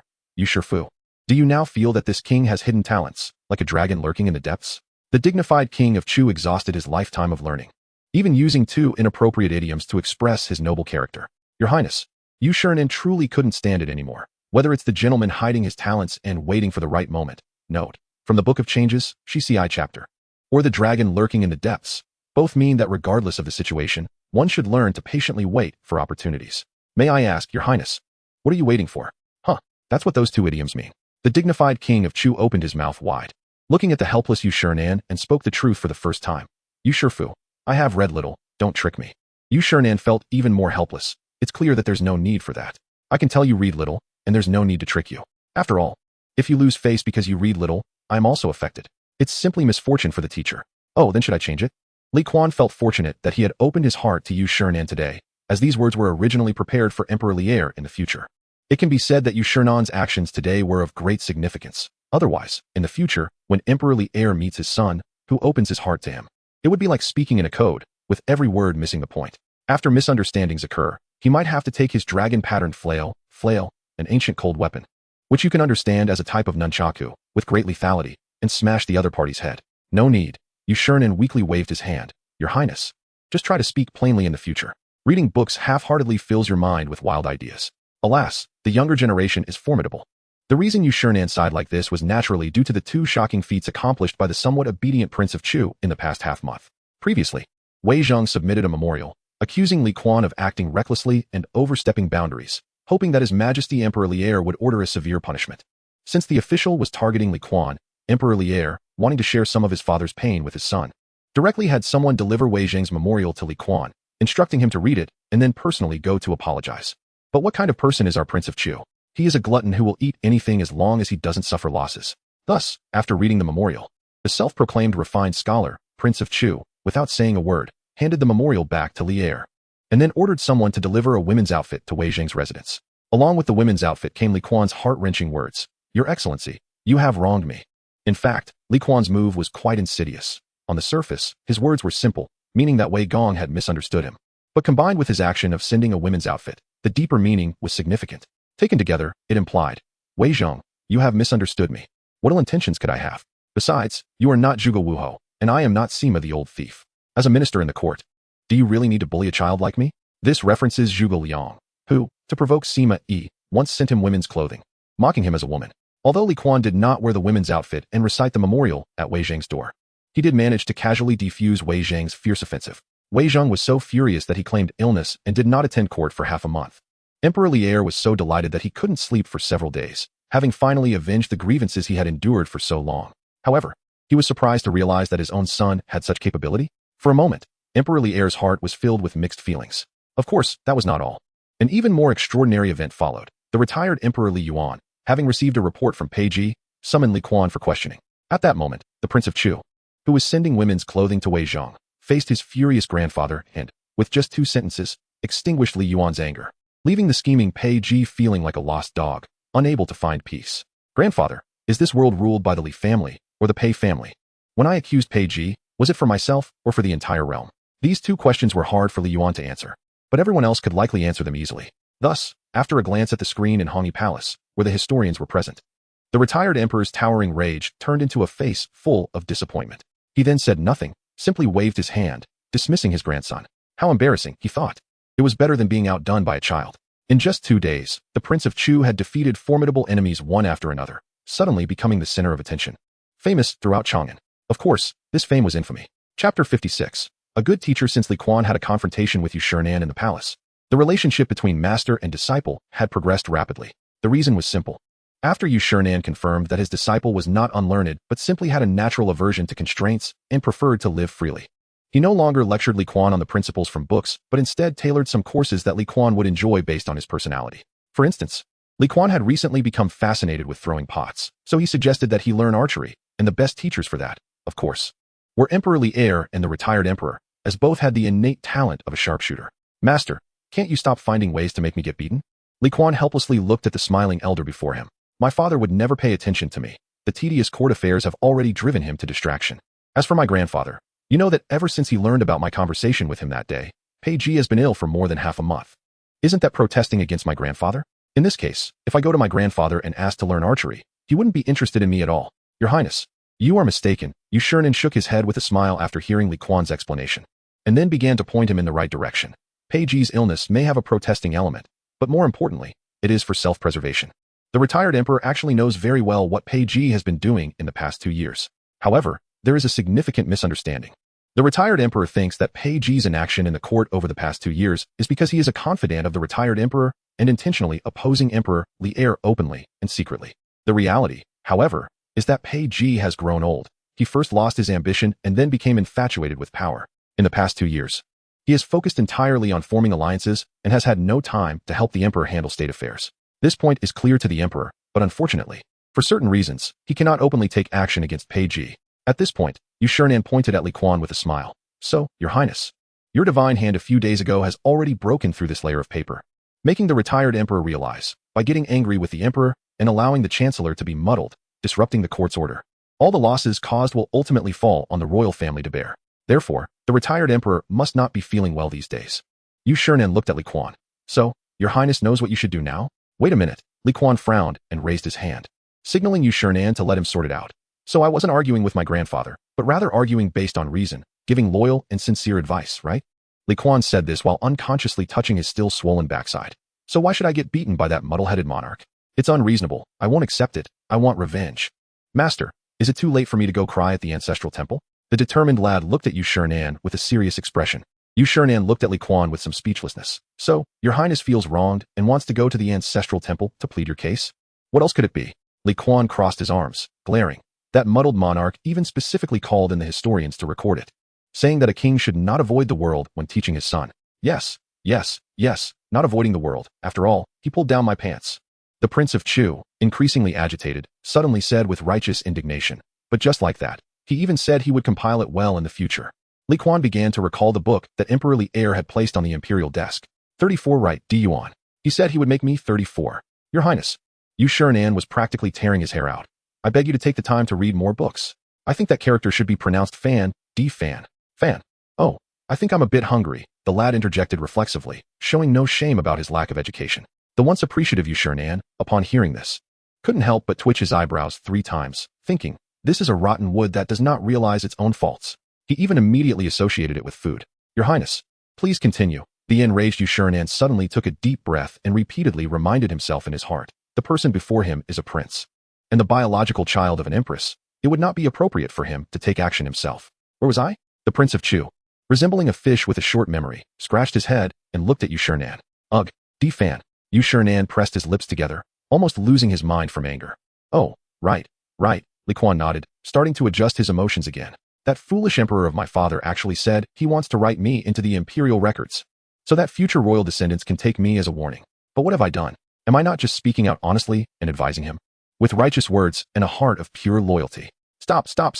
As a cultured person, Xuanwu really couldn't bear to hear Li Kuan, this young man, exhaust all his lifelong learning to excuse himself. Your Highness, don't you understand? What do I not understand? Li Kuan looked at Xuanwu in surprise, ready to double the torment. What is there I don't understand? The emperor's previous admonition was not because you opposed the retired emperor, but because you forced Wei Zheng to lose face. The emperor punished you to show it to Master Wei Zheng, and of course, to all the officials in the court. Xuanwu patiently explained to his student, but the last sentence was quite subtle, reminding Li Kuan that he had already incurred the wrath of many. And this time, when Li punished him, there might not be a lack of intention to settle the matter. Alas, upon hearing Xuanwu's explanation, His Highness the King of Chu suddenly felt relieved. He shook his head and sighed. I never expected, the king, have faced so many misfortunes since childhood, and I have been a victim of jealousy from heaven. Now I am just growing from a child into a youth. Yet I am met with jealousy from the entire court. How tragic. Oh, how heart-wrenching. By the end of his lament, the curve of His Highness's mouth was even harder to suppress than the winning shot fired by Emperor Lier in a moment of crisis on the battlefield. Xuanwu couldn't help but stare at Kuan, who was still oblivious to the situation. The old man's cheeks twitched a few times, intending to say something, but ultimately chose silence. Only that once warm-hearted nature was nearly numbed. I'm tired, let it all be destroyed. This young man doesn't even know what fear is. Okay, Master Yu, let's get back to the point. The rejuvenated His Highness the King of Chu began to ask his old military strategist. What do you think I should do to get my grandfather to agree to teach me archery? Chapter 57. Speak to that rebellious child. In response to Kuan's question, Xuanwu gave a concise answer. To achieve this, you must learn to entertain your elders with colorful clothes, and be tenacious, for persistence can pierce stone. Translated. It means, Your Highness, when it comes to the retired emperor, you should throw away your pride, though you likely don't have much of that, and just pretend to entertain him to make the old man happy. Remember, no matter what, don't give up. I believe in the end you will succeed. So, after briefly understanding the strategic guidelines set by Xuanwu, the next morning, Kuan got up, took his bow and arrows, and rushed to Hongyi Palace. Fortunately, this time, old Yuan had not spent the night tossing and turning due to his bad mood, saving some energy. However, when he lay in bed and heard Kuan shouting grandfather from outside the hall, the old man couldn't help but tremble in fear. Coincidentally, it seemed there was some tacit understanding between the two of them. Whenever one side, especially Kuan, came with ill intentions, the other seemed to sense it in advance. For example, at this moment, Yuan sensed that the young man was up to no good. So, unable to withstand the disturbance, the retired emperor decided, maybe I should just pretend to be asleep, hoping this young man has some filial piety and will leave quickly. Thus, Yuan sent a palace servant to inform Kuan that the retired emperor was unwell today and needed to rest, asking His Highness to return first. Before long, Yuan noticed that there was no sound outside. Just as he was about to close his eyes and continue his nap, he heard Kuan's voice dragging out in a tone from outside the hall. Yuan immediately sat up in shock. This young man. A moment later, the retired Emperor Yuan stood at the main hall door, tying his sash, while looking gloomily at Kuan, who was sitting on the ground with a long bow and quiver beside him, shaking his head as he recited, Mother, the two of us rely on each other. So this grandson, who is not to be wasted, has reached the age of understanding. Unable to hold back, he roared loudly, Good, good, good. You little rascal. You use this trick on your grandfather every time, huh? Hee. Seeing Yuan get angry, Kuan immediately stood up obediently, shaking the quiver and long bow in his hand toward Yuan. Grandfather, I want to learn archery. Humph. Yuan first let out a habitual cold snort, then realized that this young man seemed to have just said he wanted to learn archery from him. He thought this unfortunate child had gotten into trouble with the bow and arrow again and had come to Hongyi Palace seeking his protection. Otherwise, according to custom, after a quarrel, the grandfather and grandson would have to wait another half-month to reconcile. Why suddenly want to learn this? Yuan glanced at the long bow in Kuan's hand, feeling it was somewhat familiar but couldn't recall where he had seen it. The retired emperor, who had once been a hero, now had a much poorer memory. Well, I want to learn. Kuan couldn't just say he wanted to wander north in the future. So he needed to learn some martial arts for protection, right? If he spoke the truth, the already slim chance of learning archery would surely turn into a certainty of failure. To be honest, Yuan saw through his grandson's insincerity at a glance. My grandson wants to go to the grasslands in the future to capture Shelly and bring him back to you as a dancer. For some reason, facing his aging heroic grandfather, Kuan still chose to speak his mind. He didn't want the old man to end his life in confusion. He understood the old man's pain. So sometimes, Kuan felt it was necessary to be honest with him as a grandson. Good. Ambitious. Yuan nodded in appreciation upon hearing this. However, at that moment, the retired emperor could never have imagined what shocking and world-changing feats his ambitious grandson would accomplish after going to the grasslands. So, grandfather, you agree? Kuan, who received praise from his grandfather, couldn't help but beam with joy. He didn't expect things to progress so smoothly. No, what I mean is, I need to inform your father, tell him that our Kuaner has great aspirations, and later let him come to teach you. The retired emperor said this with a smile that didn't reach his eyes, making His Highness the King of Chu feel alarmed, sensing that life and death were uncertain. Grandfather. Seeing that sincerity was not a guaranteed tactic, Kuan decided to go all out, directly grabbing Yuan's leg and pulling down his trousers. I am not willing for you and father to suffer humiliation back then. And I am determined to capture Xieli in the future and tie him back to Chang'an to regain face for you and father. Even if you don't understand my filial heart, there's no need to betray me. You little rascal, you. At this moment, Yuan had no time to engage in normal conversation with Kuan because he saw that his trousers were about to be pulled off by this little rascal. The dignified retired emperor was about to add another embarrassing story to the historical records in the hands of the historian behind the screen. Even though he had grown old and was not afraid of fame blinding him, He had to consider that if his dignity was exposed, it would become a historical embarrassment, a tragedy that would be talked about for thousands of years even after his death. Thus, the retired emperor's panic at this moment was entirely understandable. After a brief struggle, all right. In the end, Li Yuan couldn't resist his spoiled grandson's antics and had no choice but to reluctantly hand over the bow. You little rascal, let go. I will teach you. Oh, Li Kuan quickly stood up, respectfully waiting for his grandfather to fix his loosened sash. Go over there and squat in a horse stance. Not long after, the retired emperor, having tidied himself up, pointed to the square below the steps, signaling Li Kuan to do as instructed. No, grandfather. Shouldn't you have someone bring a target? Li Kuan looked at Li Yuan in surprise. Huh. Li Yuan sneered and said, you can't even stand firm. And you want to run? Without practicing the horse stance, how can one learn to shoot arrows well? Li Yuan said, stepping forward a few paces, snatching the longbow from his grandson's hands and drawing an arrow from the quiver. He then scanned the square, finally fixing his gaze on a stone lion 100 paces away. You little rascal, watch closely. With that, the almost 60-year-old Li Yuan's demeanor shifted. The old man took a slight step, held his breath, and with fluid movements, drew the bow and knocked the arrow. Without much aiming, he pulled the bowstring to its full moon and released the arrow. Clang! The long arrow left the string, and the next moment, with a muffled thud, the arrow struck the stone lion's right eye, embedding the arrowhead 3 inches deep. Note: in ancient times, 10 parts made 1 inch. Wow! This time Li Kuan was truly stunned. Who could tell him how his grandfather, who sang and danced every day and indulged in wine and feasts, could have such skill? Suddenly, Li Kuan understood why his grandmother always spoke of his great-grandfather with a hint of nostalgia. This one-stone bow, Tang style, 120 pounds. Where did you get it? Compared to his grandson's astonishment, Li Yuan felt puzzled by the longbow in his hands, as it seemed increasingly familiar. Grandfather, let me try. Let me try? Coming back to his senses, Li Kuan eagerly took the long arrow from Li Yuan. You little rascal, you can't pull it. Li Yuan sighed, recalling that even this kid's father could barely draw a stone bow at 15 or 16.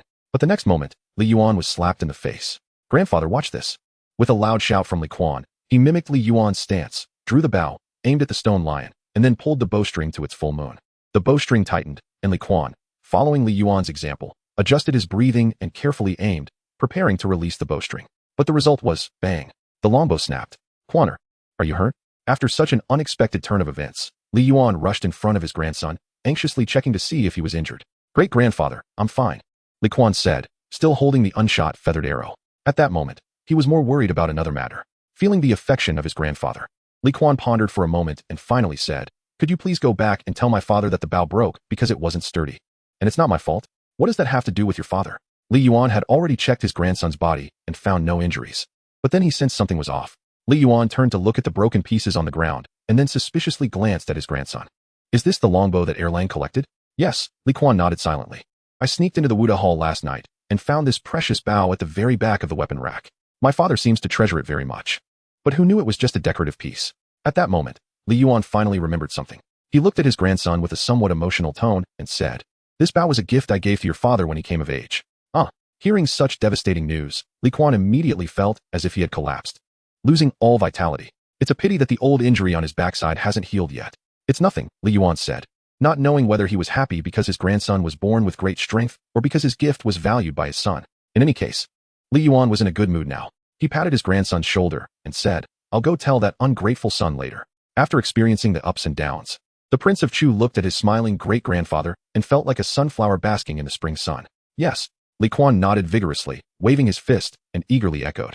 Tell that ungrateful son.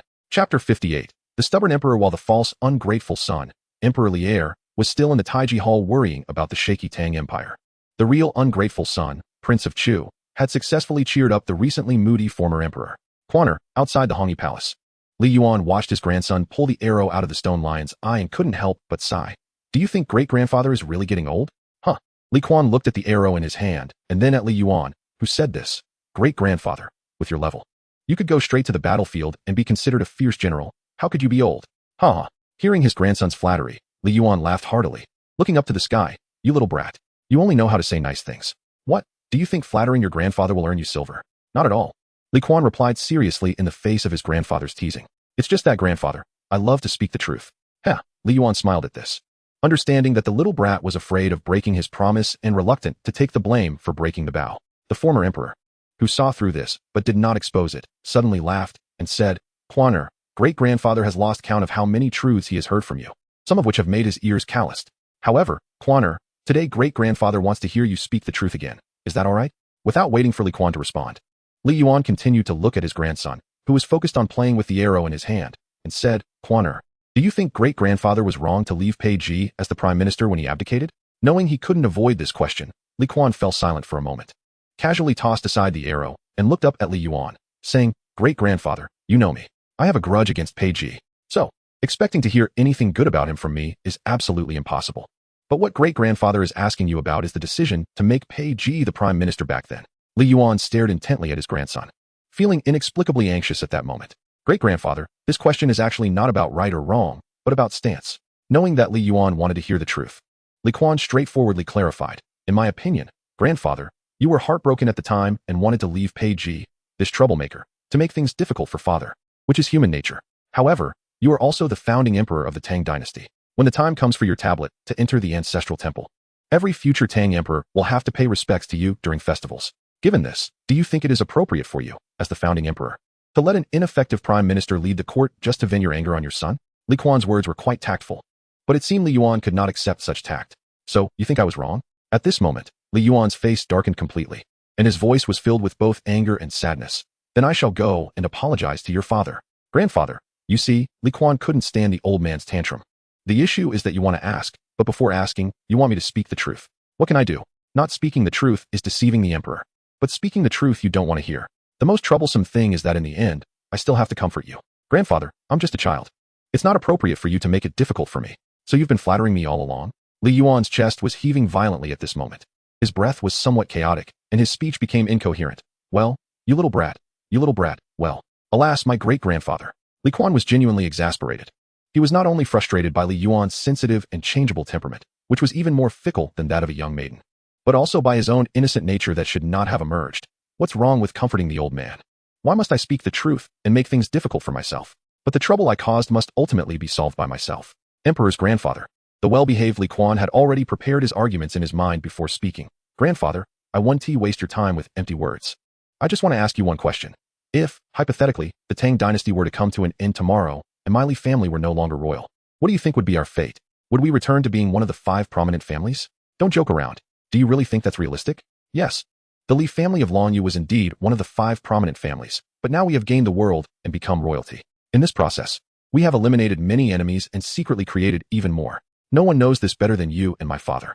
So if today our Li family declines, it would not be a matter of just stepping back one level. A single misstep could lead to our complete destruction. When Li Kuan said this, he looked at Li Yuan again and found the old man had fallen into silence. Li Kuan was determined not to let this opportunity go and continued to press on. Actually, I have long had objections to Piety, but these objections are not based on legitimate reasons or noble principles. I simply dislike him because my grandmother did not like him. However, this personal dislike does not mean I would launch an attack against him. The same goes for my current dislike of Wei Zhang.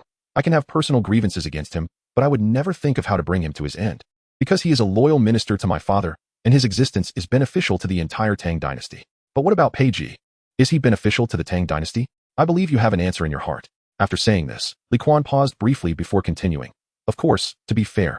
For your sake, grandfather, I only hope that Piety realizes the situation quickly and chooses to retreat while the tide is rising. Otherwise, I wouldn't have to do anything. I could just quietly watch and wait for Peiji's miserable fate. Perhaps Li Kuan's words were too radical, stirring the darkest emotions in Li Yuan's heart. The once calm Li Yuan suddenly seemed to suffer a great blow. He looked sadly at his grandson and said in disappointment, Kuaner, do you not want your grandfather anymore? Li Kuan, hearing such sentimental words, felt somewhat frantic. He found it hard to keep up with his grandfather's train of thought. Can you please regain your past wisdom and clarity? First sort out what I was trying to say, and then see what you were saying now? Li Kuan did not understand why. Despite his heartfelt words and thorough analysis of the stakes involved, his grandfather still seemed confused. Kuaner, Li Yuan's voice was now somewhat hoarse. Peiji and I were friends since childhood. To me, he is not just a brother, he is better than a brother. Now that he has made a mistake, everyone in the world can criticize him. But how can you, grandfather, do the same? Listening to his grandfather's heartfelt words, Li Kuan fell silent. Indecision, one could say, had been a character flaw that ran through his grandfather's life. Why should he push him so hard? Chapter 59, Unraveling the Knot. Grandfather. Perhaps because he had been trying hard to maintain restraint, Li Kuan suddenly felt an overwhelming sense of frustration, and without warning, he reached up and scratched his head vigorously. He thought to himself that he really should not have come here today. But now that it had come to this, there were some things he still needed to say clearly. You also know that my father has endured Peiji for 2 years. If nothing unexpected happens, for your sake, he will definitely continue to endure. Old men are like that. Both Feng Xianling and Du Ruhui can wait. But grandfather, what is the current situation? The Wei River Alliance is a tremendous humiliation, accepting a large amount of wealth to send the Turks back north, and they still frequently harass our Tang borders, committing all sorts of atrocities. The Chang people in the northwest have been causing chaos for almost a year now, and Cheng Yaojin, who was sent to pacify them, has not yet returned. Soon, there will be a massive locust plague in Guangzhou. In a certain sense, the Tang Dynasty is truly in a critical situation. At this time, changing commanders is a major taboo, but if Pei Ji continues to occupy his high position as prime minister, yet only shows up for work without putting in effort, maintaining his lazy and indifferent attitude, then the consequences will not only affect the thousands of common people. Miley family will likely be the ones who pay the price in the end. As he spoke to the end, his gaze was unprecedentedly firm. Grandfather, I do not want to hurt your feelings, but I must remind you, our Li family has already paid too much for that dragon throne. You, I, and my father. We all have no way out. One glory for all, one loss for all. If you still want to be angry at this moment, then this villain must be dealt with by me. What do you want to do? Li Yuan looked at the grandson who had always been lively, but was now bringing him great shock, and for a moment, he didn't know what to say. His instinctive question arose from the calm expression on Li Kuan's face, which made him feel inexplicably anxious. Grandmother left me a family fortune, you know this. Li Kuan blinked and finally expressed his true intention indirectly. If Pei Ji does not learn to restrain himself and does not change his past ways, then perhaps I can take an early look at the family fortune I am to inherit to see how substantial it is. If Pei Ji remains unrepentant and refuses to act with dignity, then I will help him achieve that dignity. This was the underlying message in Li Kuan's words.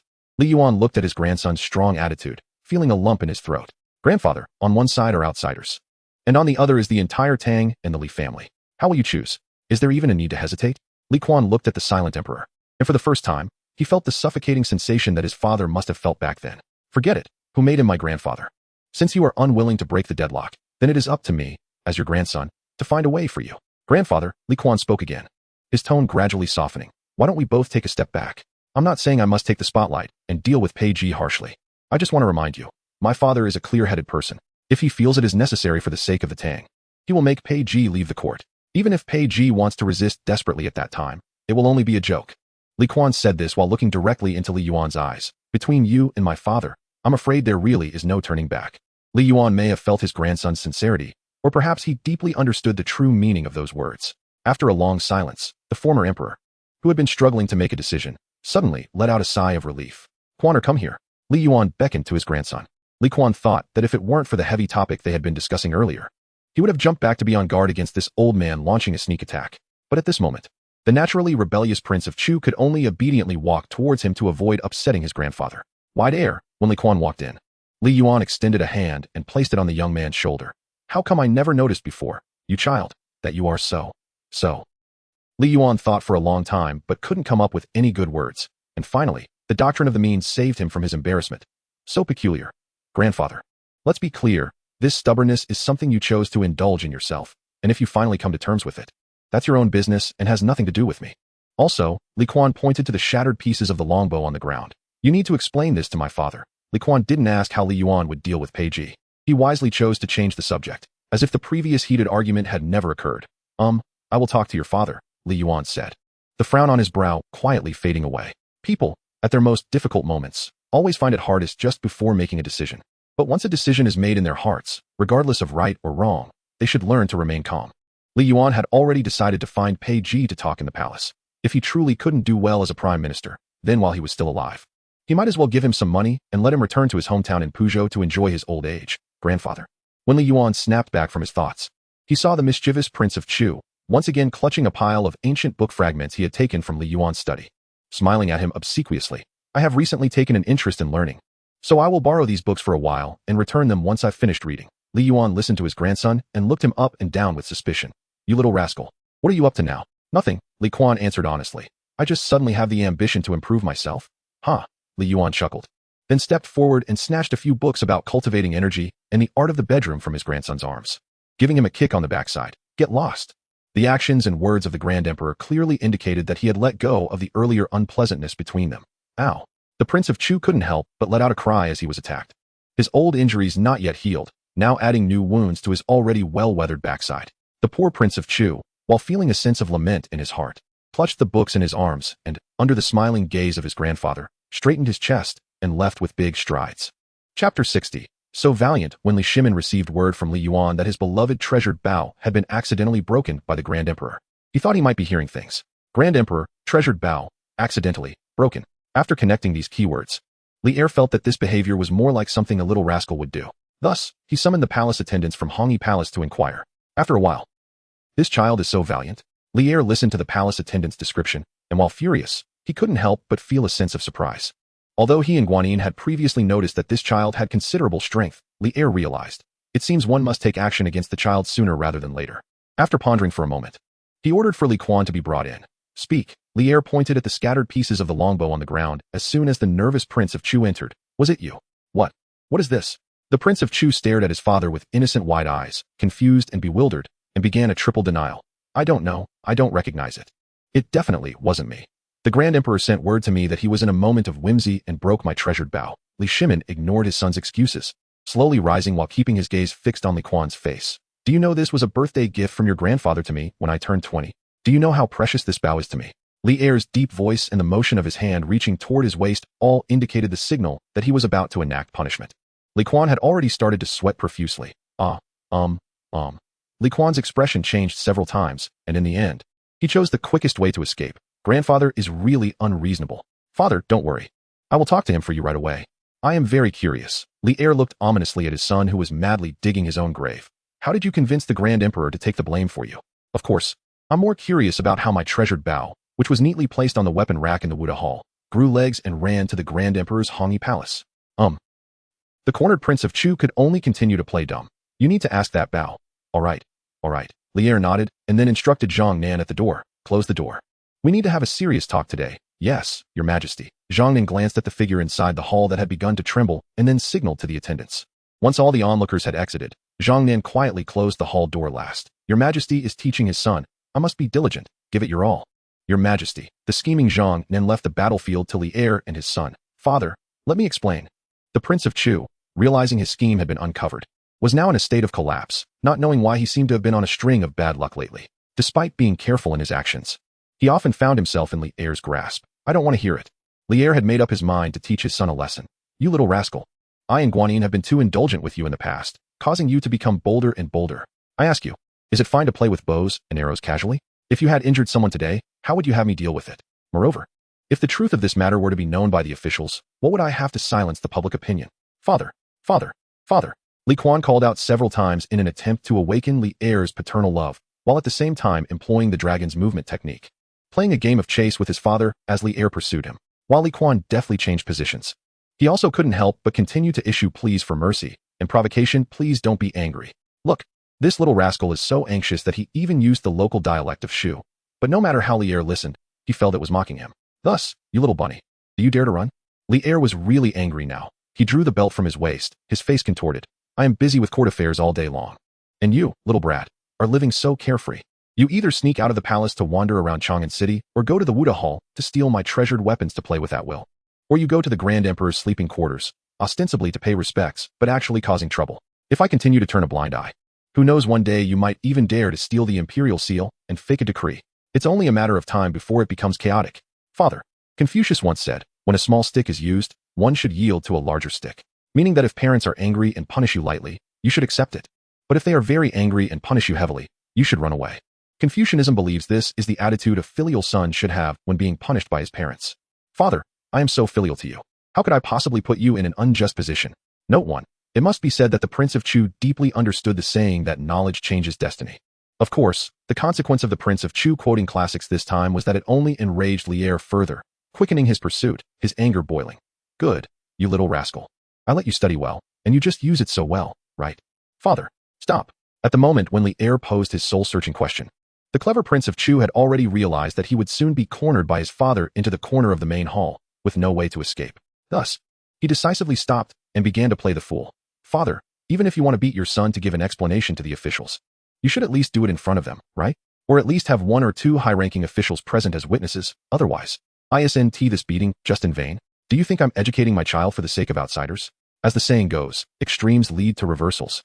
And at this moment, Emperor Li Er was almost amused by his son's rebellious remarks. Seizing the moment when his father paused, Li Kuan quietly shifted his position and, taking advantage of Li Er's speaking time, decisively turned and began to flee in another direction of the main hall, thus escaping from a desperate situation. Father, I think you're not so great after all.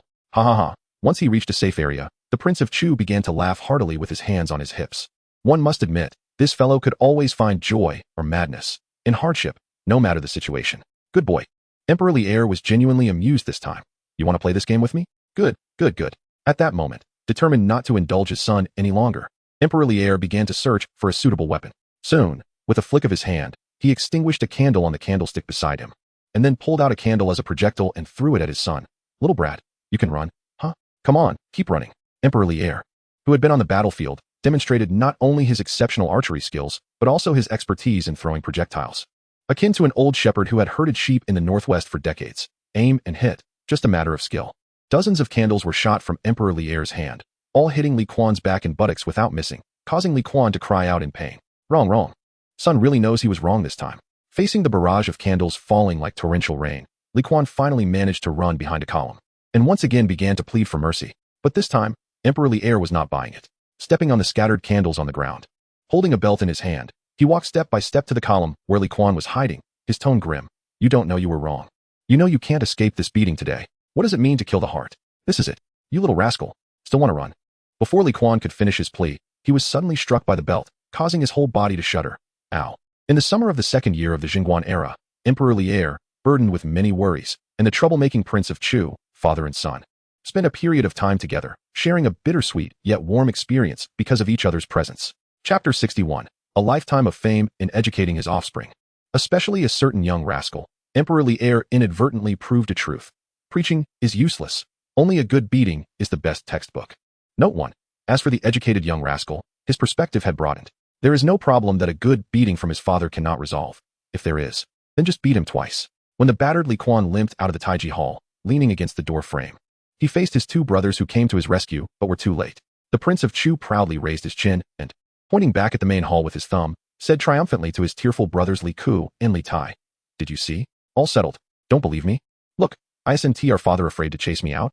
The chief eunuch Zhongnan, who had been carefully watching over the Prince of Chu, involuntarily twitched his mouth at these words. No wonder the Prince of Chu could be the Prince of Chu. Among the princes, Qin and Chu are the most respected. And Prince Li Quan is truly deserving. Perhaps Zhang Nan didn't understand what it meant to be a sycophant, but he truly appreciated what it meant to embody the spirit of the Prince of Chu. Let him say something disrespectful in his heart. Even if the mouth of the Prince of Chu were dug up 1,000 years later, it would still be as vivid and hard as ever. Brother, don't say more. Let us not speak of what we see. I'll help you back. And you need to see a physician for your injuries, Li Tai said, wiping away the bitter tears for his brother.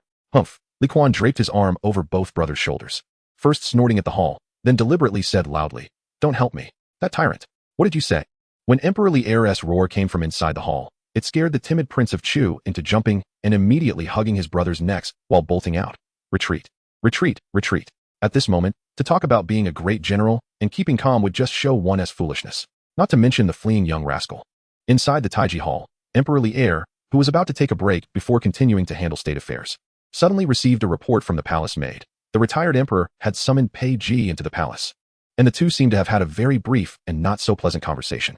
"I understand. You may go." Li'er waved off the maid, and after a moment of contemplation, he decided to treat it as if nothing had happened and returned to his seat to continue reviewing the memorials that a certain young rascal had delayed. In Li'er's view, no matter what the retired emperor said to Pei Ji, he did not intend to let Pei Ji stay in the prime minister position for too long. Meanwhile, the shadow assassins arranged by Li Quan outside the palace also received news from the Silver Moon Tower. The other party indicated that the food would arrive in Chang'an in a month, but the price would be higher. In response, Li Quan, who was resting in his chamber, ordered the shadow assassins to agree to the other party without even thinking. He was too lazy to get angry over this. It was just a matter of burning a bit more firewood, and there were plenty of materials to make glass in the Qingliang River. Refusing to engage in mental exhaustion, the Prince of Chu, with the help of medicine, healed from his injuries quite quickly in the following days. Of course, this might also be due to Emperor Li'er's control when he struck. But the Prince of Chu was unwilling to acknowledge the favor. "Are you kidding? That tyrant beat me like that, and I should be grateful? I'm not stupid." Thus, when our clever Prince of Chu had healed his wounds, his first thought was to run to the Hongyi Palace, attempting to provoke his grandfather in the name of seeking justice against the tyrant. "Grandfather, what did you say to that tyrant?" "The moment I entered the hall, he saw through me and chased me down for a beating," Li Quan exclaimed, rolling up his sleeves to show the old Li Yuan his arm wounds. "Look, this is from that tyrant's belt. It's been so long, and there are still bruises." One can imagine how brutal that tyrant was to his grandson. You little fool, upon seeing the wounds on his grandson's arm, the old Li Yuan, who was drinking tea instead of alcohol today, not only did not feel sorry, but instead laughed heartily. Aren't you quite fast? How did you get caught this time? My father used tricks. He closed the door. Li Kuan exclaimed dramatically. There is no precedent in history for an emperor to beat his son behind closed doors. He actually did it. That tyrant. Li Yuan looked at his grandson, who kept calling him a tyrant, somewhat speechless, and kindly reminded him. Don't worry, Kuan, this precedent will soon exist. Of course. You should also be thankful. After all, there are many emperors in history who are worse than this. At this point, Li Kuan had nothing to say. He couldn't grasp whether his grandfather was hinting at the unspeakable matters between the Yin-Yang heavenly strategy and the Xuanwu Gate. However, Li Kuan quickly realized where the problem lay. Oh no, Li Kuan suddenly slapped his forehead. Feeling that the situation was dire, the folding screen in the hall had not been removed. Old Li Yuan put down his teacup and began to silently add more criticism. If my grandfather's predictions are correct, he must have archived everything by now. The Prince of Chu, who was just about to get up and hunt down the historians in the Taiji Hall, suddenly froze. Collapsing to the ground and letting out a wail, my grandson's illustrious reputation in this life. Little rabbit, don't howl. What illustrious reputation do you have? Do those 4 words have anything to do with you? Old Li Yuan felt that after living a long life, he had finally met a true opponent in his old age. He began to count his grandson's offenses on his fingers. You beat your brothers, not just referring to Li Ku, but also the grudges with Li Chengzong and others. Despised court officials, mainly Pei Ji, mocked Wei Zhang, the cross-dressing incident, intimidated Chang He. You often did this to go out of the palace at will. And even scolded your father as a foolish monarch. You often come here to cause trouble and disturb my peace. Li Yuan looked at his grandson with a face full of disdain and continued. Each of these offenses could make you famous in history. But if you want any illustrious reputation, my good grandson, listen to your grandfather and go raid the Yin family now. The retired emperor, who already knew what his grandson was plotting, kindly reminded him. Because apart from the archives in the palace, the historians responsible for recording often keep a copy as well. Grandfather, realizing that things were beyond redemption, the Prince of Chu crossed his arms and began a desperate counterattack. Why do I feel like you have some strange resentment towards me? What are you talking about? You little rabbit? Li Yuan glared at Li Kuan, finding it somewhat amusing that Li Kuan still wanted to throw a tantrum. Oh, unexpectedly. Li Kuan seemed to have discovered something, slapping his head and shouting. Is it because that time I came to share your bed and delayed your grand plan for producing heirs? So you've held a grudge until now? What? Li Yuan's mouth dropped open, and he couldn't smile anymore. The retired emperor felt like something dark was pouring down on him from above. Grandfather, don't deny it. Li Kuan pursed his lips. Looking dissatisfied at Li Yuan, a man should take responsibility for his actions. Li Yuan was momentarily at a loss for words. Finally realizing that the screen in the hall hadn't been removed today, Yin Shu was still behind the screen. You brat. Realizing the truth, the retired emperor couldn't hold back anymore and threw a teacup at his grandson. You little rabbit. Are you so eager to make your grandfather infamous for generations? What? Do you need a partner? Chapter 62. Rumors abound. Faced with his grandfather's ridicule, a direct hit. The Prince of Chu's performance remained steady as always. Grandfather. Is there a possibility that I am just being filial? If I don't stand out and make you and father look dim, then the historical records of the Wuda and Zhenguan eras would be so uninteresting. After hearing his grandson's words, Li Yuan was stunned. He had to admit that Li Kuan's angle of defense was something he had never considered. After a moment of silence, the retired emperor, feeling both a rebellious son and a rebellious grandson, couldn't help but sigh. Perhaps I shouldn't have rebelled in Jinyang or marched out of Lanyu.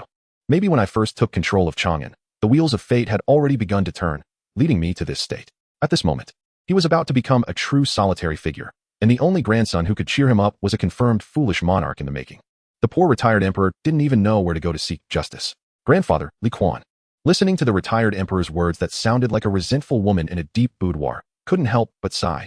You can regret many things in your life, but the one thing you shouldn't regret is this. As the saying goes, a true man born between heaven and earth should not stay low for long. The one thing you should never regret in your life is starting a rebellion from Taiyuan and unifying the world. Li Kuan clearly had no talent for persuasion. What? Do you want to learn from Elbu? Li Yuan was amused by the words of this brat again. Erlang is not your adoptive father. Alas, grandfather, don't make such strange jokes. Li Kuan's eyes widened. He never expected his grandfather to also enjoy the 3 kingdoms by the Tang Dynasty.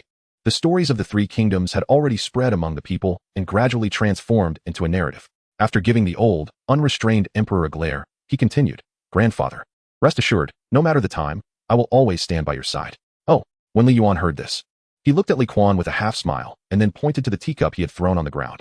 Is this how you show filial piety to your grandfather? You come here to annoy me for no reason? I'm just helping you stretch your muscles. Li Kuan shook his head and explained, I found that my father's aim is much better than yours. Earlier, when he threw a dozen candles at me, He didn't miss once. Humph. Hearing his grandson praise his son, Li Yuan immediately became displeased. Your father's archery was taught by me. Do you think I have no aim? I just took your age into consideration, otherwise, humph.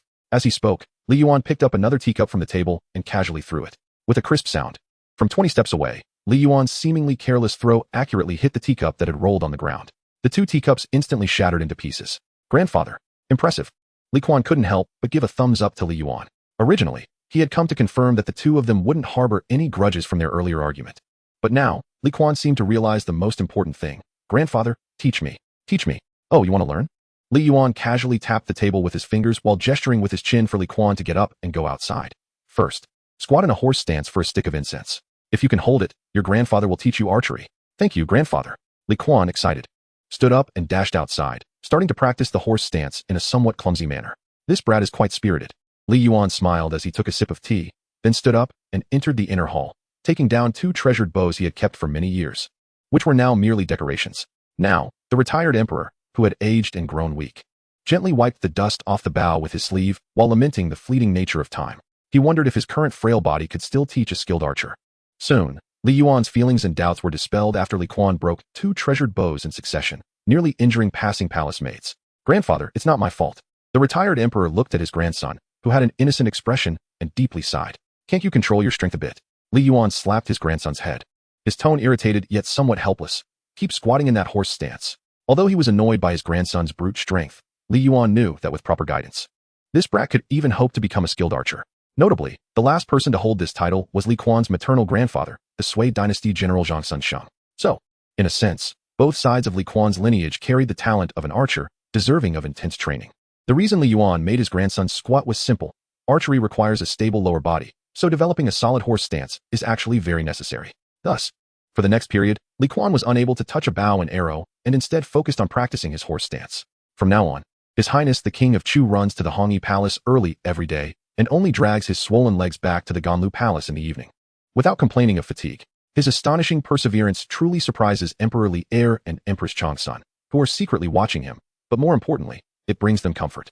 Especially for Emperor Li Er, he can finally handle court affairs at ease, without having to worry about whether his harem would be thrown into chaos by some young fool whenever he takes a moment to rest from the mountain of memorials. During this period, when Li Kuan can focus on learning from the retired emperor, someone in the court has stirred up trouble again. It is unclear when it started, but a saying has begun to circulate outside the palace. The third Prince Li Ku, since childhood, has been intelligent, eager to learn, and more importantly, humble and respectful. With a handsome appearance that resembles his father, often described as having dragon eyes and a phoenix neck. Of course, such shameless words, once spread, no one would dare to claim them. However, everyone seems to tacitly direct their gaze towards a certain prince who has recently calmed down. This made the King of Chu, who learned of this news last, furious. They are talking nonsense.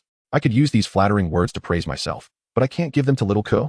In the square of the Hongyi Palace, facing Li Tai, who came to deliver the message, the King of Chu could not help but explode with rage upon learning the details. Which blind fool looks down on me, a bright moon, and instead fancies that little shrimp Li Ko? Second brother Li Tai had a bitter face. He felt that his early maturity was entirely due to having a brother who was 99% brainy. This was not a good thing. A few days ago, when you were not around, I personally saw concubine Yang come to mother crying, saying that someone wanted to harm third brother. I only caught a bit of it, but I also understand very little. So, I went to find eldest brother. Why didn't you come to find me? Li Kuan glared at his brother. He also felt that things were starting to go wrong.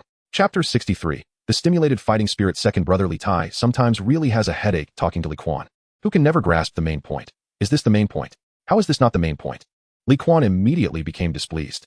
You and little Ko have always been under my protection as the second brother. Only when I can't protect you will eldest brother step in. He is the crown prince. If he often favors us, it will lead to a poor reputation. And that won't he do. So, you better cause less trouble for eldest brother. Otherwise, if he gets dragged down by you too, leading to the crown prince position being abolished, and then our father forces me to take the throne, you'll see if I don't break your legs. Li Tai looked at his second brother, who was talking confidently and wildly imagining scenarios, and really wanted to say, second brother, you are overthinking it. Even if father is like grandfather and has children until 60, he wouldn't consider you. After all, you're foolish, but father isn't. What happened next? Looking at his still dazed brother, Li Kuan's expression turned somewhat unfriendly. After thinking for a moment, the King of Chu, who was still filled with anger, unhesitatingly raised his hand and gave his brother a smack.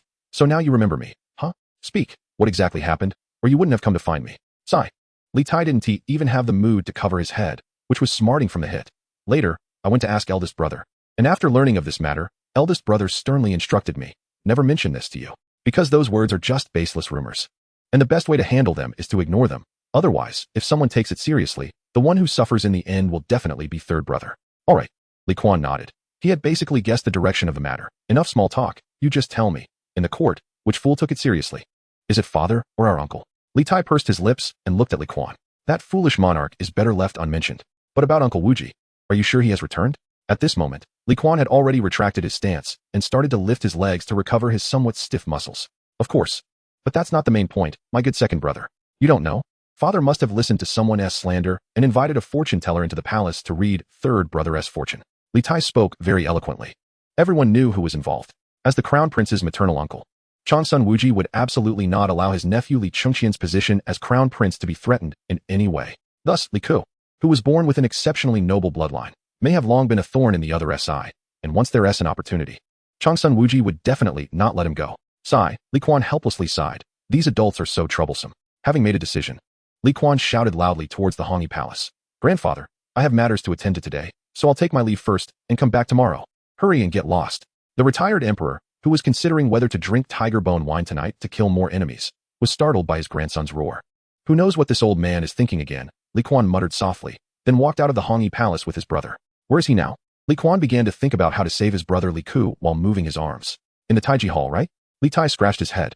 Chang'lu said she would help me keep an eye on it, and if the location changes, she will definitely send someone to inform me. Chang'lu is more reliable than you. Kuan irritably ruffled his brother's hair, then asked, who is the fortune teller entering the palace? Which family's sorcerer is so bold? A high-ranking Taoist, Yuan Tiangang. Tai spoke with great respect. Upon hearing his brother's words, Kuan's eyes narrowed.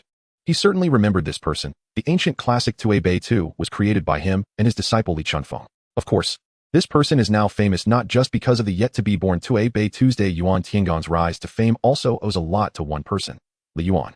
In the first year of the Great Cause, Yuan Tiangang had read fortunes for 3 people, Du Yan, Wang Gui, and Wei Ting. The results he gave them, while varying, had a terrifying conclusion. All 3 would hold at least a third-grade official position 20 years later. Later, time flew by, and 23 years later, when Li Yuan entered Chang'an and became emperor, those 3 who had previously consulted Yuan Tiangang really did rise to power one after another, each holding a third-grade official position.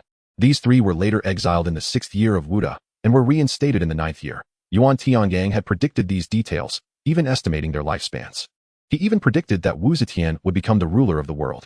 The fortune teller Yuan Tiangang became famous for this battle. Now, Yuan Tiangang is well known, and vaguely, he has begun to show the demeanor of a leader among the Taoists. But today, he is destined to suffer defeats, because the one who became famous in battle will, after today, form a deep bond with a certain fool, and from then on, both of their lives will become more colorful because of each other's existence. All right, in short, it will be spectacular. Back to the point. Worried about Li Ku, the brothers Li Kuan and Li Tai walked quickly, soon arriving at the square outside the Taiji Hall. Xiao Tai, I forgot one thing. Li Kuan looked at his sister Chang'lu, who was waving at him, and said somewhat regretfully, before coming here, I should have gone to the Wuda Hall first. I remember there is a Zhangba snake spear there, which is quite suitable for me. How can I suppress the scene later without a proper weapon? Second brother, why didn't you say to take my Fang Tianhua halberd? Li Tai looked at his brother, who still had the mood to joke, and for no reason felt a wave of worry for their third brother, who was currently treading on thin ice in the hall. Why so serious? Li Kuan shot a glance at his younger brother. Just a stinky little brat, yet he has the guts to meddle in royal affairs. Just wait and see if I deal with him later. Having made up his mind, he planned to act like Prince Chu, the real Yuan Tiangang. And while thinking about what to say after entering the hall, he began to recall where Emperor Li Er's beloved sword was placed in the hall.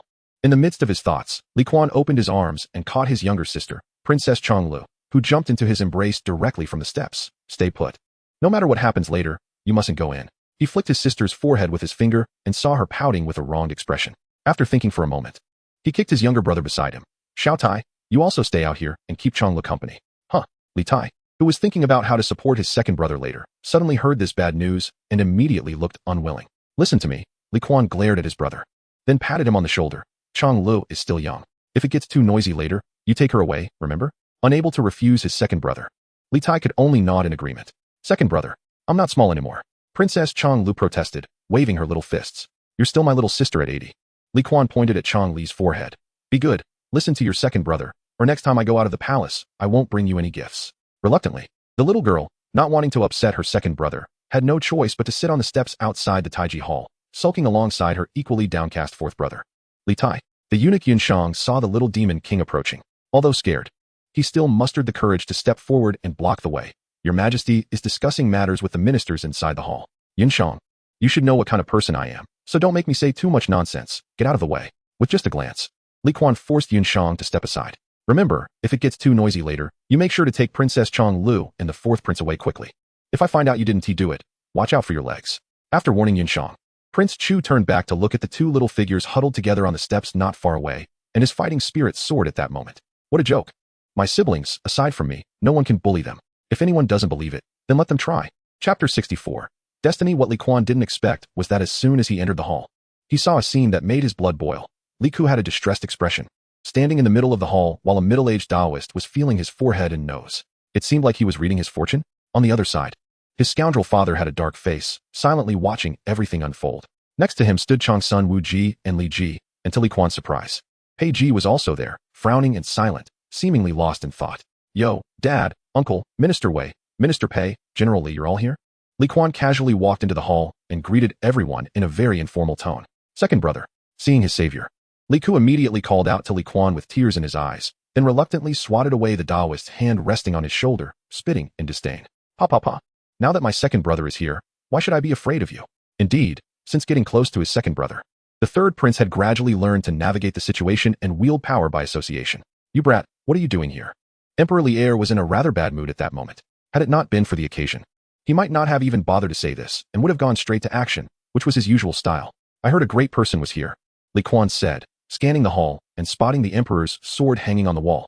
His tone still as carefree as ever. Since my little royal grandmother praised you as a remarkable figure, I thought I'd let the great person take a look and see if I have the demeanor of a dragon or phoenix. This way, I can achieve great things in the future. Don't think I'm superstitious, didn't you also? Kuan recalled that when Emperor Li'er planned to initiate the Xuanwu Gate incident, he had sought someone to read fortunes. Luckily, Zhang Gongjin intervened and prevented a larger farce. As soon as Kuan spoke, his frivolous attitude made everyone in the hall's hearts race. Whether it was the officials or Yuan Tiangang, who was reading fortunes, everyone involuntarily turned their gaze to Emperor Li'er. Your Majesty, Prince Chu is clearly challenging you. Can you bear it? But surprisingly, this time, Emperor Li'er really did hold back. I don't have time to teach you a lesson. Hurry up and get lost. Knowing that his son was provoking him to protect his younger brother, Emperor Li'er suppressed his own temper for the time being. Even so, this emperor, once praised for his dragon and phoenix demeanor, and who relied on the Xuanwu Gate incident to rise to power, actually took fate very seriously. Do you think I wanted to come to this painful place? Prince Chu knew that trying to make his foolish father reject the idea of fate was like chasing shadows. You little brat, if you're here to cause trouble, I guarantee you'll get hurt again today. At this moment, Emperor Li'er was conflicted. If Yuan Tiangang confirmed the rumors outside were true, what would he do facing the innocent Li Ku as a father? Xiao Ku, come here. Prince Chu didn't care about the inner turmoil of the foolish emperor.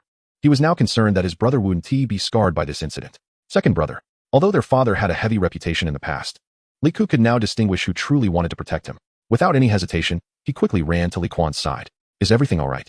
Kuan looked at his brother, who clearly felt wronged but was too scared to cry. He patted Li Ku's shoulder and said casually, don't worry, your second brother is here. No matter who targets you today, I will block it and retaliate. We'll settle this right here and now. With this thought, Kuan didn't bother with the furious Emperor Li'er. He leisurely strolled over to Yuan Tiangang, wearing a relaxed expression as he scrutinized the middle-aged Taoist, who seemed a bit uneasy.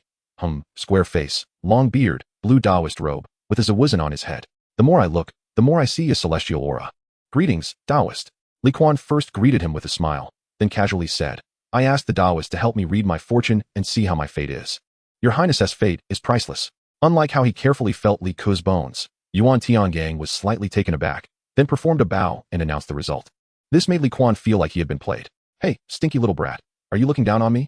Perhaps Yuan Tiangang didn't expect that after being a fortune teller for so many years, he would one day be scolded by a child. Feeling insulted, Prince Chu's anger flared as he pointed at Yuan Tiangang. You took so long to read my brother's fortune, yet when I come, you just take a glance and call it done? What does that mean? Do you think my fate is too light to be worth your time? Fine, let us play it that way, shall we? Come, Kuan said, pulling Yuan Tiangang's hand and taking a few steps forward to stand before Wei Zheng and the others. Pointing at them, he said to Yuan Tiangang, I now command you to read the fate of these gentlemen, to see who is a loyal minister and who is a traitor. When you're done, remember to tell my father the results separately. That won't put you in a difficult position, will it? Yuan, Dao, Chong. It must be said, it's still His Highness the King of Chu. As His Majesty watched Pei Ji's face show difficulty while looking at Emperor Li'er, The entire bone-reading incident rose to a level beyond the event itself. Filled with dark humor, don't you really have a clue whether Piety is loyal to Emperor Lier? You, Piety, are you worried that this is no different from covering your ears while stealing a bell? At this moment, Xuanwu Gate and the others looked at Piety with mocking eyes, but then worried that Yuan Tiangang might say something inappropriate when reading their fates. And would His Majesty believe it? The several ministers, who were all guilty of laughing at each other, exchanged glances and suddenly began to feel uneasy. Seeing the change in the expressions of everyone in the hall, Kuan patted his belly with satisfaction, thinking that it was indeed his own doing. It seems that these years of often engaging in that ridiculous argument with a bunch of bad friends have yielded results. Since the problem cannot be solved, let the problem become everyone's problem. Let everyone suffer together. Young man, don't be reckless. After glaring at Kuan, Emperor Lier, the king of Chu, immediately explained for Yuan Tiangang. Taoist Yuan mentioned earlier that he can only read fates for people 4 or 5 times a year at most. If he encounters particularly valuable fates, the number will be reduced. If he violates this, heaven will impose punishment. The lightest punishment will affect his heart veins and lifespan, while the heaviest could lead to death. Really? Kuan was suddenly astonished and turned to Yuan Tiangang, who remained silent, with an apologetic face. Taoist, I'm sorry. It's my oversight. Well, since you can't read my father's loyalty or treachery, I want to make it difficult for you. Saying this, Kuan pretended to ponder deeply, but in reality, his gaze was fixed on the emperor's sword hanging on the wall not far away. Just as everyone was focused on waiting for Kuan's next words, a voice suddenly came from outside the hall. I, your son, seek an audience with father. A great opportunity. Kuan never expected that his elder brother, who came to save the day, would have such a wonderful synchronization with him. Timing was crucial. As everyone's attention was diverted to Li Changqian, Kuan turned his back, took several strides, and dashed to the wall where the emperor's sword hung. However, due to his limited height, he could only jump in place to grab the hilt of the sword, and then used his body's inertia to pull the long sword out completely. Clang. The sound of the sword being unsheathed produced 2 crisp echoes due to the angle of extraction. At this moment, the Prince of Chu, having finally obtained a weapon, turned around to face everyone in the hall, a fierce grin involuntarily flashing across his face. Taoist Yuan is far from reaching his shining moment. Chapter 65. Heavenly Instructions and Recklessness Protect His Majesty. Protect His Majesty. Piety, seeing Kuan draw the sword, immediately shouted to the soldiers outside without thinking. To be honest, his concern is definitely not for Emperor Lier, in terms of combat power. Emperor Lier is almost the strongest in today's Taiji Hall. His worry is about his acting skills not being up to par, giving Emperor Lier a chance to strike at him. With this thought, Piety suddenly cast a sidelong glance at Emperor Lier, who was now slightly open-mouthed, filled with disbelief. How should I put it? Perhaps the other party is currently experiencing the emotions of the Taishang Huang during the Xuanwu Gate incident. King of Chu, what do you want to do? Wei Zheng, as a minister, was the first to stand in front of Emperor Li, also not forgetting to question Kuan. Are you plotting rebellion? Kuaner. Since Kuan entered the hall, Xuanwu Gate, who had been silent out of guilt, felt a sinking feeling in his heart as the situation escalated. Don't act impulsively. Don't call me. Kuan shot a fierce glare at Xuanwu Gate, then stepped forward with the sword, leaping a few times to stand in front of Yuan Tiangang, who had remained motionless. Second brother, Li Ku, who had already been stunned, didn't he know how to react at the moment, only instinctively worrying and calling out to Kuan. I'm fine. You go welcome the elder brother in. Without turning his head, Kuan began instructing Li Ku. By the way, if Qingke and Chang'an haven't left yet, have Zhang, then find a way to carry them away. Second brother Li Ku looked at his brother's back, feeling something stuck in his throat. Aren't you going yet? Kuan turned his head and shouted sternly, stop dawdling, or I'll deal with you later. Seeing this, Li Ku didn't dare to delay any longer and hurriedly turned to run outside the hall. Sir, it's impolite not to reciprocate. After watching his brother leave, the Prince of Chu turned back, smiling as he placed the long sword against Yuan Tiangong's neck. He knew that the other party was not moving because he was confident in his own strength and not afraid of him. However, there are many ways to instill fear. I know you are not afraid of the sword in my hand, but I assure you, when the time comes, if I want to chop you, you won't even dare to dodge. Do you believe it? Kuan tilted his head, looking up at Yuan Tiangang, who was much taller than him, and saw a hint of contempt on his face, which made him laugh. You have a Dao lineage, right? The Dao sect issues certificates every year, right? You know my brother and I have a good relationship, right? Sure enough, as soon as Kuan said this, Yuan Tiangang could no longer maintain his previous calm. Because Kuan's meaning was very simple. If you dare to dodge, I will go after your disciples and followers. This is the immediate retaliation. As for the future, once his elder brother Li Changqian ascends to power, the number of certificates issued by the court to the Dao sect every year will be decided by his brother, the emperor. Kuan did not believe that once this was used as a threat, the wrath of the Dao sect colleagues would not tear Yuan Tiangang apart. Young man, what exactly do you want? At this moment, having regained his senses, Emperor Lier's face darkened, realizing that the young man was not aiming the sword at him. Even though he had regained his composure, His angry roar nearly blew the roof off. "Father, please wait a moment. I'm too busy to deal with you right now." Li Kuan turned to glance at Lier. "I'm busy reading Fate for Taoist Yuan. Don't disturb me. Or if I anger heaven and it affects my lifespan, how will you explain it to my imperial grandfather, grandmother, and mother?" Not mentioning Lier, who was rendered speechless by Li Kuan's threat at this moment. The others in the hall looked at the eloquent Prince of Chu, even though they found his words absurd. The 3 backing mountains he mentioned were indeed not something they could provoke, at least not easily. Thus, the clever and bold, shameless Prince of Chu regained the initiative. Li Kuan turned his gaze toward Yuan Tiangang, who had hesitated several times, his face filled with mocking smiles. "You read my fate once, so I must repay you once. But I'm not skilled in this, my Dao skills are shallow. Therefore, this reading must be done by you." As Li Kuan said this, he pressed the long sword closer to Yuan Tiangong's neck. "You might as well read for yourself. Will you be in danger of losing your life today?" As soon as Li Kuan said this, everyone in the hall changed their expressions. This little rascal was actually able to come up with such a brilliant scheme in a short time. And judging by the situation, if Yuan Tiangang answered no, Li Kuan would probably choose to directly strike him for the safety of his brother. In an instant, Taoist Yuan found himself in a dilemma.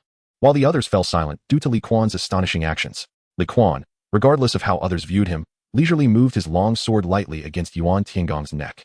When a line of blood appeared, he smiled at Yuan Tiangang and said, "Although the number of divinations is decided by you, I don't believe it. If there is any trouble after your reading, I will certainly ask my father for forgiveness. But if you are just making things up, then that would be deceiving the emperor." At this moment, Yuan Tiangang truly felt trapped. He regretted coming to the palace and wading through this muddy water. Prince Li Kuan straightened his neck, not daring to move even slightly. The other party had made it very clear earlier, a monk can run, but the temple cannot be escaped. "Forget about the trivial matters," Li Kuan said lazily. "You bullied my brother, that is a fact. I don't care what your motives are. All I know is that my brother will be sad for a long time because of you. Of course, if I hadn't come today, the outcome would have been even worse. By the way," Li Kuan continued as if just remembering something, "if someone is behind you, just say it. I will investigate. Once it's confirmed, our grievances can be wiped clean." As soon as Li Kuan finished speaking, Xuanwu Gate, who had previously looked displeased after being retorted by his nephew, suddenly felt a chill down his spine. He secretly glanced at Lier and found that the latter was on the verge of madness. "You brat, you brat." Emperor Lier's chest heaved violently. "Today, I only let Yuan Tiangang come to the palace to read fortunes for your brother, regardless of the outcome." Regardless of the outcome? Angered by this remark, Li Kuan suddenly changed his mind. He kicked Yuan Tiangang in the abdomen, causing the latter to bend over in pain. Then he flipped his wrist, switching from a slash to a strike, and brought the long sword down on Yuan Tiangong's face. When a broken tooth sprayed blood from Yuan Tiangong's mouth, Li Kuan satisfiedly stepped in front of him, pressing the long sword against his face and slamming it down onto the floor before him. With a whoosh, as the cold sword light reflected off Yuan Tiangong's pale face, the rebellious young prince withdrew his satisfied gaze and turned to the enraged emperor and his trusted ministers. His tone full of disdain. "I suddenly find it quite ridiculous that my father, as the emperor, actually believes in fortune-telling. And you, each of you who have read the sage texts that say the wise do not speak of strange powers and chaotic gods since childhood, are now the backbone of the nation. Yet you allow your lord to engage with these superstitions, even banding together to bully a child." At this moment, Li Ku entered the hall with Li Changqian, who was curious about the tense atmosphere. But what Li Kuan said next made Li Changqian understand what it meant to teach and be reckless. Li Kuan pointed at Li Ku, who was nervously mumbling and looking down, and declared in front of everyone, "I don't care what others think. I only know that he, Li Ku, calls me second brother. In this life, 2 brothers, he will continue to call me second brother for many years to come. So, I don't care if he has the appearance of a celestial being, which is priceless. I don't care about any of that. But you better care about every word I'm about to say. Don't say he has dragon eyes and phoenix neck, and is of the highest nobility. Even if he has a natural double pupil, the appearance of a sage, or a dragon-like face, the appearance of Fushi, or an unmatched fate, so what? He may have a rebellious nature and an ominous appearance, and may eventually bring disaster to the world. So what? You all must remember, he is my brother. Therefore, before he commits any wrongdoing, whoever dares to bully him is going against me. If you want to go against me, then feel free to try." Li Kuan said as he pulled out the long sword he had just plunged into the floor, glaring fiercely at everyone. "And with this sword in my hand, who can I not kill? You think your sword is sharp? Mine is not dull either." Chapter 66. The wind of the 9th year of Wuda as the young king of the Tang Dynasty, no, the young tyrant, Prince Chu, drew his sword and made a bold proclamation. The great hall suddenly became so quiet that one could hear a pin drop. Pei Ji and Wei Zheng felt very complicated emotions at this moment. One was a staunch supporter of Li Yuan, and the other a former aide to the hidden crown Prince Li Jianqing. They looked at the opposing factions in the hall, Li Er's side, and Li Kuan's side, and couldn't help but feel absurd. Could this be called the cycle of heaven? At this moment, just as it was then, Who would have thought that the two generations of the Li family brothers could be so similar? It seems that the wind of the 9th year of Wuda has finally blown into the Taiji Hall today. You brat, what are you doing? Are you rebelling?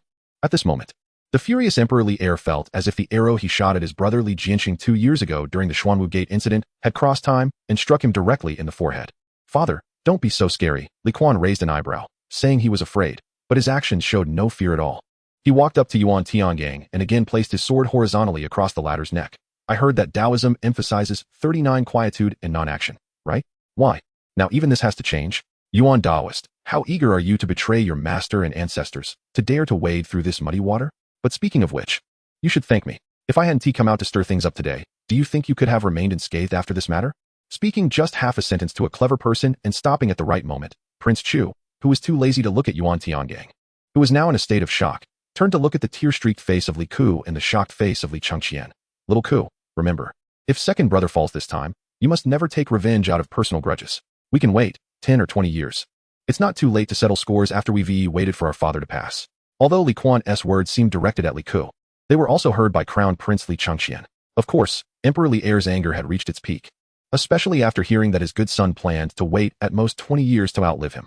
The now 30-year-old Emperor Li Heir was once again struck by the filial piety displayed by the other party. This brat. At this moment, Emperor Li Heir was trembling all over, and the only thing stopping him from going forward to beat up Li Kuan was the presence of many ministers in the hall. Of course, as mentioned before, if Wei Zheng and Pei Ji were not there, Prince Chu would definitely have circled the pillar again. But what happened next made Li Heir and several ministers feel a chill in their hearts, when the usually good-tempered crown prince slowly shifted his gaze to Yuan Tiangang. This action spoke louder than words. Today, all the ministers present received a covert warning from the crown prince. Prince Chu, Yuan Tiangang was genuinely frightened at this moment. Disregarding the long sword across his neck, he immediately knelt and bowed to Li Kuan, saying, I have not yet met the third prince today. It's fine. Just read for him. Li Kuan seemed insistent on causing trouble. As he spoke, he turned his back again and beckoned to the somewhat stunned Li Ku. Little Ku, come here. Yuan Taoist must show his skills today. You should let him read for you given his hard work. Oh, now that Li Ku regarded his second brother as a support, he didn't think much and directly came to Li Kuan's side, standing obediently. Sir, please. Li Kuan lifted his chin towards Yuan Tiangang, signaling him to continue. Yuan Tiangang had to admit that he was completely thrown off by the confident Prince Chu. Your Majesty, Yuan Tiangang cast a pleading glance at Li Heir. Emperor Li Heir was just shocked by the sudden display of authority from his most honest crown prince today. At the same time, he was also agitated by Li Kuan's repeated actions, which led him to speak without thinking. Rebellious son, what exactly do you want to do? I had someone read Kuer's fortune and you're causing a stir. Now you've taken the initiative? Father, I didn't mean that. I'm just fulfilling my filial duty in front of the hall, Li Kuan retorted. Being called a rebellious son for the first time, he decided not to hold back any kindness. At this moment, he had already sheathed his long sword, boredly twirling it in his hand. I'm just curious. What result do you want, father? If little Ku is revealed to have the fate of a 9-5 sovereign, do you plan to depose big brother and establish little Ku as the crown prince? Or will you send little Ku to the frontier, waiting for him to be used by someone with ulterior motives to raise a rebellion and then be killed? Or perhaps, if it turns out that little Ku is just a wealthy idle person, then you can rest easy, and the ministers here will also calm down, and all will be well. But little Ku will then realize that your paternal love for him has always been conditional, and he will live the rest of his life in disappointment, enduring ridicule from others. What does it matter if he has noble blood? Isn't he just a tiger father with a dog son, a laughingstock? What? My brother, does his life have to be controlled by you so early? As Li Kuan spoke, the anger of Emperor Li Heir had already dissipated without him realizing it. As for the others, anyone Li Kuan glanced at would involuntarily lower their heads. Even Chang'an Wuji, facing the penetrating gaze of his nephew, couldn't help but avoid eye contact, feeling a sense of unease. When did this young man acquire such spirit?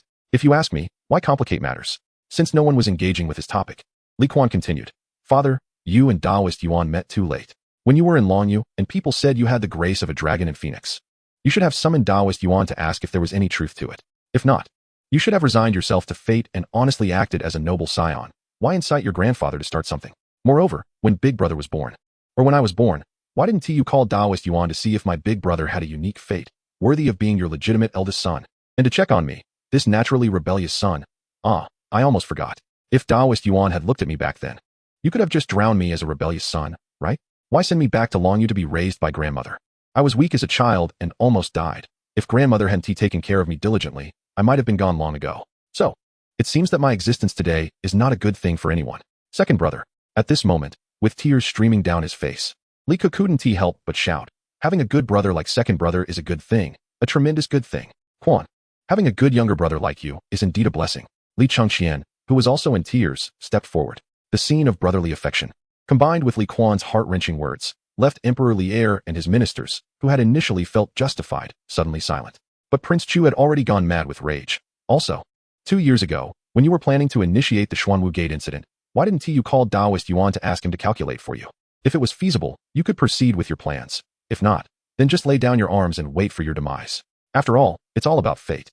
If so, why resist? If everything is destiny, then that 16-year-old who came out to assist the king became famous throughout the world, and later, amidst the chaos of the late Sui, established a great dynasty. Li Shimin was merely a lucky one relying on fate to achieve such monumental success. If that is the case, it's truly absurd. Chapter 67. Offending the prince and still wanting to escape? In the Grand Hall, Li Kuan's resounding words left everyone without the desire to argue. Even the outspoken Wei Zheng realized for the first time the gap between himself and Li Kuan. This guy really dared to speak up, first cursing the other party, then himself, and finally everyone, launching an all-out, indiscriminate attack. The key was that he scolded with such reason that one had no retort. In fact, Wei Zheng had long held an opinion against Li Shimin's belief in fate, because during the Xuanwu Gate incident, Li Shimin had indeed held a tortoise shell to divine before the uprising. If it hadn't been for his subordinate Zhenguan, who happened to see it, smashing the shell to the ground and loudly scolding him for his confusing behavior, Zhenguan said to Li Shimin, "Divination only concerns uncertain matters. Today's affairs have already been resolved, so what is the point of divining? Perhaps the wheels of fate would have turned again. And the people standing in this hall today might not have been the same. Your Majesty, Wei Zheng, as a scholar, couldn't ignore Li Kuan's piercing words. I also believe that fortune-telling is inherently elusive. If you take it seriously, that would be the greatest absurdity in the world." Having realized that he had upset 3 of his sons all at once and was troubled about how to resolve the situation, Emperor Li Er now directed his angry gaze at Wei Zheng. "Why didn't you say so earlier?" Wei Zheng replied, "How could I have had the opportunity? I had just entered the palace when you pulled me to have Taoist Yuan read your son's fortune. I didn't even have time to stop it before your good son rushed in." In fact, the real reason was that Wei Zheng didn't want to speak up, because he was also very curious to know whether Li Ku, who had the bloodline of 2 generations of royalty, truly had a fate of unparalleled nobility, as rumored outside. But now, seeing the little wolf cub like Prince Chu fiercely protecting his brother, Wei Zheng understood that this question might never have an answer. The long sword in Li Kuan's hand, with the red line on its spine, although stained with Yuan Tiangang's blood today, could also stain anyone else's blood in the future. Of course, Emperor Li Er might not dare to say it, but at the very least, the ministers would be exempt. That brat Prince Chu was never an easy one to deal with. Alright, seeing Wei Zheng being scolded by Li Er for speaking on his behalf, Li Kuan, adhering to the principle that the enemy of my enemy is my friend, unhesitatingly exposed Emperor Li Er's plan to make Wei Zheng take the blame. The 2 wise monarchs and good ministers. Don't put on an act in front of me, the rebellious son. What you think in your hearts. You have the sun and moon in your minds to discern. I don't care about that. What I want now is an explanation. My brother cannot be bullied like this." As Li Kuan spoke, he reached out and embraced the still sobbing Li Ku, addressing everyone in the hall. Those who should apologize, apologize. Those who should explain, explain. Don't think you can muddle through. As for Taoist Yuan, Li Kuan glanced at Yuan Tiangang, who was slumped on the ground, no longer bearing any celestial demeanor, and understood that he was a smart person, intending to exchange dignity for life. Thus, he decided to let the Prince Chu, who had intended to continue the fortune-telling game, off the hook this time, but only if a price was paid. "Taoist Yuan, will you still read my brother's fate?" "Your Highness, please don't jest.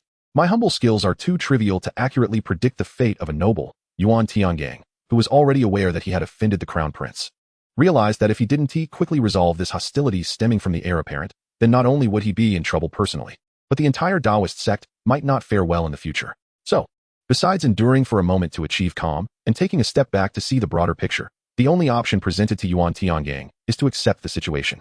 Moreover, for him, personal honor and disgrace are insignificant compared to the prosperity of the Taoist sect. "Very well," Li Kuan nodded. Then gently guided. "Although the Taoist priest is humble, I have heard that among the Taoists, your skill in fortune-telling is the most profound. Since you say you cannot be certain, then my brother, regardless of his fate, probably has no one else in this world who can read him, right? Hee. You think you can run after offending this king? Dream on. While you're down, I'll take your life. You're not leaving until you finish your words today." Li Kuan's words had just fallen when Yuan Tiangang, hearing this, felt dizzy. The king of Chu was going to add fuel to the fire and ruin himself. There are so many Taoist temples in the world. In the deep mountains and rivers, there are always dragons emerging. Even if I have some Taoist skills, I dare not speak too definitively, claiming that no one in the world can surpass me in fortune-telling, right? seeing Yuan Tiangang silent. Li Kuan naturally assumed this old man was protesting, so he elongated his tone and poked several holes in the floor with his sword. Stab, stab, stab. One stab for each stinky Taoist. Ahem. The crown prince Li Chengxian seemed to realize that his intimidation was quite effective, so he coughed a few times to assert his presence. Then, Emperor Li watched as his two sons, one literary and one martial, effortlessly subdued the renowned Yuan Tiangang. Indeed, Yuan Tiangang almost bit his teeth to say these 4 words, which also meant that from now on, he would face criticism from many Taoist friends. But Li Kuan didn't care about that. Whether you are a dead poor Taoist or a dead Taoist friend, what does it have to do with me? The king of Chu? Very well. Li Kuan nodded, then instructed his elder brother beside him. Elder brother, take him away and send him out of the palace. By the way, Xiao Ku, go check if Qin Ke and Chingle have left, or if they will turn back again. I never feel assured about that idiot Yunshang doing things. Li Chengxian didn't think there was anything wrong with how his brother treated him. Although those ministers were wide-eyed, feeling that the younger brother had overstepped, Li Chengxian knew that the other party wanted to send him and Li Ku away, leaving him to face their father's aftermath alone. Therefore, after agreeing to Li Kuan's request, Li Chengxian turned to his tool brother Li Ku and instructed, "Did you hear what your second brother said? Take him away. Elder brother. Second brother, I want to keep Li Ku. Now he is a bit slow, but he has noticed something is wrong." Only Yuan Tiangang, at this moment, looked at the 3 lords in front of him, completely disregarding his life, performing deep brotherly affection. He thought that if he wanted to enter the palace again in the future, he must first do his utmost to predict his own fate. He never wants to have such a miscalculation as today again. Chapter 68, The Uncle Like Li Kuan. But even though Yuan Tiangang had learned this lesson and gained some awareness, His Highness the King of Chu would not let him off just because he recognized his mistake. Taoist Yuan, seeing that he could not persuade his 2 brothers to leave, Li Kuan simply changed his mind. He planned to publicly restore his brother's dignity before taking a beating. Thus, the unusually brave His Highness the King of Chu turned his gaze from his elder brother and 3rd brother to Yuan Tiangang, who was trying hard to lower his presence. I asked you a question earlier, but you haven't answered yet. Yuan Tiangang looked at Li Kuan with some resentment. This brat is forcing me into a corner. But even so, what can I do? People are such strange beings. Once there is a collision and a conflict, the party that backs down first often backs down completely. Your Highness the King of Chu. I can guarantee that Yuan Tiangang took a deep breath and then slowly spoke, since I cannot discern the fate of the 3rd prince. Then there is probably no one in this world who can see his fate anymore. Very good. Having received the answer he wanted, Li Kuan, intending to reciprocate, pointed at the despondent Yuan Tiangang and said with satisfaction to the now sullen Emperor Li and his group of ministers with complex expressions, "This person should be the national teacher." Hee. Emperor Li scoffed at this. Have you found a confidant? After all, before today, His Highness the King of Chu was seen by everyone as a person who always changes with the wind, catering to others' tastes. Who would have thought that today he would become so tough? Regarding his father's mockery, Li Kuan merely curled his lips and chose to ignore it. Then he turned his attention to the sniffling Li Ku. Xiao Ku, do you remember that at the beginning of the year, I hit you, and later, concubine Yang brought you to Ganlu Hall to apologize to father and mother? When we reconciled, what did I say to you? Once Li Kuan said this, the originally sullen face of Emperor Li flashed with embarrassment, while the sniffling Li Ku began to cry loudly. I remember. Second brother. You said that as long as I don't make mistakes and don't go around bullying others, whoever dares to bully me in the future, you will be the first to help me get back at them. So now, has the matter been resolved? Li Kuan raised his voice abruptly, seemingly questioning his brother. But in reality, he was questioning the mastermind of today's events and his group of ministers. Woo. Li Ku did not respond to his brother's question. Even though he was just a half-grown child, he understood that today, his second brother had truly turned the tables for him. He could not add fuel to the fire anymore. Pei Xiang, uncle, I have something I don't understand. Li Kuan did not force his brother to speak, but turned his gaze to Pei Ji and Chang'an Ji. Pei Xiang, as a prime minister, with countless followers, Your Highness the King of Chu. Pei Ji, seeing that the other party was coming for his clan, did not even dare to let Li Kuan finish. He could only endure the weight of Emperor Li's gaze, and said to Li Kuan with a bitter face, "This should not be said. How can I have countless followers?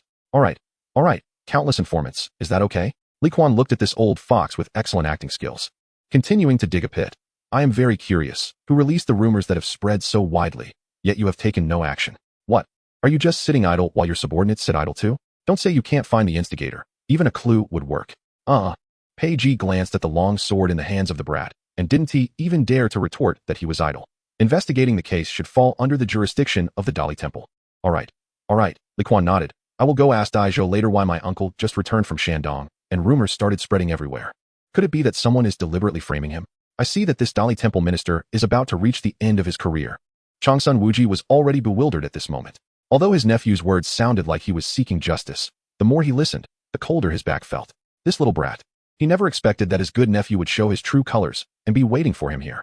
You brat. What exactly are you trying to do? Emperor Li Er's angry voice echoed through the palace again. Are you trying to pin this matter on Wuji? Father, what are you saying? Li Kuan widened his eyes at Emperor Li Er.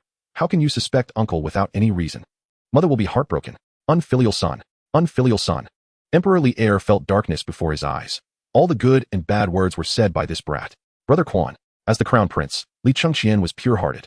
So he temporarily could not see the twists and turns behind this, only feeling that Li Kuan's attitude towards elders was a bit harsh. Li Kuan merely smiled at his elder brother's kind reminder and did not speak. As the main party involved, Changsun Wuji's expression was a mix of emotions, fluctuating between gloom and brightness. He never expected that a well-planned scheme would be disrupted by his cheap nephew Li Kuan, and on top of that, he would end up being stabbed in the back. The key point was that he himself had been fanning the flames behind the scenes.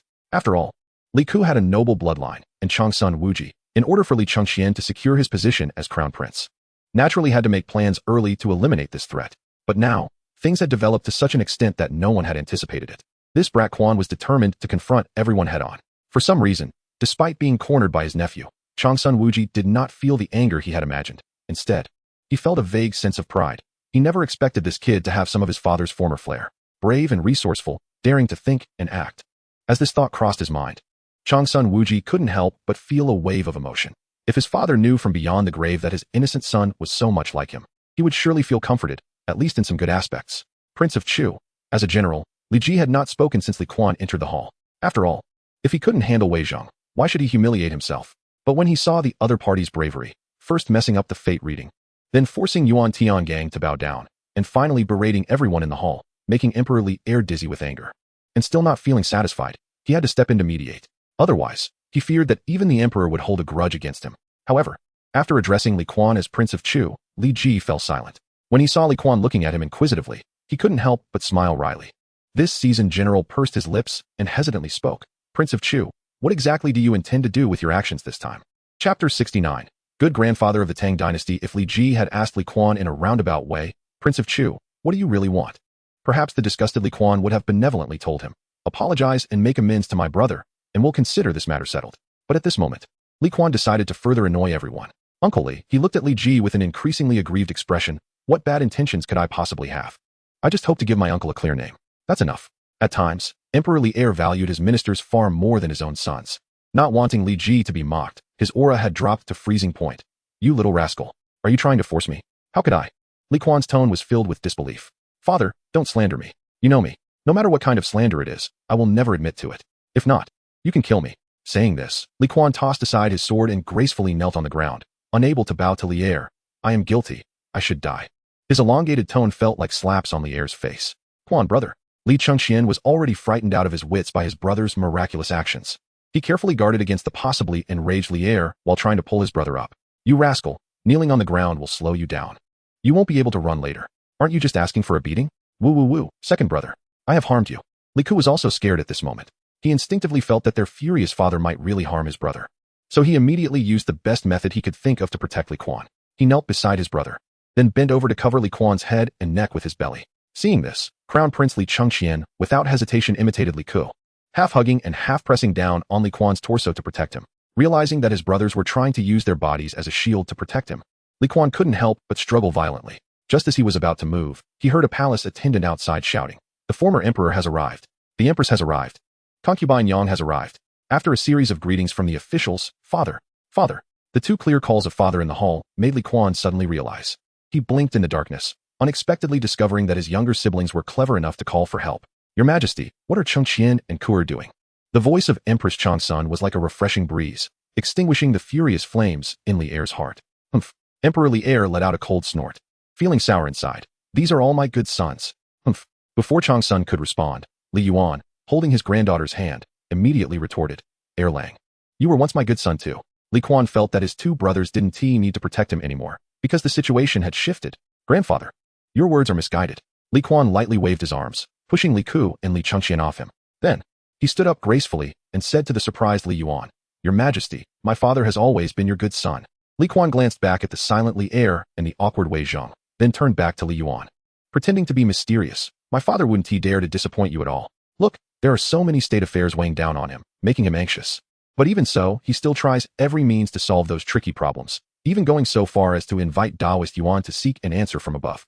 One must say, Prince of Chu's actions once again left everyone bewildered. Wait, wasn't Yuan Tiangang here to read Li Ke's fate?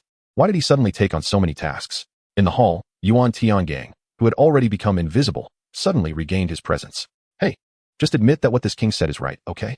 Already too lazy to call him Taoist Yuan, some brat treated the Prince of Chu as a rebel, glaring at Yuan Tiangang and starting to interrogate him aggressively. Yes.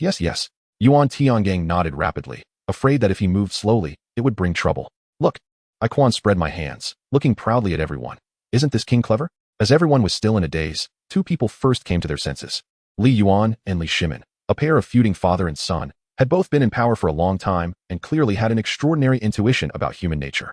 Li Kuan's actions were simply to prevent his father from being repeatedly tortured by his grandfather. Of course, Li Kuan did this not out of a sense of father-son affection, but genuinely for the sake of his grandfather. After all, the relationship between these two could not deteriorate any further. For the sake of his grandson's face, Li Yuan naturally had to give it.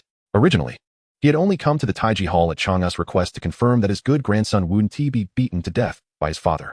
Since this brat was still alive and kicking, there was nothing else for him to worry about. At that moment, Li Yuan glanced at Li Ke and said with some concern, "Kur, when you have time, come and visit your grandfather more often. Don't be like your second brother, who only shows up when there's nothing else to do." Li Kuan crossed his arms and retorted, "I only bother you occasionally. I visit often, don't I?" Humph. Occasionally means always occasionally. Li Yuan glared at Li Kuan but didn't say more. Indeed, this brat had practically made his Hongyi Palace a second home. In the side chamber of Hongyi Palace, there was even a bed specifically for Li Kuan. Sometimes, the retired emperor would indulge in youthful whims, leaning on red and green, dancing gracefully, but as he approached the side chamber, he would feel a deep sense of guilt and would soon stop, returning to a state of tranquility and simplicity. One must say, such a grandfather who turns back to virtue can be regarded as a good grandfather of the Tang Dynasty. Your Majesty, Empress Chang'an has lived under others' roofs since childhood, so she naturally knows how to read the room. At this moment, she has already noticed that Li Heir is quite unhappy, and she couldn't help but speak up to alleviate the tension. As for matters in court, do not worry too much. One should seek progress while maintaining stability. That is the best strategy. The words of Empress Chang'an not only comforted Li Heir, but also sounded like a reminder. The situation had escalated to a point where it would be difficult to resolve. If you continue to be angry with Kuan, the outcome might be even worse. After many years of marriage, Li Heir naturally understood Chang'an's meaning. He glanced at the tearful Yang Fei beside Chang'an and sighed. Today, it is my fault. Upon hearing Li Heir's statement, Yang Fei immediately covered her mouth and began to cry. This gentle-natured woman had not spoken a word from start to finish. As the daughter of Yangguang, her status was special. In this harem, she was already walking on thin ice. Today, her presence in the Taiji Hall was the result of her previous desperate pleas to Chang'an. Perhaps at this moment, the greatest grievance in Yang Fei's heart stemmed from her guilt towards her son. Li Kuan watched this scene, pursing his lips, and secretly glanced at Chang'an. As a result, Chang'an merely cast him a faint glance, then took out a handkerchief to wipe Yang Fei's tears while softly comforting her. Of course, the most awkward situation right now was for the retired emperor and several ministers. "Grandfather, why don't you take Chang Lu and Qin Ke back to Hongyi Palace first? They have been clamoring to play with you, but are afraid of disturbing your peace. Now that you have some free time, wouldn't it be a good opportunity to fulfill their wishes?" Li Kuan intentionally tried to ease the tension for his grandfather. And this was precisely the situation everyone was happy to see. Well, Li Yuan naturally would not refuse his grandson's good intentions. He looked affectionately at Chang Lu and Li Tai beside him, ignoring the gloomy-faced Li Heir, and smiled kindly at his two grandsons, Chang Lu, Qin Ke. "Shall we go play with grandfather?" Hearing this, Li Tai immediately replied obediently, "As long as grandfather doesn't mind my noise, I am overjoyed." Compared to his older brother's decorum, Chang Lu appeared much more innocent and adorable. "I want to go too." As they spoke, the siblings each took Li Yuan's hand, and together they left the Taiji Hall. The three of them gradually moving away in the courtyard outside. After this, Chang'an, sensing her son's glance, looked at Li Heir and then slightly bowed to him. "Since your majesty still has to discuss state affairs later, it would be inappropriate for me and my sister to disturb, so we will take our leave." After saying this, Chang'an glanced at Li Chengqian and added, "Take good care of your brother." "I understand, mother." Li Chengqian respectfully bowed to Chang'an, but the pain in his heart was something no one could comprehend. Kuan doesn't need to look after himself. This brat is worried that if the two of you are present, it would affect his performance. Chang'an thought as she departed with Yang Fei, who followed closely, glancing back at her son from time to time. Throughout this, the three who had been called by Li Kuan, his younger siblings, seemed like a fleeting moment, drifting further away from the eye of the storm. Wei Zheng looked at the still carefree Li Kuan and couldn't help but feel a chill in his heart. Of course, many others shared the same thought. They couldn't understand why His Highness the King of Chu would dismiss the retired emperor, the empress, and Yang Fei. Was he really going to confront the emperor today? Don't misunderstand, Li Kuan said politely, seemingly having guessed what the ministers were thinking. I was afraid that when you all apologized to my brother later, it would be awkward. So I sent the grandfather, Empress, and Yang Fei away. Speaking of which, my good intentions shouldn't go unappreciated. Your Highness the King of Chu. What do you mean by that? Wei Zheng was genuinely a bit angry. Was this brat really planning to make them apologize to Li Ku just because they had come to the palace to witness this event? Your Highness the King of Chu. Don't be foolish. Xuanwu Gate's face darkened, disregarding the fact that her nephew referred to Li Kuan as Kuaner. As for Emperor Li Er, at this moment, he felt dejected and somewhat astonished, and under this astonishment lay a greater rage. What on earth did this brat want? What do I want? Of course, to defeat magic with magic. Taoist Yuan, I won't take your words, Li Kuan said, not responding to the other's remarks, but continuing on his own. I heard that Wei Shuyi has a phoenix fate and is afflicted by the Ziwei star. How about I bring her over for you to take a look? Let's see if the rumors are true. You brat, what are you trying to do? Wei Zheng and the startled Emperor Li Er shouted in unison at Li Kuan. What is a phoenix fate? This is easy to understand. It refers to a woman who has the fate of a noble consort or can become a royal consort in the future, starting as a first-rank lady. However, being afflicted by the Ziwei star has its implications. Since the Ziwei star typically represents a monarch, Li Kuan's earlier words, when combined, essentially placed Wu Meinyang's fate onto Wei Zheng's daughter. Coincidentally, Taoist Yuan Tiangang, a bit skilled in his craft, would indeed, not too far in the future, give a similar fate to that legendary woman of the Wu clan. Wei Zheng had his reasons for being furious, while for Li Er, it was even simpler. You little rascal, no wonder you wanted your mother to leave. Do you believe that if she were here just now? Father, don't make a fuss. Li Kuan rolled his eyes. Why are you so thick-skinned? I just think Wei Shuyi looks compatible with my big brother. What does that have to do with you? I think you should be careful, at your age, still thinking about young girls. You. Li Er was so angered by his son's nonsensical banter that he no longer cared about his imperial image and picked up a jade ruby from the nearby desk, throwing it at Li Kuan. How could I have given birth to such a reckless child? Smash. The jade ruby was dodged by Li Kuan and crashed to the ground, shattering into pieces. Seeing this, Li Kuan pouted. What a good thing to waste. It's a pity. Kuaner. Li Chengxian was genuinely a bit flustered at this moment. First, this brat almost determined his life event with a single move, and second, he knew that Li Kuan's actions had angered everyone. Never mind. Li Kuan waved his hand, signaling his brother that this was just the beginning. He then turned to the speechless Taoist Yuan Tiangang and asked, by the way, you still have one chance left, right? Do you have a client for next year? If not, can I cut in line? Mainly because I have a brother named Pei Chengxian, whose life is quite peculiar. He was born with a square butt. I heard that the military immortal Han Xin also had a similar birthmark. Why don't you take a look and see if he will be crowned a king in the future? More importantly, will he rebel? He is my brother. I cannot let him walk down a path of no return, Li Kuan said, with a somewhat sentimental clap and sigh. Unfortunately, this kid has never experienced humiliation. So who knows if he can become a great figure like Han Xin in the future. Bang. Pei Ji, for some reason, suddenly fell awkwardly to the ground, trembling his lips as he looked at Li Kuan. The mood he originally had of watching the show from a safe distance had quietly vanished. Beast. Every time Cheng Xian mentions you, he always refers to you as brother. And yet you, this brat, have turned around and sold your good brother? The strong-willed Pei Ji was now finally considering whether to back down for the sake of his grandson. Chapter 71. The weight of those words, Your Highness. The King of Chu, my cultivation is shallow. As a meticulous diviner, Yuan Tiangang naturally knew which family Pei Chengxian, mentioned by Li Kuan, belonged to. Even if he did not know beforehand, Pei Ji's reaction at this moment explained everything. Given that it involved the current prime minister, even with immense courage, Yuan Tiangang would not dare to take on this business. That won't do. Fine, then let's talk about my cousin, who was born with purple qi coming from the east. Your Highness, the King of Chu. Xuanwu Gate was at a loss for words. He no longer saw Li Kuan as a mere distant relative. You little rascal. Do you want your cousin to die? Huh, uncle? Li Kuan looked at Xuanwu Gate in surprise. I'm asking for my uncle. It has nothing to do with my cousin. Chai Xiao has not offended you. Don't harm Zhui and Lingwu. At this moment, Emperor Li Er also realized what his son was trying to do. To put it simply, to deal with rogues, one must be even more rogue.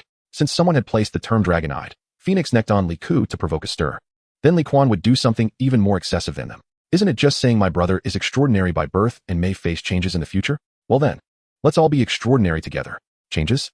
With so many changes piled up, what else is there to fear? Generally, I have heard that your brother Li Zhan, the King of Chu, is commendable in his dealings, as he treats everything fairly and justly, never letting any child of fortune go unpunished. Your Highness, the third prince. Li Ji clearly did not want to be disgusted by Li Kuan. As a military general, he acted swiftly and decisively. Since he couldn't outsmart Li Kuan, it was only right to gracefully concede. Your Highness, the third prince, seeing the astonished expression on Li Ku's face, Li Ji called out again, and said, I should not have stood by and let Yuan Tiangang treat you unjustly. I owe you an apology. As Li Ji spoke, he actually bowed to Li Ku, startling Li Ku so much that he trembled and hid behind Li Kuan. Useless. Personally helping his brother regain face. Li Kuan raised his hand and slapped Li Ku on the head, then pulled him out from behind. Stand straight. Accept it calmly. Thus, Li Ku had to stand obediently, enduring a bow from Li Ji. Due to royal upbringing, Li Ku intended to return the courtesy afterward, but received another slap from Li Kuan, finally becoming completely obedient. Who's next?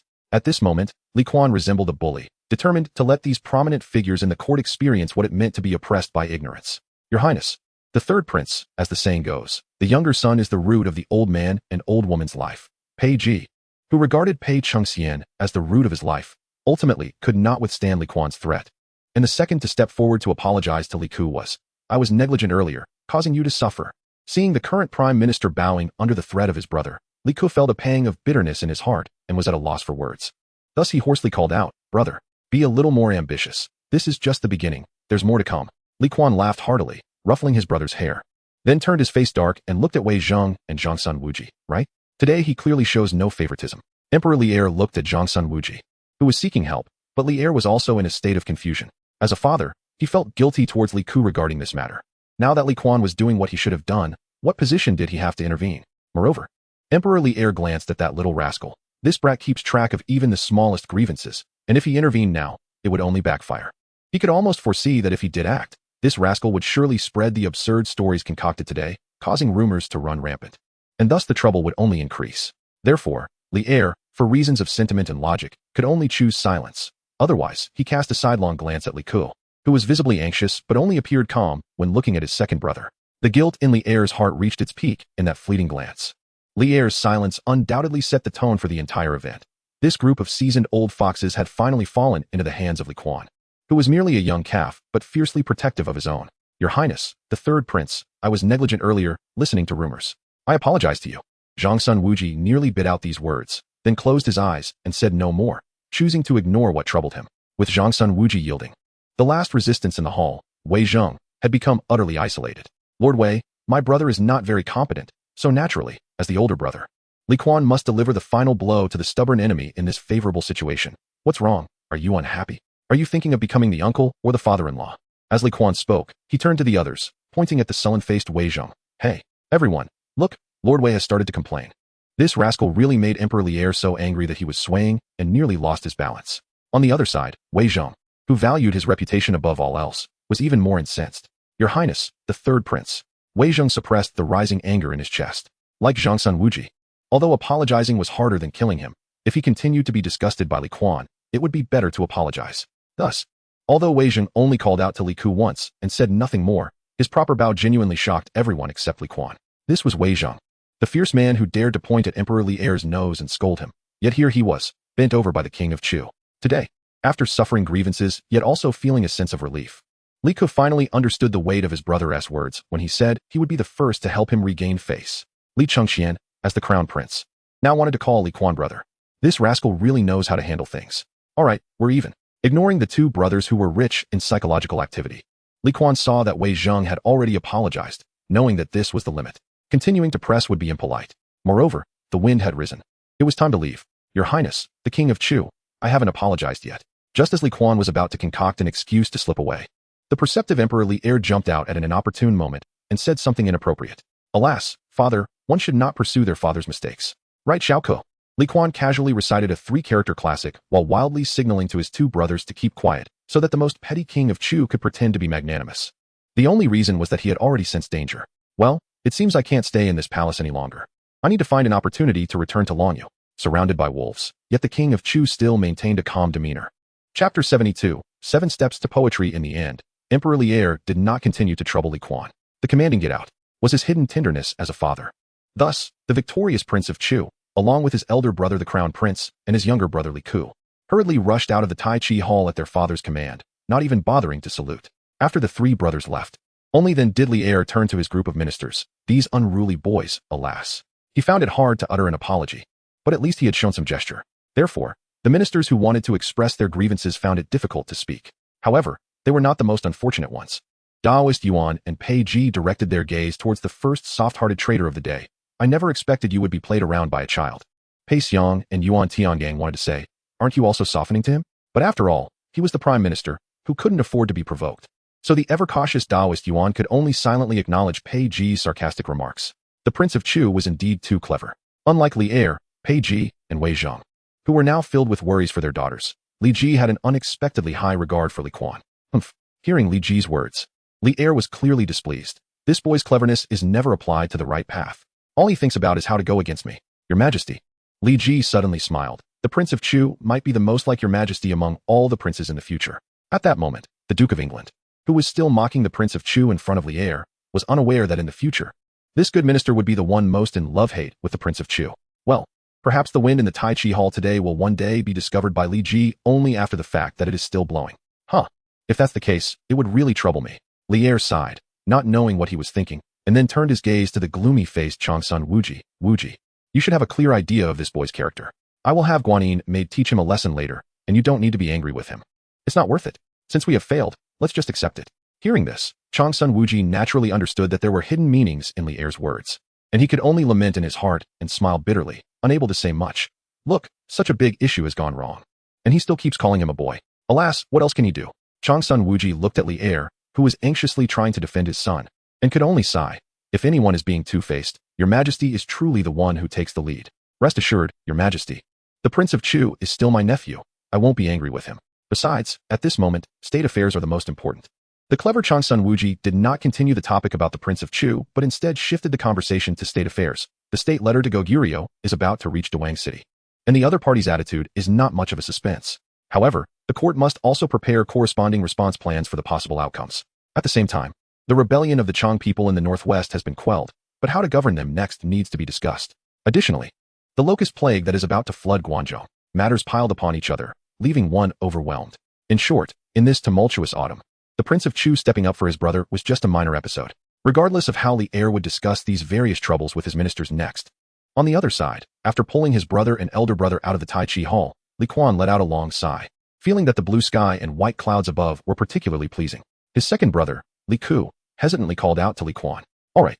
Li Kuan waved his hand at Li Ku. Go back and have a good talk with concubine Yang. This matter is over, but remember, you must never associate with Xiaoyu or Chu Tuatong again. I suspect the cause of this incident lies here. Previously, Li Kuan had been imprisoned in the Zongjing Temple for beating Linghu Deckhand, and Li Ku had sought out those old ministers from the previous dynasty to plead for him. Perhaps because of this, Chang'an Wuji noticed the potential threat leading to today's turmoil. In fact, today was originally a dead end prepared for Li Ku. Yuan Tiangang had predicted that he was a dragon-eyed phoenix-shouldered, so as for Fang Xianling, Du Ruhuai, and the military generals led by Cheng Yaojin and Yu Qigong, who had overthrown the Sui dynasty to achieve today's success, they would never accept this outcome. Thus, what awaited Li Ku would be hostility and targeting from these people. Even if Li Ku had an exceptional fate, he could not handle this group of big shots. Of course, Yuan Tiangong's prediction of Li Ku as merely having a life of wealth and honor also meant that Li Ku would be completely cut off from the throne. In any case, Chang'an Wuji was the real winner. And this is the power of open schemes. Perhaps Li Er was not unaware of Chang'an Wuji's intentions, but he was still superstitious and overly confident, believing that as long as he was present, he could ensure Li Ku's safety. But what about the future? Moreover, ultimately, the old ministers from the previous dynasty were still around. If they gathered under Li Ku's banner to revive the glory of the previous Sui dynasty, then... Wait. Li Kuan suddenly squinted his eyes, looking back at the Tai Chi Hall. Suddenly, he seemed to realize the truth of the matter. Perhaps this was the true intention of that foolish emperor. To gather these old fellows from the previous dynasty in one place, and then justify wiping them all out. Could it be that this matter was a collusion between father and uncle? Wow, what a sinister plot. In the public square, Li Kuan suddenly shivered. No. Chang'an is too dangerous. I want to go back to Longyu. What nonsense. Li Chengxian had not yet realized the underlying meaning in Li Kuan's words, and more importantly, he did not notice that the biggest suspect in the entire matter was Chang'an Wuji. At this moment, he was not in the mood to think of anything else. Kuan, don't worry, as long as I am here, I will definitely protect you. You can forget about that. Hearing his elder brother's grandiose words, Li Kuan couldn't help but roll his eyes. This is not the time to kneel before our father to plead for mercy, right? Elder brother, you remember. You are still the crown prince commanding 6 divisions, about 20 to 30,000 troops. Our father only brought 1,000 when he entered Xuanwu Gate. All right. Prince of Chu. Li Chengxian could no longer listen to this rebellious brother's daily brainwashing. You better hurry and leave. I need to go back to the Eastern Palace to apologize to Li Shi. Today, he is responsible for teaching me my studies. Humph, coward. Li Kuan crossed his arms, looking provocatively at his elder brother. Remember, don't learn too much from that old manly gang. He has already ruined 2 princes. I don't want you to become the third. Hearing this, Li Chengxian raised his foot to kick his brother's butt, but Li Kuan swiftly dodged. Elder brother, second brother. Li Ke suddenly bowed to his two brothers. Let me thank you for today's matter. Get lost. You're even more disgusting than elder brother. Li Kuan grabbed his younger brother by the neck and then pulled his elder brother's neck over too. The three of us must agree today, for a lifetime. We must love each other and not learn from that foolish emperor and his scoundrel brothers. By the way, elder brother, when you ascend to power in the future, you won't force me to compose poetry in 7 steps, right? It is no wonder that the Prince of Chu's thought process was so unique. Just when the brothers had a slightly warm atmosphere, he broke it. That is not certain. The Crown Prince, feeling a bit uncomfortable with his younger brother's arm around his neck, immediately said seriously, to ensure that you won't get hurt when that day comes, the Crown Prince, suggest you read more books now, or else, humph. The Crown Prince's tone carried a hint of a threat. Xiaoku. Li Kuan suddenly turned to look at his somewhat confused younger brother, and earnestly advised, did you hear? Second brother might face unforeseen circumstances in the future. So after you become a vassal, you must be prepared for action at all times to return to Chang'an to support the throne, understand? Li Ku and Li Chengxian looked at the ever-ready Prince of Chu beside them in unison, realizing that this was how the term supporting the throne was used. You uneducated brat.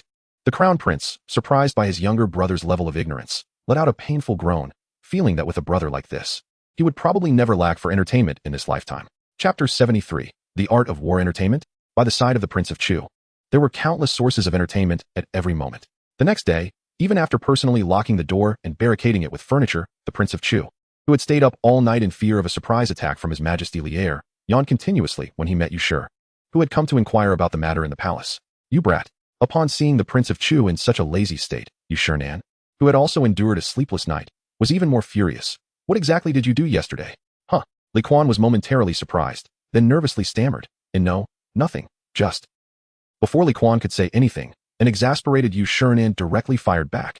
Yesterday evening, Li Ji, Pei Ji, Xuanwu Gate, and Wei Zheng parked their carriages at my doorstep, and then one by one came to visit me. Each one praised my wise and courageous disciple, saying I taught well. Every single one. The same lines. They left without any explanations. As Yu Shi spoke, his voice, driven by indignation, turned into a roar. You brat. What on earth did you do? Li Kuan felt a bit guilty while thinking that Li Ji and the others were being unreasonable. I really didn't expect them to be so shameless. You sure actually? It's nothing, just. Next, Li Kuan used the most tactful tone possible to recount the entire incident from yesterday to Yu Shi. Bang. This summer might be the most thrilling summer Yu Shi had ever experienced. You sure? Are you alright? Seeing the old man fall again, Li Kuan felt a bit ashamed and hurried forward to help him. Don't. Teacher you're making me feel embarrassed. Yu Shi looked at the brat with a complex expression. Half of his words were sarcastic, and half were genuinely sighing. A talent like you being my student is truly a waste.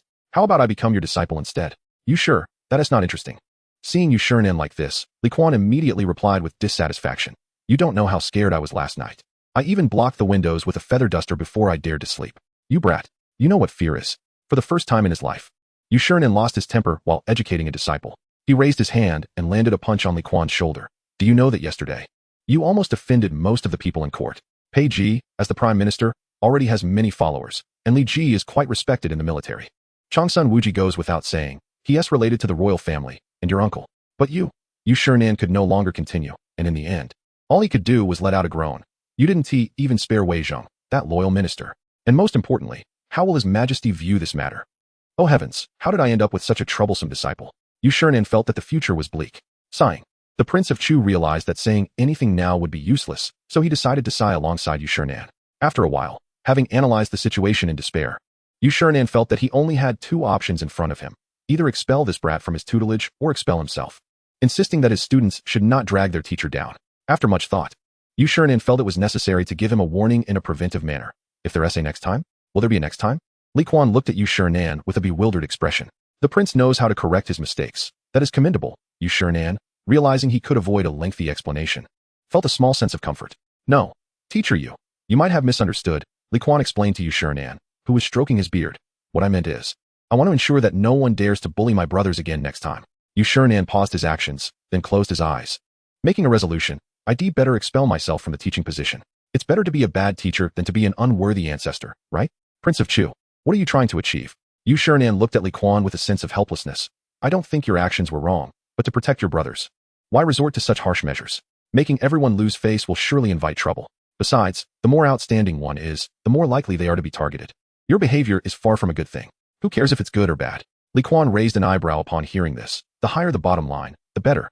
Besides, I need everyone to understand that bullying my brother Kuan is unacceptable. Moreover, why should the struggles in the court involve us young princes who have yet to come of age? At this point, Xuanwu could clearly hear the resentment in Kuan's words. Prince of Chu, do not speak recklessly. Xuanwu, while stopping Kuan's words, also glanced cautiously outside the hall, then whispered, His Majesty has his own difficulties. Sigh. Xuanwu truly felt some sympathy for the two-faced situation he found himself in. You can rest assured, I will definitely keep a low profile in the future. However, I believe that from now on, for a long time, no one will dare to provoke me and my brothers again. As for the future, Kuan paused, then said, No matter what, for me, some things are not about whether to do them or not, but about doing them resolutely. Either don't do it, or do it to the extreme. I, Kuan, will naturally choose the latter. Upon hearing this, Xuanwu could only sigh in resignation, lamenting the youthful bravado of the young. Of course, the topic ended there. Prince of Chu, next, you need to earnestly learn some things from me. Aiming to educate his disciple, Xuanwu would not allow a fool to emerge from his tutelage. All right, Kuan nodded, somewhat noncommittal. Prince of Chu, Xuanwu, now full of seriousness, looked at Kuan and said, What I will teach you next are methods that can preserve your life and family, so you must learn well. Oh, the old man is getting tough. Kuan, who had been leaning on the desk, straightened up in curiosity. May I ask what you will teach me? The art of war. Xuanwu felt that teaching this brat about historical texts was no longer useful. Only teaching him the most practical things would allow him to apply what he learned. What? You want to teach me to rebel? Kuan, the little darling, had no idea that Xuanwu was trying to use the art of war to teach him how to navigate the world. You brat. What nonsense are you spouting? Xuanwu was truly furious this time, grabbing a book and throwing it at Kuan's head. You scoundrel. Yinchi is still standing outside. If you want to get beaten, no one will stop you, but why drag me into this? Chapter 74. Pointing at a deer and calling it a horse. Although Xuanwu prepared himself mentally before accepting Kuan as a disciple, at this point, it was clear he had overestimated his own tolerance and underestimated Kuan's lack of common sense. This rebellious disciple actually dared to loudly conspire about rebellion right in front of the guards sent by His Majesty, led by Yunqi, who was still waiting outside the hall. As a cultured person, Xuanwu felt utterly despairing at this moment. He believed he was worse off than his old friendly gang, at least when Yang Guang was still rising to power. He knew to learn from Wang Meng's virtues and put on a humble facade, but the person before him was too foolish to even pretend. Your Highness. He tried to forget the unpleasantness that had just occurred and solemnly told Kuan, You must not think that just because you successfully helped the third prince this time, you have achieved a great victory. Right now, it's likely that everyone in Chang'an is waiting to see how His Majesty will deal with you. Wait. Kuan interrupted Xuanwu before he could finish. You Shifu, hasn't this matter already passed? Why would he still deal with me? Your Highness. Since His Majesty hasn't expressed his stance, it means this matter is not yet concluded.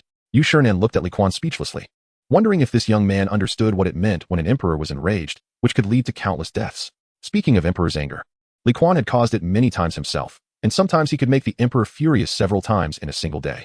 Similarly, he had never witnessed the aftermath of such anger, only occasionally needing to use a few more bottles of wound medicine each month.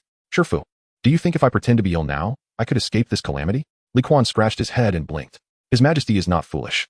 Xuanwu replied calmly, adding a caveat. The officials are not foolish either. Even if His Majesty intends to excuse you, this reason may be too far-fetched to convince the masses. What should I do then? Kuan suddenly felt the seriousness of the situation multiply. It turned out that the saying settling accounts after the autumn harvest also applied to him as a son in his father's eyes. Learn from the art of war. Xuanwu pointed to the military classic on the table. The path to redemption lies within. Kuan tilted his head, feeling that this sounded familiar. Was he being taught how to escape prison? Surely it couldn't be that serious. He would only be detained at the Zongjing Temple at most. At this moment, the Prince of Chu, whose thoughts were running wild, did not give Xuanwu the proper response for a long time. Your Highness? Xuanwu looked helplessly at the obviously distracted Kuan and, after some thought, turned back to pick up the ruler from his desk. Smack! The ruler struck Kuan's arm, causing him to shudder. Ouch.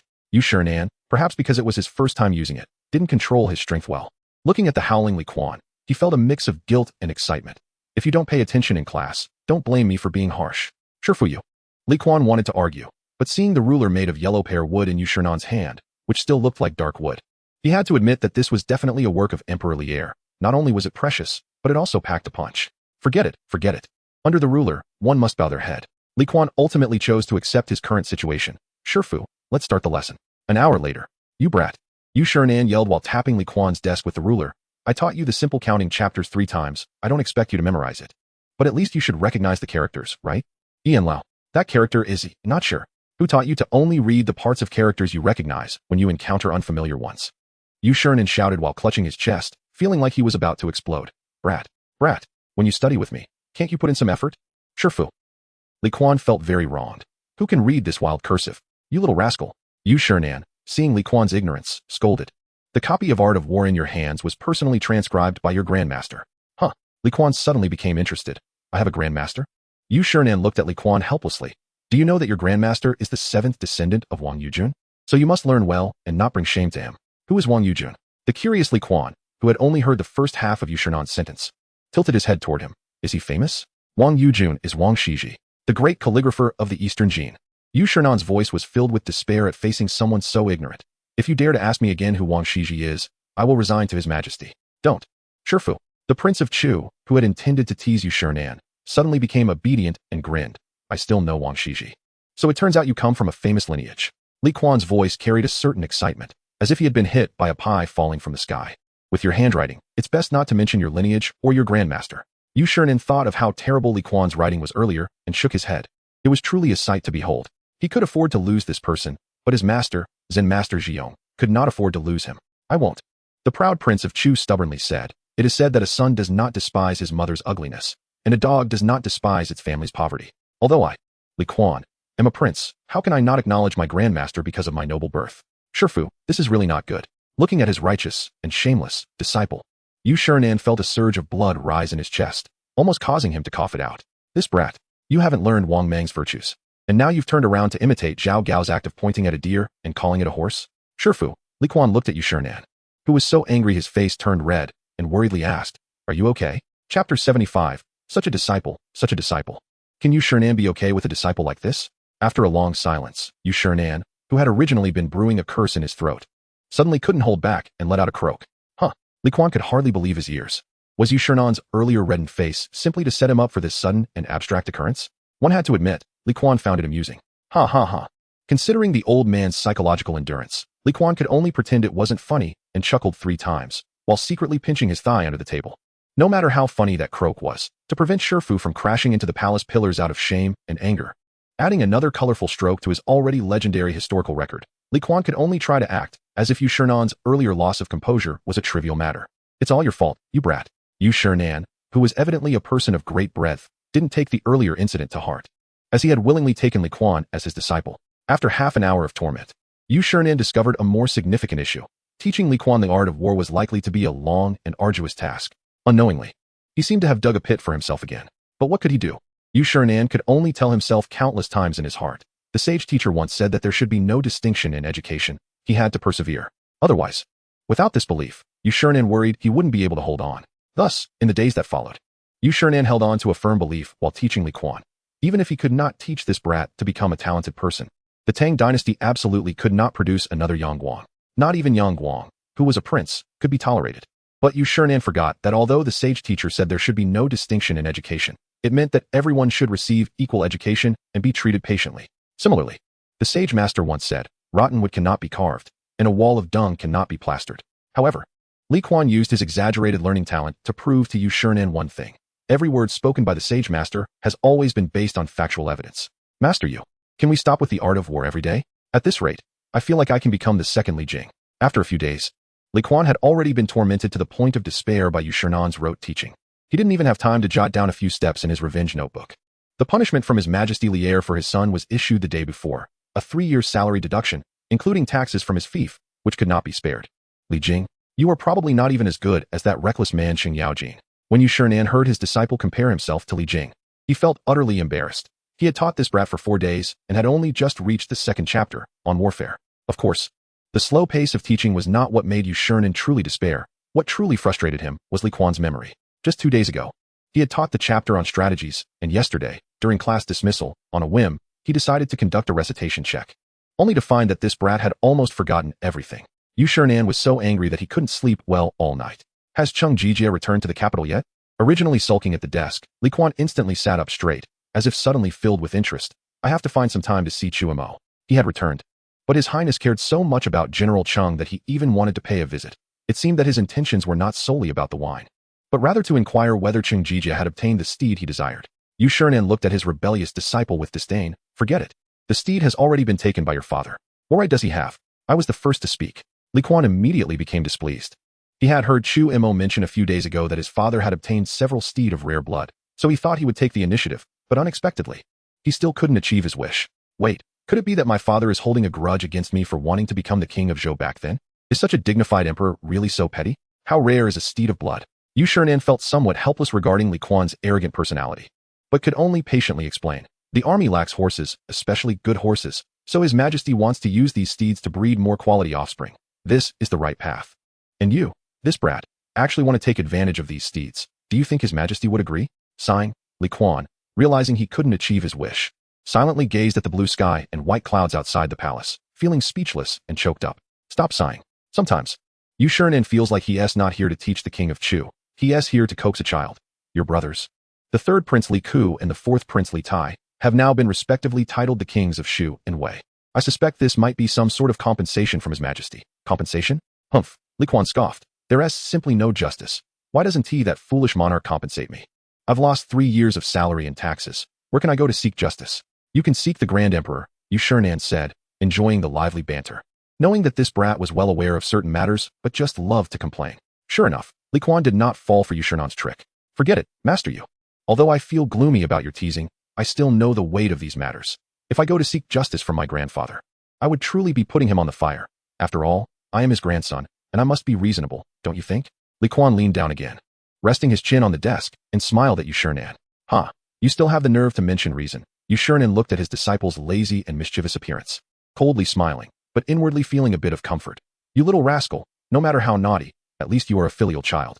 Master you. Li Quan suddenly said to Xuanwu, I've noticed that Pei Xiang seems to be trying to get on my good side these past few days. Do you think that old fox is up to something? Oh, is that so? Xuanwu was also curious about how this brat figured out that the current chancellor wanted to curry favor with him. Pei Changxian has asked Xiao Ke several times to send messages, saying that Pei Xiang intends to invite me to his residence as a guest. Of course, Xiao Ke said that Pei Changxian's tone was quite reluctant when he conveyed this, which is normal. However, Li Quan tilted his head, somewhat confused. It shouldn't be like this. Look at Wei Shuyi, when she learned that I used her as leverage against Wei Zhang. She has repeatedly made threats to teach me a lesson. As for brother Li Zhan, there's nothing to say. After all, he has come of age, and it's not easy for her to deal with me. As for my cousin Chan Sun Chong, I heard that my uncle has already forbidden him from associating too closely with me. As Li Quan spoke, a pensive expression appeared on his face. Even my uncle is angry about this. Pei Xiang had a few conflicts with me before. How can he continue to lower himself to me? Your Highness, have you ever read the Tao Te Ching? The ancient Taoist sage Laozi has expressed this principle quite clearly. To withdraw something, one must first expand it, which means that if you want to make someone restrain their behavior, you must first make them arrogant, self-inflated, and lose their reason. To weaken someone, one must first strengthen them means that if you want to weaken a person's power, you must first temporarily enhance their power to put them in a state of prosperity. Only then can we find a way to make them quickly decline. To abolish someone, one must first elevate them means that if you want to eliminate a person's influence, you must first promote them, help them, and let their influence expand. To take something away, one must first give is called subtle brilliance. In summary, no matter what goal you want to achieve, it's best to first go against the grain, thus relaxing the opponent's vigilance. This is called subtle strategies seen in the details, overcoming strength with gentleness. Naturally, Xuanwu would not refuse his disciples' earnest questions, so he thought for a moment and gave his answer. Note 1, Chapter 76. Pei Taigong and the big fat fish Xuanwu is truly the Zhuge Wulong of this king. After Li Quan heavily praised his mentor, he fell into deep thought. What does Pei Ji plan to gain from me? This old fellow is currently trying to abolish me while also elevating me? Then I should be trying to restrain him while expanding my own influence? Honestly, my head hurts so much right now. Note 1, whatever. As time slowly passed, unable to think of any specific reason, Li Quan suddenly became annoyed. Then he looked at Xuanwu, who had been startled by his sudden outburst. Master you. No matter what Pei Ji wants to get from me, I must first see what benefits he has for me, and then I can come up with targeted countermeasures, right? At this moment, Li Quan in Xuanwu's eyes was like the big fat fish that Pei Taigong was about to catch. I must remind you, don't underestimate Pei Ji. In this world, few possess the cunning and strategy to surpass him. Master you, it's not as exaggerated as you say, Li Quan retorted, but deep down he was slowly becoming aware. I've said enough. Xuanwu was too lazy to engage in wordplay with his disciple. You are clever, but after all, you are inexperienced. Many times, a peerless genius lacking experience can be defeated by an experienced mediocre person. Not necessarily. Li Quan felt that bantering with Master Yu was incredibly fun. Perhaps I am that chosen one, inexperienced but lucky? Humph, Xuanwu snorted coldly, not knowing where this brat got his confidence. Lucky? How did your luck run out yesterday when you were caught and beaten by His Majesty by the Tay Pool? Wait, Master Yu, you knew about this too? Li Quan's eyes widened. Could it be that you were there, hiding in the Imperial Garden? Teacher Yu. This is a bit inappropriate, isn't it? What if we accidentally offend the concubines? Heaven have mercy. He just finished school yesterday evening, feeling bored. Went to the Eastern Palace to get a fishing rod, wanting to fish in Tai Pool for some fun. Who knew he ended up becoming the entertainment for His Majesty Lier, who was waiting there like a hunter. You brat. How could I be as sordid as you think? But speaking of which, Your Highness, the King of Chu, you are quite in the limelight now. Xuanwu found it amusing to recall this matter, and, seeing Li Kuan still frowning, couldn't help but say with annoyance, "Stop guessing. I wasn't there at the time. It was your dear brother, the King of Wei, Li Tai. He was at the Jinshui Bridge during the morning court session, saw a minister, and started crying. Saying his poor second brother suffered last night, and was almost unable to get out of bed after being beaten by His Majesty. The King of Wei said he felt heartbroken watching the imperial physician treat you in the palace. So he earnestly requested the officials to plead for you during the court session. After all, he, the King of Wei, is insignificant and cannot persuade His Majesty to spare you." Li Kuan clutched his head with both hands. His face seemingly covered with a mask of pain. His foolish brother actually thought of using such a method to lower the officials' hatred towards his second brother. It makes sense. Perhaps this is the best method Li Tai could think of. Don't rush to howl in despair. I haven't finished yet. Xuanwu seemed quite pleased with his disciple's reaction and continued to add salt to the wound. His Highness the King of Chu was also present at the time. Of course, the King of Chu wasn't as willing to lower his face as the King of Wei. This child just stood by and kept bowing and paying respects. And the scene was quite unparalleled. "Your Highness, look at your two brothers. They are so generous for your sake," as the second brother. As Xuanwu spoke, the corners of his mouth began to rise unconsciously. Although his disciple often acted out of line and lacked method, it must be said that as a brother, he was competent. Perhaps this was the only aspect where he surpassed His Majesty. "My lifetime of fame, for my two brothers to secretly do such things without telling me." The King of Chu felt both amused and touched, and could only reluctantly complain a few words to mask a certain sour emotion inside. "All right, you brat, we should continue the lesson." Seeing that his disciple intended to cover up, Xuanwu, being understanding, decided to treat it as if nothing happened. Of course, just like Xuanwu.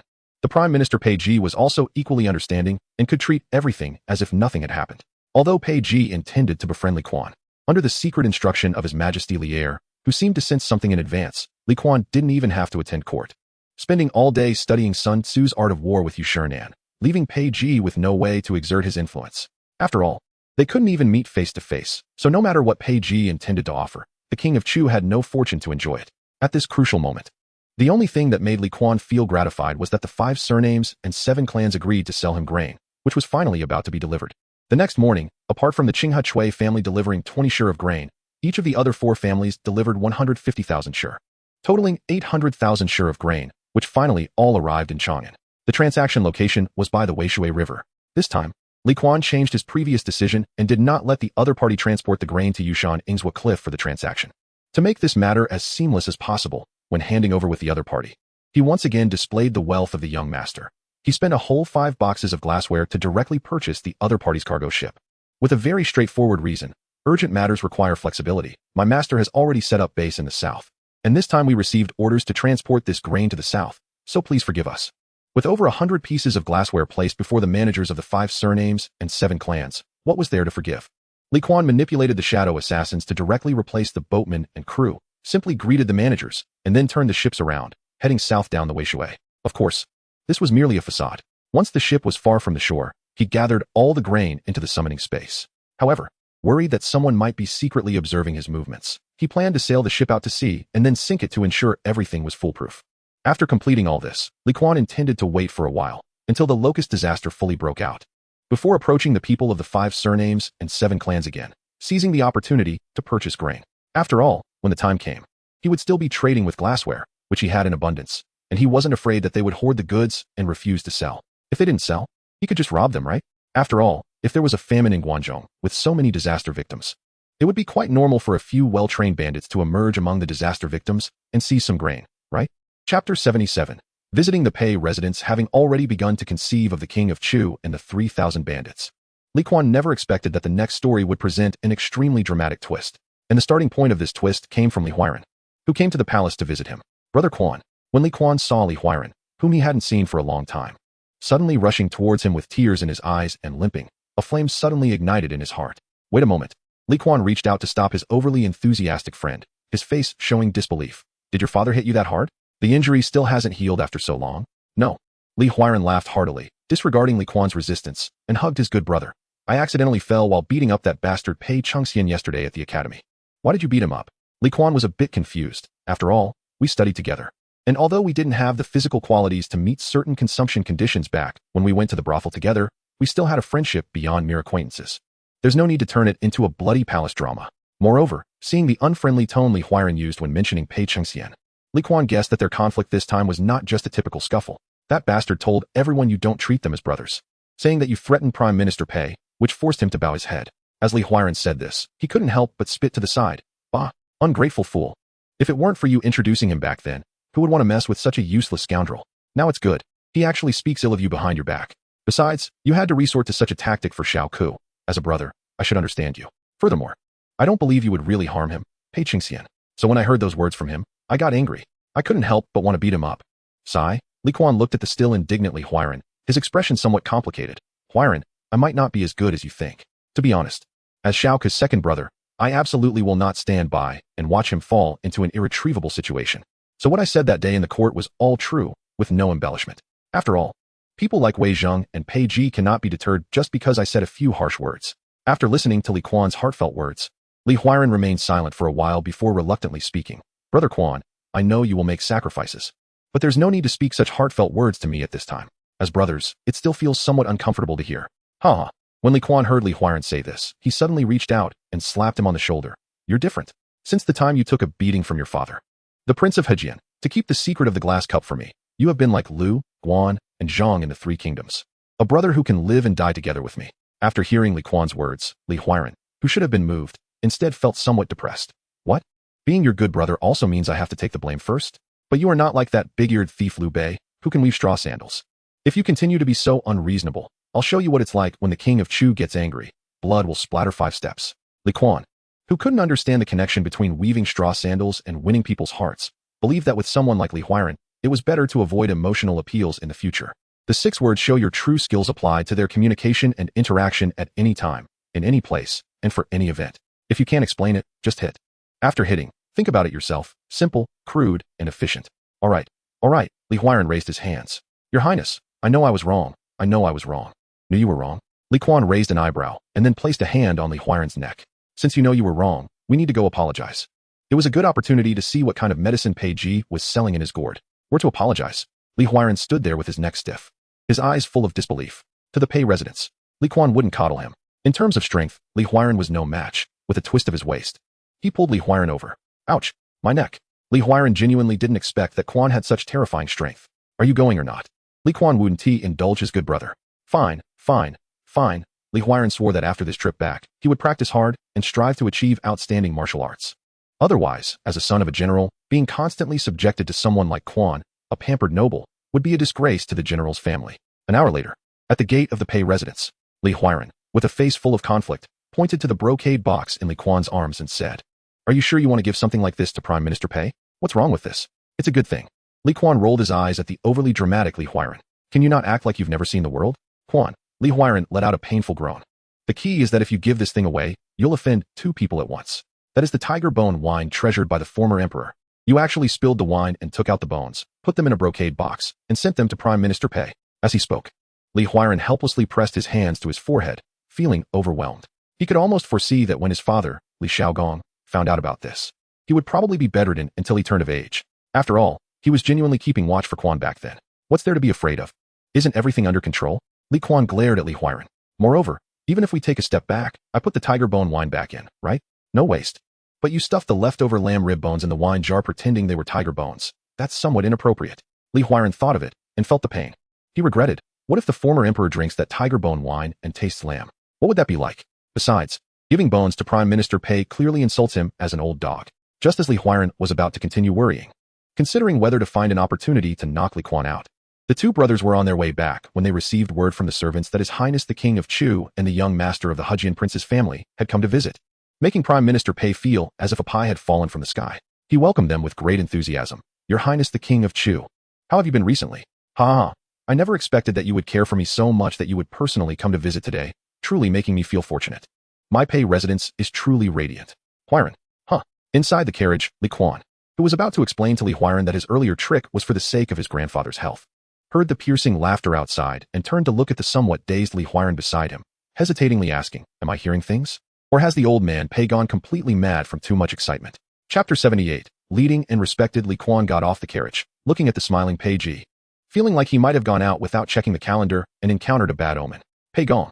Unlike His Highness the King of Chu, who was standing beside the carriage in a daze, Li Huairan, as a young master from the Hejian prince's residence, had no capital to act pretentious in front of the current prime minister. After getting off the carriage with Li Kuan, he proactively greeted Pei Ji. Good, good, good. Pei Ji smiled and nodded at Li Huairan. The Hejian prince is about to be rumored as the new god of wealth in Chang'an.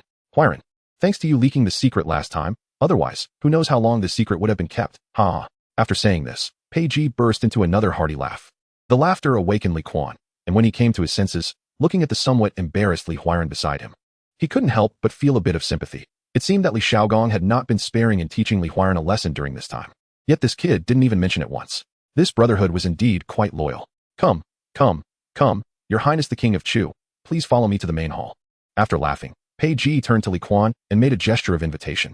Just right, I've been asked to request a favor from you. Huh. Li Kuan was confused. When did his status become so significant that Pei Ji needed to request a favor?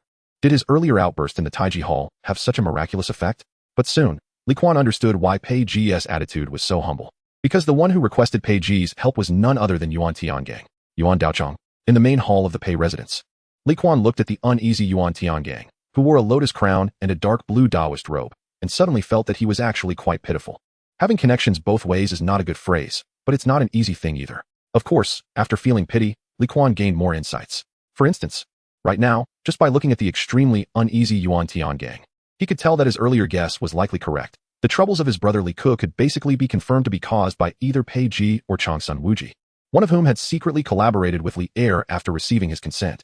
According to Li Kuan's speculation, the person who was collaborating with his father was most likely his uncle Xuanwu Gate. As for why Yuan Tiangang came to the Pei residence seeking Pei Ji's intercession, it was probably a tactic to shift suspicion back from his uncle Xuanwu Gate to Pei Ji. Thinking about the stakes involved, Li Kuan could almost be certain that Yuan Tiangang had someone backing him, very likely Xuanwu Gate, and perhaps there were more forces in the court involved. Otherwise, it would be hard to explain why a crafty figure like Yuan Tiangang would dare to casually predict a prince's fate, especially when the outcome was so significant. In the end, it all comes down to relying on someone else's support to have the guts to do so. Alas, it's hard not to feel sorry for his brother Li Ke, a prince, bearing the bloodline of the previous dynasty, naturally stood against those ministers who had contributed to the current dynasty. It's simple, those ministers of the current dynasty, who were they in the previous dynasty if not rebels? Your Highness the King of Chu, Pei Ji saw that Li Kuan, who had been lost in thought, was silent and thought he still held a grudge against Yuan Tiangang for what had happened earlier, so he immediately spoke to mediate. Your Highness, you see Yuan Daochong seeks me out because he has now realized that if you hadn't intervened in the palace to stop him from predicting for the King of Chu, he would have probably faced great disaster by now. Great disaster? Pei Ji originally wanted to mediate, and Li Kuan, who came with the intention of biting the hook today, did not mind, but now he brought up that matter that made Li Kuan furious. With a temper as violent as Li Kuan's, being able to speak to Pei Ji in a normal tone at this moment was already a huge concession. Brother Kuan, we haven't delivered the gift prepared for Minister Pei yet. Noticing that Li Kuan's mood was a bit off, Li Huairan quickly took a step forward, trying to calm his brother, who could explode at any moment. Yes, the gift hasn't been given yet. After being subtly reminded by Li Huairan, Li Kuan glanced at the of Yuan Tiangang, gestured for Li Huairan to take out the tiger bone, and said to Yuan Tiangang, Taoist Yuan, actually, I personally respect Taoism very much, of course, on the condition that you cannot threaten my family in any way. Otherwise, I can drop my respect at any time and even go against the world to take up arms against you.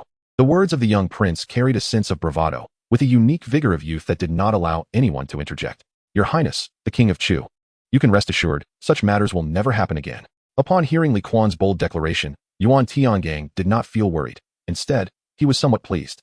After all, he had already decided that Taoism would not participate in royal matters in the future. So, Li Kuan saying that he personally respects Taoism was enough for Yuan Tiangang to be happy for a long time. After all, when the King of Chu had once gotten angry in the Taiji Hall for his helpless younger brother, even a fool could tell that as long as this youth did not rebel, he would be the leader among the princes and held in high regard. After all, who could refuse a second brother who would go to great lengths just to protect you? Chapter 79. The outbreak of locust plague after receiving Yuan Tiangong's assurance.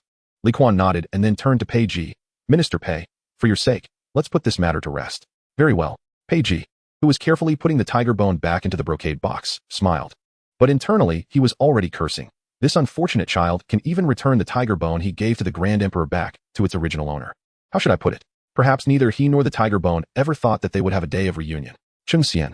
Suddenly, Pei Ji called out twice to the outside. Soon, Pei Chengxian's figure appeared at the door, but his voice carried a hint of reluctance.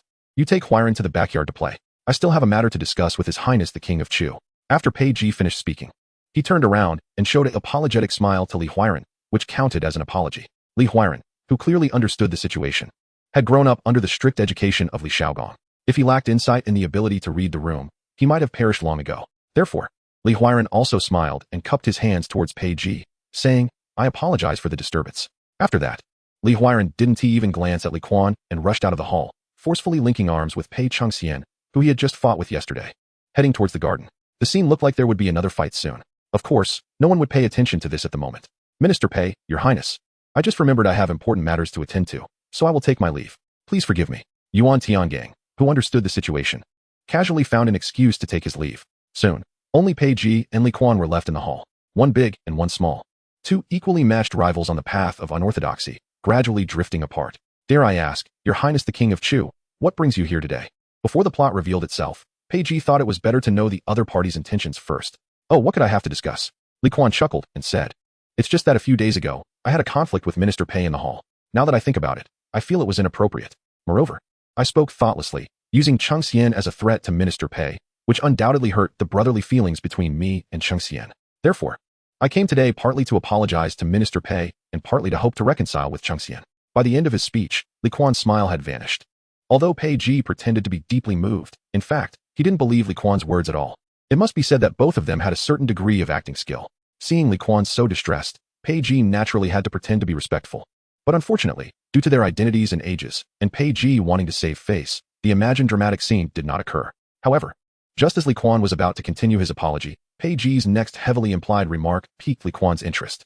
Your Highness the King of Chu, I must admit, although you occasionally act mischievously, I believe you are the most suitable candidate to be the future ruler of the world.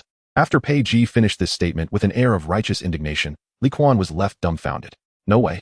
Although my ancestor of the Li family has already summarized the essence of using human nature to destroy people in the Tao Te Ching, which can be summed up in one sentence. If you want to make someone perish, you must first drive them mad. But Pei Ji, how could you have such a grudge against me? What, do you want my head? Sigh, in just a few short breaths. Li Kuan had already redefined his strategic approach. Who says otherwise? Minister Pei, I won't hide it from you. Actually, many times when I think back to the past, every single event still makes me feel wronged. I was born being raised by my grandmother, and then due to being weak as a child, I almost perished. Later, my grandmother worked hard to raise me, making me successful, but now everything has changed. I don't understand why I lost that opportunity just because I was born later than my elder brother. I am not convinced.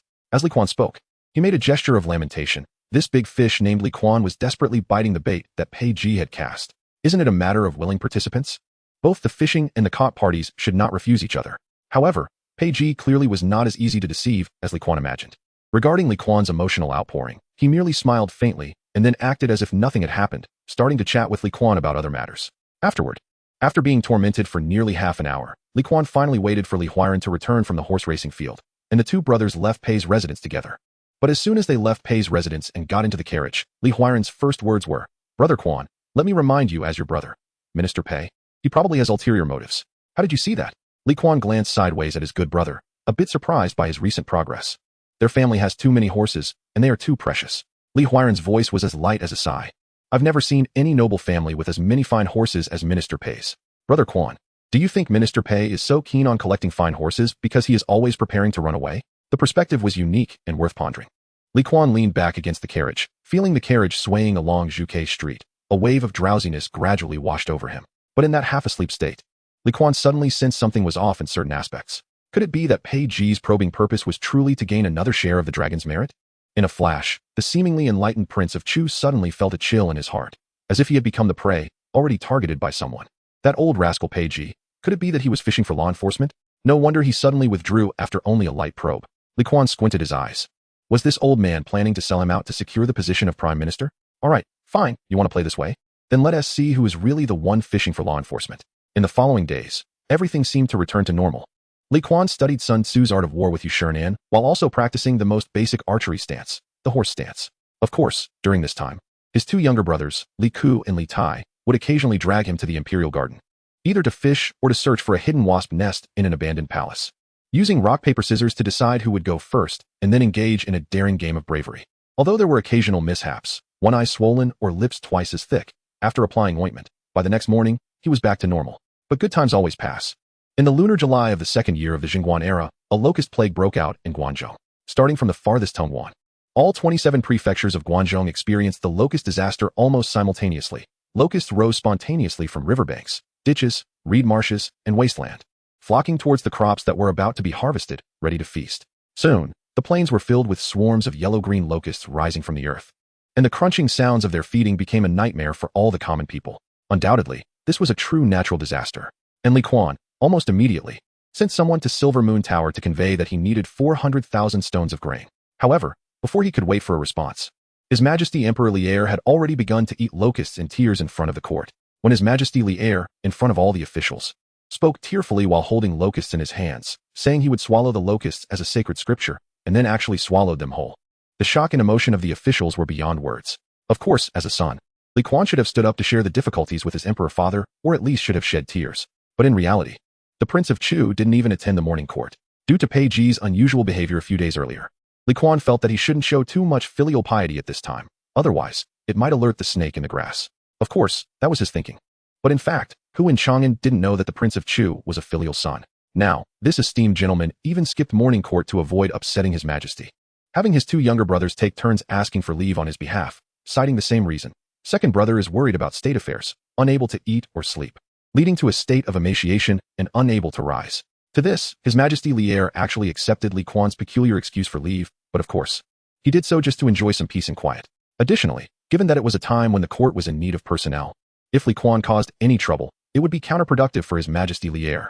Thus, the emaciated Prince of Chu began his daily routine at Hongyi Palace. Li Yuan was very dedicated to teaching his grandson archery, to the extent that none of the concubines of the retired emperor had reported being pregnant during this past month and a half. However, Kuan's true motive was not to help his grandfather control childbirth, but rather to keep an eye on Pei Ji, who frequently visited Hongyi Palace to see Li Yuan. This old fox, since Kuan's last visit, began to show extra goodwill towards him. However, the range of this goodwill was quite limited. For example, when he occasionally sent rare items to the retired emperor, he would also prepare a share for Kuan. Or upon learning that Kuan was learning archery, he specially gifted him a few precious bows. All of this made the retired emperor very pleased. In his view, this was a demonstration of his old brother's integrity and a way to repay kindness with kindness. Meanwhile, Kuan naturally played the role of an ungrateful brat. Although Kuan was anxious to know Pei Ji's true intentions, he could only pretend to be gradually moved by Pei Ji's continuous goodwill and show a friendly demeanor. However, Kuan felt that this cautious approach was truly not suitable for him. But given the current internal and external troubles, even a small disturbance could cause great turmoil. To ensure that the Li family's dynasty would not perish sooner than the previous Sui dynasty, Kuan had no choice but to endure patiently. Of course, regardless of anything else, the locust disaster had been basically handled on Kuan's end. What he truly wanted to do was to take advantage of the locust disaster to arrange matters with the 5 surnames and 7 lineages, while also having a bit of fun for himself. Little did he know that while the Prince of Chu wanted to arrange others, he himself was about to become someone else's arrangement. The Crown Prince was a good big brother, so despite being busy with many affairs, Li Chengxian still summoned his 3 brothers, who had been conferred titles of kings, to the Eastern Palace under the pretense of lunch one day, carefully advising them, "You 3 should not cause any trouble recently. Our father is in a bad mood." "Not in a good mood? I'm not in a good mood either." The Prince of Chu, who was described by his 2 younger brothers as emaciated, was currently enjoying a large leg of lamb. And while he feasted, he was filled with resentment. "I haven't left the palace for a long time, and this foolish monarch will eventually ruin my great matters." Second brother Li Ku thoughtfully placed a dish of cumin seasoning in front of Kuan and said helplessly, "You should listen to your elder brother's advice." To be honest, today's situation, he and Li Tai were just called in as decorations by their elder brother, from start to finish, not to mention the elder brother. Even he and Qin Ke knew, the only one to worry about, the only one who could continue to cause trouble in this chaotic time, was none other than Kuan. "Yes, second brother, let us endure for a while and not cause any trouble." Li Tai had recently been ordered by Kuan to eat vegetarian, so he could only enviously watch Kuan feast. Sigh. Kuan suddenly put down the leg of lamb, looked at his 2 younger brothers, and then sighed to his elder brother Li Chengxian. To be honest, hearing that foolish monarch eating locusts raw in the hall, I actually felt quite uncomfortable. They say the emperor is above all, as if he can do anything without restriction, but in reality, only family knows their own affairs. However, second brother Li Ku suddenly turned pale and said, "Father is going to pray to the heavens in a few days, asking to eliminate the locust disaster. At that time, we, who have some cleanliness habits, will only feel nauseated and shiver at the thought of our father eating locusts raw in the hall today." After all, it was likely that he wouldn't escape this calamity either. What? Upon learning that he would soon have a locust sashimi set, he was instantly furious. It turns out I shouldn't have sympathized with that foolish monarch. Li Chengxian looked at his younger brother's foolishness with some helplessness. Can't you be a bit obedient sometimes? When it comes to state affairs, personal discomfort should be endured. On the surface, Li Chengxian's words were a reprimand to Li Kuan, but there was also a warning intended for Li Ku. Elder brother, that's pure nonsense. Li Kuan shot a glance at Li Chengxian and then said, I ask you. The current saying in the court and among the people is that this locust plague is a punishment from heaven. If the punishment is from heaven, why doesn't it just take it back? Oh, just because father will perform a ritual to the heavens in a few days to confess his faults. And then we small ones will just eat some locusts, and heaven will show mercy? What are you thinking? Is there such a good thing in this world? Sometimes. Li Kuan felt that his elder brother was truly naively adorable. Then what should we do? Li Chengxian was clearly annoyed by Li Kuan's words. Nothing to do. Li Kuan casually handed a half-lamb leg to the eagerly waiting Li Tai, then dipped the remaining piece in the sauce and directly stuffed it into Li Chengxian's mouth, saying, Elder brother, don't worry, this time, I will definitely help you make a great show. Chapter 81. The Divine Hand. In the first few days after the locust plague broke out, Li Kuan had already sent someone to Silver Moon Tower to convey that he, the little son of Dan Xiongxin, still needed 400,000 stones of grain to start his operation, but the reply he received was somewhat disappointing. The 5 surnames and 7 clans indicated that they would no longer sell him grain, but they still accepted his glassware without fail.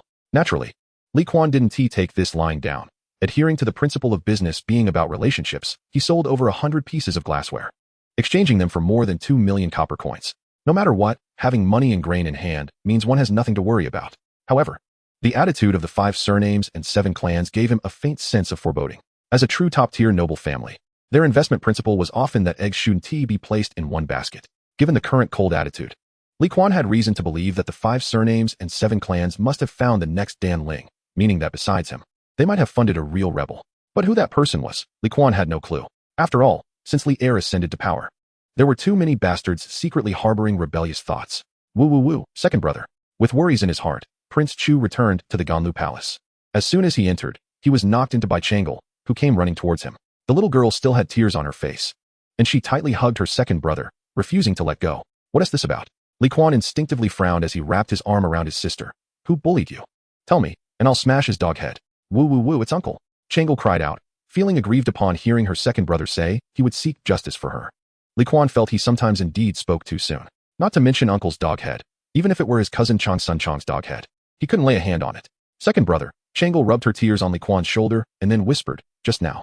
Uncle told mother that I should grow up and marry cousin. What? Li Kuan immediately became displeased. Why should it be Chang? No, this absolutely cannot happen. What about mother? Did mother agree? Chang'an shook her head, then said somewhat anxiously, mother just said I was still young. Hey, it's not a big deal. And there's not even a definite answer yet. Li Kuan rested his chin on his sister's forehead and gently tapped it. Leave it to second brother. I'll help you negotiate.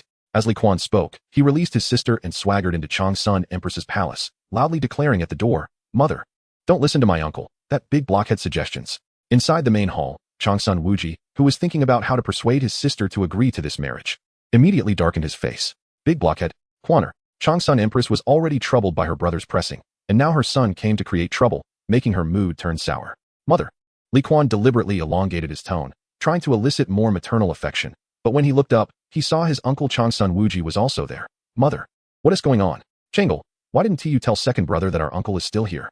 Seeing Xuanwu Gate's dark face, Li Kuan knew that his earlier remark about the big blockhead had definitely been heard, so he could only put on a smiling face, attempting to smooth things over. Kuaner. Xuanwu Gate sighed, then began to patiently advise, you are gradually growing older. You can't act like a child anymore. I'm not.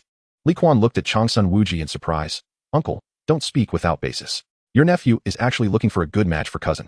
I originally planned to use this opportunity to make you happy. Who knew I would just return and hear Chang'an say you want cousin to marry her? I'm asking. Uncle, what are you thinking? My cousin is 7 years older than Chang'an, and more importantly, they are cousins. Alright.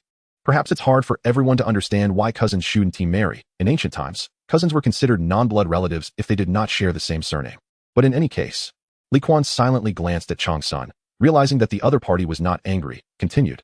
I hope Chang'an can marry someone she loves in the future. Since she currently does not like cousin Chang'an, why bother, uncle? If you want a good match, I have some suggestions. How about the noble daughters from the 5 surnames and 7 clans? As soon as these words came out, Xuanwu Gate was stunned. Meanwhile, Chang'an Empress, feeling relieved, couldn't help but sternly chide, Kuaner, don't say things carelessly. After all, the noble daughters from the 5 surnames and 7 clans were not so easy to marry. Even when Emperor Lier wanted to find a noble daughter from the 5 surnames and 7 clans for Li Chengqian to be his crown princess, they were not willing. I'm not speaking carelessly. Li Kuan blinked, recalling that when he first met the representatives of the 6 families from the 5 surnames and 7 clans, the reason he excluded the Zhao Junli family from business was that a spoiled noble girl named Li Qingqing had bumped into him. To maintain the formidable and dignified image of Dan Ling as a rebel leader, he naturally had to refuse her. But with the thought of waste can still be reused, Li Kuan later came up with a brilliant idea. Thus, this opportunity was handed over to Xuanwu Gate. Kuaner. Xuanwu Gate was clearly confused by his nephew's words. After thinking for a while, he suddenly said, "But uncle wants Chang'an to be his daughter-in-law." Humph. Li Kuan suddenly let out a cold laugh. "Uncle, you said I dared to draw my sword in front of the emperor for little Ko. Then if one day I commit some great treason for Chang'an, wouldn't that be understandable?" Kuaner, do you know what you're saying? Chang'an Empress, didn't expect her son to say such things in front of her brother. Mother, don't be angry. Li Kuan looked at Chang'an Empress. I'm not crazy. You and uncle have a deep bond. How could I do something to make you sad? But you and uncle are siblings. And Chang'an and I are also siblings. You and uncle have a deep bond. Does that mean my bond with Chang'an is shallow? So, while I can't do anything to uncle, I still have to make strong remarks. Besides, I'm not unfilial. At worst, in the future, I'll take care of him along with cousin. Bang. Xuanwu Gate slammed his fist on the table beside him. Brat. I don't need you to take care of me. Then I'll be the one to prepare your funeral banners in the future. Li Kuan rubbed his nose. Anyway, if you don't want my respect, then don't blame me for being disobedient. Cough, cough, cough. Xuanwu Gate was so furious he started coughing. Cough, cough, cough. Brat. You're also not allowed to come on the day I'm buried. Chang'an Empress was truly in a dilemma now. She looked at her red-faced brother and felt a wave of guilt. Don't be angry. Kuaner is still a child and doesn't he understand? Cough, cough, cough. Xuanwu Gate pointed at the brat who had just scolded a group of ministers to the point they couldn't lift their heads, unable to speak for a long time. He is still a child? This brat's tongue is sharper than anyone else's. Sister, he is doing this on purpose to anger me. Uncle. Li Kuan knows it's time to start a real offensive. Just think about it. With Big Brother here, with me, with Xiao Tai, and with Chong Lo. Even when it comes to the next generation, do you think the Chang'an family will become estranged from the royal family? You already have the status of royal relatives. So why do you need to deepen the ties? In my opinion, marrying a noble girl from the 5 surnames and 7 influential families to cousin is the best choice. Apart from the royal family, our Chang'an family will have another powerful connection. Wouldn't that be better? I have to say, Li Kuan's words not only persuaded Xuanwu Gate, but even Chang'an Empress found his reasoning sound. Yes, brother, Kuan's suggestion is not unreasonable. Chang'an Empress spoke gently, but in her heart. She also did not want Chong Lu to marry Chang'an Chong. After all, if her daughter was not willing, why force it? However, His Majesty Xuanwu Gate looked at his sister and stopped short. Yes. How would Li heir view the marriage between the Chang'an family and the 5 surnames and 7 influential families? Uncle, don't worry. Li Kuan has just begun the real kill. I will have my father personally issue a decree for the marriage. So you can just wait for the noble girl to come through the door. Chapter 82. Brother, you're so bad naturally. Xuanwu Gate would not believe a word of Li Kuan's. But unfortunately, this brat had been so overbearing for quite some time, and he really wanted to refuse. Considering his son who was still studying in the palace, Xuanwu Gate thought it better to avoid trouble and temporarily agree. After all, it wouldn't hurt. If this brat succeeded, he would have a daughter-in-law from the 5 surnames and 7 influential families, which would give him both face and substance. Moreover, Xuanwu Gate also saw that his sister was currently unwilling to marry Chong Lu to Chang'an Chong, so in that case, why not let Li Kuan make a fuss? Perhaps a turning point would emerge? Thus, the scheming Xuanwu Gate ultimately nodded after weighing the matter. All right, Kuan, your uncle will trust you this time. Brother, Chang'an Empress knew her brother's character very well, and she could see Xuanwu Gate's intentions. So she expressed some dissatisfaction. Kuan is just a child. How can you take what he says seriously? Alas, Li Kuan originally felt a bit guilty about marrying the willful and headstrong Li Qingqing to his brother Chang'an Chong. But seeing his uncle's performance now told him that it was best to get rid of this concern as soon as possible. Mother, I am now a prince. So why can't my words be taken seriously by uncle? Don't worry, I promise to arrange a good marriage for cousin, and I will not go back on my word. Then Kuan, ignoring his sister's reproachful gaze, smiled at Li Kuan. Then your uncle will be waiting for your good news. Rest assured, Li Kuan was not nervous at all. After all, this matter would only be unfavorable to the Chang'an family and good for everyone else. But what if it doesn't work out? Xuanwu Gate feigned hesitation. Absolutely, Chong Lu cannot be married to cousin Chang'an Day. Li Kuan said with a serious face. So, there won't be any what-ifs. Xuanwu Gate looked at his resolute nephew. Although he was angry, he also knew that this was not the time to explode, so he could only snort coldly. All right, then uncle will wait. After the mother and son sent away the displeased Xuanwu Gate, Chang'an Empress looked at her indifferent son and felt a surge of anger. You little brat. That is your uncle. How can you speak so disrespectfully? Mother, Li Kuan hugged a plate of candied fruits. eating while patiently explaining to Chang's son Empress. When it comes to Changlu, I certainly want to be careless. In fact, I have long known that uncle has this intention, and cousin Chang's son has been forced to please Changlu for a long time. He has privately told me about this, and he feels very helpless. So, mother, you should understand, cousin Chang's son and Changlu are really not a good match. Li Kuan's words were not without basis. In fact, Chang's son Chong had complained to him more than once. His father intended to match him with Changlu. But in Chang's son Chong's eyes, Changlu was just a little girl, and he would be of age in 2 years, so he often felt troubled by this matter. Regardless, this matter should not be for you to meddle in. Chang's son Empress continued to scold Li Kuan with a stern face. Kuan, you have caused quite a bit of trouble lately, and I hope you can be more settled in the future. Your father has encountered too many worries recently. And if you anger him, I will not plead for you. Really? Li Kuan widened his innocent eyes and looked at Chang's son. Mother, would you really let me be killed by that foolish monarch? You. Chang's son Empress was both angry and amused by her son's foolish behavior, and immediately reached out to pinch his cheek. Earlier, you argued with your father for Kuan heir, and I was very pleased. But now you have a conflict with your uncle over Changlu. I actually don't blame you, but Kuan, you must understand that these are all people close to you. So even if you have conflicts with them, you shouldn't be so confrontational when communicating, understand? Although Chang's son Empress rarely scolded her son, whenever she did, it was never without reason. Her thoughts and words were all for Li Kuan's sake. So Li Kuan naturally would not continue to act nonchalant. Mother, I understand. For your sincere advice, Li Kuan showed a rare, obedient attitude. Don't worry, I will definitely pay attention in the future. It's just that Li Kuan changed the subject, but sometimes when I speak too softly, I might be seen as weak and bullied. In the eyes of family, there should never be such weakness. Chang's son Empress tidied up her son's tousled hair, then lightly tapped his forehead. At your young age, don't have so many thoughts. I just hope you can be happy every day. Kuan, I think you should learn from your younger brother more. He never worries about anything and lives carefree every day. Isn't that great? Just say he is simple-minded. Li Kuan tilted his head, showing a troubled expression. This, I really can't learn. Originally filled with tenderness, Chang's son Empress suddenly lost the desire to continue teaching her son, looking at her son, who resembled her so much. She sighed helplessly. It sounds like you're not lacking at all. The self-proclaimed Prince of Chu, who believed he was not lacking in cleverness, swaggered out of the Ganlu palace after having a rather pleasant conversation with his mother, enduring the pain in his ears. Second brother. As soon as Li Kuan walked out of the main hall, Chang Lu rushed over, her face filled with anticipation, but also looking hesitant to speak. Don't worry. Li Kuan arrogantly crossed his arms behind his back, holding his head high. With second brother here, success is guaranteed. Done. You're the best, second brother. The little girl immediately became delighted, bouncing around her brother. All right. Li Kuan reached out to hold down his sister, who was bouncing like a little mouse. Chang Lu. Remember, if you encounter similar situations in the future, if brother is not by your side, you must not feel wronged and sad alone like today. You must learn to fight back. Li Kuan said this and couldn't help but pinch his sister's tender cheek. You are a girl, and many times you may not have control, but you are also my Li Kuan's sister, so as long as I'm here, this lack of control will not exist. Second brother. Chang Lu looked at her brother with a somewhat serious expression, and for Li Kuan's words, she seemed to understand but was still somewhat confused. It's all right now. Li Kuan looked at his cute little sister and laughed heartily. Go play. Do you want to follow second brother to poke a hornet's nest today?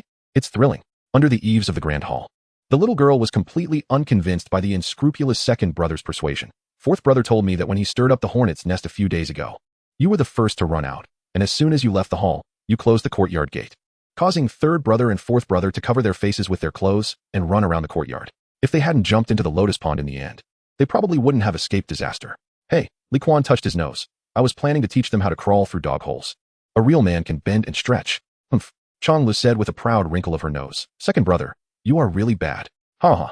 Li Kuan laughed heartily upon hearing this, then looked at Chang Lu with a somewhat meaningful expression. Sister, if second brother isn't bad, many times, you younger siblings will be chewed up and spit out by some good people without a trace left. Chapter 83. Disaster and Opportunity. Emperor Li Er had issued a self-criticism edict due to the locust plague, and subsequently held a grand ceremony to worship heaven. At this moment, Li Kuan was standing with the civil and military officials beneath the altar, watching their father read the sacrificial tablet with tears in his eyes. He suddenly found it very absurd. In the myths of the ancestors of Huaxia, whether it was Quafu chasing the sun, Dayu controlling the floods, Jingwei filling the sea, or Yugong moving mountains, they repeatedly told future generations a truth. Everything should rely on oneself and not seek outside help.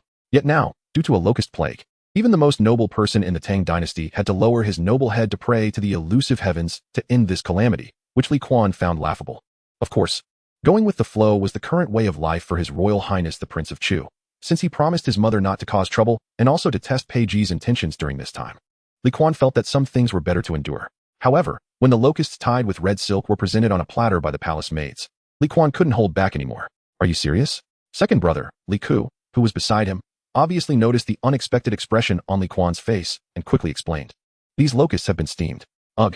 Li Kuan instinctively retched upon hearing this, then angrily said, Can this stuff be tasty? Perhaps due to his anger, Li Kuan's voice was a bit loud, making it stand out in the already silent square. Li Tai, who was still not quite accustomed to his identity as the Prince of Wei, suddenly received many glances while standing next to Li Kuan, which made him a bit uneasy. Especially since at this moment, Emperor Li Er's gaze was also directed at the three brothers, his expression conveying a silent authority that implied threats. If we keep making noise, we'll get beaten. Sighing, seeing the situation was difficult to escape, Li Kuan could only grab a locust, tear off the silk thread, throw it into his mouth, roll his eyes while chewing a few times, and then swallow it whole before his taste buds could react. Damn it, what a torment. After the grand ceremony to worship heaven, Li Kuan fell into a dilemma. If it weren't for Piety, he would have arranged to meet with the heads of the 5 families, the Chui family of Bowling, the Chui family of Qinghe, the Lu family of Fanyang, the Zheng family of Xingyang, and the Wang family of Taiyuan to discuss grain purchases. 3 days, just 3 days. Li Kuan planned to give Piety 3 more days. If that old fellow still came to meet him with a smile, always speaking in riddles, he might as well treat him like he had gone mad and do his own thing, as helping the disaster victims could not be delayed at all. But what Li Kuan didn't expect was that on the second day after the grand ceremony, Piety came to visit. Of course, to be precise, it was Pei Chengxian representing his grandfather, inviting Li Kuan to his residence for a chat. I say, Chengxian, Li Kuan looked at his friend, who came to invite him as if it were a routine matter, feeling somewhat emotional, but said, Can't you just give a straightforward answer? Does our brotherhood still count? Your Highness, how could I dare to speak such words? Pei Chengxian smiled, but his words were very resolute. What virtue or ability do I have to befriend your Highness? Fine, Li Kuan nodded. He didn't expect the other party to have this attitude. So he thought it was okay to consider himself owing the other a favor and find an opportunity to repay it later. If they couldn't be brothers, then so be it. Life's matters cannot always go as one wishes. As usual, Jiang served as the carriage driver, and in the afternoon, Li Kuan arrived at Pei Ji's residence. Your Highness, Pei Ji, who was standing at the door to welcome him, was still as enthusiastic as ever. This old fox now seemed to have evolved into a smiling tiger. Isn't it strange? No matter how many times you come, I always feel like my humble abode has become more splendid. Hey, I can't afford such flattery from Minister Pei. Li Kuan felt his face was about to freeze into a smile. May I ask what Minister Pei has invited me for? Your Highness, please come inside. Pei Ji did not answer Li Kuan's question directly, but smiled and ushered him into the residence. After squinting slightly, Li Kuan said nothing more and followed Pei Ji into the main hall. However, this time, it was clearly different.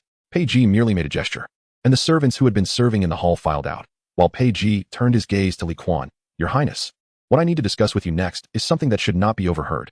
Pei Ji signaled Li Kuan with his eyes, indicating that Jiang, who was standing behind him, should not remain here. Uncle Jiang, why don't you go take a break first? Li Kuan glanced at Jiang, having already given him a heads up before leaving the palace. If Pei Ji wanted to have a private conversation, Jiang could just wait. After all, as long as that old fellow didn't think of rebelling, his safety would definitely not be an issue.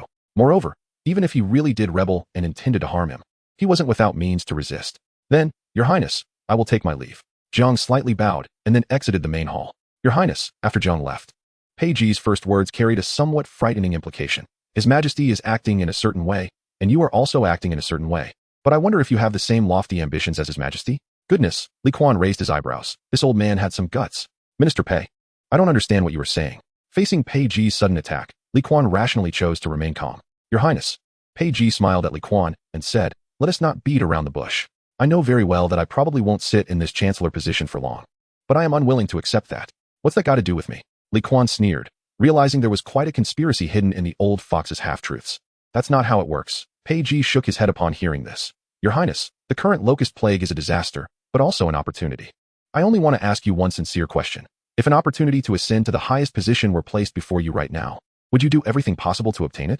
Chapter 84. Absurd comedy. Life is often an absurd comedy that deviates from the norm. For example, at this moment, when Pei Ji mentioned an opportunity to Li Kuan, the first reaction of the Prince of Chu was not joy. Of course, he did not have the awareness to revive the glory of the Xuanwu Gate. Pei Ji, you treacherous old dog. You are misleading me. Suddenly, Li Kuan's expression changed, and he quickly stood up from his seat, then rushed towards Pei Ji before the latter could react, forcefully pressing him back into his seat. Who in Chang'an doesn't know that I am loyal and righteous? Who doesn't know that I am unmatched in benevolence? Rebellion? Huh. Even if my father was full and bored enough to rebel, I wouldn't follow him into madness. Wait a minute. Are you, this treacherous minister, eating the salary of that foolish monarch while still thinking of switching sides? No, That reasoning seems problematic. Anyway, you, this old thief with impure motives, stop being reckless. With my fiery golden eyes, how could I be deceived by you? Piety looked at Li Kuan's fist, which was as big as a sandbag, with a calm expression. As a treacherous minister, the other party's reaction could be said to be within his expectations, but based on the on-site performance, it was indeed unexpected. Therefore, when Piety looked at Li Kuan at this moment, his eyes were complex, and his tone was calm. Your Highness, the King of Chu, I assure you that I am not sent by His Majesty to test you. You bastard. What testing? My father and I have a deep father-son bond, stronger than gold. Unbreakable, capable of toppling cities. Okay, I'm getting off track, but Piety, you old thief, truly have malicious intentions. You dare to use such words to test me? Li Kuan's fist remained raised, but was not lowered. Also, let me add that even if my grandfather were to rebel against my father, I would remain as steady as a mountain and would definitely not take any other action. Piety, at this moment, looked at Li Kuan's expression, which was reminiscent of how Li Gang looked at Zhenguan back in the day. This little brat, clearly not very old, but still capable of making a scene. Oh. Li Kuan nodded thoughtfully, then let go of Piety and quickly returned to his original position. At this moment, a gentle smile reappeared on his face. Since the idol of His Highness the King of Chu is Emperor Zhao of Han, he naturally understands the significance of Zhuge Wulong. Well, Pei Xiang, no. Pei Gong, no. Xiang Fu, my Xiang Fu. Kuan was a bit lost, but that is not important, as the current issue is that I don't have a capable person by my side. Piety, looking at the King of Chu, who was both arrogant and respectful, felt a sudden shift from anger to a sense of lament. Good, good, good. Your Highness, you understand the classics. So you want to imitate Elbu while reminding me to learn from Elbu Wei. What is this all about? At this moment, the originally ambitious Piety suddenly began to doubt life. In fact, if Piety could be a bit more cautious and think about the fates of Elbu and Elbu Wei, he might still have hope. Unfortunately, Piety believed that there was no turning back at this point. Regarding the issue of manpower, organizing his chaotic thoughts, Piety, who had already decided to go all the way, proactively picked up Li Kuan's words and said with a pleasant demeanor, I think your Highness should not underestimate yourself. Or rather, do not underestimate the people behind you. Li Kuan naturally heard the implication in Peiji's words and scratched his nose. Are you talking about Uncle Do? But my grandmother gave him manpower to protect my safety, not to do such things. But your Highness, Peiji at this moment seemed like an old mystic. Leaning slightly forward, his eyes full of temptation. If one day in the future, you also meet the same fate as your uncle, then should Do Shiluan come out to protect you? Li Kuan raised an eyebrow, suddenly feeling that it was a pity that his fist and tea landed on Peiji's old face. Xiang Fu, you shouldn't make such assumptions. Ha! Peiji suddenly threw his head back and laughed heartily. After a while, he looked at Li Kuan seriously and said, Your Highness, I am not trying to scare you. The disputes within the royal family have existed since ancient times, and many times, they are beyond one's control. Can you guarantee that one day in the future, you won't find yourself in a passive position? A truly wise person should learn to take the initiative. How can one's fate be casually handed over to others? You must understand that the struggle for the heir is just like this. I have to say, experience is indeed invaluable. And Peiji, with his exceptional rhetorical skills, successfully shocked the heart of a certain young prince. Damn it. Li Kuan looked at Peiji, thinking that he had underestimated this old lecher who spent his days discussing women with his grandfather. It makes sense, after all. He is an old subordinate who started a business with the emperor, surviving and thriving amidst the turmoil of the late Sui dynasty. How could he be an ordinary person? But His Highness the King of Chu was also a master of feigning ignorance. Persimmons? What persimmons? What persimmons are there at this time of year? Your Highness, is this what I mean? Today, Peiji seemed to be seeing black after black in front of him, and he nearly roared at Li Kuan. Do you really not have a single ambition to become the ruler of the world? Good. Hearing Peiji's words, Li Kuan, after a brief hesitation, suddenly slammed the table and said loudly, Xiang Fu, I will trust you this once. I will go see Uncle Do right now and have him prepare manpower. Alas, Peiji saw the naive youth take the bait, and he was very pleased. However, seeing the naive youth rushing to deliver a head to Emperor Lier, he instinctively tried to stop him. Your Highness, there's no rush on this. Since you have made a decision, why not first come with me to meet a few people? Meet who? Li Kuan stood up and said, Xiang Fu, everything should be resolved quickly. You must know that time waits for no one. Peiji looked at the fiery young rebel and suddenly had a thought that was absurd but very real. Damn it. This little brat must have thought about doing this a long time ago. No wonder he called His Majesty a fool before. It turns out you really had the idea of replacing him. That's great. You truly deserve the title His Majesty gave you. My King of Chu. At this moment, Peiji suddenly realized the seriousness of the situation. If this brat gains momentum, wouldn't that be disastrous? But Peiji thought of his initial plan. Currently, encouraging Li Kuan was just the first step. Therefore, he pondered for a moment and then slowly spoke. Your Highness, the people I am introducing to you are the prominent families of this era, including the Li family of Zhao Commandery, the Chui family of Bowling, the Chui family of Qinghe, the 5 surnames and 7 families, as well as the Wang family of Langia, the Xie family of Qin Commandery, the Yang family of Hongnong, and the Shao family of Lanling, the 8 great families of Guangzhou. These are the representatives of these families, along with the maternal family of His Majesty, the Dou family of Hebei. Li Kuan stared blankly at Pei Ji as he listed a long string of names like a grocery list. He suddenly felt a bit confused. With this kind of lineup, do I still need to orchestrate the Xuanwu Gate incident? Wouldn't it be better to find a place to establish the imperial banner? For the first time, Li Kuan felt that Pei Ji was trying to insult his intelligence. But insult or not, for the sake of the bigger picture, he still had to accept it, right? Xiang Fu, where are these people now? Li Kuan pursed his lips, pretending to think seriously. You know, I can't just leave the palace. Your Highness need not worry, Pei Ji suddenly said with a smile. I have made preparations. As Pei Ji's words fell, not long after, a burst of laughter echoed from outside the hall. Upon hearing it, Li Kuan realized how annoying this kind of polite fake laughter was. Brother Xinjun, it seems you have finally persuaded His Highness the King of Chu. An old man's voice sounded from outside the house, and soon, Li Kuan saw a large group of elderly gentlemen in brocade, clothing with gray hair appear at the door. The first speaker, a tall figure, stood in the middle and bowed to Li Kuan. I am Dou Wei, greetings to His Highness the King of Chu. In fact, if Empress Ta Mu were still alive, not to mention Dou Wei, even other family heads would not dare to fool the King of Chu so openly as they did today. The so-called Dou family of Hebei was merely a branch that had been separated by Empress Ta Mu back in the day. Unfortunately, this legendary woman has now passed away. Otherwise, Dou Wei would not have dared to appear before Li Kuan. Returning to the main topic, with Dou Wei speaking first, the following group began to introduce themselves. And Li Kuan listened in a daze, just nodding continuously as a form of acknowledgement. His behavior, particularly in the eyes of others, especially Dou Wei, became even more interesting. It seemed this foolish young man truly understood nothing, or perhaps Dou Shilun had never informed him about the matters of the Dou family's foundation. During this time, he heard Pei Ji whispering in his ear, Your Highness, that Dou Wei is considered a cousin of your grandmother. You can address him as uncle. At this moment, Li Kuan, who was still busy remembering names, was curious as to why the Lu family of Fanyang, the Zheng family of Xingyang, and the Wang family of Taiyuan had not come. Could it be that there was a third rebel waiting for funding? For a moment, various thoughts intertwined in Li Kuan's mind, and a feeling of losing control made his limited patience nearly run out. Finally, Li Kuan stood up and bowed to Dou Wei, who had spoken first. Uncle, and to all the heads of the families present, please allow me to apologize. Today's events have occurred quite suddenly. Although I have made up my mind to be a man who does not die for the 5 cauldrons of food, but instead cooks for them, the more critical the moment, the more careful one must consider. What I need to do now is to go back and assess my resources, so that when I trade with all of you later, I will know if I have the confidence to deliver. Therefore, let's have our discussions 3 days later at the Yushan Bun, which my mother bestowed upon me. I will welcome all of you there. After finishing this speech, Li Kuan ignored the shocked crowd, bowed once more, and left the hall without listening to Pei Ji's advice.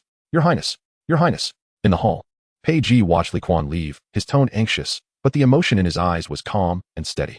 After the servants reported that the King of Chu had left in a carriage, Pei Ji looked at everyone in the room and suddenly sneered. After all, he is just a young boy. This little bit of a scene scared him. Ha ha ha. The head of the Xie family from Chunjun, Xiejun, seemed to have heard a funny joke. I often hear people say this boy is arrogant, but now it seems he is just following the crowd. Huh. Even though Li Kuan called him uncle, Dou Wei, who smiled and watched him leave, just glanced at Xiejun, causing him to suddenly fall silent. Xiejun, I am not trying to defend my own junior, but I must remind you once again. Currently, we still need this boy to break the deadlock for us. So do not go too far. After all, Dou Wei was the head of a family that had produced 5 queens over 800 years. In fact, there were 6.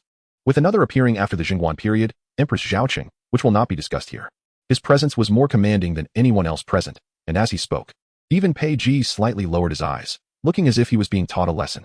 Chapter 85. A sudden storm after returning to the palace. Li Kuan fell into a state of anxiety. He keenly sensed that something might have changed in this matter. The entire Guanlong group was now displaying a posture of waiting and watching. What were they planning to do? Li Kuan stood on the steps of the Ganlu Hall, looking towards the distant Taiji Hall. Does my father really know nothing about this? Or is it that? Li Kuan felt like a novice player in a game, accidentally entering a high-level match. His head was pounding. Just as Li Kuan was feeling overwhelmed, the sharp-minded Prince Wei found him. Second brother, what is it? Li Kuan glanced at his younger brother, who was holding a box of snacks with excitement, and his tone carried a hint of helplessness. I told you to be careful and not turn into a little fatty. Have you forgotten that in just a few days? Second brother, Li Tai suddenly said mysteriously, I thought of a good way to help father solve the locust problem. What? Li Kuan instinctively asked as he turned to sit on the steps. Look at this, Li Tai said, mimicking Li Kuan's posture. Sitting next to him and handing over the wooden box, Li Kuan then saw that the box contained a pile of fried locusts. Aren't locusts a disaster? Can't we just eat them? Li Tai said proudly. Try it. Fried locusts are delicious. Li Kuan looked at his brother, and not wanting to dampen his enthusiasm, he reluctantly picked up a locust, put it in his mouth, and after chewing, nodded appreciatively. It's not bad. It would be better with less salt. Should we add cumin? Prince Wei now regarded eating locusts as a top priority. And this was mainly not to satisfy his own cravings, but to help the people turn the wasteful locusts into a resource for food. Little Tai, Li Kuan sighed, then looked at his brother, who was oblivious to the realities of life. I'm not even mentioning whether the common people can afford cumin or fine salt. I'm just asking you this. Just the oil used to fry locusts. Can the common people afford it? Li Tai was suddenly at a loss for words. His second brother's question clearly touched on his area of ignorance. Isn't there any? Li Tai scratched his head. Not in a year of great disaster. Li Kuan shook his head and then patted his brother's shoulder. In ordinary years, the common people are reluctant to use too much cooking oil. How could they have any now? Moreover, to fry locusts. Is that so? Upon hearing this bad news, Prince Wei appeared as if struck by lightning. And after a long time, he muttered, Fortunately, I didn't suggest coating them in egg batter. All right, these matters shouldn't be your concern. Li Kuan pulled his brother's shoulder and comforted him. It's good that you have this intention, but after all, it's still due to a lack of experience that led to today's situation. When we have the time, I'll take you to Yuan for a couple of days, so you can see how ordinary people live. I believe you'll benefit greatly from it. Second brother, when are you free? Hearing they would go to Lantian, Li Tai's eyes seemed to light up. After the locust disaster passes, Li Kuan said, standing up and looking towards the square not far away, where Li Ku was striding over. Second brother. As soon as Li Ku saw Li Kuan, it was as if he suddenly relieved a heavy burden. Returning from a tense state to a relaxed one. I've been looking for you for a long time. I finally found you. What's wrong? Did you get into trouble again? Li Kuan chuckled, feeling that the bond between the two brothers had grown stronger in recent times. No, second brother. Li Ku subtly glanced at Li Tai, who was still in a daze holding the snack box, looking as if he had something to say but hesitated. Li Kuan realized that Li Ku seemed to have something to discuss privately. Little Tai, go check if Chang Lu is stealing Mother's rouge again. Remember to wash her face clean. At such a young age, she only knows how to be vain. Li Kuan casually instructed Li Tai. Oh, Li Tai, not thinking too much, obediently walked towards the hall, preparing to catch his mischievous sister. After Li Tai entered the hall, Li Kuan turned his attention to Li Ku. So, what is it? Speak. Second brother, Li Ku said a bit shyly. Today, Chu Tua came to find me, saying that there are a few people who want to introduce me to someone, but I didn't agree. As soon as Li Ku said this, in the blink of an eye, Li Kuan felt as if a great door had opened in front of him. It was as if a voice calmly whispered in his ear, there is only one truth. Li Kuan finally understood where the three families, which had not appeared at the Pei residence among the 5 surnames and 7 influential families, were currently making their move. The Lu family of Fanyang, the Zheng family of Xingyang, and the Wang family of Taiyuan were betting everything on little Ku. Damn it. Li Kuan suddenly felt a strange emotion arise within him. He wanted to press the heads of the family leaders from the 3 families and ask, what is the matter? Does this royal dragon and phoenix demeanor not qualify me to be your gang leader? However, just as Li Kuan was fantasizing about how to stomp on the head of the family master in the heavenly street, inside the Taiji Hall, Emperor Lier, who was originally focused on practicing calligraphy, became flustered upon hearing his subordinates report. A well-executed regular script turned chaotic at the end, ruining the tranquility he had achieved with that one stroke. You two brats, Lier dropped his brush and muttered, let your father teach you what supreme imperial power is. Chapter 86. The rarely serious king of Chu as Emperor Lier prepared to give his 2 sons a little shock of imperial authority. On the other side, Li Kuan was troubled by a matter. It seemed that things had escalated to an uncontrollable situation. Should he seek help from Master Yu? Finally, the next day, after Yu Shiren finished teaching Li Kuan the strategies of attack from Sun Tzu's Art of War, Li Kuan took the opportunity during the break to ask for advice. Master Yu, the student has encountered a little trouble and would like to ask for your guidance. Stop. Yu Shiren, upon hearing Li Kuan humbly refer to himself as a student for the first time in front of him, felt a tingling sensation on his scalp. Judging by this demeanor, even if the boy was not planning a rebellion, it was probably close enough. Li Kuan felt wronged at this moment. So he spoke with a bit of pretentiousness. Can't you wait for me to finish speaking? As the saying goes, I and Master Yu are of one heart. And Master Yu and I are brainstorming together. This truly saddens me. Good lad, you even managed to rhyme. After a moment of surprise, Yu Shiren displayed an expression of indignation. But I tell you, I have nearly 100 family members, and if you get into trouble, don't involve your teacher. Master, you misunderstand, Li Kuan said earnestly. What ill intentions could I have? I just want the disaster victims in this world to have enough to eat and not starve to death. Perhaps it was rare for Li Kuan to be so concerned about the country and its people today. After he finished speaking, Yu Shiren pondered for a long while before finally speaking slowly. Your Highness, if you have something to say, please speak directly. What exactly do you plan to do? Li Kuan raised an eyebrow at this. This was the very line he had been waiting for. Look, everyone can see it. Master Yu told me to speak directly. Master Yu, the situation is as follows.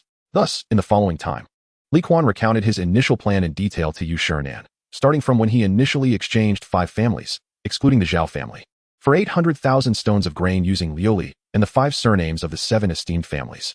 His original plan was to first secure these 800,000 stones of grain, and after the locust disaster occurred, to forcibly purchase another 400,000 stones in the name of damling. If the other party was unwilling, he would arrange for his men to masquerade as bandits on their territory, robbing their grain to help the poor, and if necessary, even organize the refugees to stage a small uprising against them.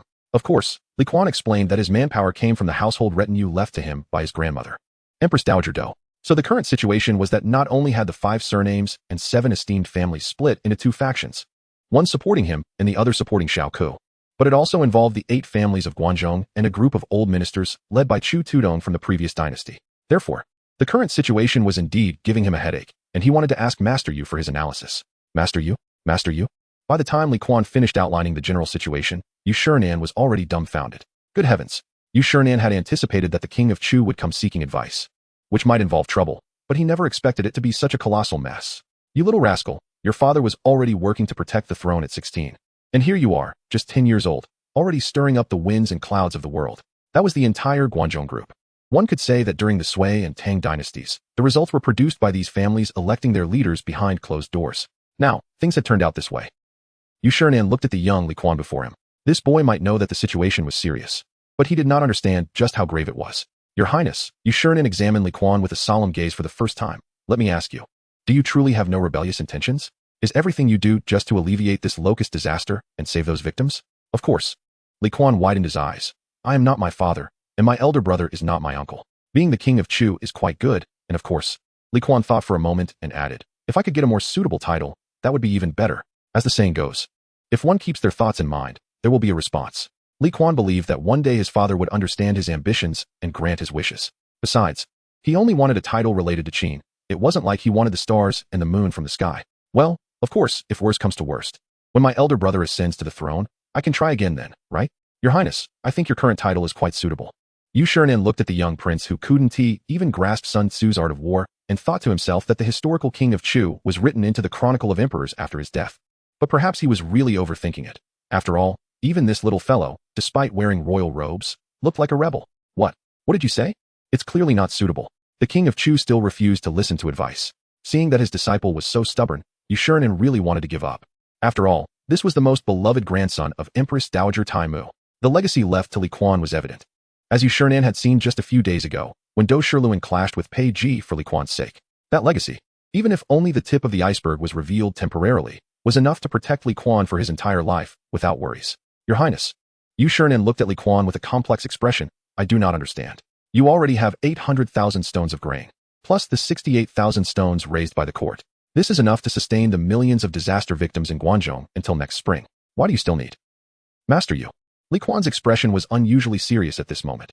I have roughly calculated that this grain is enough for about 130,000 disaster victims to eat for half a year. But are there really only this many people suffering? Also, how do we account for losses during transportation when these grains are sent to various places? Let us not even mention the officials' corruption. Let us assume there is no loss at all during transportation. I want to know, with so little grain, can we ensure that no one in our Tang Dynasty starves to death due to this locust disaster? When Kuan posed this question, even Yu Shinan momentarily did not know how to respond. After a long time, Yu Shinan exhaled and spoke with a tone of regret. Your Highness, your thinking is a bit too naive. Naive? Kuan laughed lightly. Huh, Master Yu. You already have the answer in your heart, don't you? Throughout history, no dynasty has managed to provide disaster relief without a single person starving to death. Yu Shinan was worried that Kuan might become entrenched in his ideas. So he tried to soften his tone, attempting to dissuade this little disciple who had astonished him multiple times today. Master Yu, it is not that I am naive. Kuan shook his head and continued. I know that wanting to ensure that no one in our Tang Dynasty starves to death during this locust disaster is indeed a pipe dream. But if we do not adopt this mindset for disaster relief, then the number of people who will starve to death will only increase. Chapter 87. Actually, not serious at all on this point. I, the old man, agree with Yu Shinan. He was surprised by his disciple's broad-mindedness and subconsciously nodded in approval. However, he soon thought of Kuan's current situation and couldn't help but express his worries. But at this point, Your Highness, you've become like a clay Buddha crossing a river. That is not important. Kuan interrupted Yu Shinan, his face serious. Sir, I have privately looked into why those noble families hold so much grain. That grain wasn't accumulated in just 1 or 2 years. Some of it has been stored for several years. They exchange old grain for new grain year after year, to the extent that sometimes new grain is completely absent from the market. That grain is the hard-earned produce of the common people. Why should it become a means for those noble families to enslave and exploit the populace? Note, during the Tang Dynasty, millet could be stored for 9 years, and rice for 5 years. In humid areas, millet could be stored for 5 years, and rice for 3 years. In a year of great disaster like this, the common people who can't even get enough to eat are lucky if they can mortgage their land for some grain. Those with poor families sell their children to wealthy gentry as slaves or servants, suffering the pain of separation, and in order to survive. To hope to see their children again one day, they must flee from famine. Li Kuan's tone grew deeper as he spoke. I can't understand it. I can't understand. Those common people, who toil from dawn to dusk, are they meant to suffer these fates? But who is responsible for killing them and creating these tragedies? Is it heaven? Or is it someone else? Xuanwu, can you clarify this? Xuanwu looked at the indignant Li Kuan before him, and an inexplicable surge of long-lost passion rose in the old man's heart. This elder, who had witnessed too many malevolent hearts and power struggles from the southern and northern dynasties to the Sui and Tang, had only a sliver of belief left in him to find a way to maintain the slightly improved state of affairs. So it wouldn't return to the dark times of the past. But he didn't expect that the disciple he had taken in, just because he didn't want the Tang Dynasty to produce a Zhenguan, would bring him such a shock. Yes, it is not heaven that kills those common people. Then who is it? A sharp light began to rise in Xuanwu's eyes. Your Highness, what do you plan to do? I want to find a way to force these people to release more grain. Li Kuan's expression was resolute. Earlier, Xiao Tai said he thought of a good way to turn locusts into food. Of course, his idea was to fry them, which somewhat carries the flavor of why not eat meat porridge. Your Highness, this approach is not without merit. Xuanwu became intrigued. It doesn't have to be fried. Other methods could work too, like roasting them over a fire. Xuanwu. Li Kuan directly interrupted Xuanwu. Let me ask you, why should the common people have to eat locusts just because a locust plague strikes? Is the occurrence of the plague their fault? I'm not saying that in the face of life and death, one should disregard human dignity. What I mean is, there is grain available, but it is in the hands of those unworthy of possessing it. As a prince of the Tang Dynasty, if I do not seize it and distribute it to the common people, causing them to resort to eating locusts, that is my incompetence. Does Xuanwu think I am that incompetent? The old man naturally felt that his highness was exceptionally talented, not inferior to Qin Sheng and Wu Guang. Xuanwu looked at this certain lord, who just moments ago had been humbly seeking his advice. If it weren't for this brat's words making him want to applaud, he would have already slapped him. However, this little brat, who taught you to be so humble.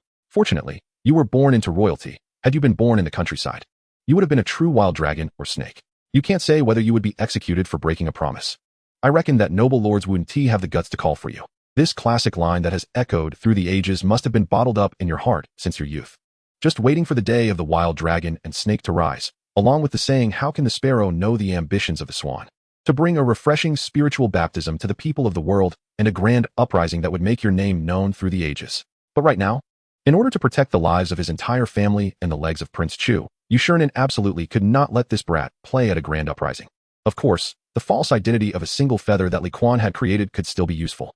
Xuanwu took a deep breath, suddenly picked up the art of war on the desk, and pointed out the beginning paragraphs of the chapter on planning attacks that he had taught Li Kuan today. Recite. Li Kuan glanced at Xuanwu and, following his teacher's instructions, read aloud. The method of employing troops is, note 1, to avoid suspicion of being unoriginal. The specific content is indicated within this chapter with additional annotations. After a long while, he finished reading the initial paragraphs. Xuanwu, I finished reading. At this moment, having completed the reading, Li Kuan felt a refreshing sensation of knowledge passing through his mind. Xuanwu could only repeat in his heart, this brat is truly a fool. This brat is truly a fool. Don't get angry, don't get angry. But not get angry? How could that be possible? Anger surged from Xuanwu's heart, and he rolled up the textbook in his hand, directly hitting Li Kuan's head 3 times. Bang, bang, bang. Prince Chu, use your brain. Don't worry that this thing will be wasted after being used. Sometimes, Xuanwu really couldn't understand. Clearly, this child was sometimes sharp-witted beyond words. Yet at other times, he was as thick-headed as a log, never coming to his senses. Hopefully this time, he could come to his senses. After hitting Li Kuan on the head 3 times, Xuanwu took his leave and expressed that he hadn't been feeling well recently and would not be coming to the palace for teaching in the following days. As for Li Kuan, he was still pondering whether the old man hitting his head 3 times was a hint for him to sneak over the wall of the Yu residence to find him at midnight. But there was an awkward problem in front of Li Kuan. He didn't know where the Yu residence was. Indeed, the rarely serious Prince Chu actually wasn't serious at all. Moreover, although Li Kuan could come and go freely, mainly because no one could match his skills in causing a scene, staying overnight outside the palace was not a wise move. Was it because of the bamboo stick in his mother's hand? Or was it that his father, Li Er, didn't have enough strength in his belt? Forget it. Forget it. Li Kuan decided that when in doubt, he could ask. It seemed this tone was off. Then it should be, when in doubt, quantum. This tone was also off. In that case, let us take the path of redemption pointed out by Xuanwu and start meditating. As Sun Tzu said, the method of employing troops is in the main hall, It was rare for Prince Chu to sit still after Confucius left today, sitting cross-legged in front of the desk, sincerely starting to recite the chapter on planning attacks. At this time, Xiaoyu, who had entered the palace under the pretext of visiting the retired emperor, dragged the somewhat unwilling Li Ku to a corner and whispered a warning. Prince Xu, remember, no matter what, do not agree to any demands made by Tang. Regardless of what conditions the other party proposes, you must not agree. Remember. Chapter 88. Using the emperor to command the feudal lords, Li Ku took Xiaoyu's warning very seriously. He turned and found Li Kuan, telling him everything in detail. Li Kuan's reaction to this matter was quite calm. Lord Xiao is an honest person. Since he specifically came to the palace to remind you, I think you should heed his advice.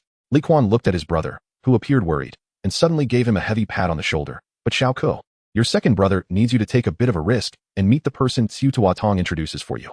Li Ku actually didn't want to be involved in these matters at all, but since Li Kuan had spoken, he naturally wouldn't refuse. You say, what specifically should I do? If I'm not mistaken, the ones you will meet are the Fanyang Lu clan, the Xingyangzhen clan, and the Taiyuan Wang clan among the 5 surnames and 7 families. You don't need to do anything. Just meet them, look deeply moved, and then return to the palace. After saying this, Li Kuan added, remember, do not make any promises, not even a hint of suggestion, understand? Oh, listening to his elder brother's earnest advice. His Royal Highness the King of Shu nodded in a somewhat confused manner. Finally, he suddenly asked, should I keep this matter a secret? Isn't that obvious? Li Kuan casually ruffled his younger brother's hair. Do you know how secrets are formed? Besides, the nature of this matter is akin to rebellion. You little, Realizing the gravity of the situation, Li Ku immediately raised his voice. Second brother, don't worry. Li Kuan quickly began to assure Li Ku. With you having me as your elder brother, the trouble you've caused is not enough for our father to unbuckle his belt. And besides, you are acting under my instructions. If this matter comes to light later, I will take the blame. Second brother, you are wrong to say that. Li Ku put on a serious face and for the first time reprimanded Li Kuan. We are brothers. We share the burden together. Haha, that's right. Good brother. Hearing this, Li Kuan laughed heartily. Second brother, you truly did not misjudge him. Just as Li Kuan did not misjudge Li Ku, at this moment, Xuanwu, who was hiding at home writing a will, also did not misjudge Li Kuan. He pointed out a passage to Li Kuan in the book, which actually indicated the solution to the entire matter. In simple terms, it was 4 words. The best strategy is to attack plans. Since we do not know what the enemy intends to do, let us first test the waters. Once we get the results, we can make a decision. That day at noon, Li Ku took the opportunity of visiting Xiaoyu to leave the palace, but in reality, he only stayed briefly at Xiaoyu's residence before hurriedly taking his leave, and then met with Tang and the heads of the 3 families of the 5 surnames and 7 families in a tavern. This conversation lasted quite a long time, and it was not until dusk that Li Ku returned to the palace. The first thing he did upon returning was to quickly find Li Kuan. After he finished recounting the conversation with a pale face, Li Kuan couldn't help but squint his eyes, and the killing intent in his heart began to surge. The situation was indeed as Li Kuan had guessed beforehand. The 5 surnames and 7 families were divided into 2 factions. One faction united with the 8 great families of Guanlong to support themselves, while the other faction, consisting of the most powerful families, went to support Li Ku. However, in fact, apart from the Zhao Junli clan, the others had jointly buried a hidden piece, Dan Ling. What do they want to do?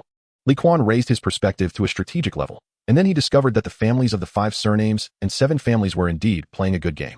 The Zhao Junli clan, the Bowling Chui clan, and the Qinghe Chui clan publicly united with the 8 great families of Guanlong to show goodwill. Behind the scenes, the Fanyang Lu clan, the Xingyangzhen clan, and the Taiyuan Wang clan were going to support Li Ku. Imagine this. When the locust disaster breaks out completely, the food gathered by the court will definitely not be enough for the disaster victims to eat. At that time, Dan Ling, who had obtained 800,000 stones of grain and had previously gathered over 1 million stones of grain for revenge and to achieve merit, would take the opportunity to rise in Guangzhou. In this way, the Tang Dynasty would have no choice but to dispatch troops to quell the chaos, and the court would also become increasingly anxious. At such a critical moment, this arrogant and self-satisfied Prince of Chu would definitely see the heads of those families he had met at the Pei residence begin to raise the banner of rebellion. Li Kuan could even imagine that once this matter came to light, Chang'an would surely fall into chaos, and the Tang Dynasty would inevitably be in turmoil. After all, when Emperor Li rebelled, at least it could be said that there was a reason behind it. But for himself, this Prince of Chu rebelling would be purely out of boredom. Moreover, such a royal scandal breaking out again would lead to the younger Li imitating the older Li and treating the Xuanwu Gate incident as child's play. It is easy to imagine how much the royal reputation would be damaged among the people. By then, the gentlemen of the Guanlong group would step out from behind the scenes, taking turns to appear as the red-faced and white-faced characters.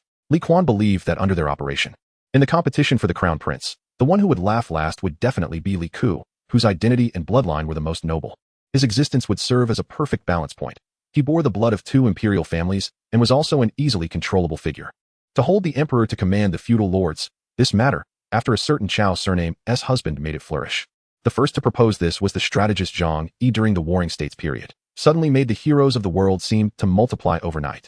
However, standing on the square of the Ganlu Hall, Li Kuan looked perplexedly towards the distant Taiji Hall. Could that foolish monarch's general, like a war god, truly be defeated by these schemes? Moreover, these matters seemed to have long exceeded his original plans. This king just wanted to buy more grain. How did it come to this, where you gentlemen from aristocratic families have started to take turns to be emperors, dreaming of my family this year? Damn it. And there's also that old fox Peiji. This old guy is probably an old socialite, taking care of all aspects of the aristocratic families and the former dynasty's old departments. So no matter which family benefits in the future, this old guy's benefits are bound to be secured. Sai, what is this? Prince of Chu Li Kuan was feeling quite gloomy both in his heart and beneath. If that tyrant father found out about this, it would be feared that this king would still be only 10 years old when he came of age. Second brother Li Ke looked at Li Kuan's constantly changing expression, and he, already quite anxious about this matter, became even more flustered, seemingly showing signs of emotional breakdown at any moment. It's okay. Regaining his composure, Li Kuan looked at his terrified younger brother, chuckled heartily, and patted his chest reassuringly. Second brother, as I said, it will be fine, don't panic. Chapter 89, Niu Jinda's statement after comforting his younger brother not to panic. Prince of Chu Li Kuan hurriedly left the palace the next day to find the person he had pondered over all night to break the deadlock. Niu Xiao, Niu Jinda. Why must it be this person? Very simple. First, Li Kuan was absolutely confident he could persuade him. Secondly, it was a coincidence, at that time. The one who executed Dan Xiongxin was Li Er, but the one responsible for carrying it out was Niu Jinda. So, General Niu Jinda, who was resting, was reported by the steward early in the morning while practicing martial arts, saying that His Royal Highness the Prince of Chu had come to visit. What does the Prince of Chu want at my home? Recently, due to the locust disaster, I have nearly spent all my family assets and can only prepare a few thousand stones of disaster relief grain. Niu Jinda was in a rather poor mood. Thus, upon hearing that Li Kuan had come to visit, Niu Jinda couldn't help but frown. To be honest, he was not mentally prepared for Li Kuan's arrival. But for some reason, despite the fact that the reputation of the Prince of Chu had reached a level where it could not fall any further, Niu Jinda could not have any bad speculation about Li Kuan as long as he remembered the determined expression of the young man who had once said he would find a way to resolve this locust disaster. Therefore, without much hesitation, Niu Jinda went to the front hall, intending to meet the recently most popular Prince of Chu. But who would have thought that before he could even take a seat, the fiery Prince of Chu directly came up and grabbed his arm. Uncle Niu, come with me. Don't ask, you will know everything when we get there. It might be due to Li Kuan's casual familiarity with the phrase Uncle Niu. Or perhaps it was the brief memory of their initial encounter. Niu Jinda, who was usually cautious by nature, did not refuse Li Kuan's request. Moreover, when he saw that Jiang Chu was responsible for driving, the brief exchange of glances between them left Niu Jinda without further doubts. He patiently followed Li Kuan into the car and arrived at Yushan Bun. Uncle Niu, let's go. After arriving, Li Kuan greeted them, and then the gate slowly opened with the help of a group of men in black. Niu Jinda only cast a suspicious glance at these black-clad individuals, and then silently followed Li Kuan through a series of turns until they reached a certain warehouse. Your Highness, what do you want to show me? Niu Jinda was curious about what kind of arrangement would make the prince act so mysteriously. Uncle Niu, please take a look. In front of Niu Jinda, Li Kuan pushed open the door of the warehouse. Immediately, Niu Jinda's eyes widened in shock at the sight of mountains of grain. This was just a small portion. Li Kuan, feeling quite pleased, said to the stunned Niu Jinda, Uncle Niu, do you remember what I told you back in the palace? Now do you believe me? Upon hearing this, Niu Jinda, who had come back to his senses from the shock, looked at Li Kuan with astonishment. How did you manage to do this? That's a long story, Li Kuan replied, recounting the details of the situation. But he summarized the glazed tiles he had refined as part of the property left to him by his imperial grandmother. So, Your Highness, you want me to help you put on a show? After hearing Li Kuan's plan to buy a batch of grain from the 5 prominent families under the guise of Dan Ling, Niu Jinda began to understand Li Kuan's intentions. That's right, Li Kuan nodded with a smile. Uncle Niu, you know that this locust disaster has affected too many people. The 800,000 stones in my hands, plus the court's reserves, are still not enough for disaster relief. Therefore, we need to get some from those aristocratic families so that the common people can make it until the spring planting next year. Even after planting, the grain won't grow overnight. It will take at least until summer or autumn to harvest. So, grain is something we need more of. Ha! Niu Jinda, who had been troubled by the famine among the common people, suddenly burst into laughter. Looking at the somewhat dazed Li Kuan, he slowly said, Your Highness, to be honest, I have experienced too much in my life. So my rationality tells me that when a prince holds a large amount of grain and seeks a collaboration with a military general like me, it's not far from rebellion. Uncle Niu, Li Kuan immediately became anxious upon hearing this. Furthermore, Niu Jinda, who disliked being interrupted, raised his voice, Your Highness, your recent reputation cannot be considered good. Seeing Niu Jinda's serious expression, Li Kuan felt that this time he might have messed up.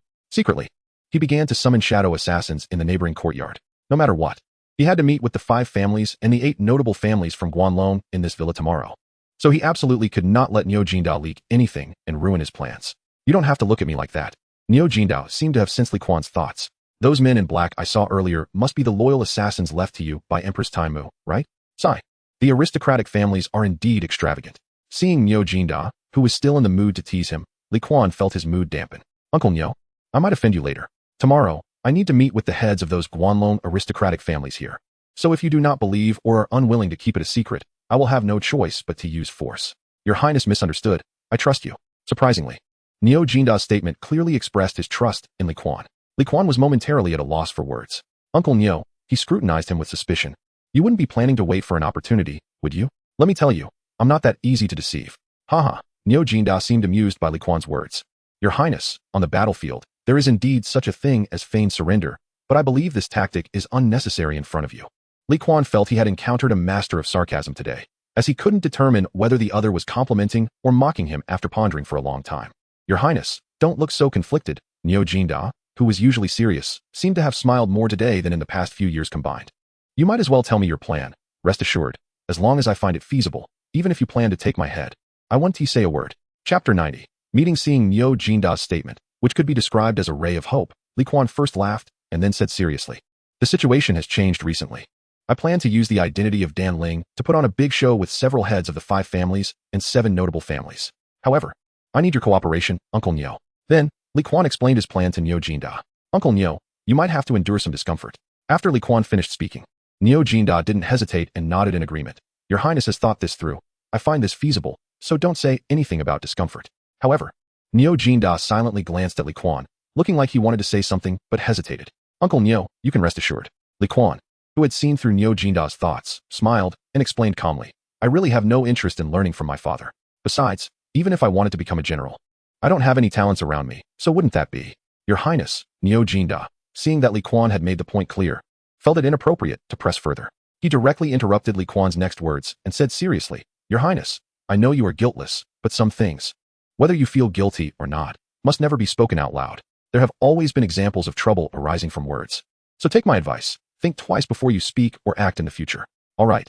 Li Kuan looked at Niu Jingdao, who treated him like a junior, and pressed his lips together, putting on a look of being taught a lesson. Of course, whether he was genuinely taught a lesson or not, only heaven knew.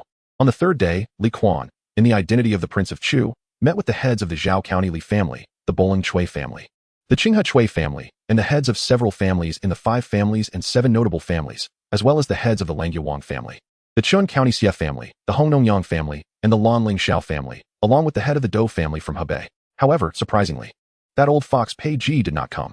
Li Kuan had already made some guesses about this in his heart. However, he did not have the time to think about Pei Ji's matters right now. Cousin uncle. The moment Li Kuan saw the head of the Dou family, he immediately changed from his previous indecisive demeanor. He took several large strides forward and quickly approached Dou Wei, saying loudly with a smile, Cousin uncle, your visit today truly brings glory to my humble abode. How to put it? Li Kuan's appearance of being unlearned, yet trying hard to maintain appearances naturally drew the disdain of the onlookers, but Dou Wei did not care about this. He looked at Li Kuan with a kindly expression and said, Thanks to your Highness's kindness, this title of cousin uncle truly surprises me. Not at all, not at all. Li Kuan smiled and intended to flatter Dou Wei a few more times, but seeing the others watching on the side, he coughed twice and said, Everyone, please come inside. After a moment, once the hosts and guests settled down, Li Kuan, sitting in the main position, seemed to regain his former wild demeanor. Ladies and gentlemen, please rest assured. I know why you have come to me. Among gentlemen, what matters is sincerity. Come, let us hear what support you can offer me. After Li Kuan's frank speech concluded, whether it was the heads of the 5 families or the 8 great families of Guanlong, everyone exchanged glances, their eyes revealing a shared emotion. Everyone knew that this audacious young man acted without any restrictions, but they truly did not expect him to go this far. He skipped even the opening pleasantries and directly asked everyone for money and food. If it weren't for the fact that their intention was to have Li Kuan act as the scapegoat for the sake of Pei Ji, these proud family heads would have long since walked away. Your Highness, the King of Chu. Dou Wei reluctantly admitted that there was still a trace of his Dou family's bloodline in this young man. However, Li Kuan's reckless boldness had embarrassed him to some extent. Please, let us calm down. We should discuss this matter slowly. Discuss slowly? In front of everyone. Li Kuan displayed what it meant to be a royal prodigy, and he rolled his eyes at Dou Wei. Uncle, is it possible that I don't possess any qualities of a wise ruler? It shouldn't be so. Although my Li family currently seems to lack a wise ruler, I can trace my lineage back to Empress Ta Mu, the wife of Emperor Wan of Han. Why can't I, Li Kuan, achieve the same kind of success as the reigns of Wan and Jing? How should one put it? Li Kuan's boastful words left everyone feeling quite uncomfortable. If you say this kid is unlearned and unskilled, he still knows that his grandmother's lineage produced virtuous women like Dou Yifan. And he even shamelessly brings up her husband and son, Emperor Wan and Emperor Jing of Han. Even if you say he is trying to forcefully connect himself, he actually did manage to make a connection. But just because you make a connection, does that mean we will be convinced? At this moment, Yang Zhen, the head of the Yang family from Hongnou, had a very complex expression. In fact, he was the most opposed to proposing Li Kuan as the king of Chu to counter the moves. The reason was simple. In Yang Zhen's view, this was rebellion. Shouldn't one use their brain for such things? Yet, the king of Chu seemed to be born without a brain. Of course, after the king of Chu's furious outburst and drawing his sword for his brother, Yang Zhen reluctantly agreed to the proposal under Pei Ji's persuasion. But now, Yang Zhen regretted it. Your Highness, could you please not be so hasty? Since this matter is of great importance, shouldn't both sides show some sincerity? Sincerity? Upon hearing the word sincerity, Li Kuan instinctively thought of commanding 2 shadow assassins to jump off a cliff. Of course, this was something that only Dan Ling could do. As a prince, he could not do such things. It should be known that in the royal family, the emperor could have such assassins, perhaps the crown prince could. But if someone like him, a mere prince, had assassins, that would be a scandal of the highest order. Therefore, the most realistic question facing Li Kuan at that moment was, how could he present sincerity that would impress the other party? Unfortunately, after pondering for a while about Yang Zhen's request, Li Kuan could not come up with a suitable solution. However, silence lasting too long would lead to embarrassment. So Li Kuan scratched his head and said to Yang Zhen, let me think about it. At this moment, Xiao Tsong, the head of the Xiao family from Lanling, sneered, full of disdain for Li Kuan. Seeing this, Li Kuan raised an eyebrow and simply waved his hand. Suddenly, 7 or 8 figures sprang out from behind the screen, rushing towards Xiao Kong. In the blink of an eye, Xiao Tsong was subdued by Li Kuan's shadow assassins disguised as guards in front of everyone. Everyone, do not panic. Li Kuan said calmly as he stood up from his seat, pointing at the struggling Xiao Tsong. This head of the Xiao family is actually a pawn secretly planted by my father. I will use his head to demonstrate my sincerity. Li Kuan's shameless behavior immediately stunned all the heads of the families present.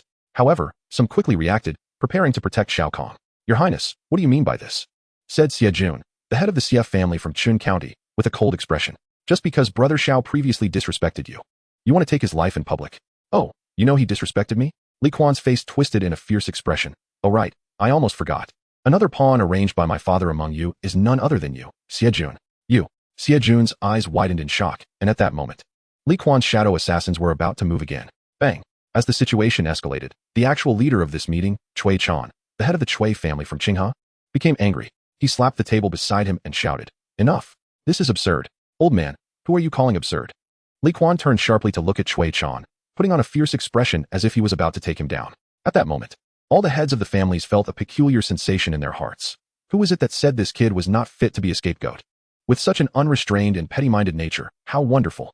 This meant that this child would absolutely be unable to achieve anything in the end, but he could cause maximum destruction. There truly was no one more suitable to be a cannon fodder rebel than this young man.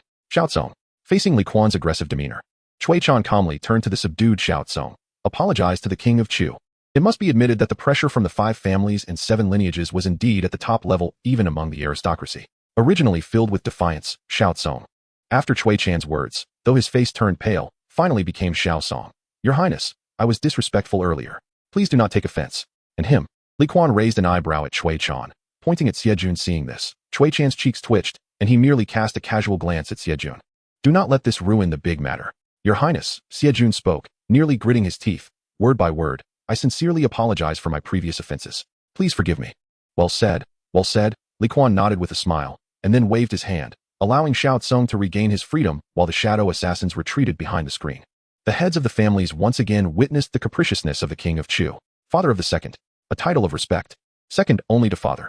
Since there had already been a father of the first, the king of Chu decided to change his approach, directly adopting the role of a thief, recognizing his father on the spot, echoing that figure who, though not an emperor, was still listed by Sima Qian in the records of the grand historian as the king of Western Chu, calling out father of the second. At that moment, the black humor of this conversation reached its peak, crossing nearly 1,000 years between the 2 kings of Chu. The heads of the families exchanged glances. Now who could still say this young man was not a rebel? Of course, the king of Chu's call of father of the second also caused 2 of them to lose their composure first. One was Dou Wei, who was the same age as Cui Chan but had been addressed by Li Kuan as uncle. The old man never expected that his friend would one day become his junior.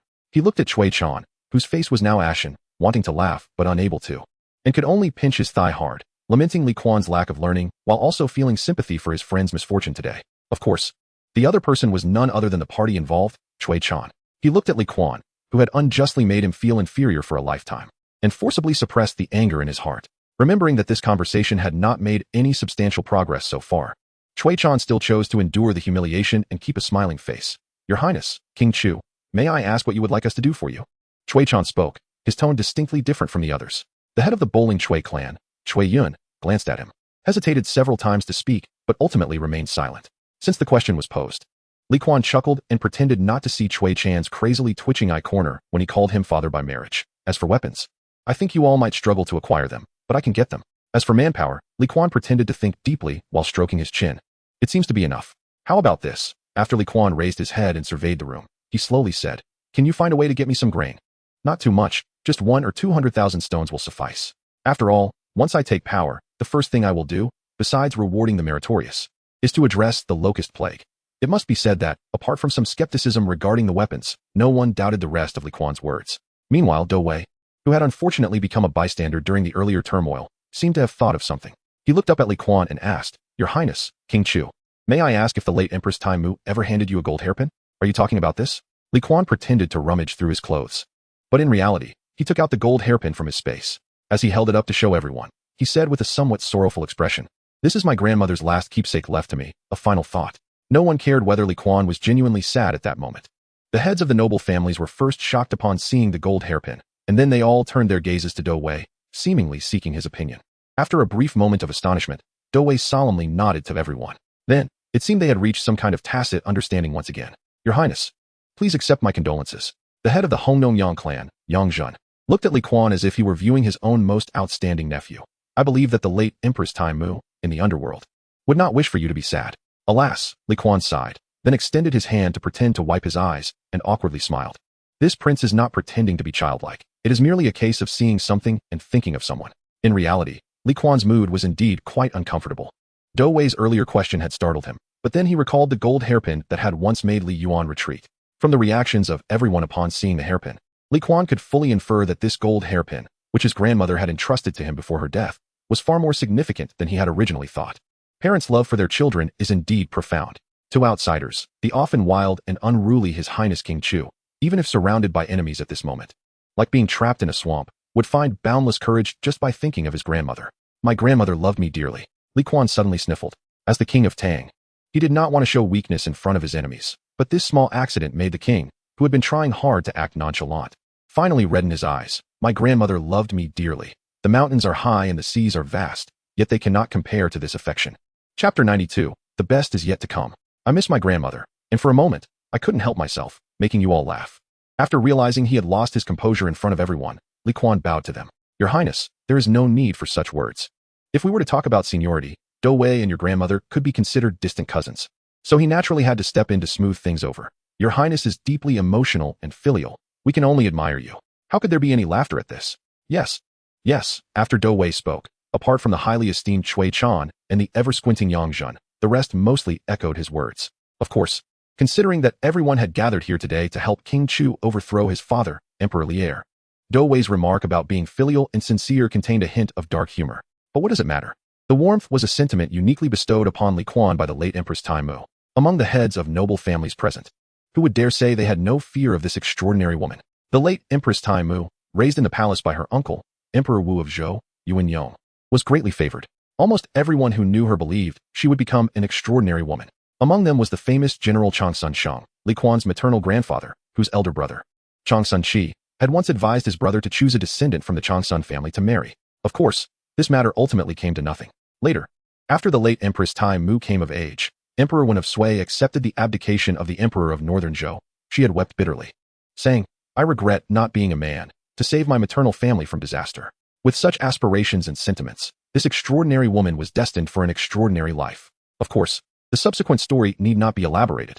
Selected from the elite, she married the Taishang Huang Li Yuan and bore 4 sons, Li Jiansheng, Li Shimin, Li Xuanba, Li Yuanji, and 1 daughter, Princess Pingyang, ultimately passing away in Longyu. This is well known across the world and will be recorded and passed down in history.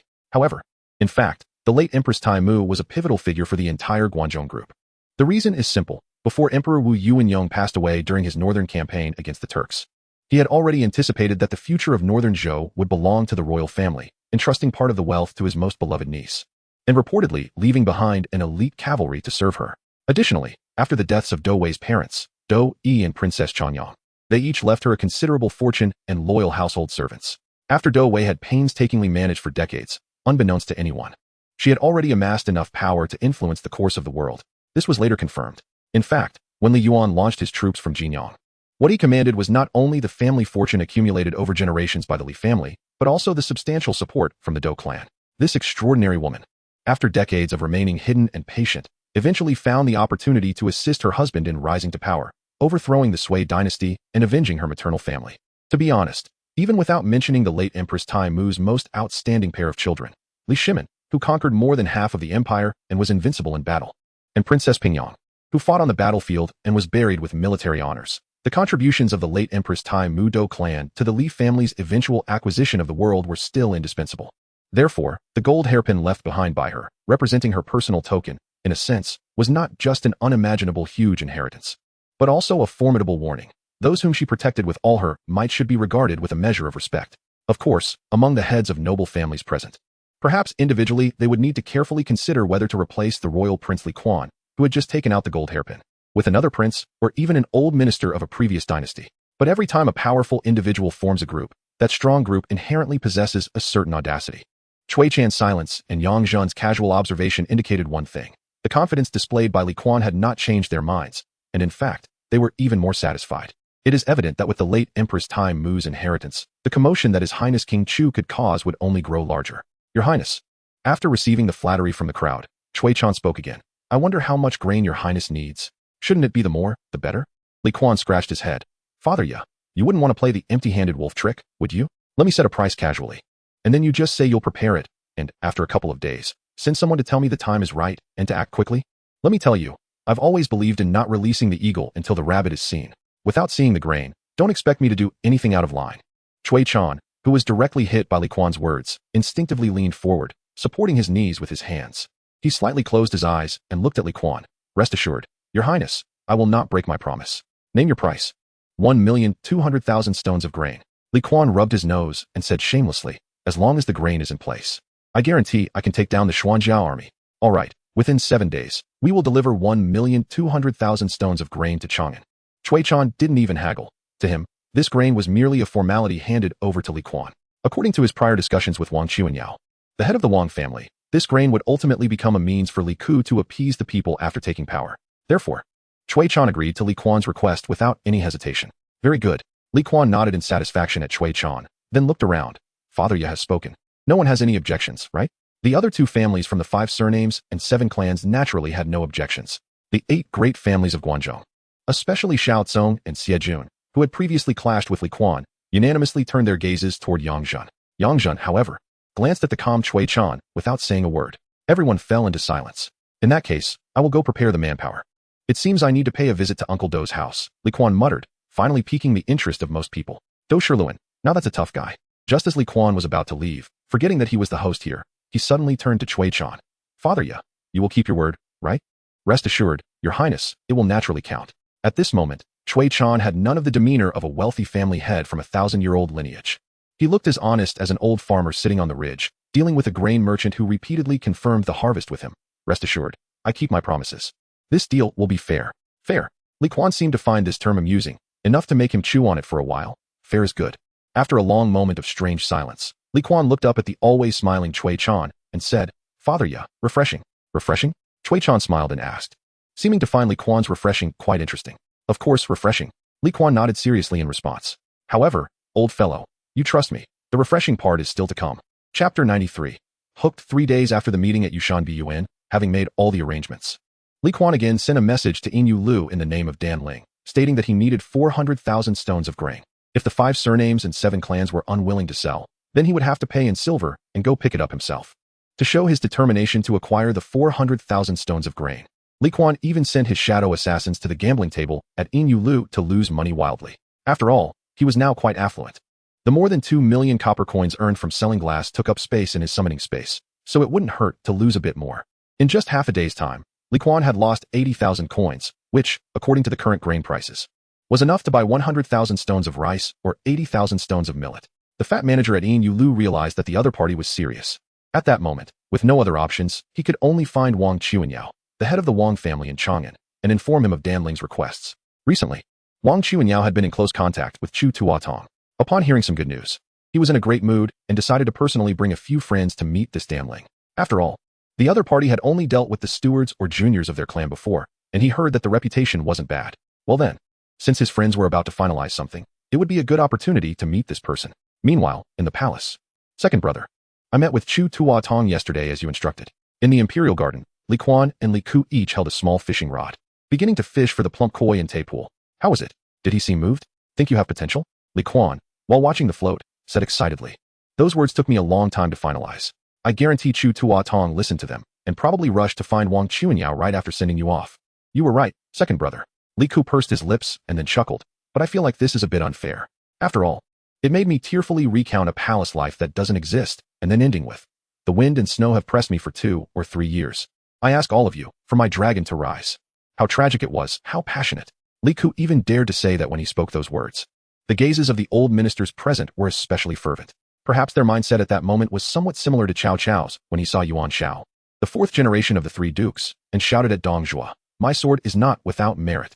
Of course, the enthusiastic ones wanting to pledge loyalty were merely those who didn't understand the truth. Unfair? Li Kuan suddenly bumped his shoulder against his brother. What are you thinking? Those old guys are using us as pawns. Is that unfair? If they really had the capability, they'd find our father, right? What do you and I count for? By the way, brother, I've thought it through. The grain we acquire this time. Let our older brother write to these old folks in the name of the crown prince to buy the grain, just as a formality. Later, we will give the grain to our older brother.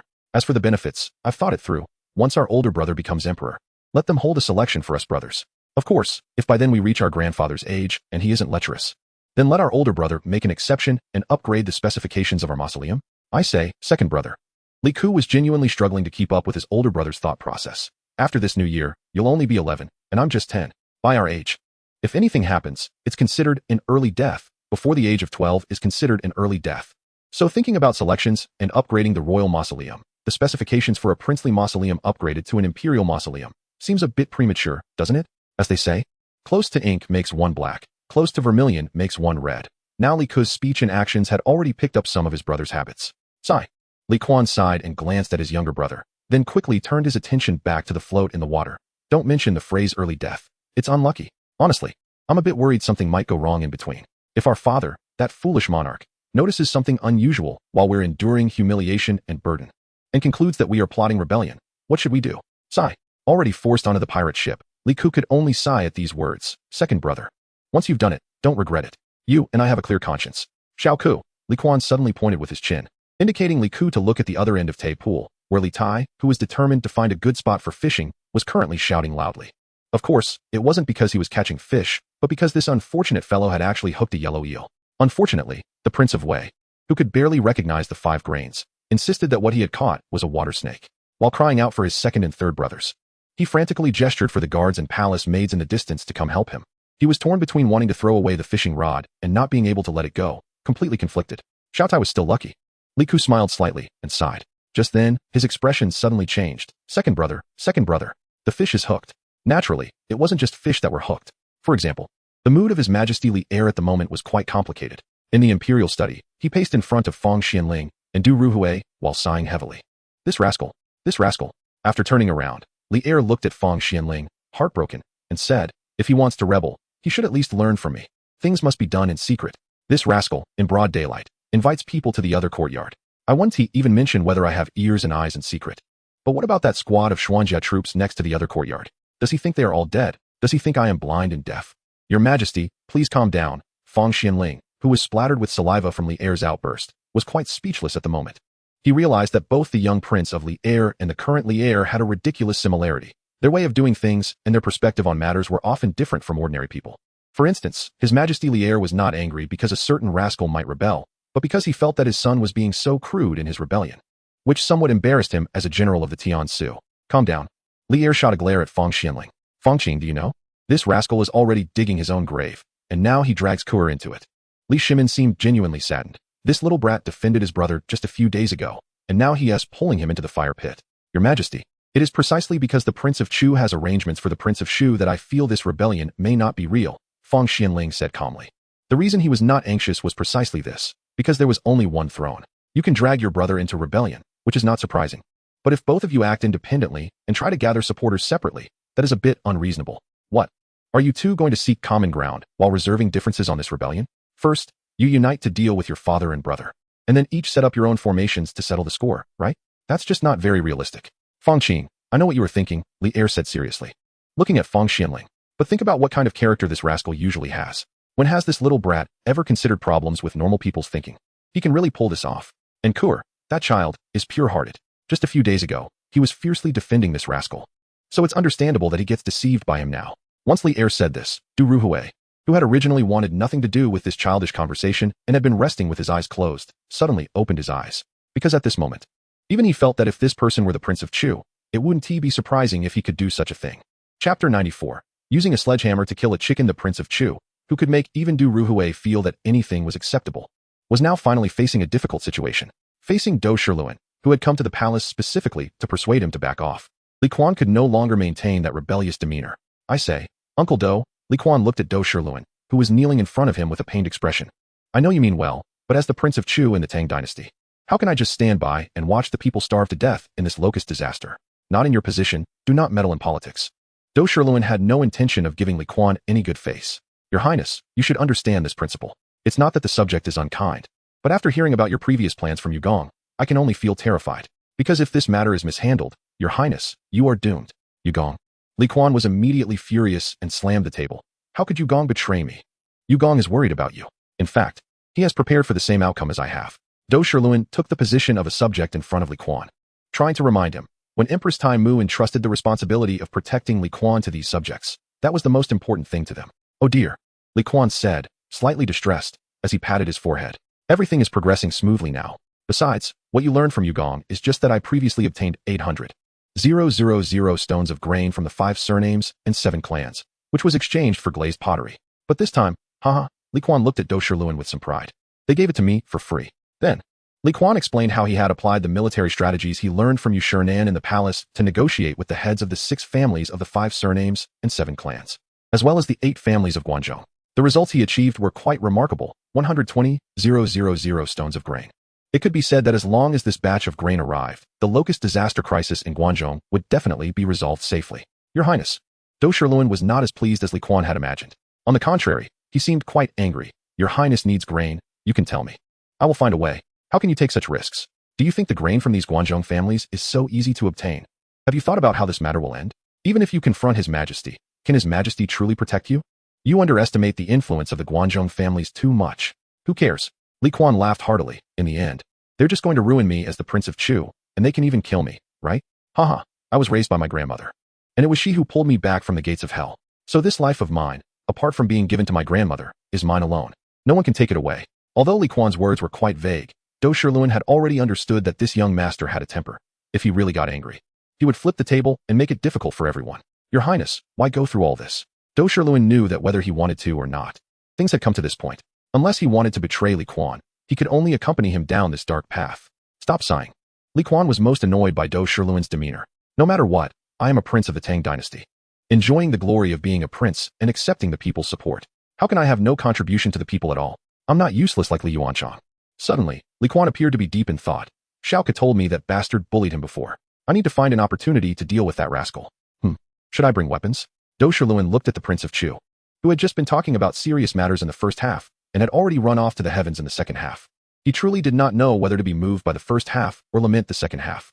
The conflicting points of being virtuous and rebellious were surprisingly well integrated in this young master, becoming his unique charm. Hey, Uncle Dou. Li Kuan suddenly looked at Dou Shilun with a mysterious expression. Did my grandmother leave me any extraordinary figures? Like someone who could help me teach Li Yuanchang a lesson without anyone knowing? You know, I've long offended my father, that foolish monarch. The only ones who can protect me now are my mother and my grandfather. But my mother sleeps in the same bed as my father, so she can't always favor me. And my grandfather has been blinded by Li Yuanchang's sweet words, constantly favoring him, which puts me in a tough spot. Dou Shilun looked at Li Kuan, who was seriously analyzing the situation, and suddenly began to doubt life. Is it really a good thing that the old lady left these people to such a frivolous young lord? Does this guy really think that the greatest use of these people is to secretly take revenge on Li Yuanchang? This is really hard to evaluate. Forget it. I want to put you in a difficult position. Li Kuan also felt that it was somewhat inappropriate to have Do Shilun help him teach Li Yuanchang, who was also a prince, a lesson. So he thought for a moment and simply said, since there's nothing else, you can go back for now. I have important matters to attend to and won't accompany you in idle chatter. Do Shilun sensed the disappointment in Li Kuan's tone. At this moment, as the originally intended tool for killing chickens that was being disliked, Do Shilun really wanted to tell Li Kuan, your father was involved in the rebellion at Xuanwu Gate. And now you want us to keep an eye on a prince who could die at any moment? If the old lady knows from beyond the grave, would she be pleased that her grandson has no ambition, or would she feel a mix of laughter and tears at his lack of great aspirations? Do Shilun looked up at the outside of the hall, feeling somewhat emotional. This matter, I'm afraid, only heaven knows. Li Kuan was naturally unaware of what Do Shilun was thinking. He was currently considering how to speak to his older brother, Li Chengxian, to shift the credit and the terrible blame onto him. After all, who made him the crown prince? Chapter 95. There is a loquat tree in the courtyard, brother. Here's the thing, what do you think? After seeing off Do Shilun, Li Kuan hurried to the East Palace and found Li Chengxian, who had planned to go horseback riding today. The two brothers didn't have time for pleasantries.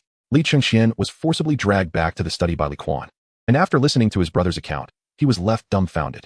Kuan, you've really stirred up a storm. Li Chengxian swallowed hard, a mix of joy and fear swirling in his chest. The initial happiness from the sudden arrival of 200,000 stones of grain was completely overshadowed by the rebellion of his two younger brothers and the entire Guangdong group. You've really broken through the heavens. Is the sky falling? Li Kuan grinned at his tall brother. Brother, after all, you are the crown prince, and I've given you both face and substance as your younger brother. So what do you say? It seems that no matter who it is, in front of Li Kuan, they can only sigh. The crown prince, who knew he had to step in himself, looked helplessly at Li Kuan and said, don't worry. It's in 7 days, right?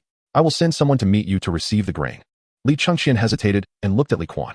Are you sure you want me to write those letters? Kuan, this is going to offend them terribly. Offend them? So be it. Li Kuan rolled his eyes at his good-natured older brother. Brother, you really don't see it as clearly as I do. The mask is already torn off, so why play nice and leave a way out for future meetings? We are royalty. What does that mean? It means we are the most powerful family in the world. So what about those great families? They are just the reserves for the royal family. We might have been allies before, but now the Long Yuli family is the Tang royal family. This is a naturally opposing position. Besides, have you thought about why those families can stockpile such a large amount of grain, yet have been pretending to be dead? I'm not even asking them to help with disaster relief. They want to even maintain grain prices. Why? Because in a year of great disaster, it's the common people suffering, but for those aristocratic families, it's an opportunity to strengthen themselves. After saying this, Li Kuan glanced at his older brother, who seemed to be deep in thought.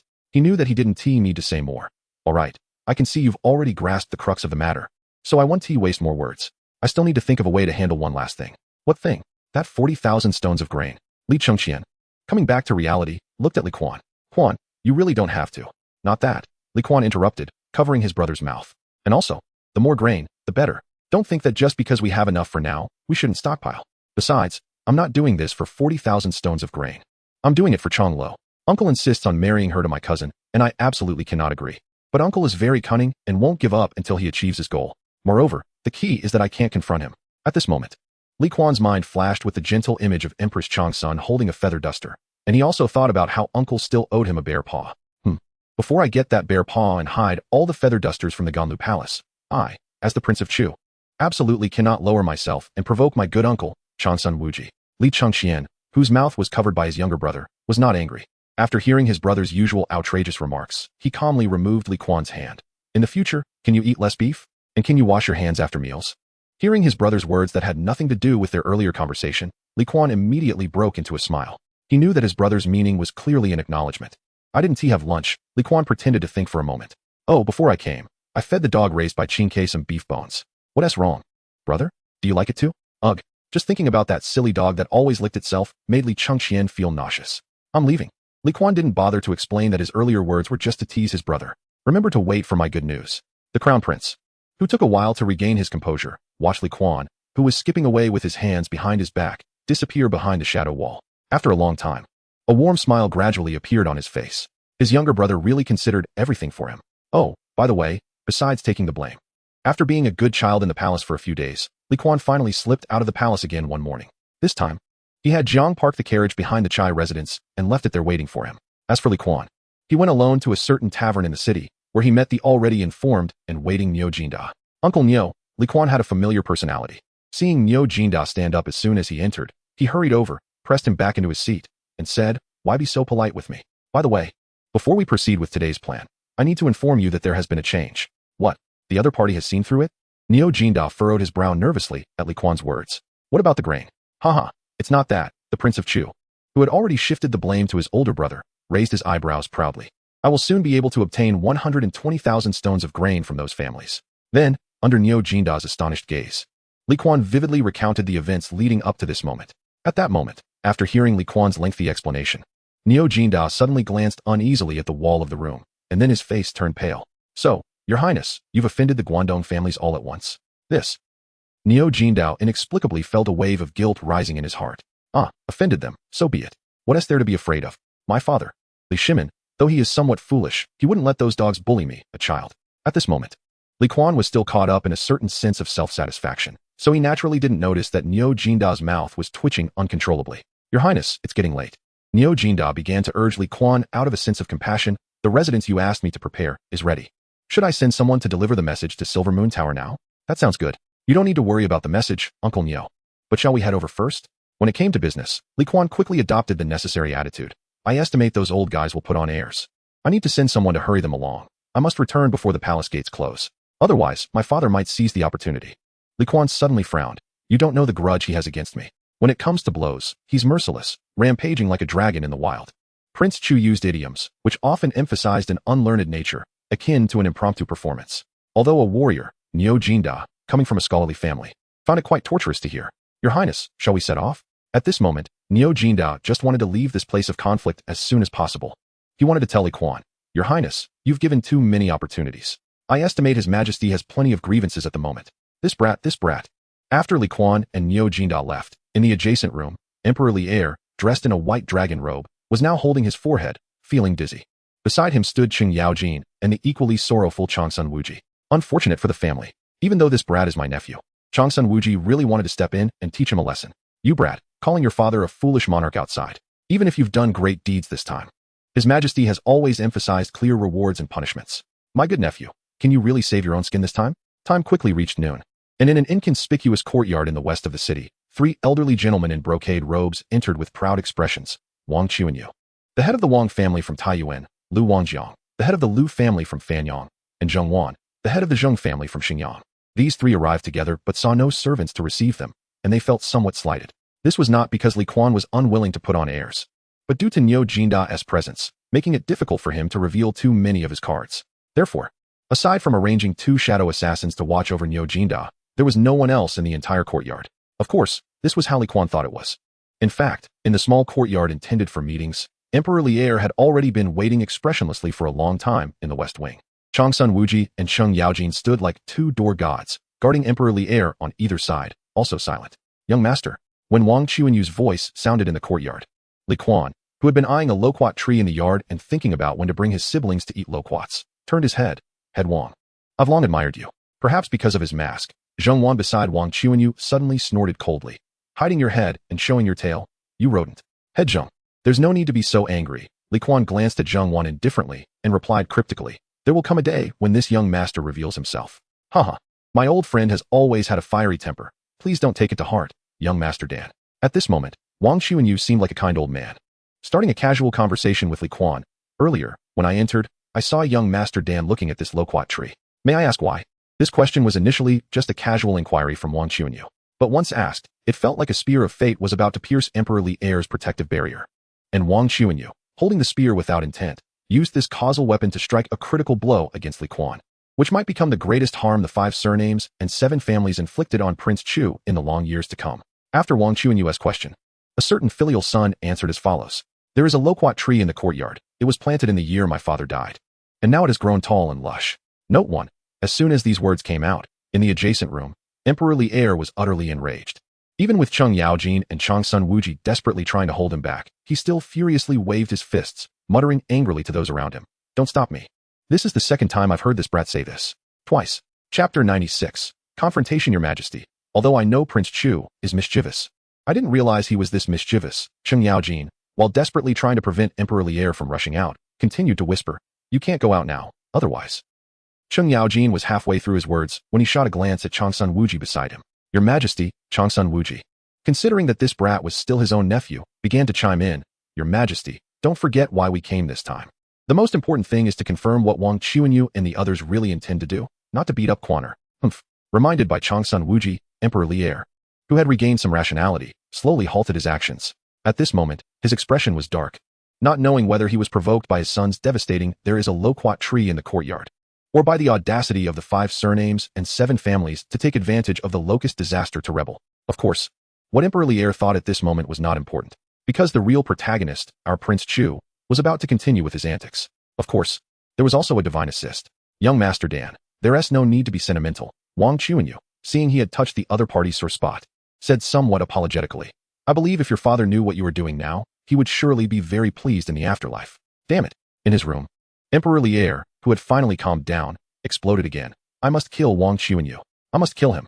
Chang'an, who was once again forced to hold down one of the emperor's arms, couldn't he help but doubt whether Wang Xuanwu was being sincere. So he couldn't help but lower his voice and curse outside. Damn it. Do you know how hard it is for me to stop the emperor? Please stop provoking him. Meanwhile, Xuanwu Gate, who was also holding Emperor Li'er's other arm, was increasingly tense, for the real heavyweight had yet to make an appearance. Sure enough, as soon as Li Kuan opened his mouth, he didn't disappoint anyone. What is there to be pleased about? The young master crossed his arms and gave Wang Xuanwu a disdainful look. I am where I am today entirely due to my own intelligence, bravery, and talent. As for that bastard father of mine, sigh. Li Kuan suddenly pretended to sigh dramatically. Ever since I was born, sigh, let us not talk about it. At this point, Emperor Li'er was completely furious. Does this brat know I'm here? In the room, Emperor Li'er looked to his sides. Is he pointing at me? Your Majesty, Chang'an, seeing Xuanwu Gate's face full of pain and difficulty, could only force himself to say, Prince Chu's current identity is not Dan Ling. He is referring to Dan Xiongxing. Emperor Li'er still maintained a stern face. He is talking about me. Why else would I say don't do anything guilty? At this moment, Emperor Li'er had no mood to consider anything else. As a father who had always felt guilty towards his son, he stubbornly believed he was the bastard father referred to by the other party. Xuanwu Gate and Chang'an exchanged glances, both beginning to regret at the same time. Especially Chang'an. Niu Jinda clearly came to find him just to keep an eye on Li Kuan's movements, in case Niu Jinda accidentally got caught. He would let himself inform His Majesty, indicating that Prince Chu was indeed serious about rebellion this time.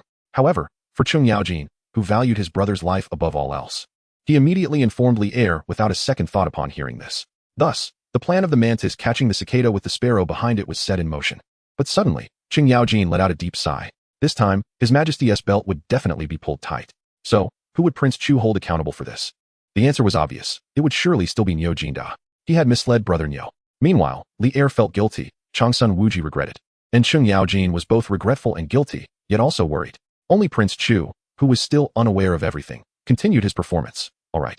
Let us not talk about my deceased father. Gentlemen, I wonder if you can agree to the conditions I proposed earlier?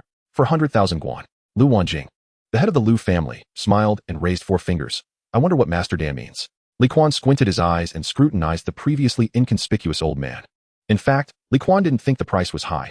He just sensed that if he agreed to buy this batch of grain at a price twice the market value, it might arouse suspicion from the other party. However, it didn't really matter. 300,000 guan. Li Kuan smiled. After all, this isn't our first business together. It's all about give and take. 500,000 guan. Wang Xuanwu suddenly raised his voice, looking at Li Kuan. Master Dan, considering your previous generosity, I will make an exception this time. 40,000 stones of grain for a total of 500,000 guan of copper coins. If you agree, I will give you the grain, and I must state in advance, once the money and goods are settled, anything you do thereafter has nothing to do with us. Wang Xuanwu's cold demeanor made it clear he intended to take advantage of Li Kuan. Very well, Li Kuan nodded. I'll take this deal. But I need a written agreement. Master Dan, upon hearing this, Zhenguan seemed to hear the funniest joke. Do you think you're doing business with him? A written agreement? You're insulting us. Zhenguan's tone suddenly changed at the end, and his face darkened. Besides ourselves, there's no one in this world who can demand a written agreement when doing business with the 5 families and 7 clans. Not even the emperor. In the adjacent room, Li'er's face had completely darkened. From the moment Li Kuan asked for a written agreement, he had already roughly guessed his son's plan. Originally, Li'er was still lamenting his son's growth, but Zhenguan's outrageous words made him feel that he had been too lenient as an emperor. Otherwise, who gave them the audacity to speak so arrogantly? Then I must have some proof, right? In the courtyard, Li Kuan saw that the other party was not biting. Thought for a moment, and decided to exert more effort. How about giving me a token? No. Wang Xuanwu shook his head.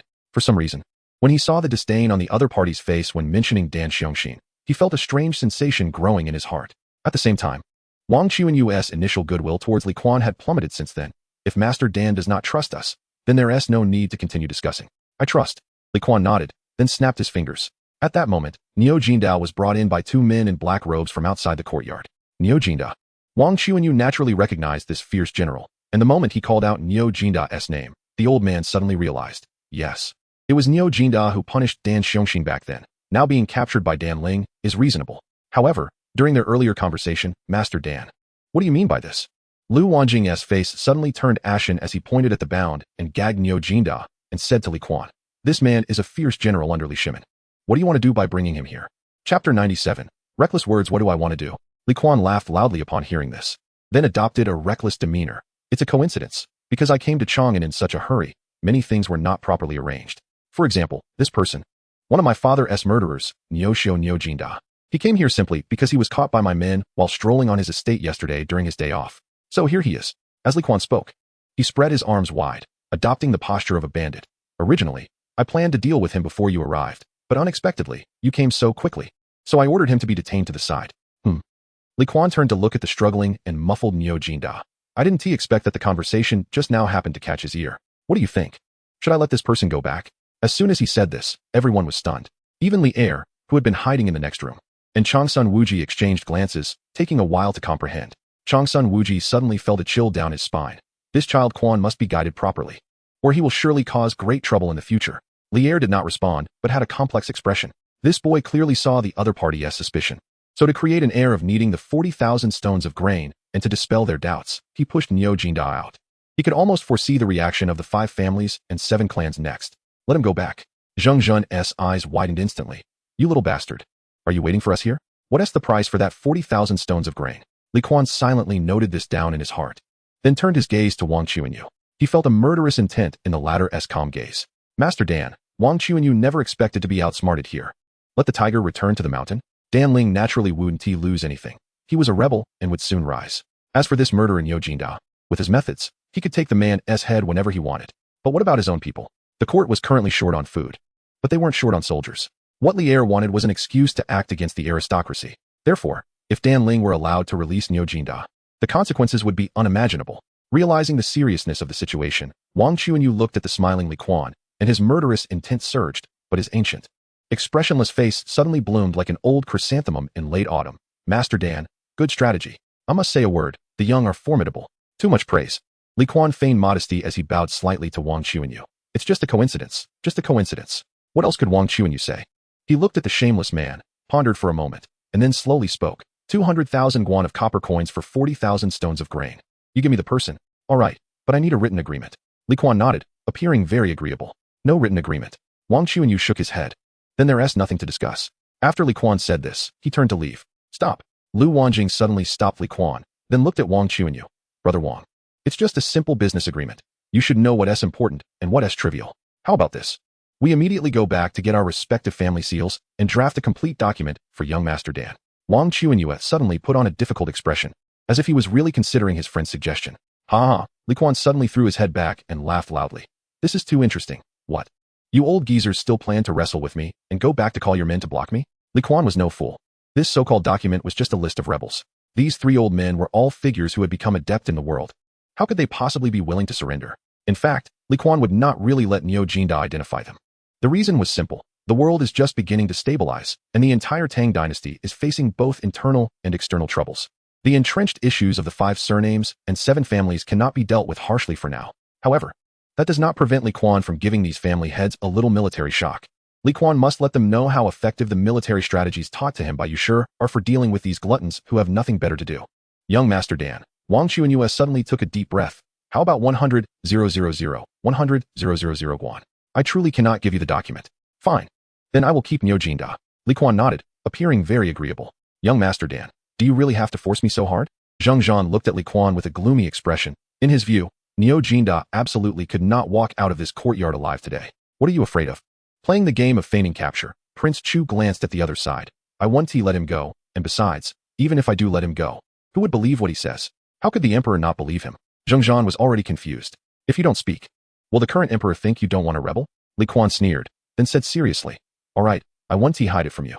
The reason I sent someone to capture Niu Jinda is because I am rising up in the name of avenging my father. So I need Niu Jinda's head to raise my banner. Then why do you still use him as a threat? Zhenguan initially felt relieved upon hearing this, but then became somewhat angry. Because, Li Kuan slowly turned his gaze towards the other party and spoke word by word. I do not like your attitude. Several family heads. Don't think I am begging you to sell me grain. Everything I have done before was merely to show courtesy before using force. You must sell me grain. Otherwise, the first thing I will do after raising my troops is not to attack cities, but to target every granary built by your noble families in the passes. I don't believe that once I have food, those starving disaster victims will still recognize your noble families. By that time, I will make sure that your entire clan experiences what it feels like to go 3 days without food, like walking corpses. Chapter 98. Turning point facing Li Kuan's threat. The first to turn serious was Wang Chuanyue. Young Master Dan, I advise you today not to follow the old path of your father. How did San Xiongxin die? Wang Chuanyue thought the other party should reflect on it well. Don't scare me, Li Kuan sneered, crossing his arms. My father was originally a highwayman, and I am just inheriting his business. What is wrong with that? Then you might as well try and see if the grain of the 5 surnames and 7 families is so easy to rob. Zhenguan seemed very dissatisfied with being threatened, and couldn't he help but interject. Don't think that this world is still like the previous dynasty. Moreover, the 18 rebel kings at the end of Sui and the 64 places of smoke and dust did not bring us down. And Amir, you dares to speak such harsh words? An ant shaking a tree, laughably overestimating oneself. Oh, Li Kuan raised an eyebrow. So you want to play this way? Good, good, good. Snap. As if already exasperated, Li Kuan snapped his fingers. And the shadow assassins understood the cue and took away the coarse cloth that was blocking Niu Jinda. Uncle Niu, how about I discuss a business deal with you? In front of the 3 family heads, Li Kuan suddenly put on a friendly expression and said to the silent Niu Jinda, what I said earlier about using you to raise my banner. You can take it as my anger. But now, I've come to understand, the grievances of the previous generation cannot all be blamed on you. If you hadn't been ruthless back then, how could Lier have believed that you and Chengbo and Qinbo were truly loyal? In the end, it's still my father's lack of insight and stubbornness. Otherwise, I would also be a young master of a noble family. And wouldn't he have to worry about rebelling like I do now? After a moment of sighing, Li Kuan, under the watchful eyes of everyone, rubbed his eyes. Then continued, I will send someone to escort you back home. Of course, going directly to the palace is also fine. It's all up to you. But Uncle Niu, please forgive my previous rashness, and I want to come to your door to apologize this time. Allow me to bow once more, and we'll part ways here. Saying this, Li Kuan straightforwardly bowed to Niu Jinda, and after he straightened up, he suddenly waved his hand. And 2 shadow assassins directly took the dazed Niu Jinda out of the courtyard. This time, even Niu Jinda was completely stunned. Wasn't he supposed to pretend to be scared and submit to Li Kuan as per Dan Ling's instructions? How did the script change so quickly? But fortunately, adapting to changes had always been one of the key skills of great figures. Within just a few breaths, Niu Jinda realized the crux of the matter. Wang Chuanyue and the other 3 had already begun to doubt Prince Chu's identity. So it was time for him to play his part. Stop. Wang Chuanyue and Niu Jinda both shouted almost in unison. Huh, why are you 2 so in sync? Li Kuan looked at the 2 with a surprised expression, his gaze shifting back and forth, perplexed as he looked at Niu Jinda. I said, Uncle Niu, is it not okay for you to leave? It's not okay. Niu Jinda shook his head. I initially rebelled against the Sui to ensure that every common person has food to eat, and later followed the current emperor because I believed he could prevent the people from starving. But now with this locust disaster, it seems many will starve to death. So the emperor has lost credibility with me. Therefore, I should also lose credibility with him. Inside, Emperor Lier was currently looking at Cheng Yaojin, who was beside him with a confused expression, and said softly, Zhijie, did you teach Niu Qing to say this? Your Majesty, this is acting. It must be acting. Niu Jinda knows you are here. Cheng Yaojin was now sweating profusely, laughing while feeling apprehensive. As a longtime brother in life and death, Cheng Yaojin naturally knew what kind of person Niu Jinda was. But why must you take acting so seriously? The emperor is still here. What does Uncle Niu mean? A fitting smile appeared on Li Kuan's face. Willing to join hands with my virtuous nephew in great matters. Niu Jinda responded deliberately. Good. Release Uncle Niu. With Li Kuan's command, Niu Jinda was free once again. This time, it was Wang Chuanyue and the others who were left dumbfounded. The 3 family heads looked at each other for a long time, not knowing how to react next. Why do we feel like we just witnessed a rebel expansion meeting? Although Niu Jinda seemed to be just one person, he was in control of the Left Wu Guard. At a critical moment, his role could be quite significant. Alright, now we need to talk about the grain issue. Li Kuan turned his head to look at Wang Kunyu, Zhengguan, and Lu Wangjiang. I am very happy today to have Uncle Niu's assistance, so the business with you all is not that important. However, as you heard, the reason Uncle Niu is willing to help me is because he doesn't want the disaster victims to go hungry. Don't find it strange. Uncle Niu was the only one who survived from dozens of family members during the famine. As Li Kuan said this, he glanced apologetically at Niu Jinda, who shook his head to indicate he didn't mind, allowing Li Kuan to continue with ease. I intend to rebel and seize the world. But I don't plan to be a tyrant like Zhenguan. This kid even put on an act. Inside the room, Li Er, listening to his son's audacious words, was nearly beside himself with rage. He thinks he can be like Zhenguan? Your Majesty, Chang'an Wuji felt truly helpless at this moment. He knew that Li Er, like him, had already guessed Li Kuan's true intentions. No matter what Kuan says now, you shouldn't take it seriously, nor should you believe it. We can't really chill that kid's heart. Young master, just say how much grain you need and at what price. In the small courtyard, Wang Kunyu had already begun to replay the initial plan in his mind. Let Dan Ling take the lead. The king of Chu would then respond in Chang'an. And then Pei Ji would enter the palace to meet the emperor. After meeting Li Yuan, the bribed deputy commander of the imperial guards, Duanda, would let his trusted subordinates open the Xuanwu Gate they were guarding. By that time, Chu Tuatong would lead troops into the palace in the name of protecting the emperor. Wang Kunyu narrowed his eyes. As long as Li Er was captured, Pei Ji would make the emperor Li Yuan suddenly suffer a stroke from anger, and Crown Prince Li Chengxian would also unexpectedly die amidst the chaos. By then, the ascension of King Shu Li Ku would be a done deal, and they would completely hide behind the scenes, starting to manipulate the rise and fall of the entire Tang Empire. As for whether the throne would still bear the Li surname in the future, Wang Kunyu glanced at Zheng Zhan and Lu Wangjiang beside him, and everyone would then depend on their own abilities. 1 million sure of grain. Li Kuan held up a finger, revealing his true appetite, while also not forgetting to provide a sufficient price, 2 million guan of copper coins, plus 10 1-foot square glazed vessels. I am so sincere, what do you think? Chapter 99, Your Majesty invites you. What else could be done? After calculating for a while in his heart, Wang Kunyu suddenly laughed. Young master is so sincere, how can I refuse? Including the promised glazed vessels. The price of the grain had already risen nearly 3 times the market price. However, Wang Kunyu glanced at the other party. He knew that the 2 million guan of copper coins promised were what they had previously paid for the glazed vessels. It seemed that things were just as Wang Dong and he had reported. This Dan Ling was indeed wealthy, or more accurately, everything he had were the most precious glazed vessels, which further confirmed that Dan Ling truly came from the great food. However, Wang Kunyu stroked his beard while continuing to think. The other party wanted such a large amount of grain from the start. And even Uncle Nyo's sudden defection might have been a rehearsed act. But what did it matter? What they wanted was chaos. The more turmoil in the world, the better for them to fish in troubled waters. Otherwise, they would be the ones who would be targets. Young master, thinking he had figured everything out, Wang Kunyu chuckled. In fact, you don't need to beat around the bush like this. We have plenty of grain. Li Kuan raised his eyebrows. The old man's words meant he indeed should not be polite. I can't give you a written agreement, but we will definitely provide the grain. Zheng Zhan, who had also imagined everything, interjected. Within 10 days, 1 million sure of grain will definitely be delivered to Chang'an. Young master, remember to send the money to Yingyue Tower. Farewell. Lu Wangjiang coldly concluded. The three then left the small courtyard without looking back, leaving Li Kuan stunned and speechless. Wait, I haven't finished my lines yet. You just ran off? Real wealthy people never look back at the poor, right? All right. From this moment on, having successfully raised 3 million sure of grain, the Prince of Chu could not stop nodding. Damn it, the 5 surnames and 7 clans, right? You all wait. Once I resolve the external troubles, I'll come back and deal with you. After leaving the small courtyard, Neo Jinda turned back to Li Kuan, his eyes first subtly glancing at the west wing. Then he said to Li Kuan, what are you planning to do now? What else? Just wait for the grain to arrive.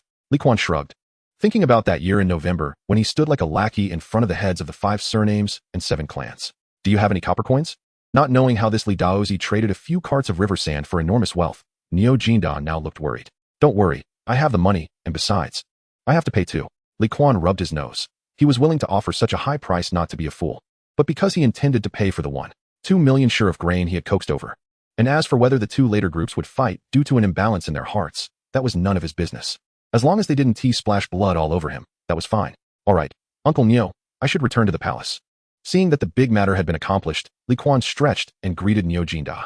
After confirming that there were no spies from the 5 surnames and 7 clans lurking around the small courtyard with the shadowy assassins stationed, he swaggered out, boarded a rented carriage, and then disappeared at the end of the long street.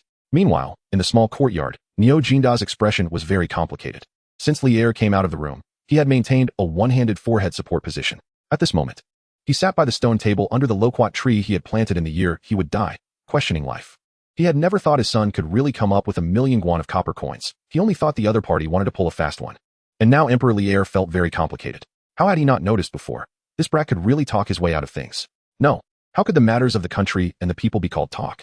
At this moment, Emperor Li Er's awareness as a father suddenly made him look up, unconsciously trying to justify his son. However, just as he was about to defend him, he turned around and saw the loquat tree behind him. And the budding fatherly love was once again cut off by the vile actions of this scheming son. Niu Qing, cut down this tree for me. Gritting his teeth, Emperor Lier decided to vent his anger on the innocent loquat tree. Your Majesty. Niu Jindao felt a bit troubled. This courtyard was borrowed by my subordinate, Cheng Zhijia. So Lier turned his gaze to Cheng Yaojin. Cheng Yaojin, who had suffered from the calamity of being a fish in troubled waters, felt like the pot had fallen from the sky. Cut. Your Majesty. I will cut it right now. In the evening, Kuan, swaying back to the palace in a carriage, reluctantly got off the carriage. The roast chicken from my uncle's house is still the best. The Prince of Chu, after getting off the carriage, was holding a large oil paper bag, which contained leftovers he had packed to share with his good brother, preparing it for Li Tai's late-night snack. The two brothers sometimes slept in the same room, and Kuan simply could not stand being woken up by his brother in the middle of the night, shouting he was hungry. Sigh. Kuan shook his head and sighed as he slowly walked towards the Ganlu Hall. I'm really a good brother. Walking beside Kuan, Jiang Chu could no longer tolerate this lord's shamelessness. A good pile of roasted lamb, and this lord insisted on stuffing in a piece of leftover chicken, but saying it was to let Xiao Tai taste the flavor. You've done this much for your brother. One could say there was indeed love, but it was certainly not much. Prince of Chu, Prince of Chu. On the way, Li Er's attendant, Yuan Chong, began calling out to Kuan from a distance. When the latter turned to see him but then quickened his pace towards the Ganlu Palace, Yuan Chong could only desperately shout, Your Highness, stop. His Majesty requests your presence. His Majesty requests your presence. Damn it. The last thing Kuan wanted to see right now was his scoundrel father. This foolish emperor would surely not have a good expression when he saw him. Wasn't it just that last time he drew his sword in the Taiji Palace to defend Xiaoko? What was the big deal? He hadn't actually harmed anyone. And besides, the fight had already happened, and he had been punished. Why did he have to make things difficult for him now? At this moment, Prince Chu was still unaware that a unique father-son drama awaited him. Chapter 100. Father, let me explain. Honestly, just as he returned, he was met with a bag of food in hand, and muttering to himself, Prince Chu entered the Taiji Palace, only to find that something seemed off. First of all, standing at the entrance was not the chief steward Zhang Nan, but the old official Hong San. However, this old man, who was essentially Li Er's bodyguard, had a strange look in his eyes as he gazed at him. Then, when Kuan instinctively glanced toward the center of the hall, he felt a wave of unease wash over him. There, his eldest brother Li Changqian, along with his third brother Li Ku and fourth brother Li Tai, were all kneeling in a row, receiving admonishment, while their father, Emperor Lier, sat at the top with a playful glint in his eyes. Thinking that his brothers had again fallen into trouble with their father, Prince Chu first chuckled. Father, I'm not involved in this, right? I just got back to the palace. Heh, Lier scoffed, his gaze sweeping over his four sons. Let us hear it. What good deeds have each of you done recently? Father, you know me. I've been listening to my elder brother and haven't gone anywhere or done anything. I've just been fishing in the Imperial Garden. At this moment, Li Tai, full of grievances, seemed to have finally found an opportunity to defend himself. And you? Lier turned his gaze to Li Changqian. Father, you know me. Recently, aside from arranging for Kuan to do some things, I've been very proper. Hearing his elder brother say this, Kuan couldn't help but raise an eyebrow. His elder brother was about to take the blame for him without knowing anything. What loyalty. It was worth all his efforts to navigate through this. Good. Lier's voice carried an intimidating pressure. He then turned his gaze to Li Ku. Ku-er, what about you? Father, Li Ku, while trying to recall how his second brother had spoken nonsense last time, struggled to imitate him.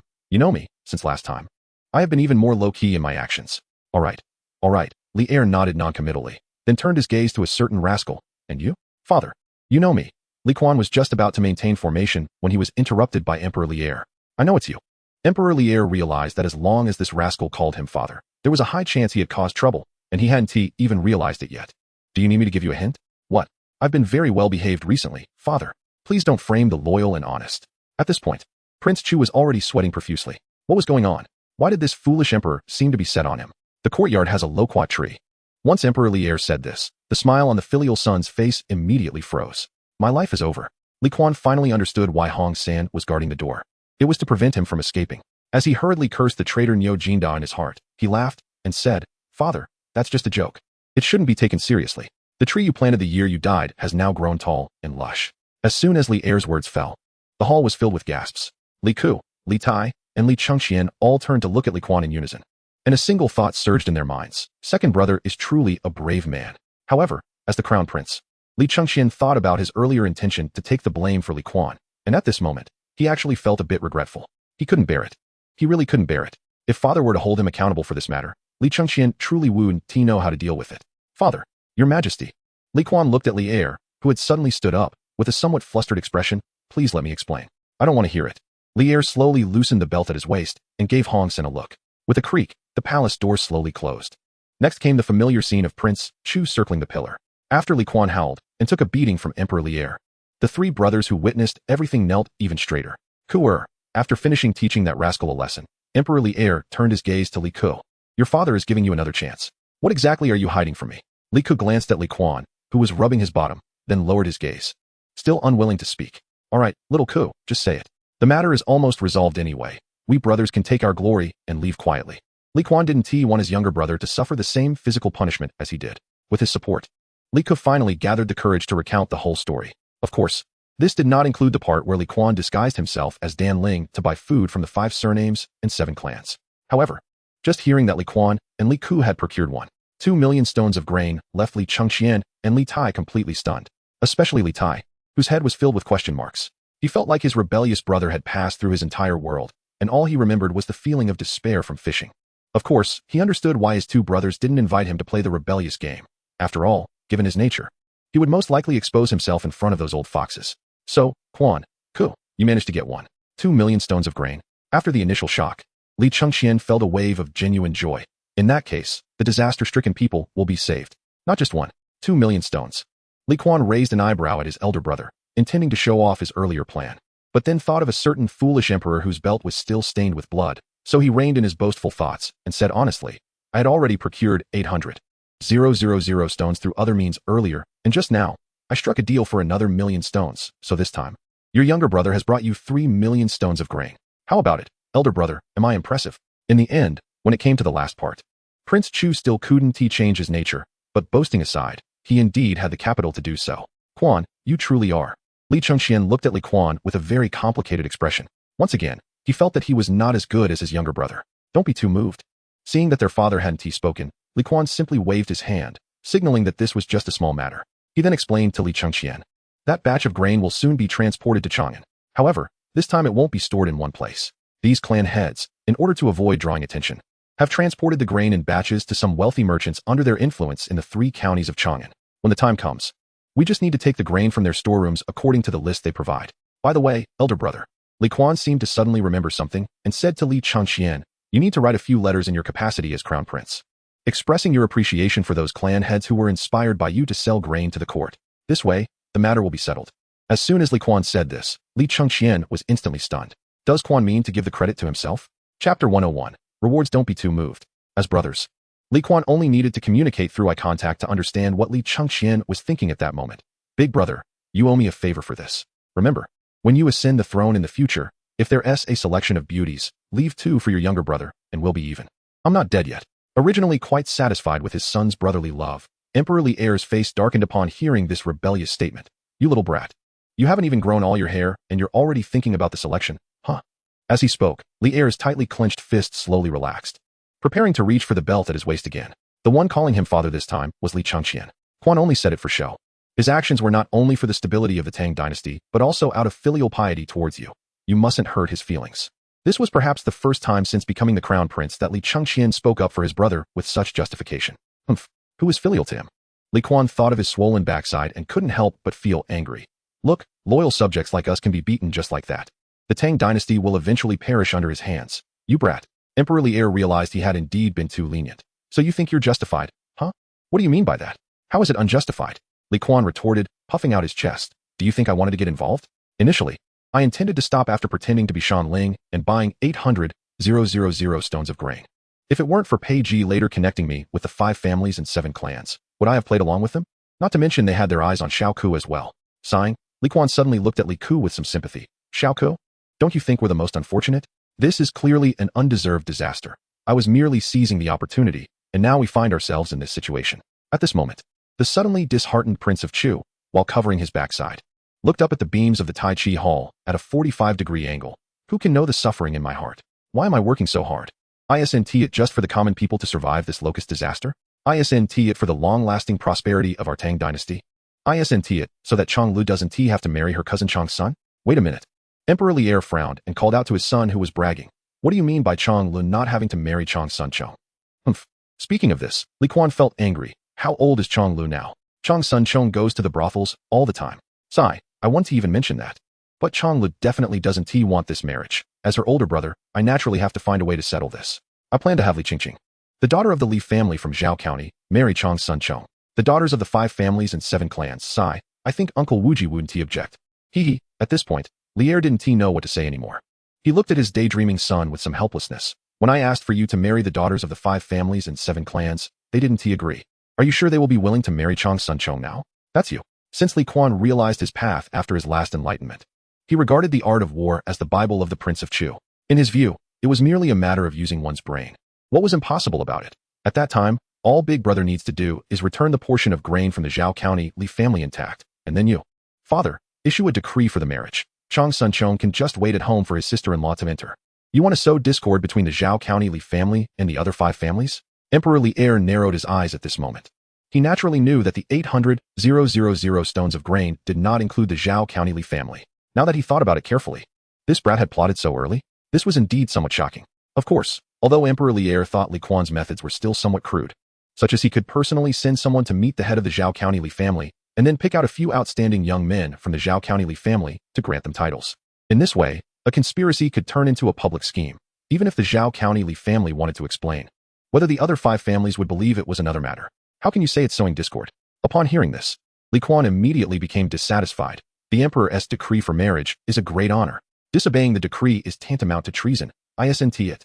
Hearing Li Kuan's arrogant words, Li suddenly felt a wave of disappointment, thinking about how he had originally planned to treat this boy with high regard. What prior planning and deep schemes. He probably just wanted to make things up as he went along and got lucky. However, Li looked at the Prince of Chu, who was rubbing his backside and exchanging glances with his brothers, thought for a moment, and finally decided to go by the rules. Kuaner, you have made great contributions this time. Tell me, what reward do you want? Any reward? Li Kuan was startled by the sudden favor and immediately seized the opportunity, as if it were his innate talent. Then why don't you abdicate and let Big Brother be emperor? At least I won't have to take credit and get beaten. Your gaze is a bit dangerous. Li only glanced at the expression on his son's face and roughly guessed what he was thinking. To be honest, if it weren't for the fact that this son had grown up beside his grandmother, Emperor Li would surely have acted against him again. Then can you return the blood-sweating steed that Uncle Qin gave me? That was meant for breeding fine horses, not for you to show off. Li shot a glare at Li Kuan, knowing this boy daydreamed about showing off like Emperor Qin Shi Huang on his eastern tour. But Emperor Li couldn't forget that this boy initially asked for all sorts of things. If he continued to indulge him, it would really turn into raising horses for him. Then what other rewards can there be? Upon hearing he couldn't get his wish, Li Kuan immediately lost interest in the upcoming rewards. For example, adding 9 seals, a false yellow ceremonial axe, wearing a sword, and shoes to the court. Entering the court without bowing, no naming and worship, a 10-crown coronet. Emperor Li listed the rewards he could give his son as if reading a menu. Stop, stop, stop. Li Kuan immediately raised his hand to interrupt. Father, I may not be well read, but that doesn't mean I'm a fool. Are you planning to kill me with kindness? Next, are you still planning to appoint me as the general of heavenly strategy? Just thinking about these rewards makes me feel unlucky. Those who received such rewards in history were either Wang Mang or Dong Zhuo, figures like Sima Lin, and they don't look like good people at all. Oh right.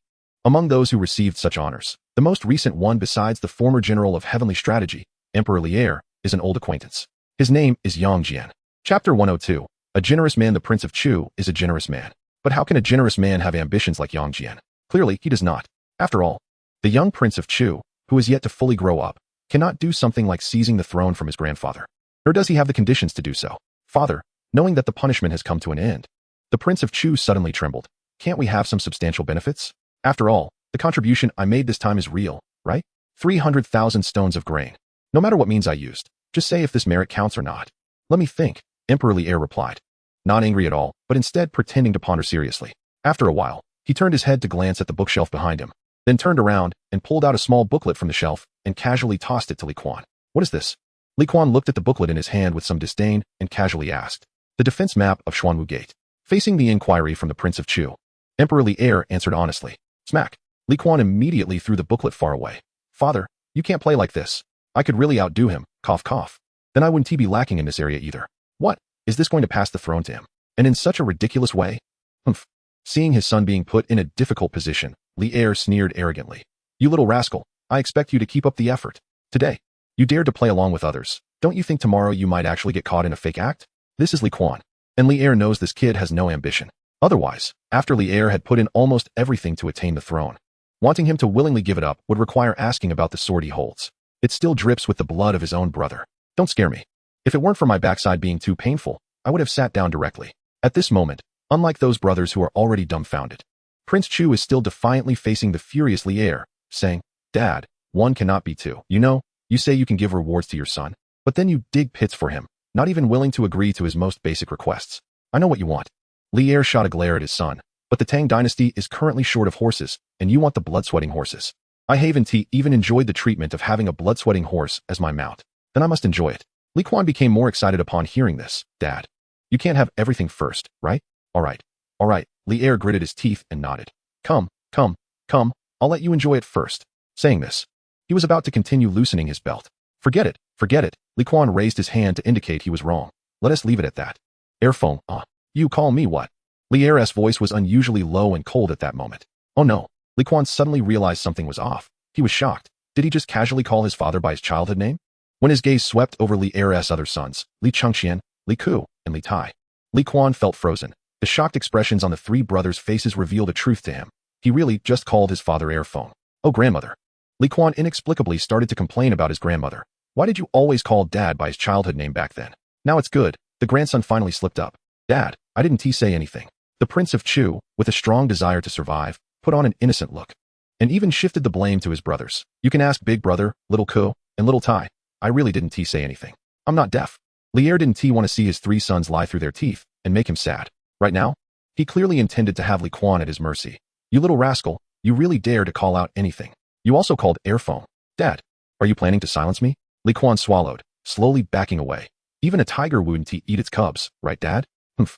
Li Er sneered. Dad just wants to stretch his muscles and relieve some anger. If you want to relieve your anger, go beat Piety, that old dog who eats inside and messes outside. Li Kuan saw his big brother and two younger brothers slowly kneeling behind Li Er, ready to rush in and hug their father's leg as soon as he moved.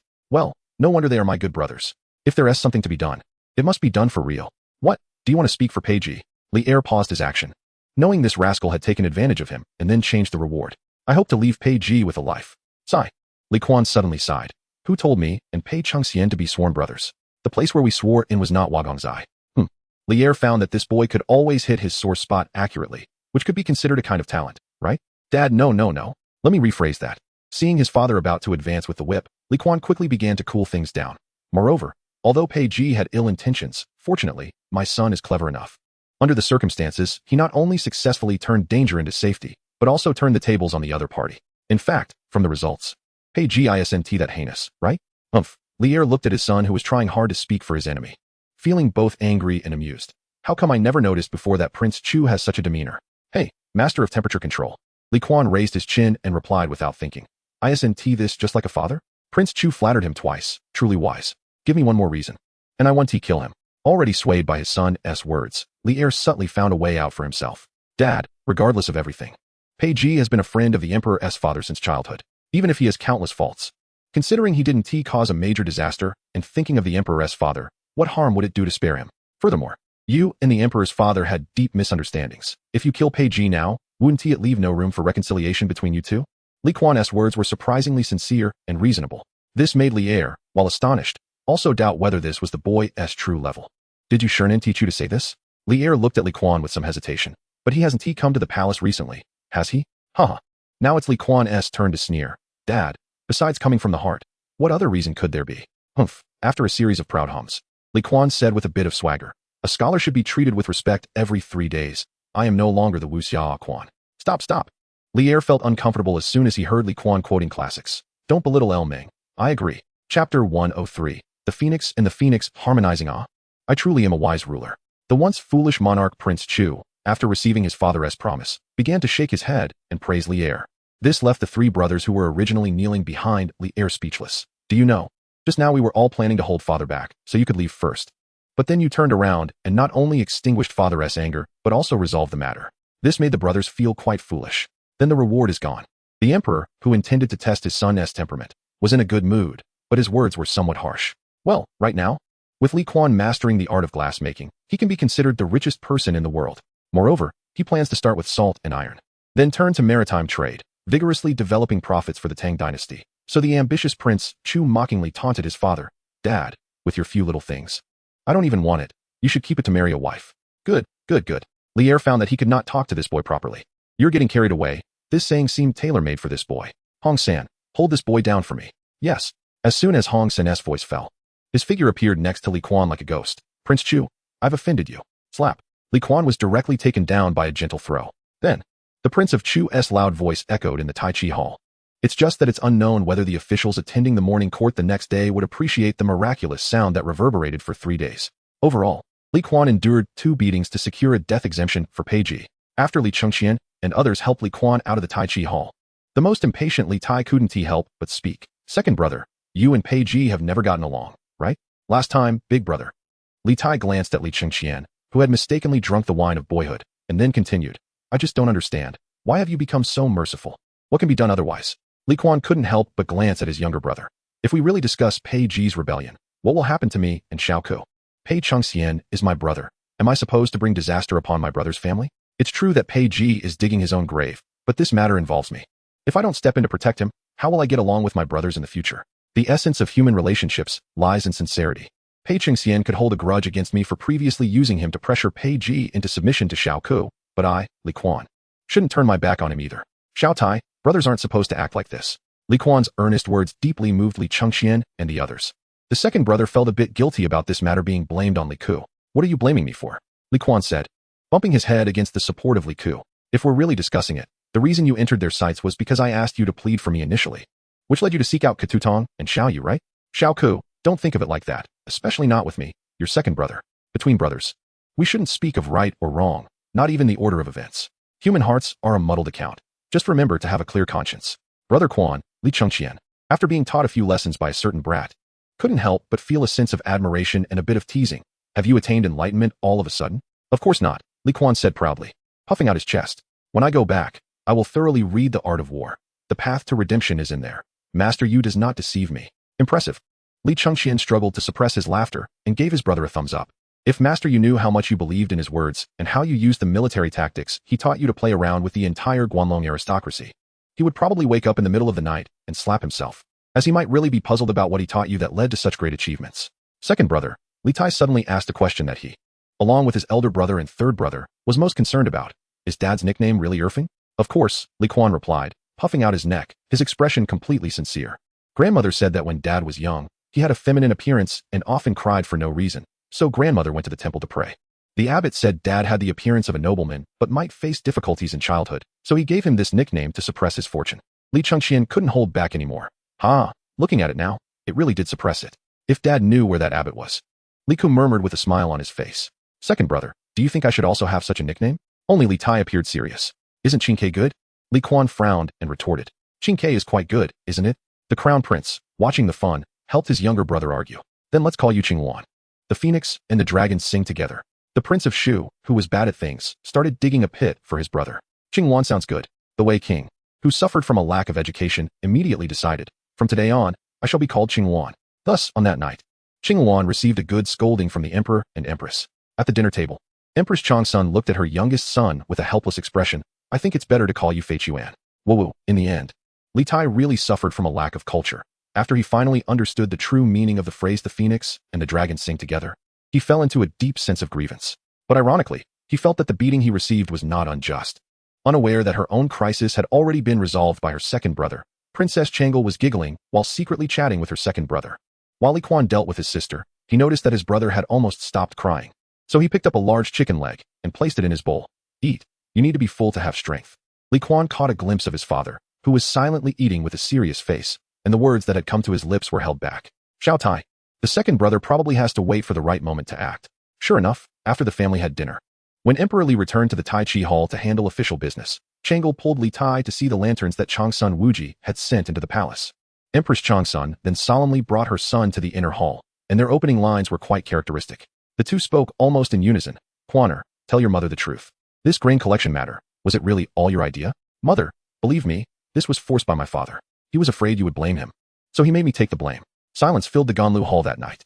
After a long time, Empress Changsun suddenly sighed heavily, feeling disappointed, as expected. Your father understands you. Li Kuan's eyes widened in shock. What do you mean? My father predicted my prediction. How are we supposed to play from now on? Note, the nickname Erfing is purely a playful invention. Just take it lightly and don't take it seriously. Additionally, the purpose of this book is to bring you a smile. Without any lofty ideals, just like that. Chapter 104. A few casual words. Kuaner, your father has already told your mother about what you did, and she is very happy. It turns out that my Kuaner is such a talented person. Empress Changsun looked at her son, who made her feel exceptionally proud, and suddenly felt a wave of bitterness in her heart. After all, even in ordinary families, parents, even when their children grow up by their side, sometimes feel a sense of inadequacy. In contrast, for herself and Erlang, the so-called inadequacy is mostly just something that hangs on their lips, a struggle between themselves in certain matters, and there are seldom genuine attempts to make amends. Now, Empress Chang'an was very glad that she had firmly supported her son back then. Mother, am I impressive? Seeing that Chang'an didn't intend to trouble him, Kuan immediately put his hands on his hips, feeling proud. What kind of person is the son? He always speaks and acts decisively. Those who thought my son was just boasting were all short-sighted. They had no idea of my son's lofty aspirations. Otherwise, why would His Highness the King of Chu use classics? If he continued down that path, maybe the Tang Dynasty would rise, and Kuan would be mentioned in passing. Perhaps even adding a line. Do princes and dukes have any special lineage? Then, before a certain rebel king could finish, Hong San's haunting face would appear before him, followed by the familiar routine, bowing, falling, Kuan on the ground, and finally, Emperor Li Tu would withdraw his belt as the king of Chu fled in a panic. In the end, the Wei King, sighing, would come with a bottle of excellent external medicine produced by the Imperial Medical Office. For some reason, realizing where the problem lay, Kuan suddenly stopped his words. All right, my Kuaner is that soaring swan. Empress Chang'an reached out and pinched her son's cheek. But for the time being, you should stay in the palace. If you really feel bored and want to go out, you must take Jiang with you, understand? Don't worry, mother. Feeling the concern of Chang'an, Kuan, who was originally pondering how to resolve his most pressing issue, couldn't help but show a bright smile. The next matter should be handled by my elder brother and father. I really should be more low-key and behave. Kuaner, do you feel wronged? Empress Chang'an casually tidied up her son's clothing. You gave the credit to your elder brother. I'm not saying that's bad. But I always feel it's unfair to you. Hi. Kuan turned his head, trying hard not to look at Empress Chang'an's guilty eyes. He thought for a moment and replied seriously. Mother, I have grand ambitions, but those ambitions have never included becoming an emperor. Besides, my elder brother is really a good person. At least today, when my father gave me the defense plan for the Xuanwu Gate. My elder brother clearly showed a moment of shock and disappointment in his eyes, yet he still chose to believe in me. When I was held down by Hong San, my elder brother was the first to rush up and hug my father's thigh, but unfortunately, that tyrant was too strong. With one shake of his leg, my elder brother, Xiao Ku, and Xiao Tai scattered apart. As Kuan said this, he unconsciously shrank back a little. He really couldn't understand how being an emperor, with 3 palaces and 9 courtyards, dealing with state affairs day and night, didn't exhaust his father's body to the point of beating him. That feeling lingered on. You. Empress Chang'an listened to her son complain about Li'er with indignation and couldn't help but smile. Your father was also a seasoned general in battle. Dealing with you little kids is really effortless. That was when I was still young.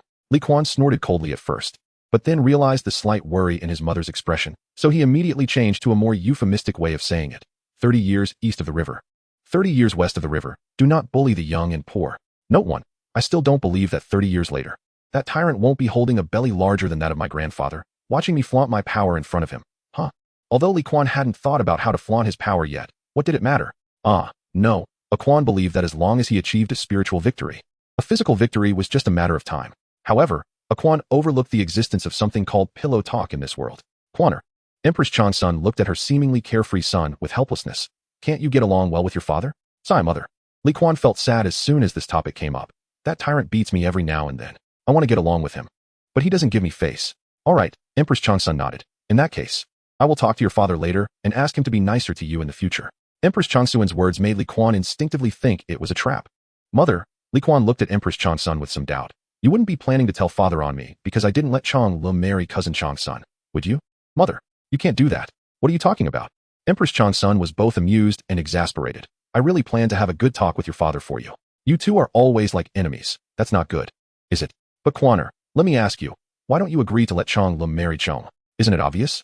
Seeing that things were not as he thought, a relaxed Kuan honestly replied, because Chang'an doesn't like him. Mother, Chang'an is indeed a princess of the Tang Dynasty, but she is also my biological sister.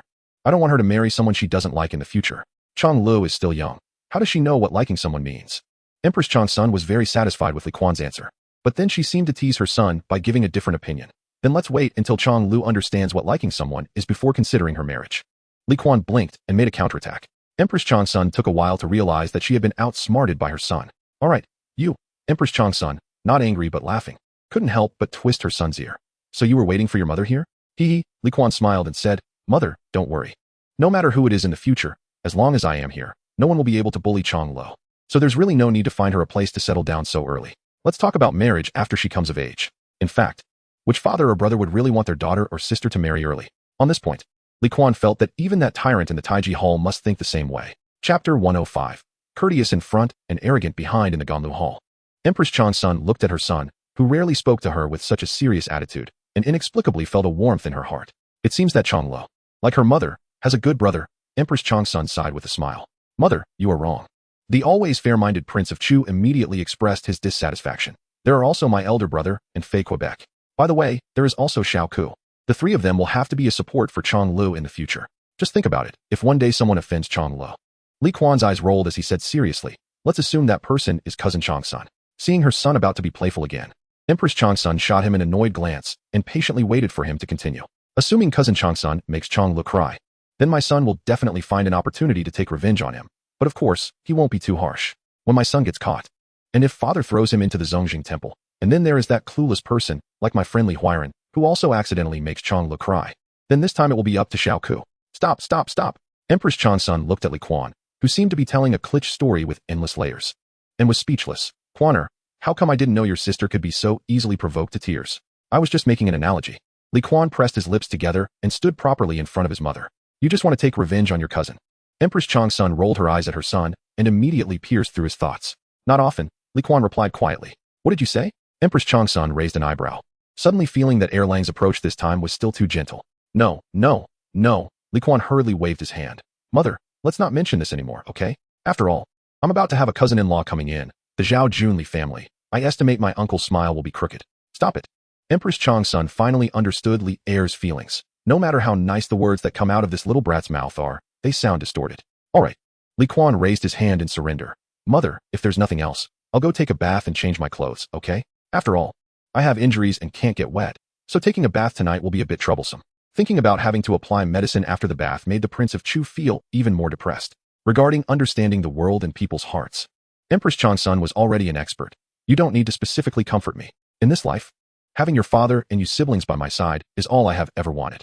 The reason I hesitated about Chong Li's marriage earlier was just because your uncle kept pleading. Kuaner, can you promise me one thing? Mother, look at what you're saying. You can ask for one thing, or 100 things. I will agree. Knowing that Empress Chang'an had already let go of this matter, Li Kuan, who felt a little guilty in his heart, consciously knelt beside his mother and buried his head in Empress Chang'an's thigh. Actually, I am also very grateful to my uncle. When my father hadn't met you, he, as an older brother, must have taken good care of you. Yes. Empress Chang'an was reminded of distant memories by her son's words and unconsciously rubbed Li Kuan's head. Back then, your mother and your uncle were driven out of the house early. Huh. Hearing this, Li Kuan suddenly raised his head. You and uncle were driven out? The Prince of Chu, who had recently planned to behave himself, suddenly felt that he had something to do again. You mustn't mess around. Empress Chang'an's son exploded in an instant, feeling helpless. She tugged at Li Kuan's ear.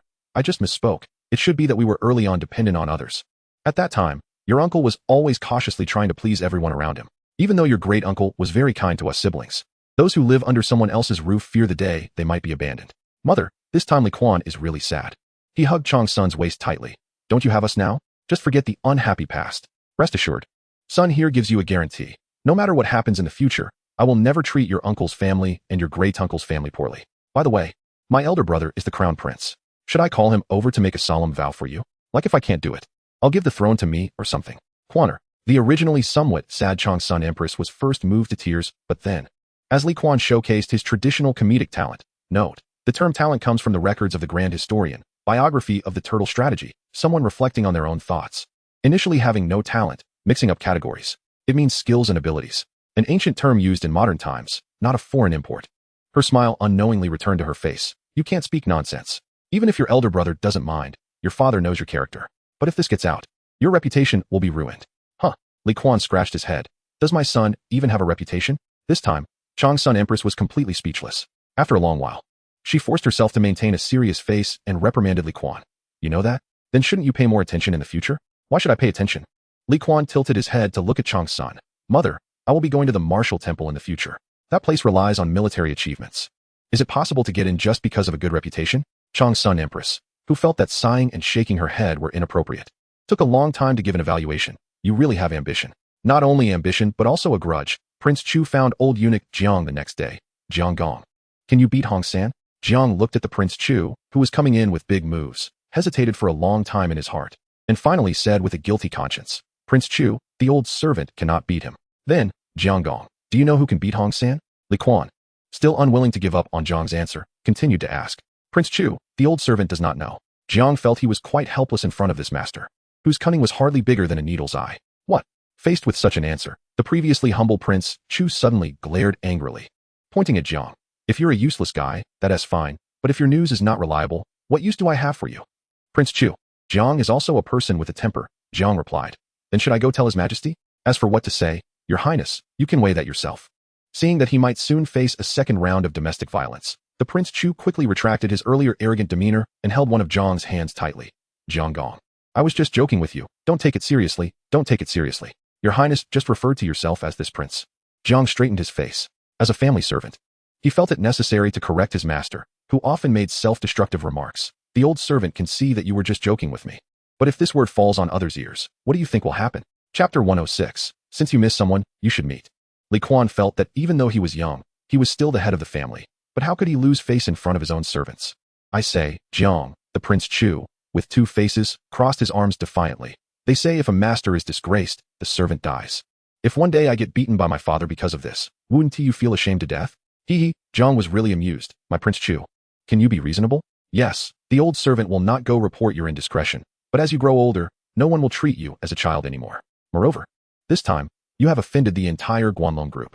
Although His Majesty will definitely protect you, the troubles you will encounter in the future will be inevitable. What? Do we need to fear them? Kuan, who held a substantial trump card himself, looked sideways at Jiang, waiting for him to say something heartfelt. At this moment, Jiang realized that he had inadvertently fallen into the trap of this young master again. So, you want to know how much property the old lady left you, right? But how can I say anything to someone who is willing to lose all their friends' money at the gambling table before giving up? Your Highness, after a moment of silence, Jiang slowly spoke. Some things, I believe you should at least wait until you come of age to touch. After all, you are not of the appropriate age, and you do not know the weight of those things. Handing those things to you too early will ultimately bring disaster rather than good fortune. This would go against the old lady's original intention. You make it sound like I'll be sensible after I come of age. Kuan pouted, still unconvinced. Just wait a bit longer. Jiang suddenly smiled. The old lady once said, if you must know these things early, then Do Gong can act on her behalf. What? Grandmother wouldn't even be willing to hit me, yet she wants Uncle Do to act on her behalf. Is that even possible? But speaking of which, does our family even have family rules? My father's belt? Kuan never expected that his grandmother, who had never lifted a finger since childhood, would leave behind such a decree. Your Highness, the old lady was unsure if the current emperor would be His Majesty. Facing a series of questions from Kuan, Jiang, who seemed to be giving off-topic answers, suddenly remembered another decree from Empress Ta Mu, and his expression became somewhat sentimental. Your Highness, no matter what, the old servant hopes you remember that the sacrifices made by the old lady for you are beyond your imagination. Therefore, no matter what, you must live your life peacefully and happily as she hoped.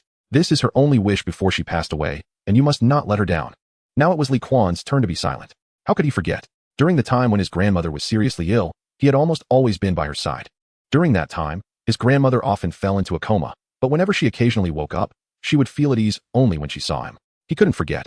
On the day before his grandmother passed away, how she held his hand tightly, her gaze filled with love and tenderness.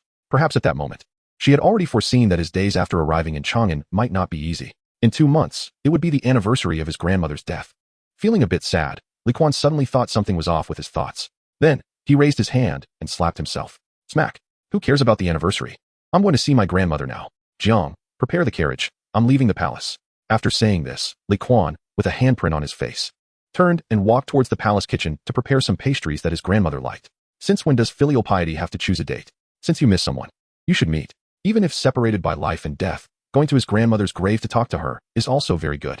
Jiang watched Kuan leave in a hurry and took a long time to come back to his senses. After coming back to his senses, he could only feel relieved. Even though His Highness often acted recklessly in matters of filial piety, he seemed to be the most sincere, despite his seemingly frivolous attitude. When Kuan appeared in the palace kitchen with a handprint on his face, he scared quite a few people. Because although everyone in the palace knew that this prince often got beaten by His Majesty, he had never been injured on his face. This time, however, everyone in the palace kitchen, from the head female officer to the ordinary maid, nearly dared not even breathe. But Kuan was not here to show off. Seeing that no one was willing to pay attention to him, he didn't care and simply picked some crystal dragon and phoenix cakes and cheese cherries before leaving with the food box. Afterward, Jiang drove the carriage to the Imperial Road to pick up Kuan. When the heir, who was handling state affairs in the Taiji Palace, received the news that His Highness the Prince of Chu had a palm print on his face, this emperor, who usually considered beating his son as a form of exercise, immediately became furious. I wouldn't even hit him like that. But as he thought it over, he couldn't figure out who would do such a thing. After all, the only ones who could hit that kid were himself, Guanyin's maid, and the former Emperor Li Yuan, but none of them would hit that boy like that. The chief steward Chang'an, standing beside the emperor, whispered, "Could it be that the former emperor mistakenly thought you were going to punish Prime Minister Pei, and that's why?" This statement was like a wake-up call. That kid really left the palace in a carriage? Li Er suddenly frowned. What is he going to do? The female official from the Palace of Imperial Food didn't know what the prince was going to do. She only said he took some pastries. Zhang replied truthfully. What pastries? Li Er hurriedly asked. Crystal dragon and phoenix cake, and cheese cherries. He's going to pay respects to his mother? The emperor, who had guessed Li Kuan's intention, felt a bit sad upon hearing this. Zhang also showed great insight by lowering his head and remaining silent, appearing respectful. Half an incense stick later, in Hongyi Palace, the sleepy Li Yuan looked at his son sitting in front of him with a stern face and said in a rather unfriendly tone, "What are you here for?" "Father, I came to visit you," Li Er said respectfully. "Humph." Li Yuan sneered upon hearing this, then sarcastically remarked, "The emperor is considerate." Li Er looked at Li Yuan, who showed no patience at all, and couldn't help but ask, "I know you are angry with me, but why do you have to vent your anger on Kuan?" "Wait." Li Yuan suddenly interrupted Li Er, his expression half angry and half puzzled. "When did I vent my anger on Kuan?" Kuan just had a palm print on his face. He left the palace to visit the memorial for his mother. After saying this, Li Er pursed his lips and looked at Li Yuan. Suddenly, Li Yuan slammed his hand on the table, then stood up abruptly, shouting, "You brat! Do you think I slapped Kuan? What do I gain from that?" If Li Kuan were present at this moment, perhaps he wouldn't be thinking about helping his father clarify the misunderstanding. After all, it was rare to see the former emperor scold Li Er, and the Prince of Chu would likely take pleasure in it. But right now, Li Er still felt that the former emperor's actions were a reaction of anger and embarrassment. "Father, Kuan accomplished a remarkable feat a few days ago, during the locust plague. He gathered a full 300,000 dan of grain for me." At this moment, Li Er did not show the usual submissiveness he had before Li Yuan. His voice carried a sense of indignation. "That's right. I was going to demote Pei Ji, and it was Kuan who asked me for the reward, which was to pardon Pei Ji. He didn't want you to lose this childhood friend. Father, I don't understand why you treat Kuan this way." Li Yuan's expression was quite vivid. He was initially surprised, then angry, and finally turned to be touched. However, amidst the emotion, he couldn't help but feel a sense of absurdity. When did this unfortunate child do such a big thing behind my back? Wait a minute. Realizing the seriousness of the matter, Li Yuan regained the wisdom of a ruler and stared intently at Li Er, speaking slowly. "Gathering grain? Where did this 300,000 dan of grain come from? And what does it have to do with Pei Ji?" "Father, since the matter has come to this, you don't need to act," Li Er was about to say, but seeing Li Yuan slowly loosen his waist belt, at that moment, having grown accustomed to controlling his son's fear in the same way, Li Er suddenly felt that childhood fear returned to him. Indeed, people are most afraid of the past coming back like a boomerang. "Father, you really don't know about this matter?" Li Er didn't dare to speak with a doubtful tone. "You first tell me what the matter is." Li Yuan's face remained stern.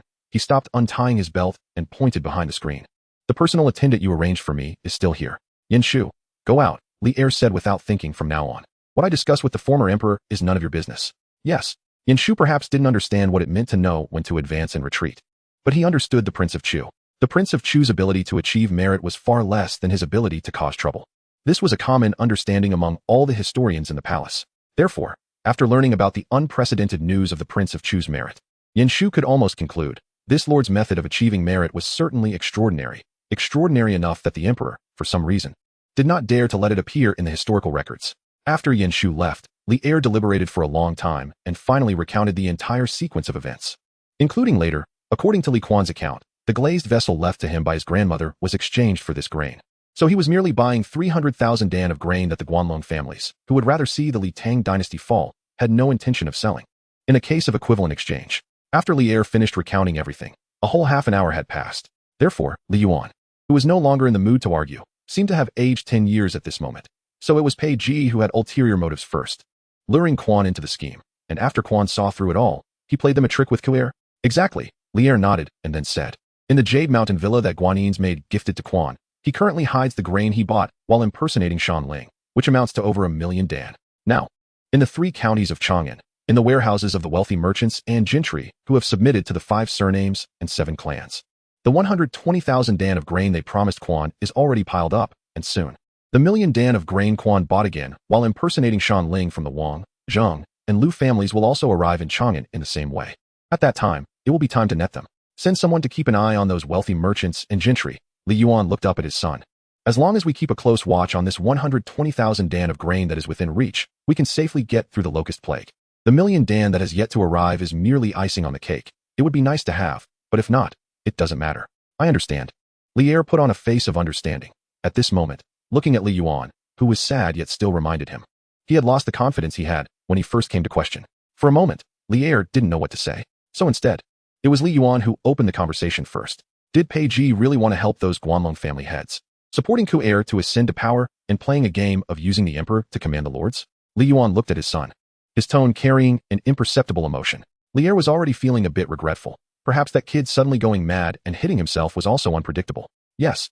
Seeing that Li was unwilling to speak, Li Yuan simply broke the truth himself. I'm getting old. I can't be his Pei Ji support anymore. With a face full of despair, Li Yuan slowly sat back down, his voice gradually lowering, and his eyes seemed to shimmer with tears. Father. Li felt a bit sorry at this moment. Don't be too sad. At least Kuan truly respects you. I plan to allow Pei Ji to retire. Bang. Exile him. Don't let him stay in Chang'an. I don't want to see him again in my life. Li Yuan slammed the table. I have not wronged them. Since they don't want to live a peaceful life, then get lost. Get far away. Don't let him appear in front of me again. He annoys me. This matter. I will heed Father's arrangements. Since realizing he misunderstood Li Yuan, His Majesty Li no longer had the courage to confront his father.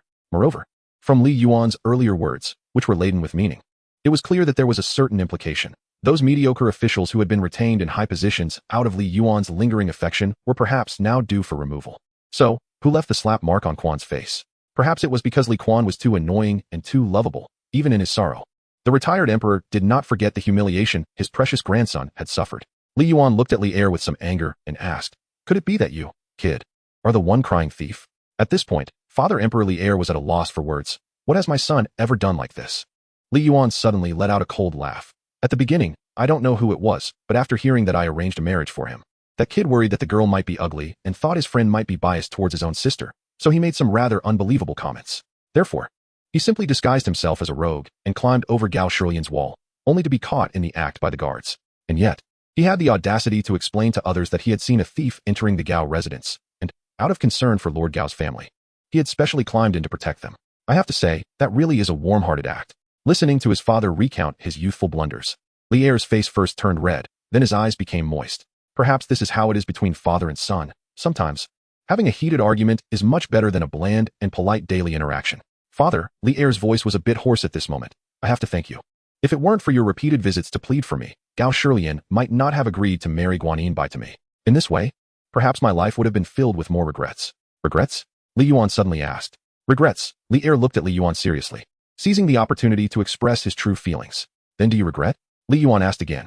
Li knew that neither regret nor lack of it was the answer Li Yuan wanted. Suddenly, Li Yuan reached out a hand and heavily patted his son's shoulder. Whether you regret or not, the Great Tang Empire is now on your shoulders. Be a good emperor, one that the people admire. Otherwise, how will you let your father face your brothers and mother in the afterlife? Father.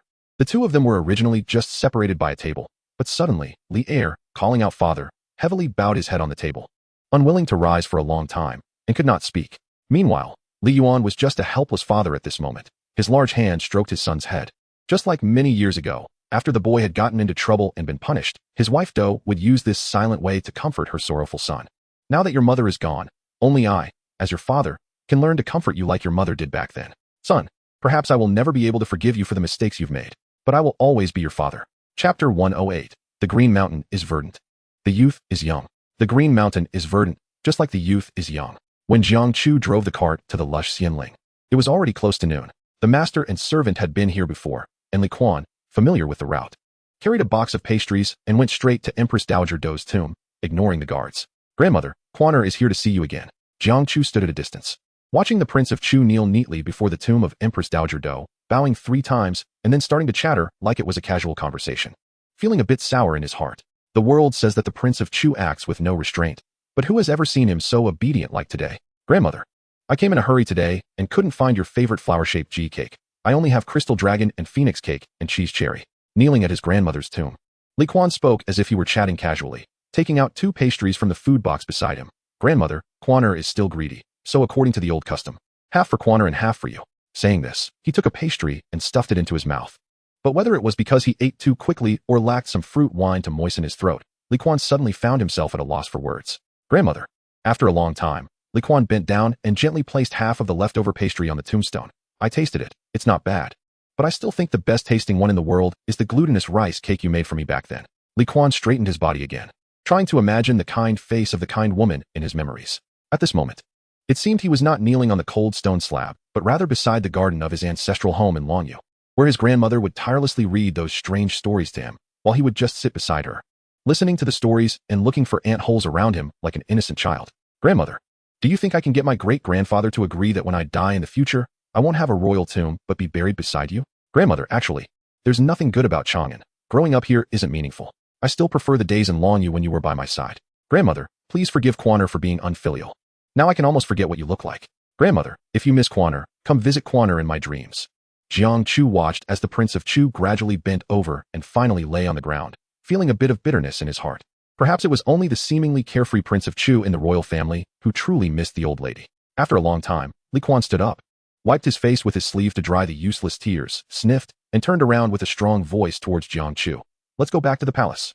Jiang Chu, who had long been waiting with a handkerchief and a water bottle, looked at his master, the Prince of Chu, who was so unrefined, and really doubted how the old lady, who was so fond of cleanliness, had not taught this young master to be more refined. Perhaps, due to his identity as a family servant, Jiang Chu did not want to blame the old lady for spoiling her grandson too much. But he truly couldn't stand the slovenly behavior of the Prince of Chu. Your Highness. Jiang Chu looked at Li Kuan, who had swaggered over to him, raised what he was holding, and with a complex expression said, This old servant has a water bottle and a handkerchief here. You didn't mention it.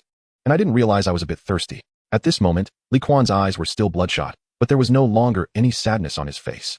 He snatched the water bottle from Jiang Chu's hand, tilted his neck, and began to drink. Looking at the handsome young man in front of him acting like a rough soldier, Jiang Chu suddenly held back the words that were about to come out. Forget it. As the old saying goes, it's better to make do than to be particular, as long as you are happy. However, Jiang Chu did not expect that the Prince of Chu would be so happy so quickly. On the way back, Li Kuan suddenly asked the old question that made Jiang Chu's head ache. I say, Jiang Chu, tell me the truth. Do you really think you can't beat that Hong San? Jiang Chu, who was driving the cart, heard this and almost drove the cart into the ditch. What? You just finished crying at Xianling, wiped your face, and turned around to ask me if I can handle Hong San? Do you think that's appropriate? What?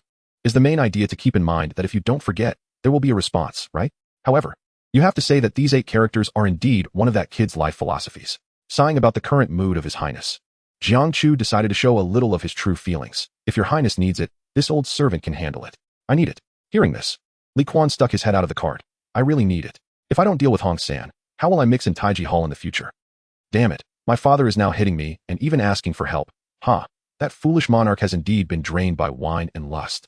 Your Highness, the carriage is still moving. You should hurry back and sit properly. Jiang Chu currently feels overwhelmed. This little brat sometimes really is outrageous, daring to blurt out anything.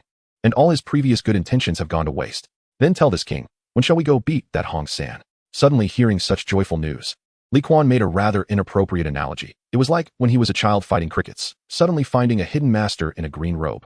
Wouldn't he rush to beat that red-robed general and severely humiliate his rival's father? Li Kuan even felt that even a moment's delay would be a waste of Jiang Chu's great skills. Your Highness, Jiang Chu, upon hearing the other's tone, couldn't help but recall Li Kuan's greatest childhood hobby. Old servant is not the cricket you have been desperately searching for. Why would I want to offend Hong San? Jiang Gong. Since hearing that his own retainer could best his father's retainer, Li Kuan has now started calling Jiang Gong again. Do you not understand? This king has suffered under that foolish monarch for a long time. In the past, he would at least talk about martial ethics when he taught me a lesson. We would face off one-on-one, but now he has called for help. How can this be? If this sets a precedent, in the future, if this king commits an offense, once that foolish monarch gets angry, the experts from the palace will swarm towards me. Just think about it. Just think about it. At that time, even if this king is in his prime, no matter how heroic, he would still inevitably meet a miserable end of being overwhelmed by ants. Jiang Chu had seen his own prince's shameless face many times, but each time, he could always experience a new height of shamelessness. Your Highness, is it possible that as long as you behave properly, His Majesty won't look for trouble with you? Jiang Chu decided to point out the root of the problem, because this was far more useful than listening to Li Kuan's words and defeating Hong San. Who would have thought that Li Kuan suddenly sat back in the carriage and began reciting poetry in a tone of arrogance? How can I bow and bend to serve a foolish monarch? Making me unable to smile? Note 2. Because of Li Kuan's outrageous rebuttal, Jiang Chu suddenly lost his respect for the activity of literary men reciting poetry. Crack. Drive. With a whip that contained some negative emotions from Jiang Chu, the pained horse let out a long neigh and began to gallop wildly, pulling the noble master and servant swiftly towards Chang'an City. Chapter 1.